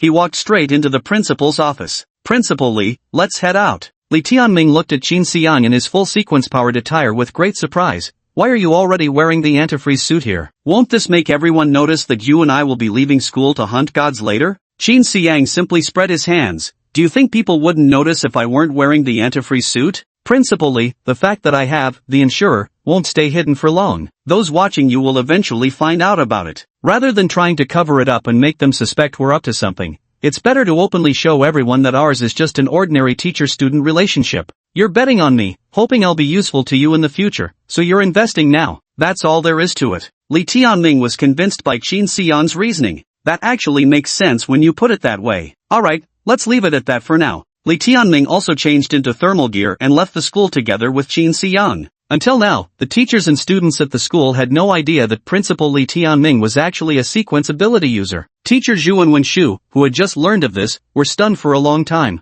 I never imagined Xiaoli had hidden his abilities so deeply. Teacher Zhu sighed, shaking his head in amazement. Wenshu added, having someone take Qin Xiang along to hunt gods is better than him going alone. Going alone? Teacher Zhu was puzzled. Isn't it always said that sequence ability users form teams to hunt deities? Wenshu smiled, I don't know either. Just guessing randomly. After speaking, he lowered his head again to focus on the problems in his workbook. Qin Xiang and Li Tianming arrived at the bus stop and waited for a somewhat dilapidated bus. Thank you, Principal Li. Li Tianming gave him a sideways glance, took out some copper coins, and paid the fare for both of them. After the apocalypse descended, most regions were occupied by gods, making energy extremely scarce. And now, even buses still rely on gasoline or electricity, making them high-energy consumption items, hence why the fares are so outrageously expensive. Therefore, there were no ordinary people on the bus, only sequence ability users taking this route to save time. Some had just finished deity hunting activities at the exit of Safe Zone 114514,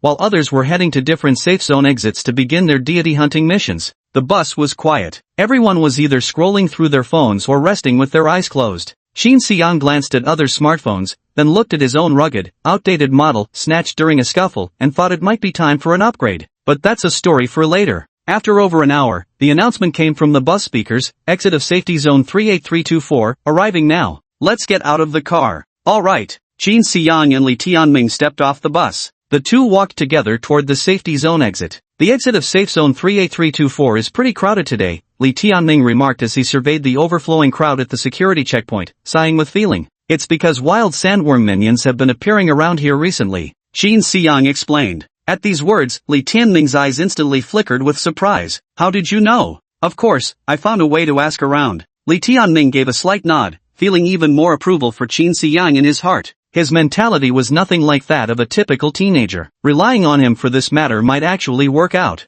The two walked out through the safe zone exit together. As the sensor-operated metal gate slowly slid open, Qin Xiang faced the world beyond the safety zone for the first time. The faint starlight overhead sprinkled across the planet of eternal night, casting a dim glow upon a world of ruins. Broken walls and wreckage stretched as far as the eye could see, along with abandoned large vehicles, offering faint clues to the traces of a civilization that once existed. But 10 years had passed, and these remnants of civilization had mostly been buried by wind and sand. In a little more time, I'm afraid it will completely disappear. Perhaps in some future year, these ruins will be discovered by some archaeologist, sending him into ecstasy. Or perhaps, they will rest eternally underground, never to see the light of day again. Qin Xiang looked at the scene before him, his mind filled with wandering thoughts, sighing with emotion. Human civilization is truly fragile. Let's go. Qin Xiang followed Li Tianming as they stepped out of the safety zone. The moment they emerged, a gust of wind struck Qin Xiang, causing his frost-resistant suit to flutter incessantly. Li Tianming surveyed the bustling god hunter squads around them, contemplating for a moment, Based on my experience, we could head toward that. Principal Lee, come with me. After speaking, Qin Xiang chose the direction with the fewest shadows and moved forward. Li Tianming froze for a moment, then followed behind Qin Xiang without question. Since Qin Xiang knew about the sandworm minions, perhaps he also knew their locations? No, after desert worms leave their masters, they become wanderers with no fixed abode or specific location. Qin Xiang walked in silence, moving deeper into the area as the number of people around them dwindled. Qin, where exactly is this gathering place for desert worm followers you mentioned? Any further and it gets dangerous. If we encounter a medium-sized deity, I might not be able to protect you. After Li Tianming's warning, Qin scanned their surroundings. There truly wasn't a soul in sight anymore. The safety zone behind them had already turned into faintly visible pinpricks of light. They had walked over 10 kilometers. That should be about far enough. He took the black glass bottle from his backpack and unscrewed the cap. Classmate Qin, what is this? A sandworm scale. What? Where on earth did you get something like this? Got it from where I heard the news.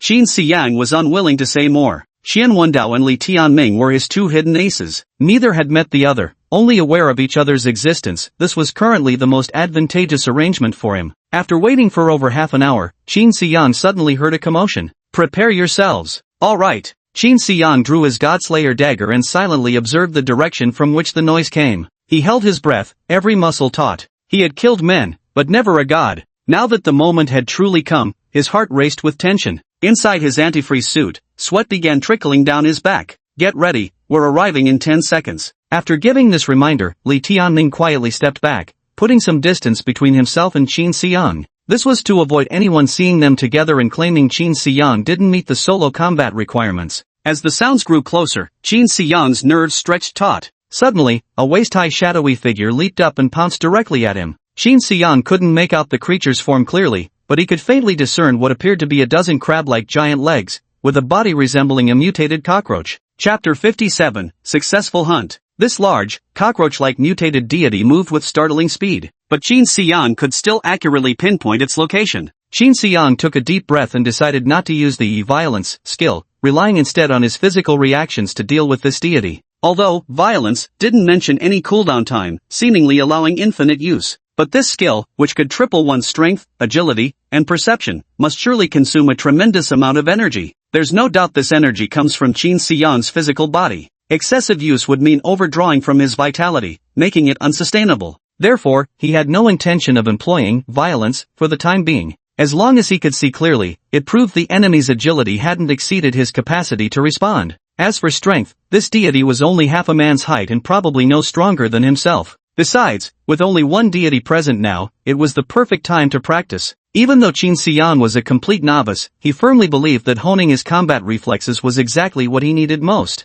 Seeing the giant mutated cockroach rushing toward him with claws raised, Qin Xiang seized the moment. Just as those trench-like claws were about to touch Qin Xiang's chest, he immediately pushed off the ground with a powerful stride, leaping high into the air to look down upon the deity beneath his feet. The deity's head faced downward, unable to see what was happening behind it. Beetle-like creatures have very limited fields of vision. It now appears even deities share the same characteristic. Qin Xiang gripped the demon-hunting dagger tightly as his body descended, plunging straight toward the deity's head. He believed this deity's skull wouldn't be particularly sturdy. The demon-hunting dagger would surely pierce through. Qin Xiang already envisioned the scene mere moments away, the deity's agonized howl, the splattering of foul-smelling fluids. Almost got it. The corners of his lips lifted slightly. Snap. A crisp snapping sound. This cockroach-like deity suddenly twisted its head 180 degrees. Two large, round black eyes on top of its head stared fixedly at Qin Xiang, who was about to fall onto its back. Qin Xiang could even detect a sinister smile in the creature's two revolting round eyes. How is this possible? Not far away, Li Tianming frowned deeply, ready at any moment to unleash his Earthbind skill to prevent Qin Xiang from being injured. Classmate Qin's luck isn't great. To actually attract one of the most troublesome aberrant variants among the sandworm minions, the mutant scythe carapace.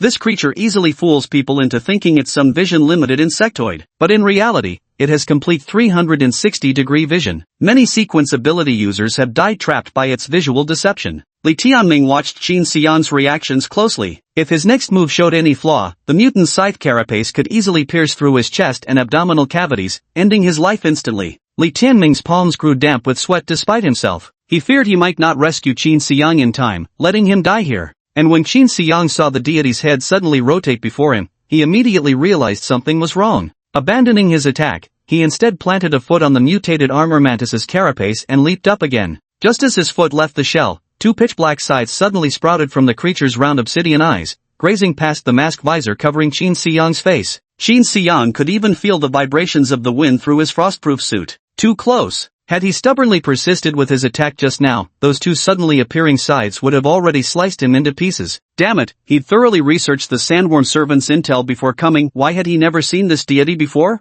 Wait. Qin Xiyang looked at the deformed sickle-headed creature and suddenly realized something. Those long sickles had emerged from its eyes. Didn't that mean its vision had completely disappeared, rendering it blind? Watching as the two long sickles rapidly retracted back, Qin Xiyang felt even more convinced of his theory. This distorted scythe-clawed creature also seemed eager to regain its vision. That's why, after missing its strike, it retracted its long scythe. Now is the time. Qin Xiyang hesitated no longer. As he descended, he leaned forward again and thrust his dagger straight at the creature's head. Thunk! Qin Xiyang felt the dagger in his fingers first pierce through a layer of leather armor, then sink into a soft, moist spot. The mutated scythe arm twisted in agony. The long scythe, initially meant to retract, now lashed out again, determined to sweep Qin Xiyang away in mutual destruction. But Qin Xiyang had already seized control and wouldn't let this opportunity slip away again. He pressed down forcefully with both hands, driving the dagger straight through the distorted sickle beetle's head and pinning it to the ground. With its head thoroughly deformed, the twin sides extending from the mutated creature's eyes only protruded a short distance before getting stuck. Seizing the moment, Qin Xiyang twisted his hands violently, ripping out both head and soil to carve a steel pipe-sized hole. A jet of dark green fluid splattered onto his protective suit, sending a chill through his body beneath the anti-freeze gear. The aberration's dozen legs twitched a few more times before going still. Done. Qin Xiyang exhaled in relief and quickly sealed the sandworm scale glass bottle. He needed some rest. If a few more mutated scythe armors appeared right now, he really couldn't handle it. Qin Xiyang sat on the carapace of the mutated scythe armor, regulating his breathing. Li Tianming also walked over from not far away. Good job, Qin. Thank you. It must have been tiring for Principal Li to stand by protecting me. While resting, Qin Xiyang didn't forget to express gratitude to Li Tianming. He knew during that critical moment moments ago, Li Tianming must have been fully prepared to rush to his aid. Li Tianming responded with a light chuckle. Qin, I didn't expect you to successfully hunt a deity on your first attempt, especially one like the aberrant mantis. Just got lucky, I suppose. Principal Li, did you say this deity's name is aberrant mantis? Why haven't I come across this god when researching sandworm servants in the deicide camp forums? The forums are free, after all. The information there is limited. The aberrant mantis is actually among the highest tier sandworm servants, not something just anyone can defeat. Its 360-degree vision alone has been the downfall of many sequence wielders. The experience of killing it was accumulated through the casualties of sequence abilities users. No one would publicly share such valuable information. No one would share it. Then how did you come to know about it, Principal Li? Me? Have you forgotten? I'm the deputy dean of a certain university. Naturally, my understanding of the deities runs much deeper. Information on hunting deities is actually kept secret? No wonder humanity still hasn't found a way to leave the safe zones. What a bunch of bastards. Li Tianming asked, Qin, are you planning to disclose the information about the mutated sickle armor? Me? Qin Xiyang chuckled. I'm even worse than they are. Ha ha ha. Alright, let's not talk about this anymore. Principal Li, where should I cut to prove I've slain this deity? Chapter 58, Secret Feast. How to prove the slaying of gods even on the forums, there's nothing about it. Qin Xiyang only gathered from fragments of conversation that it involved severing a part of the deity's body that could verify its identity, then bringing it back to the safe zone.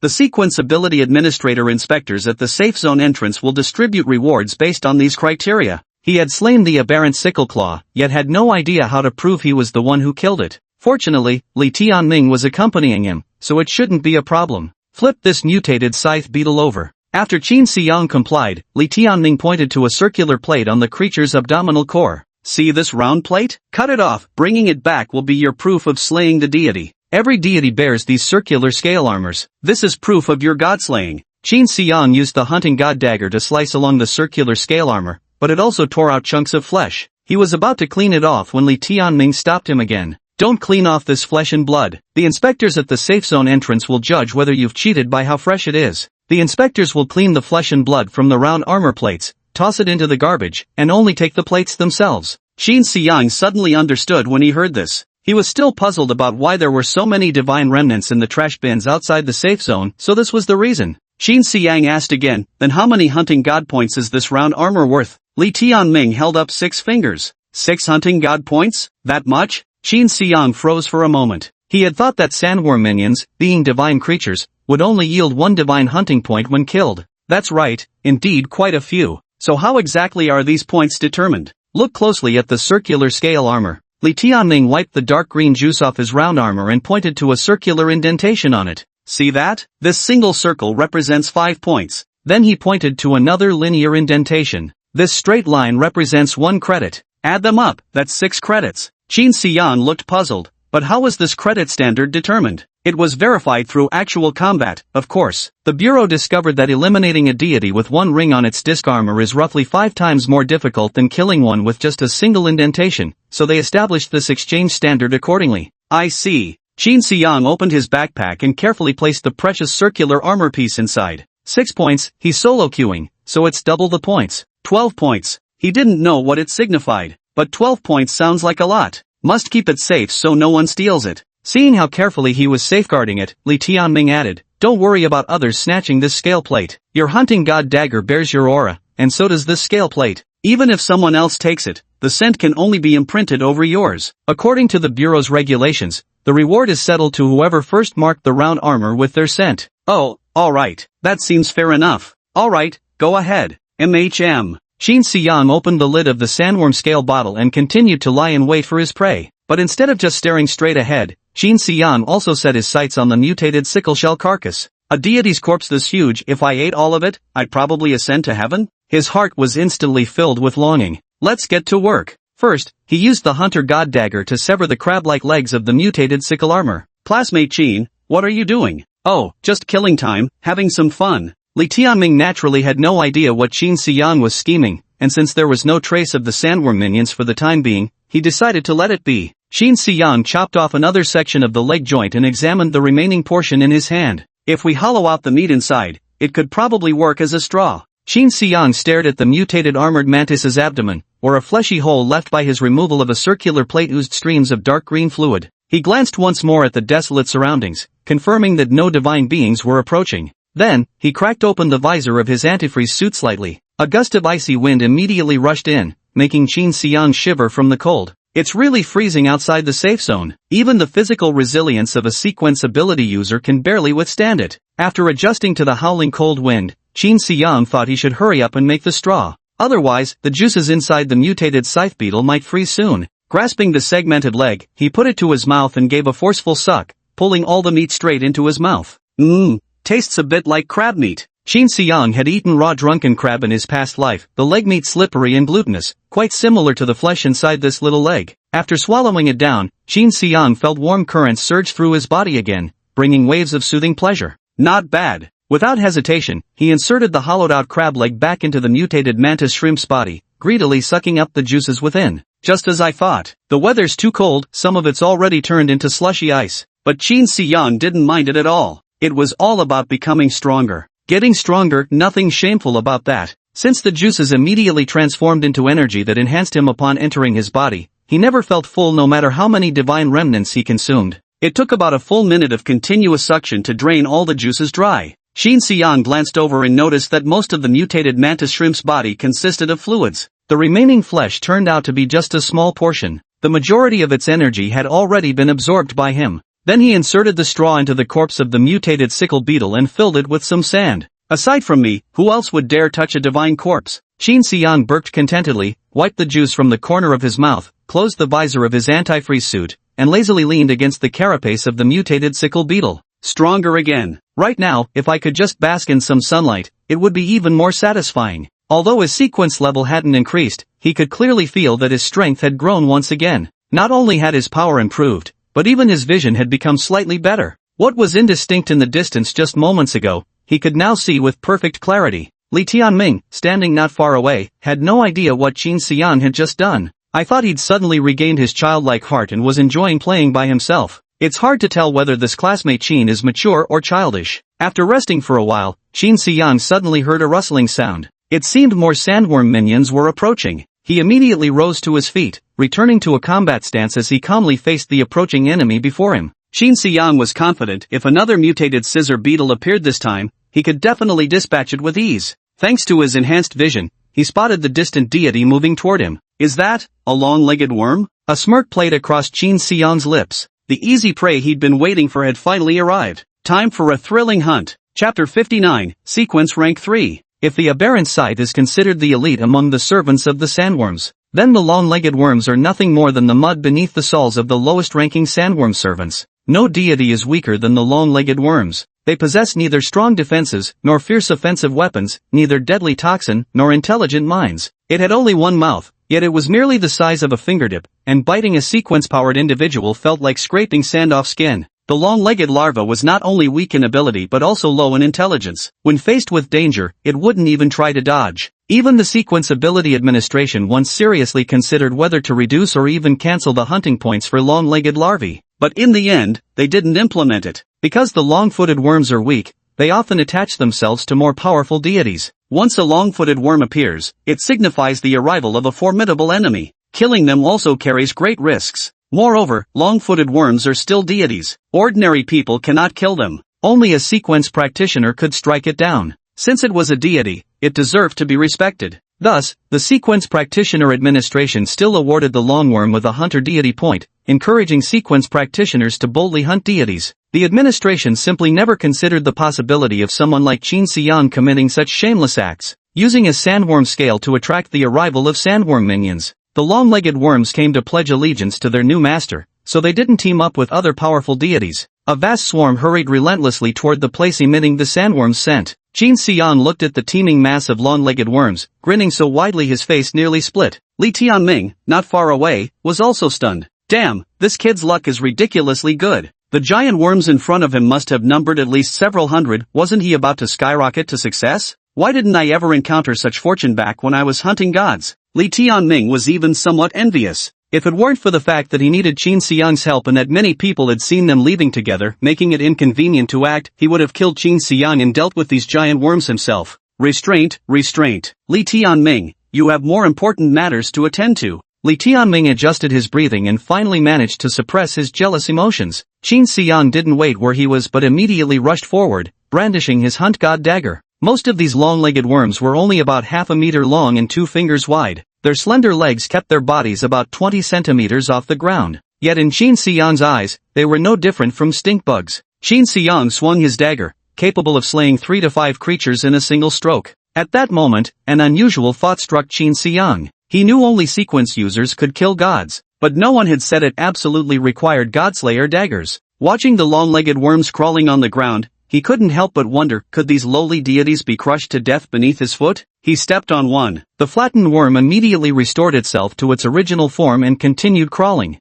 No! Suddenly, he realized something. Probably because he was wearing antifreeze clothing that completely covered his body. Even if his body mutated and awakened a sequence, this mutational power couldn't conduct through the antifreeze suit. To test his theory, he unfastened his antifreeze suit and stepped on the long-legged worm once more. Thunk! The long-legged worm immediately oozed red juice, splashing onto Qin Xiang's foot. After twitching a couple more times, the long-legged worm stopped moving altogether. Dead. Qin Xiang nodded. Indeed, the bodies of sequence wielders were no longer the same as ordinary people's, having undergone some bizarre mutation. Even without resorting to sequence abilities, one could still kill a god. Having grasped all this, Qin Xiang no longer clung to the idea of slaying gods with a dagger. Swinging the dagger is too slow. With so many worms, stomping on them with your feet is much faster. Watching Qin Xiang's actions from a distance, Li Tianming nodded appreciatively. Li Tianming observed Qin Xiang's approach, first attempting to crush the long-legged worms while wearing antifreeze clothing, then removing the suit to stomp them barefoot. On the battlefield, encountering a simple enemy, instead of just thinking about harvesting Godslayer points, he actually demonstrated exploratory spirit. Truly promising research material. If I were still at the university, I would definitely take this kid as my student. Who knows if I'll ever get the chance to leave the borderlands of the safe zone in this lifetime. Li Tianming glanced once more at Qin Xiang's retreating figure. I'm afraid even if I wait until death, Juyan School won't awaken another sequence ability user. Qin, my future depends on you now. Qin Xiang took off his antifreeze suit and tossed it aside, then started running through the horde of long-legged worms. Though perhaps due to the cold, Qin Xiang hunched over slightly as he ran, hugging himself with both arms, looking every bit like a refugee in flight. At least, that's how Li Tianming saw it. However, for Qin Xiang, the cold was only part of the problem with this stance. The other reason was that this position allowed him to lower his head. When stepping on the long-legged worms, their red juices would be squeezed out and sprayed. Or rather, they'd go splat. Qin Xiang lowered his head, ready to receive the deity's gift. He had already mastered the technique through experience. He discovered that by slanting his heel along the long-footed worm's head and giving a twist with his toe, the red juice would be squeezed out from the worm's tail end, perfectly jetting into his mouth. Tastes a bit odd, probably mixed with some random stuff. Qin Xiang glanced at the long-legged worm's rear end, feeling slightly unsettled. But his continuously strengthening body quickly made him shake off this discomfort. What could be more exhilarating than growing stronger yourself? He rode unchecked and tirelessly through the ranks of long-legged worms. Crimson juice stained the corners of his lips, alongside a blissful smile. Just as he was reveling in the moment, suddenly, an extraordinary surge coursed through his body. Qin Xiang felt his strength, agility, and perception undergo a qualitative leap. Simultaneously, the sequenced information in his brain also transformed. Sequence God Eater Advancement. Devouring gods will make you stronger. Current sequence level, 3, Crimson Knight. Skill, Blood Feast. Description, capable of digesting even raw divinity. Skill, Brutality. Description, for 10 minutes, triples one's strength, agility, and physical endurance while rendering the user completely impervious to pain. %. Skill, Dual Badge. Skill description, after slaying a deity, all current abilities, excluding skills, are permanently increased by 100%. Cooldown period, 1 year. A full 100% boost to all abilities? Qin Xiang stood frozen. His face brimmed with unrestrained joy, as if he'd just hit the lottery jackpot. This dual badge is downright insane. Chapter 60, Power Upgrade. The only drawback was the lengthy cooldown period, spanning a full year. Had it been shorter, he would have simply chosen to reside outside the safe zone indefinitely, lying low until becoming invincible before returning. The path of cautious cultivation remains unrealized. He had also considered that continuously hunting deities outside the safe zone and relying on Blood Feast to enhance himself seemed like a decent approach, but he quickly dismissed the idea. His act of consuming deity remnants couldn't be discovered. He had to hunt deities in completely deserted areas, meaning the deep outskirts beyond the safe zone. This doubled the danger, significantly increasing the likelihood of encountering unknown massive deities, with a high chance of accidental death. He saw far too many such cases in the obituary section of Godslayer Camp. Either they chased wounded deities deep beyond the safe zone, or they sought to explore uncharted territories. Without exception, all these sequence-powered individuals were ultimately slain by unknown gods. There were even numerous instances where entire god-hunting squads were completely wiped out. Qin Xiang believed that while he was strong, his strength had its limits. He probably wasn't yet at the level where he could freely come and go outside the safe zone. Compared to the constant risk of losing his life, engaging in mind games with others within the safe zone seemed much safer. Qin Xiang took another glance at the dual metal, barely able to contain his joy. His combat power had doubled. Alas, one can't always have things as one wishes. Might as well make do with this for now. This attribute boosting skill follows the principle, the sooner used, the sooner cooled down. Qin Xiang decided to use it right away. Upon carefully reviewing the skill description again, he discovered it was doubling all one's current abilities. This immediately aroused his ambition. Current full strength. If he used violence, his current strength would triple its usual level. And if he added dual badge on top of that, could it potentially boost his power sixfold? 6 times stronger. Just how powerful would he become? Qin Xiang swallowed hard. He glanced at the few remaining long-legged worms,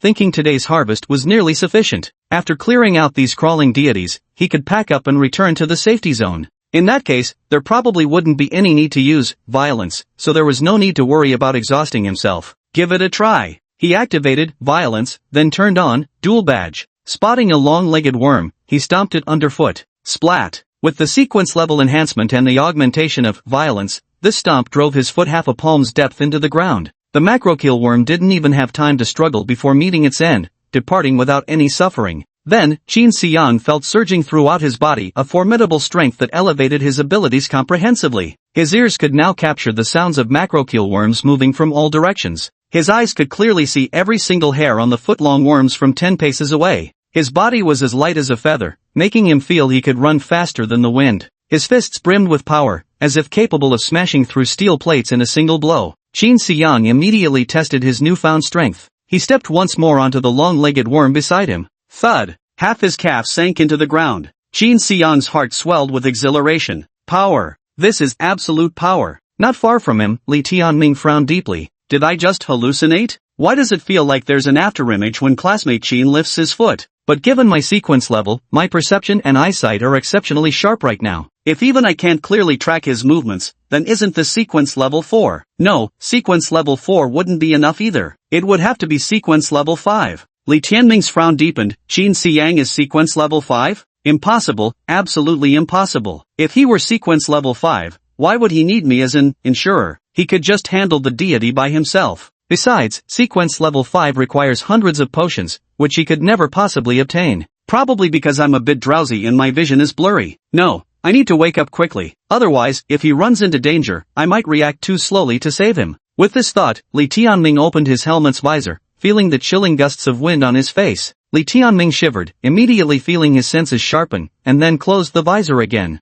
Looking at Qin Xiyang again, he noticed that his movements seemed no different from before. It must have been my eyes playing tricks on me. Meanwhile, Qin Xiyang felt somewhat dejected, because he realized that as the duration of his violence skill ended, his strength and agility had actually diminished slightly. However, unlike before, his strength and agility didn't suddenly decrease by 2/3. He estimated it seemed to have only reduced by about 1/3. This meant his current strength and agility after using the dual metal were roughly 4 times what they had been before. After recalculating, he roughly understood this change. If his initial strength was considered 1 unit, then activating violence increased it to 3 units, and further activating dual badge raised it to 6 units. However, after violence ended, the previous bonuses disappeared, reducing his strength by the 2 units violence had provided, leaving him with only 4 units. He had expected to become 6 times stronger, but in the end, he only became 4 times stronger. Still, Qin Xiyang was quite satisfied with this outcome. It's much more comfortable than just getting twice as strong. He controlled his speed and strength carefully to avoid arousing Li Tianming's suspicion, then proceeded to kill all remaining long-legged worms. Afterward, he immediately sealed the black glass jar containing the sandworm scales and prepared to tally his gains. The battlefield littered with remains would keep him busy for quite some time. Qin Xiyang put on his anti-freeze suit, took out the God Hunter dagger, and began harvesting the disc armor. With limited space in his backpack, he cut meticulously, keeping only a small amount of flesh, just enough for the bureau's inspectors to confirm the creatures had died that day. Li Tianming watched Qin Xiyang's busy figure from the side, his eyes practically blazing with jealousy. He had never seen so many brainless, long-legged worms in his life, swarming together. Generally speaking, encountering a dozen or so would already be considered lucky. Yet Qin Xiyang actually stumbled upon an entire army of long-legged worms. At a rough estimate, there were at least 500 of them. 500 long-legged worms meant 500 hunter god points. Qin Xiyang fighting alone earned him double the bounty, over 1,000 hunter god points. No one in the entire Exit 38324 Safety Zone's hunter god squad could possibly have more than him. This single haul is enough to secure his admission into a top-tier sequence ability university. Qin Xiyang's luck was so incredibly good, it was almost as if he was blessed by the heavens. Li Tianming had already made up his mind, once he returned this time, he would definitely make sure to squeeze Qin Xiyang dry. No way was he letting this fat cat off the hook. Unaware, Qin Xiyang paid no attention to the seething, green-eyed envy of Li Tianming, still basking in the joy of a bountiful harvest. He cut off the last disc armor piece, which fit snugly into his bulging backpack. Thankfully, the disc armor from long-legged worms was much smaller than that of mutated blade mantises, otherwise his oversized backpack wouldn't have been able to hold everything. To make space, he carried the disc armor pieces from the mutated blade mantises back by hand. Qin Xiyang adjusted the heavy backpack on his shoulders, listening to the howling winter winds outside his protective mask, curling his lips upwards. The wind today, it's quite turbulent. Chapter 61, Hunter Points. With packs strapped to their backs, Qin Xiyang and Li Tianming walked toward the safety zone together. Gradually, they encountered other God Hunter teams as well. Most of these God Hunter teams looked dejected. Our harvest today wasn't great, only 7 points. Split 5 ways, that's just a little over 1 point per person. Yeah, recently there's been talk about a major swarm of sandworm servants appearing near the exit of our safe zone. Lots of people came hoping to join the action. Ended up not even catching a glimpse of those sandworm servants, and we've killed fewer gods than before. Who the hell spread this false rumor? They're practically ruining people's lives. If this keeps up, when will we ever earn enough to pay off our mortgage? Don't worry, those looking for shortcuts will leave on their own once they realize the sandworm servants aren't here. Eventually, everything will return to normal. Listening to the despondent words of the hunter squad beside him, Qin Xiyang had to bite his lip hard to keep his amusement from showing. Truth be told, he'd found this god-hunting excursion exhilarating from the start. Hearing of others' misfortunes brings double joy. Human sorrows and joys seldom resonate. Sometimes happiness is even built upon others' suffering. Li Tianming looked at Qin Xiyang struggling to contain his laughter and remarked in a mentor's tone, "Student Qin, taking such delight in others' misfortune isn't exactly commendable."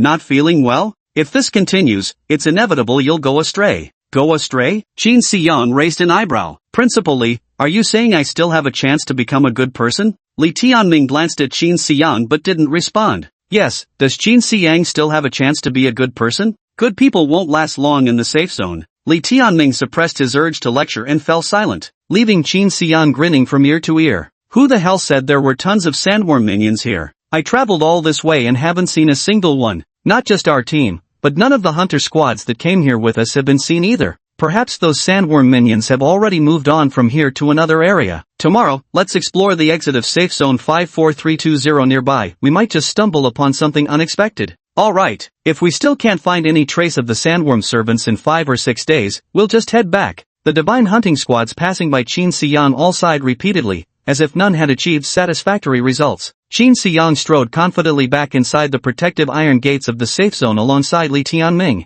A queue had already formed beside the safe zone exit among sequence ability users, apparently waiting to have their scale armor inspected. The two still didn't exchange a word. Li Tianming seemed lost in his own thoughts. Qin Xiang, meanwhile, was using his keen perception to eavesdrop on others' conversations. Captain John, we've hunted another 10-point worth of disc beetles today. Seems like a decent haul. Indeed. I thought it wasn't going smoothly, but after seeing what other teams collected, most don't even have half our spoils. Captain, for this mission's 10 points, you'll get 4. With these 4 points added, your total should reach 200, right? That's correct. Someone nearby suddenly cut in. 200 points? Doesn't that mean you could rank in the top 5 at safe zone 38,324's exit now? The man called John cast an arrogant glance at the envious onlooker and replied indifferently, should just barely make 5th place. I heard the top 5-point earners at the safe zone exit get special privileges. Is that true or not? That matter is not open for discussion. Oh, sorry about that. The man flashed an awkward smile before turning to ask again.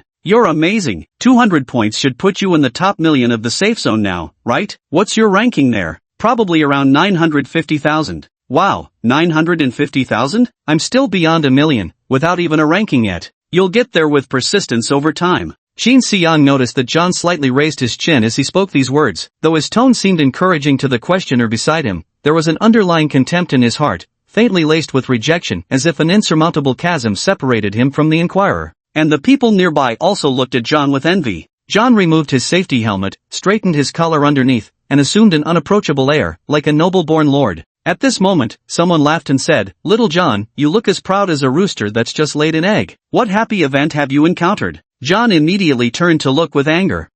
Sun Juhong. I knew it was you, you foul-mouthed, hard-headed dung of a man. The man grinned, the scar on his face wriggling like an earthworm. Hey, if I'm a dung man, then what does that make you? Just plain shit? You're only 40-something points ahead of me. What's so great about that? 40-something points ahead is still ahead. At the exit of safety zone 38324. I'm 4th, you're 5th, that's an unchangeable fact. John's golden eyes flashed with disgust. I'll surpass you within a year. That's absolutely laughable. Don't tell me you think only your points accumulate this year while mine stay frozen in place? Sun Juhong then tilted his head toward his teammate and added, Little John once told his father, who's 20 years older, that in 20 years, they'd be the same age. Ha ha ha, the captain's right, he's ridiculous. Little John, is your dad dead? If not, you'll never catch up to his age in this lifetime. You! John's face turned livid with anger as he turned away, refusing to speak another word. Qin Xiang watched the sequence ability users quarreling and asked, Principal, what are these sequence ability users arguing about with their hunting god points? Hunting god points symbolize a sequence ability user's personal strength. Those with higher hunting god points will command greater respect. It's just like school exams, those who perform well gain more respect.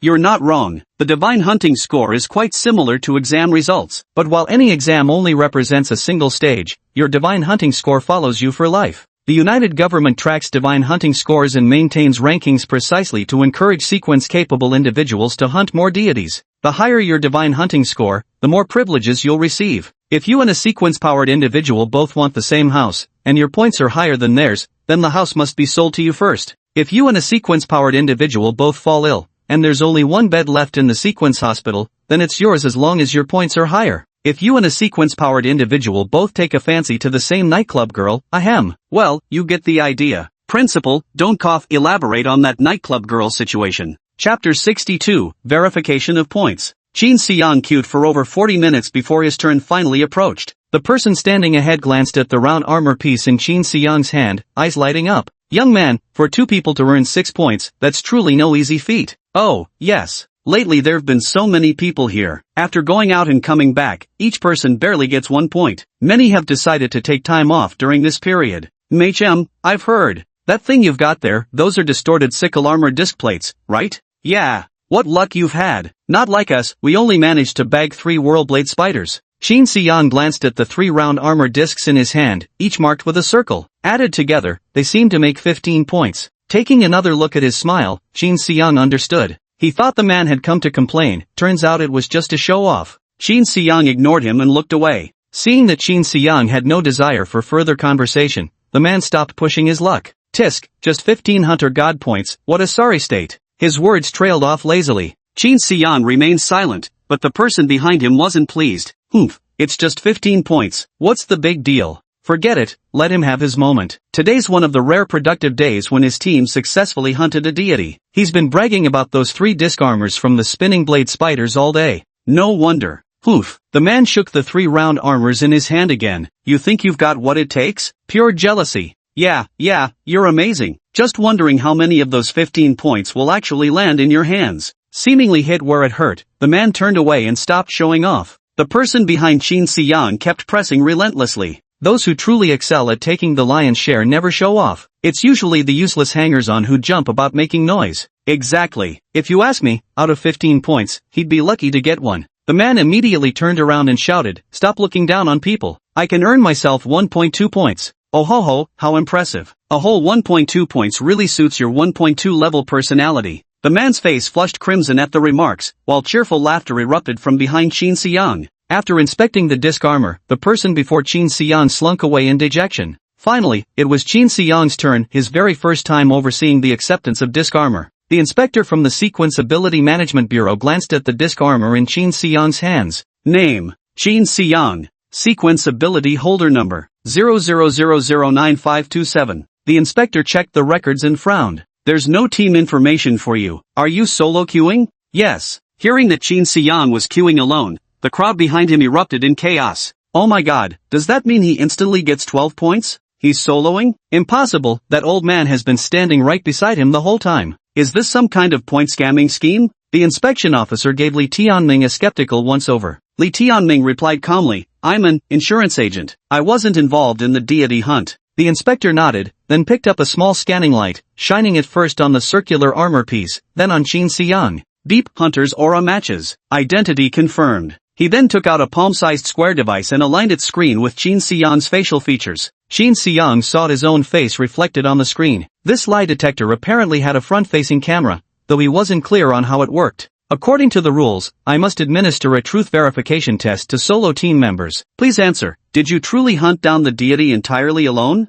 Yes. 5 seconds later, the square device emitted a sound. Beep, truth confirmed. The inspector put away the lie detector and said to Qin Xiang, next, I'll conduct a memory continuity test. Please give me your hand. All right. Qin Xiang placed his hand on the inspector's palm. The inspector's palm suddenly sprouted numerous tiny suction cups, connecting with Qin Xiang's hands. The inspector then closed his eyes for roughly 10 seconds before reopening them, his irises having turned completely white. Qin Xiang knew this was the sequence ability of a validator, the power to examine another person's brain activity. If the brain activity showed no abnormalities, the validator's eyes would turn white, otherwise, they would turn black. All brain regions functioning normally, no traces of intrusion by other sequence users' abilities. Memory continuity verification passed. The inspector's eyes returned to normal, and the suction cups on his hands vanished. You can collect your reward at the Sequence Ability Administration Bureau, but I'll upload your data on hunting deity remnants to the Solo Mission Points section of Deicide Camp. If valid complaints are filed, your reward will be revoked and you'll face penalties. Got it. Witnessing Qin Xiang pass the test left everyone else utterly astonished. 12 points all at once, enough to exchange for more than 1 bottle of sequence potion,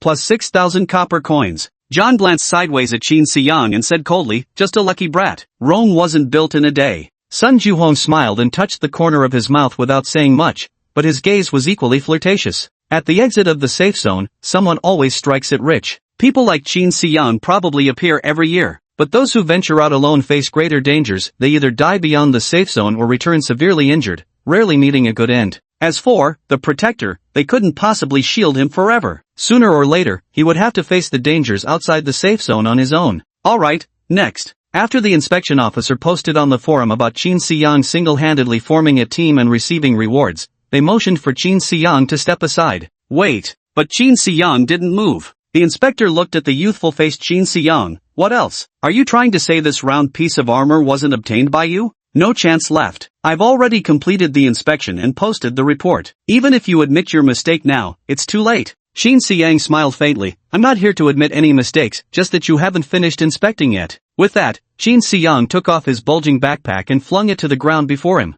With a bang, the inspector felt the floor tremble beside him. He didn't know why this youth was carrying so much gear to hunt gods. Perhaps he was being extra cautious as a solo hunter, packing numerous tools just in case. The others were also curious about what exactly Qin Xiyang had stuffed in his backpack. Probably a rookie carrying a bunch of useless junk to hunt gods, someone remarked. That's right, the first time I left the safe zone, I was about the same as him. Yet, when Qin Xiyang unzipped the bag, everyone around widened their eyes and held their breath. Clatter! Round-scale armor pieces surged out of the backpack in a scramble, scattering all over the ground. Qin Xiyang smiled faintly. Please continue with the inspection. Chapter 63, Generous Rewards. An eerie silence fell upon the surroundings. After a moment, someone finally realized that the round plate armors before them were all made by the young man Qin Xiyang. John immediately said, "You little fraud. You're as cunning as a black-footed fox, more deceitful than a god hiding in the shadows. Where did you steal so many round plate armors from?" Sun Juhong, who had just been arguing with John, also stood with him. What tricks did you use? How could you possibly obtain so many round plate armors? Qin Xiyang ignored them and simply said to the stunned inspector from the Regulatory Bureau, the quantity is quite large. Could you help verify them? These disc armors were still obtained by me going solo. Impossible. Sun Juhong interrupted. So many disc armors, forget you alone, even if you teamed up with that person beside you, it would be impossible to acquire this many. Exactly. You even have an insurer with you, which proves you're not skilled at hunting deities. How could you possibly obtain so many disc armors at once? You must have violated the unified government's regulations to get them. Sun Juhong and John, who normally carried themselves with superior airs, were now red-faced and hopping mad, as if they wanted to tear Qin Xiyang apart limb from limb. The inspection staff from the Administration Bureau also widened their eyes and frowned as they asked Qin Xiyang, "How did you obtain so many circular armor plates?" "Of course by hunting down gods." "How did you hunt them down?" The inspector's tone was cold and stern, as if interrogating a criminal. Qin Xiyang understood this as well. After all, producing so many scales of divine armor at once would naturally arouse suspicion. Qin Xiyang replied calmly, "May I ask, does the Sequence Ability Management Bureau have any regulations requiring one to explain the process of slaying deities?" The inspector furrowed his brows. "No, but your case is too unusual, so I need to clarify. Since there's no such regulation, why are you asking about this then? I need to make a reasonable judgment." Qin Xiyang interrupted. Judgment methods include the aura scanner in your hand, the lie detector, memory continuity testing skills, and even forum posts encouraging whistleblowing. Your personal inquiry doesn't fall into any of these categories, does it? The inspector's expression darkened with displeasure. But Qin Xiyang paid it no mind. Deicide was the foremost priority within the safe zone, which was why the United Government had established such detailed regulations. The reason regulations exist is to standardize all kinds of behaviors, and the survival rule in places where regulations exist is to always act according to them. As long as everything you do complies with the regulations, there's nothing to fear. For matters within regulations, he cooperates meticulously with each one. For matters beyond regulations, he won't utter a single extra word. The inspector and Qin Xiyang locked eyes for a long while, yet Qin Xiyang maintained a peaceful expression without any intention of backing down. The inspector had no choice but to proceed with the examination according to regulations. He first took out an aura detection lamp, shining it on each of the disc-like armor pieces one by one to confirm that the aura originated from the same Godslayer dagger. 794 disc armor pieces. As he counted, he couldn't help but feel a chill run down his spine. Since becoming an inspector at this safe zone exit, he had never seen so many disc armors. Even as an inspector, he was tempted by this immense fortune. But under the watchful eyes of everyone, he couldn't resort to any underhanded methods to skim even a portion for himself. His jealousy toward the young man Qin Xiyang grew even more intense. How dare he take so many round armor pieces? So he inspected with extreme meticulousness each shield tile might be examined back and forth 4 or 5 times. Only after confirming there were no lingering traces of other presences would he grudgingly set it aside and move on to the next. The entire process lasted over 2 hours before concluding.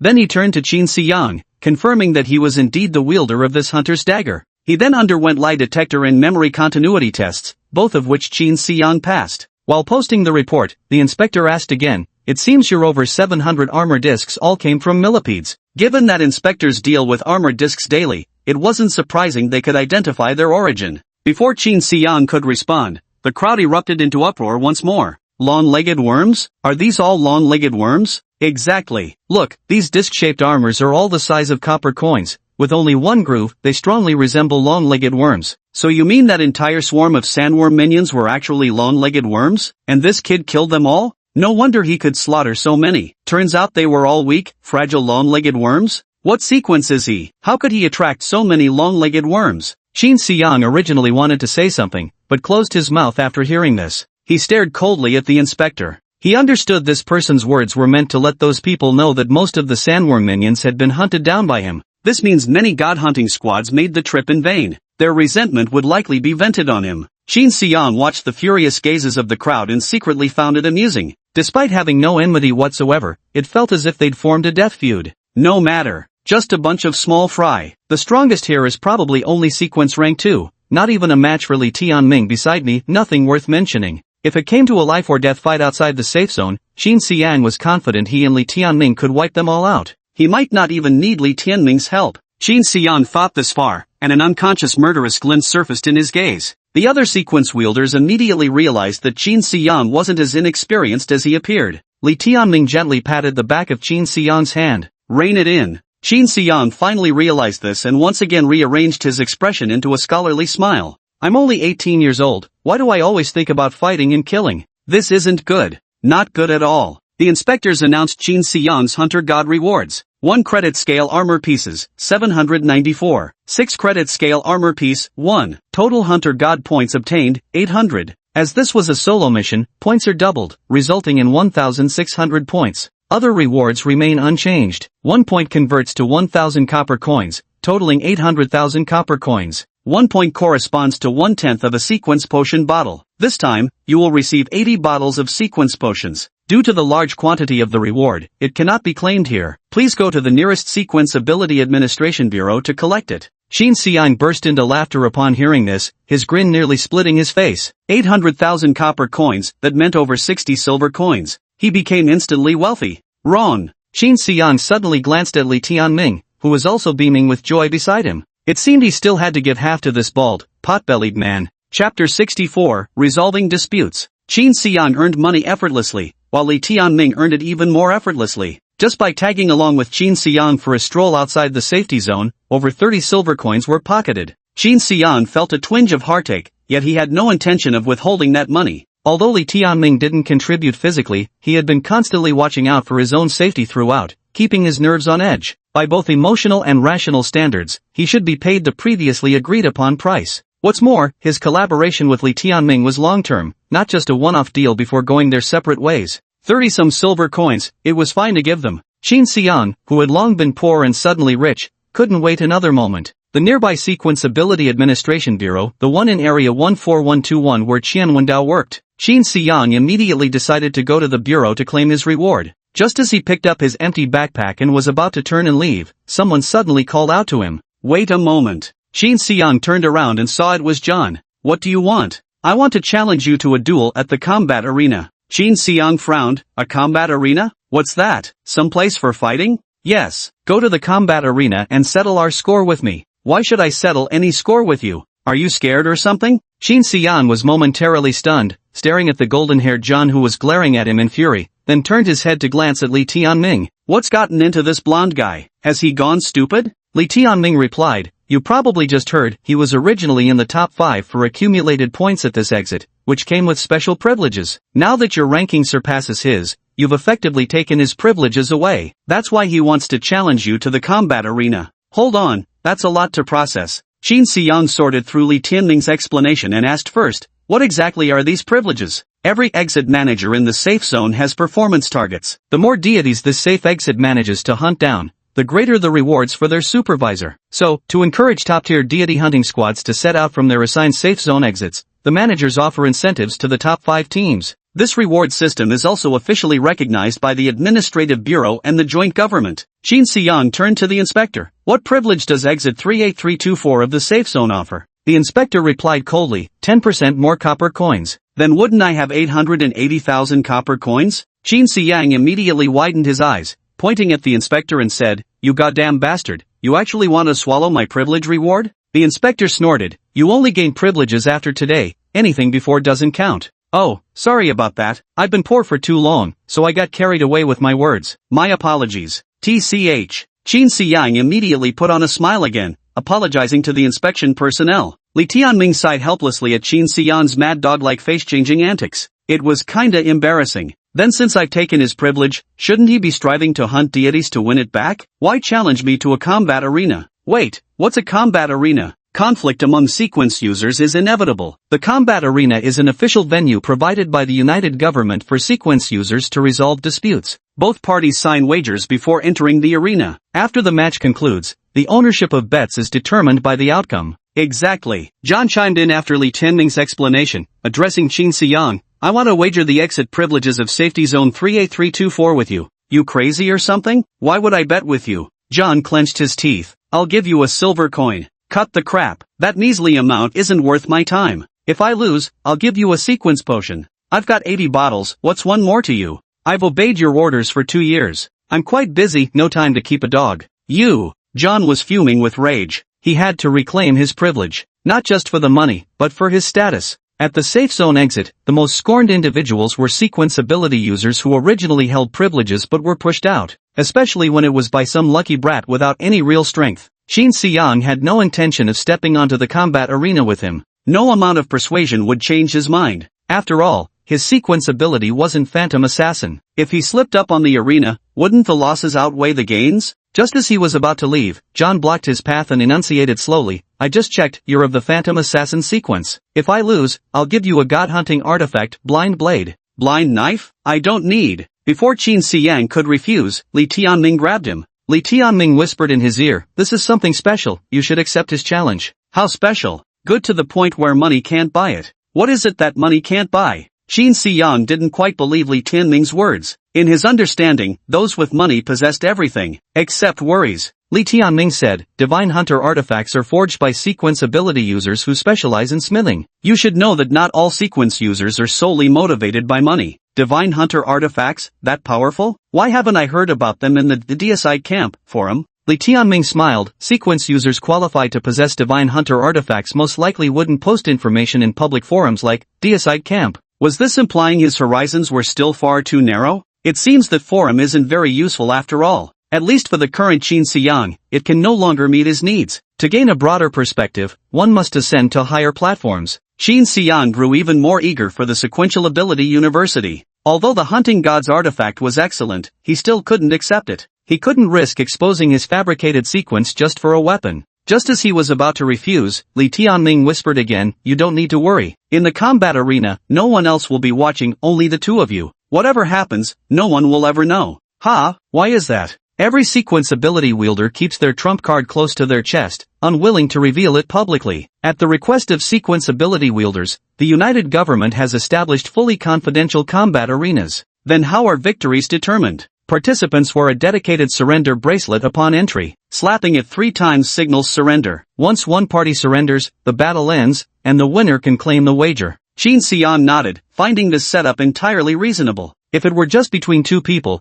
they might surrender on the arena stage but refuse to admit it afterward. However, surrender wasn't what Qin Siyang cared about. He quietly asked again, "Then if I kill him, will there be consequences?" "No. Once you step onto the combat arena, you're responsible for your own life." Qin Siyang's eyes lit up. Killing is allowed? Now I'm getting excited. Chapter 65, Heading to the Combat Arena. Seeing Qin Siyang's eyes gleaming with excitement, Li Tianming already knew what this fellow was scheming. The look he gave John was filled with pity. Poor John probably just wanted to defeat Qin Siyang and reclaim his privileged position at the safe zone exit. But Qin Siyang had taken a fancy to his hunter's gear and along with it, intended to take his life. Qin Siyang's sequence abilities were abnormal, and Li Tianming knew it. Just his extraordinary strength and agility alone were enough to raise suspicions. Even though Qin Siyang had been holding back his strength, the shrewd Li Tianming still noticed that his basic attributes far surpassed those of an ordinary first-level sequence holder. There were only 2 possibilities. Qin Siyang was not a Tier 1 sequence ability user. Or perhaps Qin Siyang was no ordinary sequence ability user. Whichever the possibility,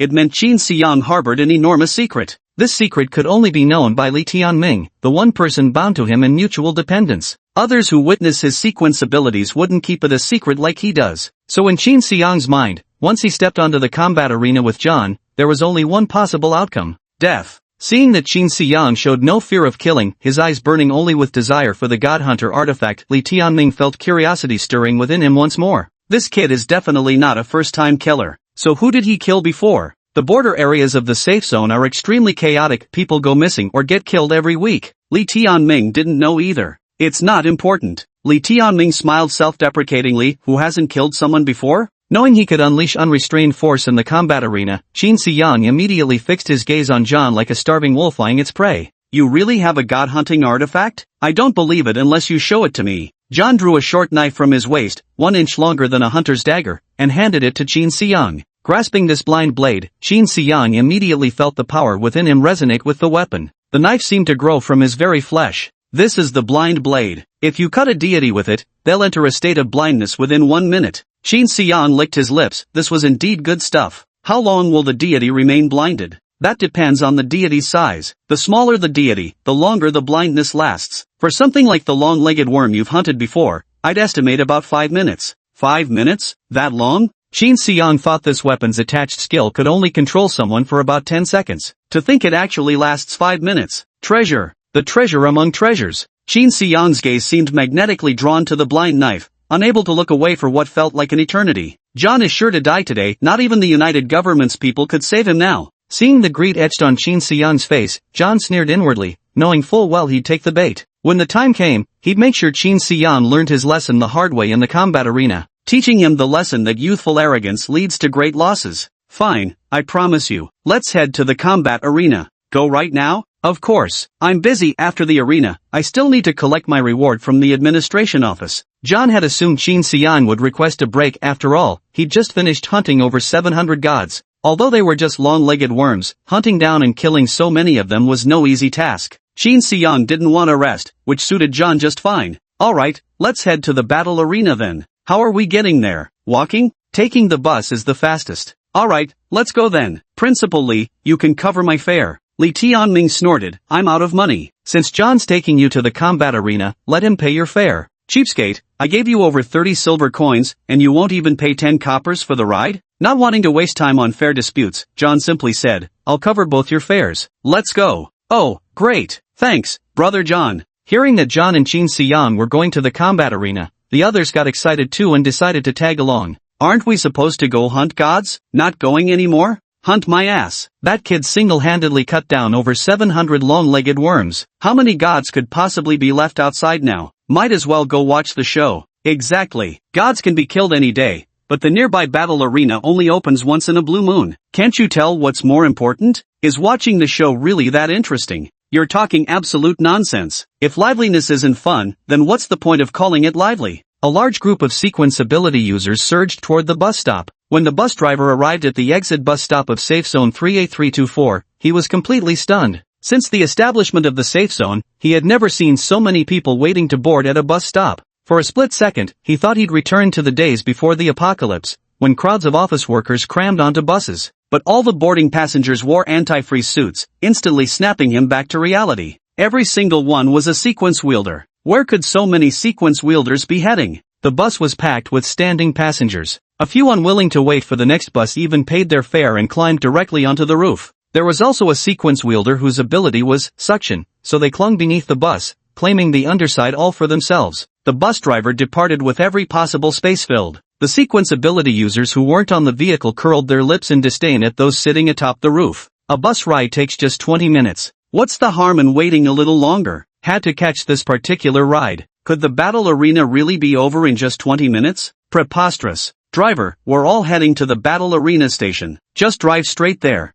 Alright. Since the bus was packed to capacity and no passengers got off midway, the driver didn't even bother stopping at other bus stations along the way. Arriving at the battle arena station, everyone scattered in a noisy hurry. The bus driver stared at the empty compartment, feeling as if a lifetime had passed. John and Qin Xiang walked at the front of the crowd. Qin Xiang didn't know the way, relying entirely on John to lead. The location of the combat arena was quite conspicuous, though. After about a minute's walk from the bus stop, we arrived. John pointed at a dark, square-shaped building in front of us and said, "This is the combat arena. Why isn't there even a single light on? Nobody usually comes here, so we normally keep the lights off to save electricity." "Alright then." John stepped forward and knocked on a small door in the pitch-black building. "Who is it? Here to settle scores in the combat arena." "Oh, just a moment." The responding voice faded after about a minute, when suddenly all the surrounding lights blazed to life, illuminating everything brightly. Only then did Qin Xiang see that the pitch-black structure before him actually had a surface glowing with iridescent colors. Yet this rainbow-like display wasn't pure, something sinister seemed to shimmer through it. It resembled soap bubbles floating in the twilight. A uniformed man stepped out, holding an electronic tablet in his hand. The man yawned and asked, "I'm the Battle Arena Administrator. Who's here to settle the dispute?"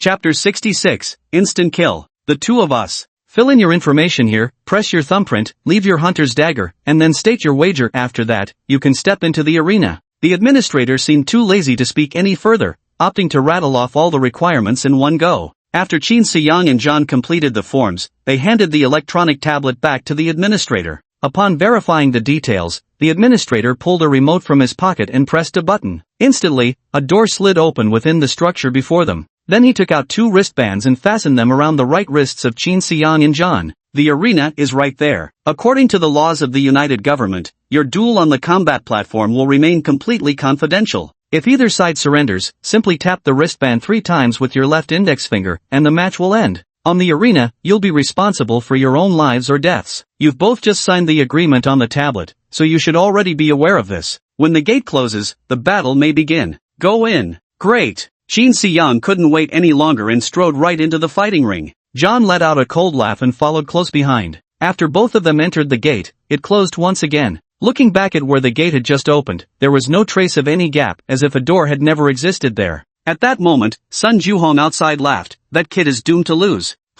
Why? John follows the same, Phantom Assassin, sequence as him, but John has reached the second level of the sequence. Killing him would be a piece of cake. No wonder you said that. The long scar on Sun Juhong's face twisted again as a sinister smile crept across his lips. What's more, John brought Blind Knife in with him. The combat arena never stipulated weapons weren't allowed. Blind Knife? Isn't that a God Hunter artifact? Do God Hunter artifacts even work against sequence users? Of course, don't you even know something this simple? Skills effective against humans may not work on deities, but skills effective against deities will always work on humans. With Blinding Blade, Qin Xiang definitely can't win. Sun Juhong then said to Li Tianming, "Hey buddy, are you ready to send that kid to the hospital?" Li Tianming glanced at Sun Juhong's gloating expression but remained silent. To the hospital? What a hassle. Just skip straight to the funeral. Oh wait, no, John wasn't Chinese before, so we don't do that funeral tradition. It seems they're into priests plus funerals over there. Seeing that Li Tianming wasn't paying him any attention, Sun Juhong stopped making a fool of himself. With a cold snort, he quietly waited for news of John's victory. After Qin Xiang and John entered through the gate,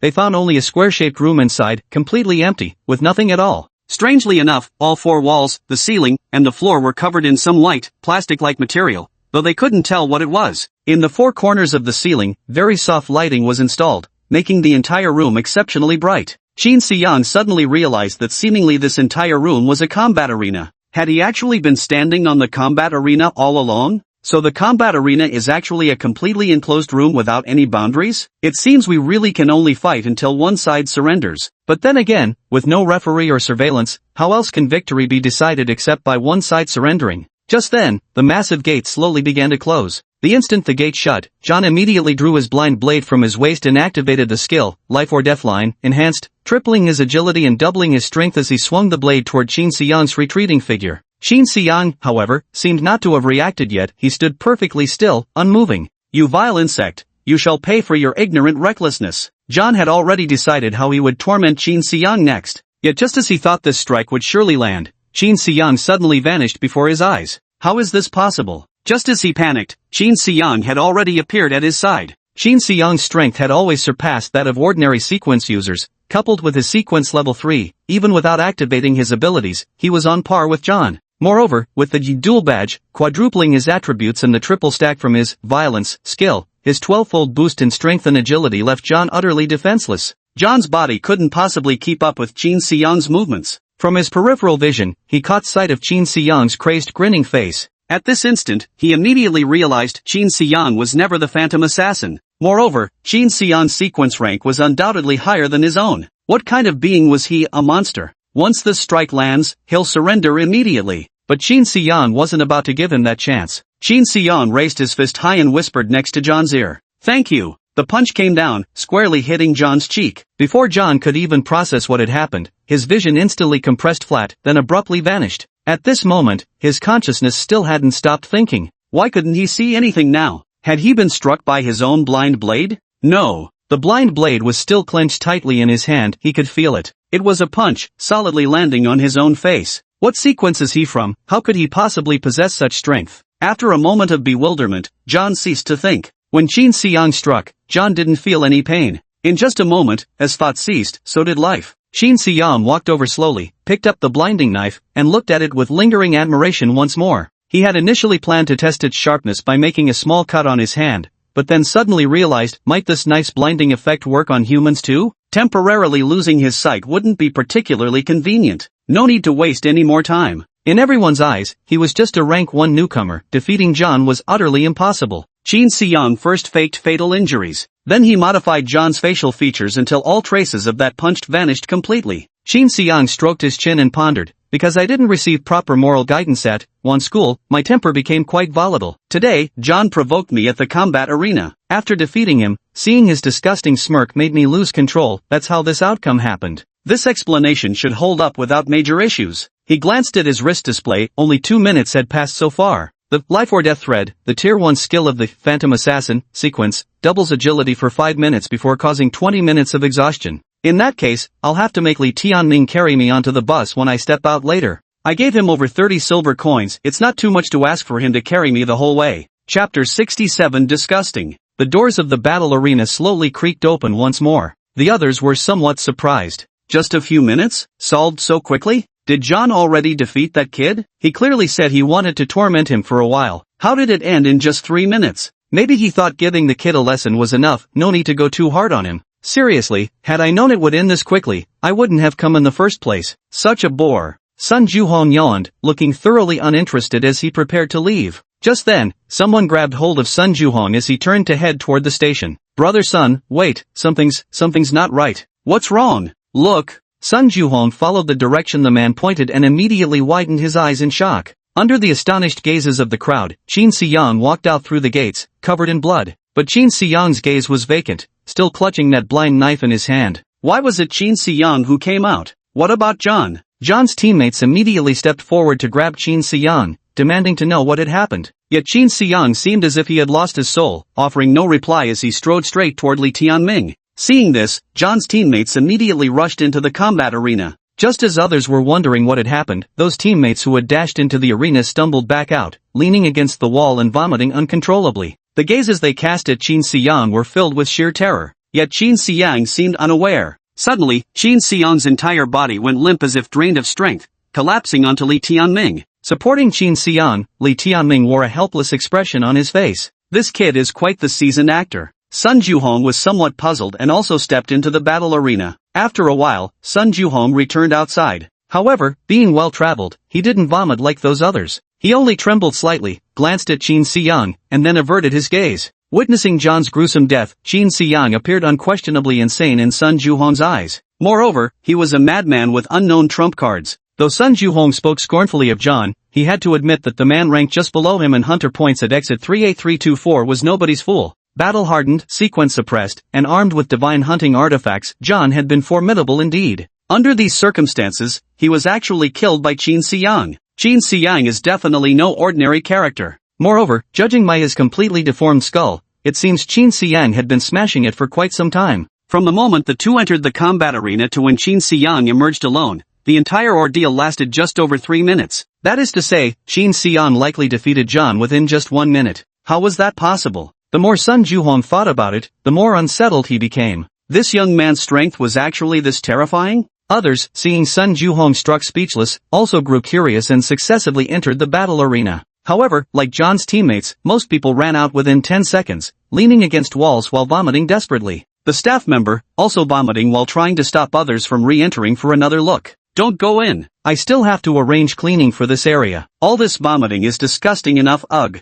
Everyone who saw John's corpse cast horrified glances at Qin Xiang. who was weakly leaning against Li Tianming. Li Tianming knew Qin Xiyang must have committed some inhuman acts inside. Most likely to prevent John's memories from being read by an undying sequence ability user, he'd performed some gruesome procedure on the man's head. Li Tianming couldn't be bothered to go inside and see what had happened. No matter how terrifying it is, it's just a matter of killing someone. In Li Tianming's extensive experience, the act of murder carries no association with terror whatsoever. Utterly mundane. Li Tianming leaned close to Qin Xiyang's ear and whispered, "When you pretend to be exhausted after faking life and death brink, at least make it convincing. How come your hand still has the strength to clutch that knife?" Qin Xiyang whispered in reply, "I'll try to sneak a cut on someone later, see if this hunter god artifact skill works on people." Don't bother trying, I can tell you it works. Any skill effective against deities is equally effective against humans. The reverse, however, isn't always true. Oh, then I can rest easy. Clang. The blind blade slipped from Qin Xiyang's hand. It fell to the floor, striking the marble with a crisp ring. Li Tianming, while supporting Qin Xiyang, bent down to pick up the blind blade and placed it inside Qin Xiyang's backpack. Then, Li Tianming turned to the vomiting administrator and said, "This match should be Qin Xiyang's victory, right? So we'll take the blind blade with us?" The administrator leaned against the wall without lifting his head, merely waving his hand dismissively at Li Tianming. Meaning to get these two to leave quickly. Okay, thank you. Li Tianming supported Qin Xiyang with one hand as they left the fighting arena. "Headmaster Li, could you carry me on your back?" It appeared Qin Xiyang was being supported by Li Tianming, but in reality, he was being dragged along, with his toes scraping against the ground the entire time, making him rather uncomfortable. "Carry you? In your dreams. Do you still want your silver coin or not? TSK, wanna try not giving it to me?" "Principal Li, I am still your student after all. I never taught you how to read, let alone how to kill." "There's no teacher-student relationship between us." Li Tianming wasn't buying Qin Xiyang's act. But Qin Xiyang had no choice. Li Tianming knew him inside out,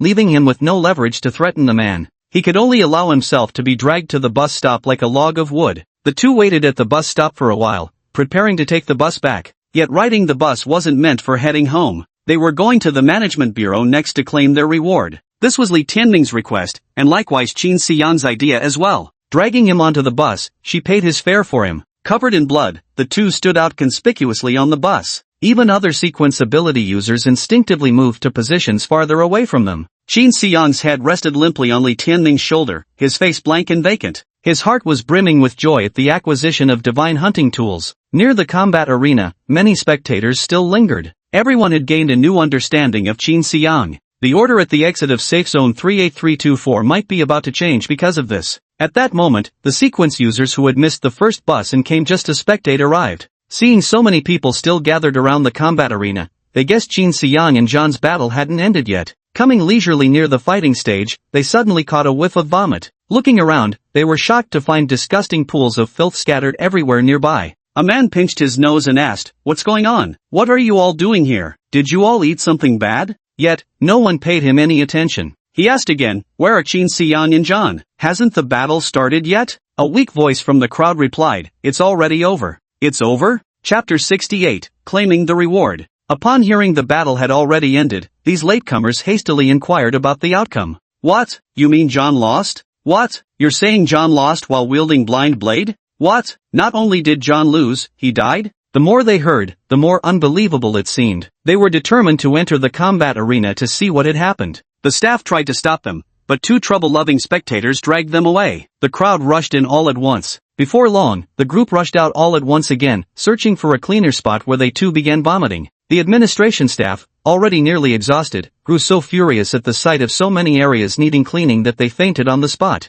As for Qin Xiyang and Li Tianming, they naturally remained unaware of these subsequent events. The two were currently riding a bus, each privately calculating how to divide management bureau's promised rewards. After a while, Li Tianming gently nudged Qin Xiyang with his elbow. 20 minutes have passed. We should be able to move soon. Oh, Qin Xiyang pretended to have just regained his strength and sat up, no longer leaning against Li Tianming. Sequence Abilities Management Bureau Station, we're here. The bus announcement system was broadcasting the stop information as Qin Xiyang and Li Tianming stepped off the bus, chatting and laughing while walking toward the management bureau of Area 14121. The bus driver glanced at their retreating figures and sighed helplessly. When they had boarded, their antifreeze suits had been stained with blood, which had made him somewhat repulsed. But since both of them were sequence-capable individuals, there was nothing he, an ordinary person, could do about it. Their seats were covered in bloodstains, leaving them to clean up the mess after their shift. Damn sequence users, the bus driver muttered under his breath before continuing to drive.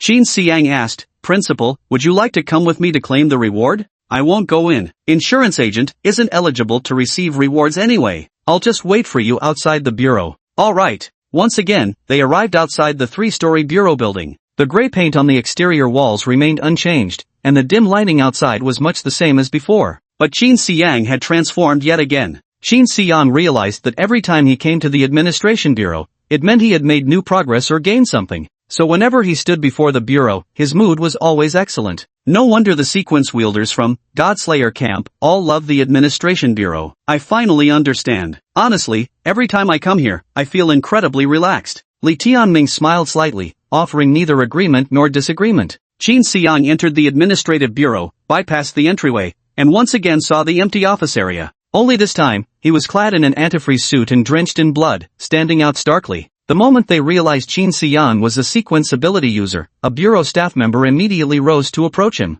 Sir, what business brings you to the bureau? Oh, I'm here to claim the reward for slaying the gods. Claim the reward? Okay, just a moment, please. The man returned to his seat, picked up an electronic tablet, and quickly walked back over. Sir, what is your sequence ability user ID number? 00009527. Are you Mr. Qin Xiang? Exactly. Alright, let me check. Your points were acquired at the exit of Safety Zone 38324. Exactly. The bounty points awaiting collection are 1600? The man stared in disbelief at the string of numbers following Qin Xiang's name, unable to suppress a startled exclamation. This sudden cry drew the gazes of other administration personnel in the hall. 1600 points? Just what kind of background did this young man before them have? Among the nearby safe zone exits, the largest one was numbered 38324. Here gathers the strongest sequence ability users from Area 14121. Yet even Fran, who ranks first in exit points from Safe Zone 38324, only has a little over 300 points. He actually has 1600 points? Did he wipe out all the deities outside Safe Zone 38324's exit or something? Under the suspicious gazes of the crowd, Qin Xiang nodded. Correct. My hunter god points have been verified by the bureau staff. I'm here to claim my reward. The man swallowed hard. Alright, wait a moment please, I'll fetch your reward. Much obliged. Qin Xiang thought about finding a chair to sit down, but looking at the tidy lobby of the administration bureau and then at the bloodstains on his clothes, he decided against it. After a while, the bureau staff member came over carrying 2 cloth bags. Good day, these are your rewards. First, there's 800,000 copper coins. According to the exchange rate, we've converted them into 80 silver coins. Please verify the amount. Qin Xiang's face immediately lit up with joy as he took the hefty pouch of coins. 80,000 copper coins were too much. The management bureau would surely exchange them for silver coins when awarding his reward. He had originally thought the bureau would use the market exchange rate of 12,000 copper coins per silver coin for his reward payout. Yet remarkably, they used the United Government's official rate of 10,000 to 1, giving him a full 80 silver coins. Qin Xiang was delighted to find the payment exceeded his expectations by 20%. He took out the silver coins, counted them twice, and even bid each one to check for authenticity. Finding no issues, he happily pocketed them. And here are 80 sequence potions. They're all in this bag, it's quite heavy, so do take care. Accepting the cloth bag filled with sequence potions, Qin Xiang discovered 4 small shelves inside, each neatly arranged with 20 vials. No problem. Thank you. Alright, take care on your way. Even though Qin Xiang seemed quite young, the staff member at the administration bureau had unconsciously begun addressing him with the respectful you. 1600 points utterly terrifying. After Qin Xiang left, the staff of the first layer administration immediately began discussing his identity. Who is he? I've never seen him before. I checked his profile, he's a rookie with sequence level 1, yet he somehow earned 1600 points right away? I just got a message from old Chang. He was inspecting the exit of Safety Zone 38324 today and said this kid single-handedly killed over 700 long-legged worms. Qin Xiang walked outside the administration building and shook the money bag at Li Tianming. Principal, time to split the money. Li Tianming nodded at him. The two stepped aside, with Qin Xiang brimming with excitement. Never thought I'd get 80 silver coins, 40 each for us. Absolutely delightful. He counted out 40 coins into his own pouch, then handed the remaining coins along with the money bag to Li Tianming. After a thoughtful pause, Li Tianming spoke. About these coins, I really shouldn't take them. No. Before Li Tianming could finish his sentence, Qin Xiang ruthlessly cut him off. The smile vanished from Qin Xiang's face as he stared coldly at Li Tianming, no trace of his previous amiable expression remaining. Chapter 69, The Rules of Cooperation. Li Tianming's expression turned equally frosty. 40 silver coins were indeed a considerable sum of money for him, but it couldn't change his current situation. Sequence potions were entirely different, however. He never expected Qin Siyang to obtain 80 sequence potions in one go. If half were allocated to him, it could significantly boost his progress. With a bit more effort, reaching sequence level 4 shouldn't be a problem. So he decided to forego the silver coins and instead asked for the sequence potion.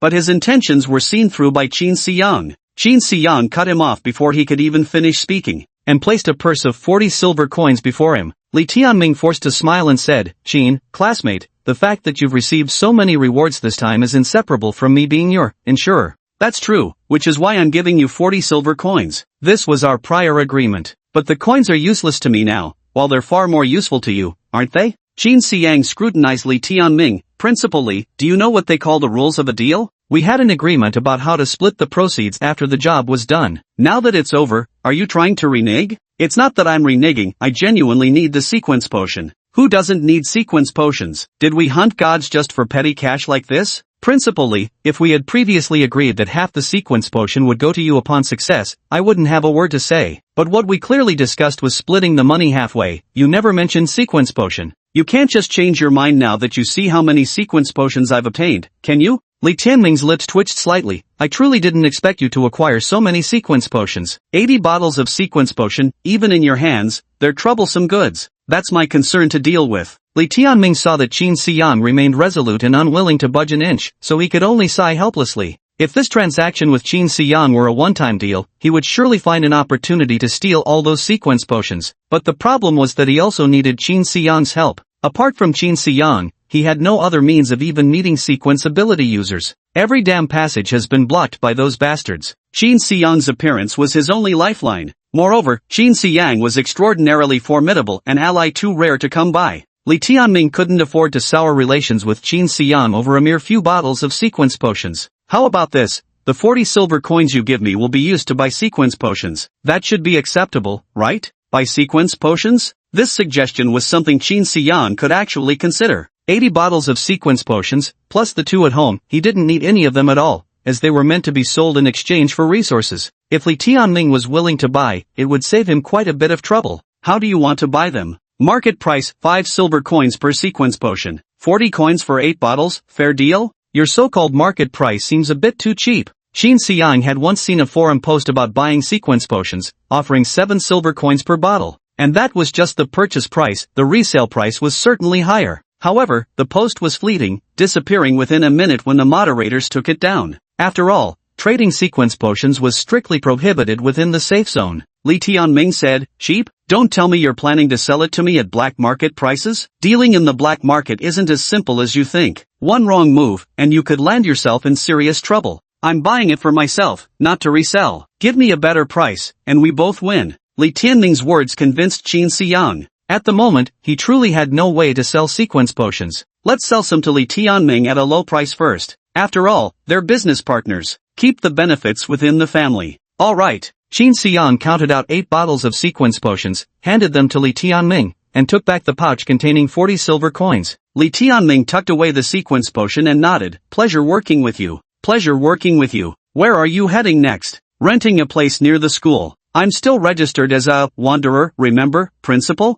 "Oh, I'd truly forgotten if you hadn't mentioned it. Who would imagine someone carrying 80 silver coins could be a homeless child? I too was poor before suddenly becoming rich. Here it's just you and me. Some things we both know in our hearts, no need for words to cover up the truth." Qin Siyang gave an awkward laugh at this and fell silent. "Still, I'd advise you to be cautious when renting a place. It's best not to reveal your identity." "Why?" "Because your information is still posted on the forum's report section. Everyone knows you now possess 80 bottles of sequence potion. Although the use of sequence abilities is prohibited within the safe zone, money drives men to madness. Your 80 sequence potions are a tempting feast for many sequence users who are stuck at bottlenecks without a steady income. Someone is definitely planning to make trouble for you. I suggest you stay in cheap housing that doesn't require ID registration for now, and change locations every day." Qin Siyang sighed. "But I have to attend school. With so many people watching me now, if I stop going to school, I'll definitely be reported and forced to withdraw. In that case, I won't be eligible for the sequence ability user examination after the college entrance exams,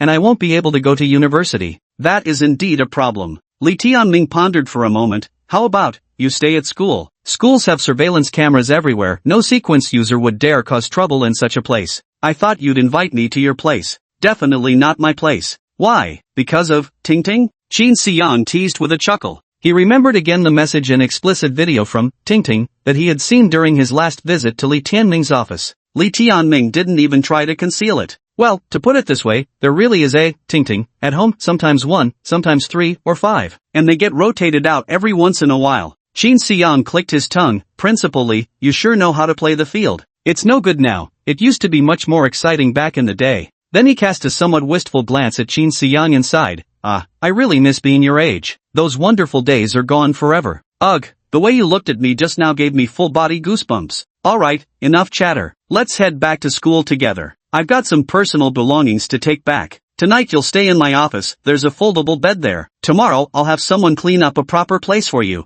Then thank you, Principal Li. Qin Xiang and Li Tianming boarded the bus together once more. You're this wealthy, yet still making me pay your bus fare? Qin Xiang scratched his head. I just tried to pay, but the driver said he couldn't make change. Typical you. Chapter 70, Mortal Enemies. Qin Xiang returned to school together with Li Tianming. Since it was already nighttime, the school was completely deserted. The school gates had already been locked. This posed no obstacle at all to two sequence-powered individuals. With just a few leaps, they cleared the gates and entered the campus. Principal Li, do you think the teacher monitoring the cameras tomorrow will be scared if they see the two of us? I'm the principal, what can they say? But the way you're covered in blood is genuinely terrifying. Qin Xiang glanced down at his antifreeze suit. The bloodstains had already dried. The darkest green stains at the bottom were from the mutated scythe beetle. The upper layer of red bloodstains belonged to the long-legged worms. The deepest crimson stains on top belonged to unfortunate John. Clearly layered, diversely colored, like a camouflage uniform with shifted hues.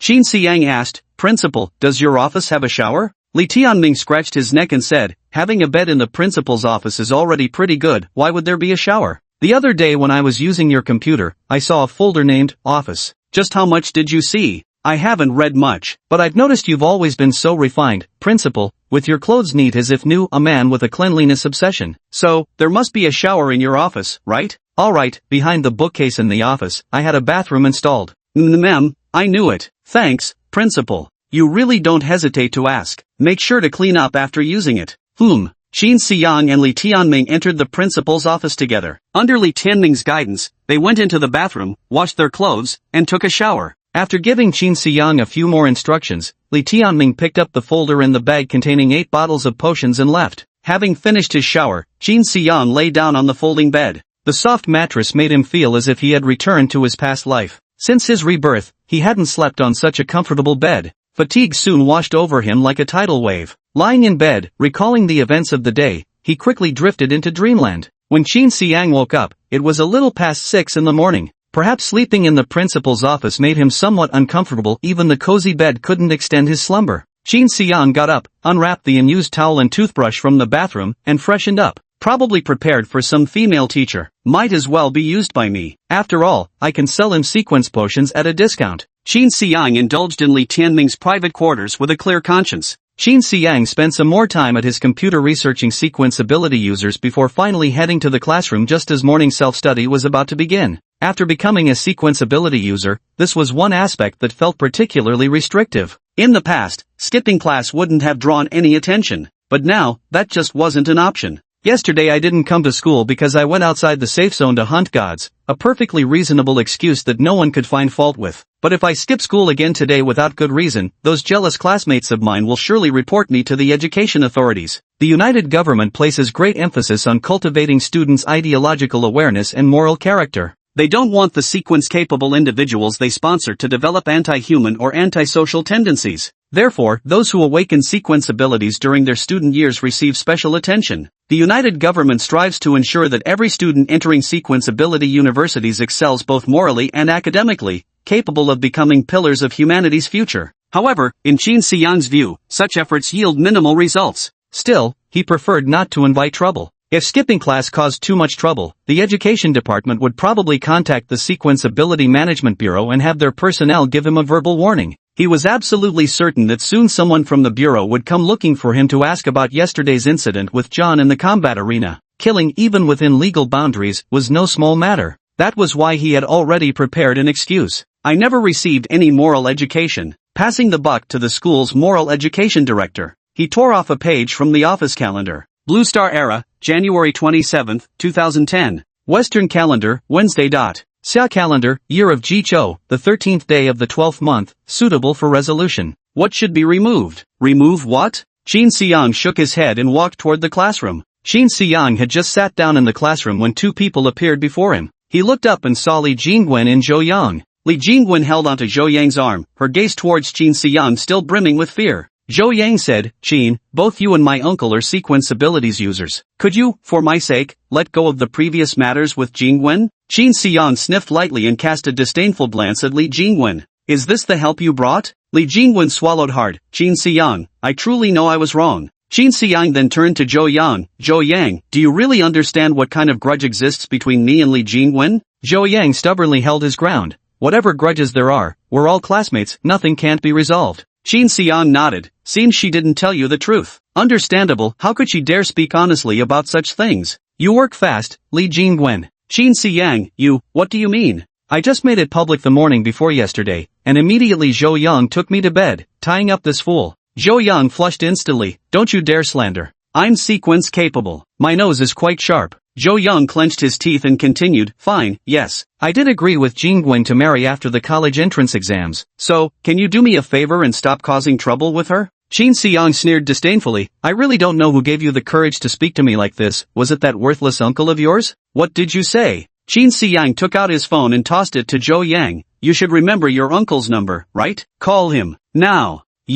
Otherwise, I'll slap you just like I slapped the grade director. And I mean it. Zhou Yang thought of the grade director still lying in the hospital and felt a chill run down his spine. He dialed his uncle's number. Hello, uncle, it's me. Upon hearing the call connect, Qin Xiang snatched the phone over. Hello, Director Zhou? This is Qin Xiang. On the other end, Zhou Xing immediately responded with a cheerful tone. Ah, it's student Qin. What a coincidence, I was just about to have Zhou Yang reach out to you to ask about how school life has been recently, and here you are taking the initiative to call me. By the way, did you need something from me? Did you hear about what I did yesterday? Of course. You single-handedly hunted down so many deities. You're the hero of Juan School, a role model for our Sector 14121. With 80 bottles of sequence potions in hand, Qin Xiang's promotion to sequence level 3 was practically guaranteed. On top of that, he had awakened his sequence abilities before the college entrance exams. Getting into a top-tier university wouldn't be an issue, and his future prospects were boundless. Far from being comparable to a grassroots official at the edge of a safe zone's education department. Moreover, Qin Xiang, who had awakened his sequence, was now solely under the jurisdiction of the Sequence Ability Management Bureau. As an official from the education department, he could no longer control anything about Qin Xiang. Although Zhou Xing was nominally an official and Qin Xiang a student, in reality, Zhou Xing was very eager to gain Qin Xiang's favor.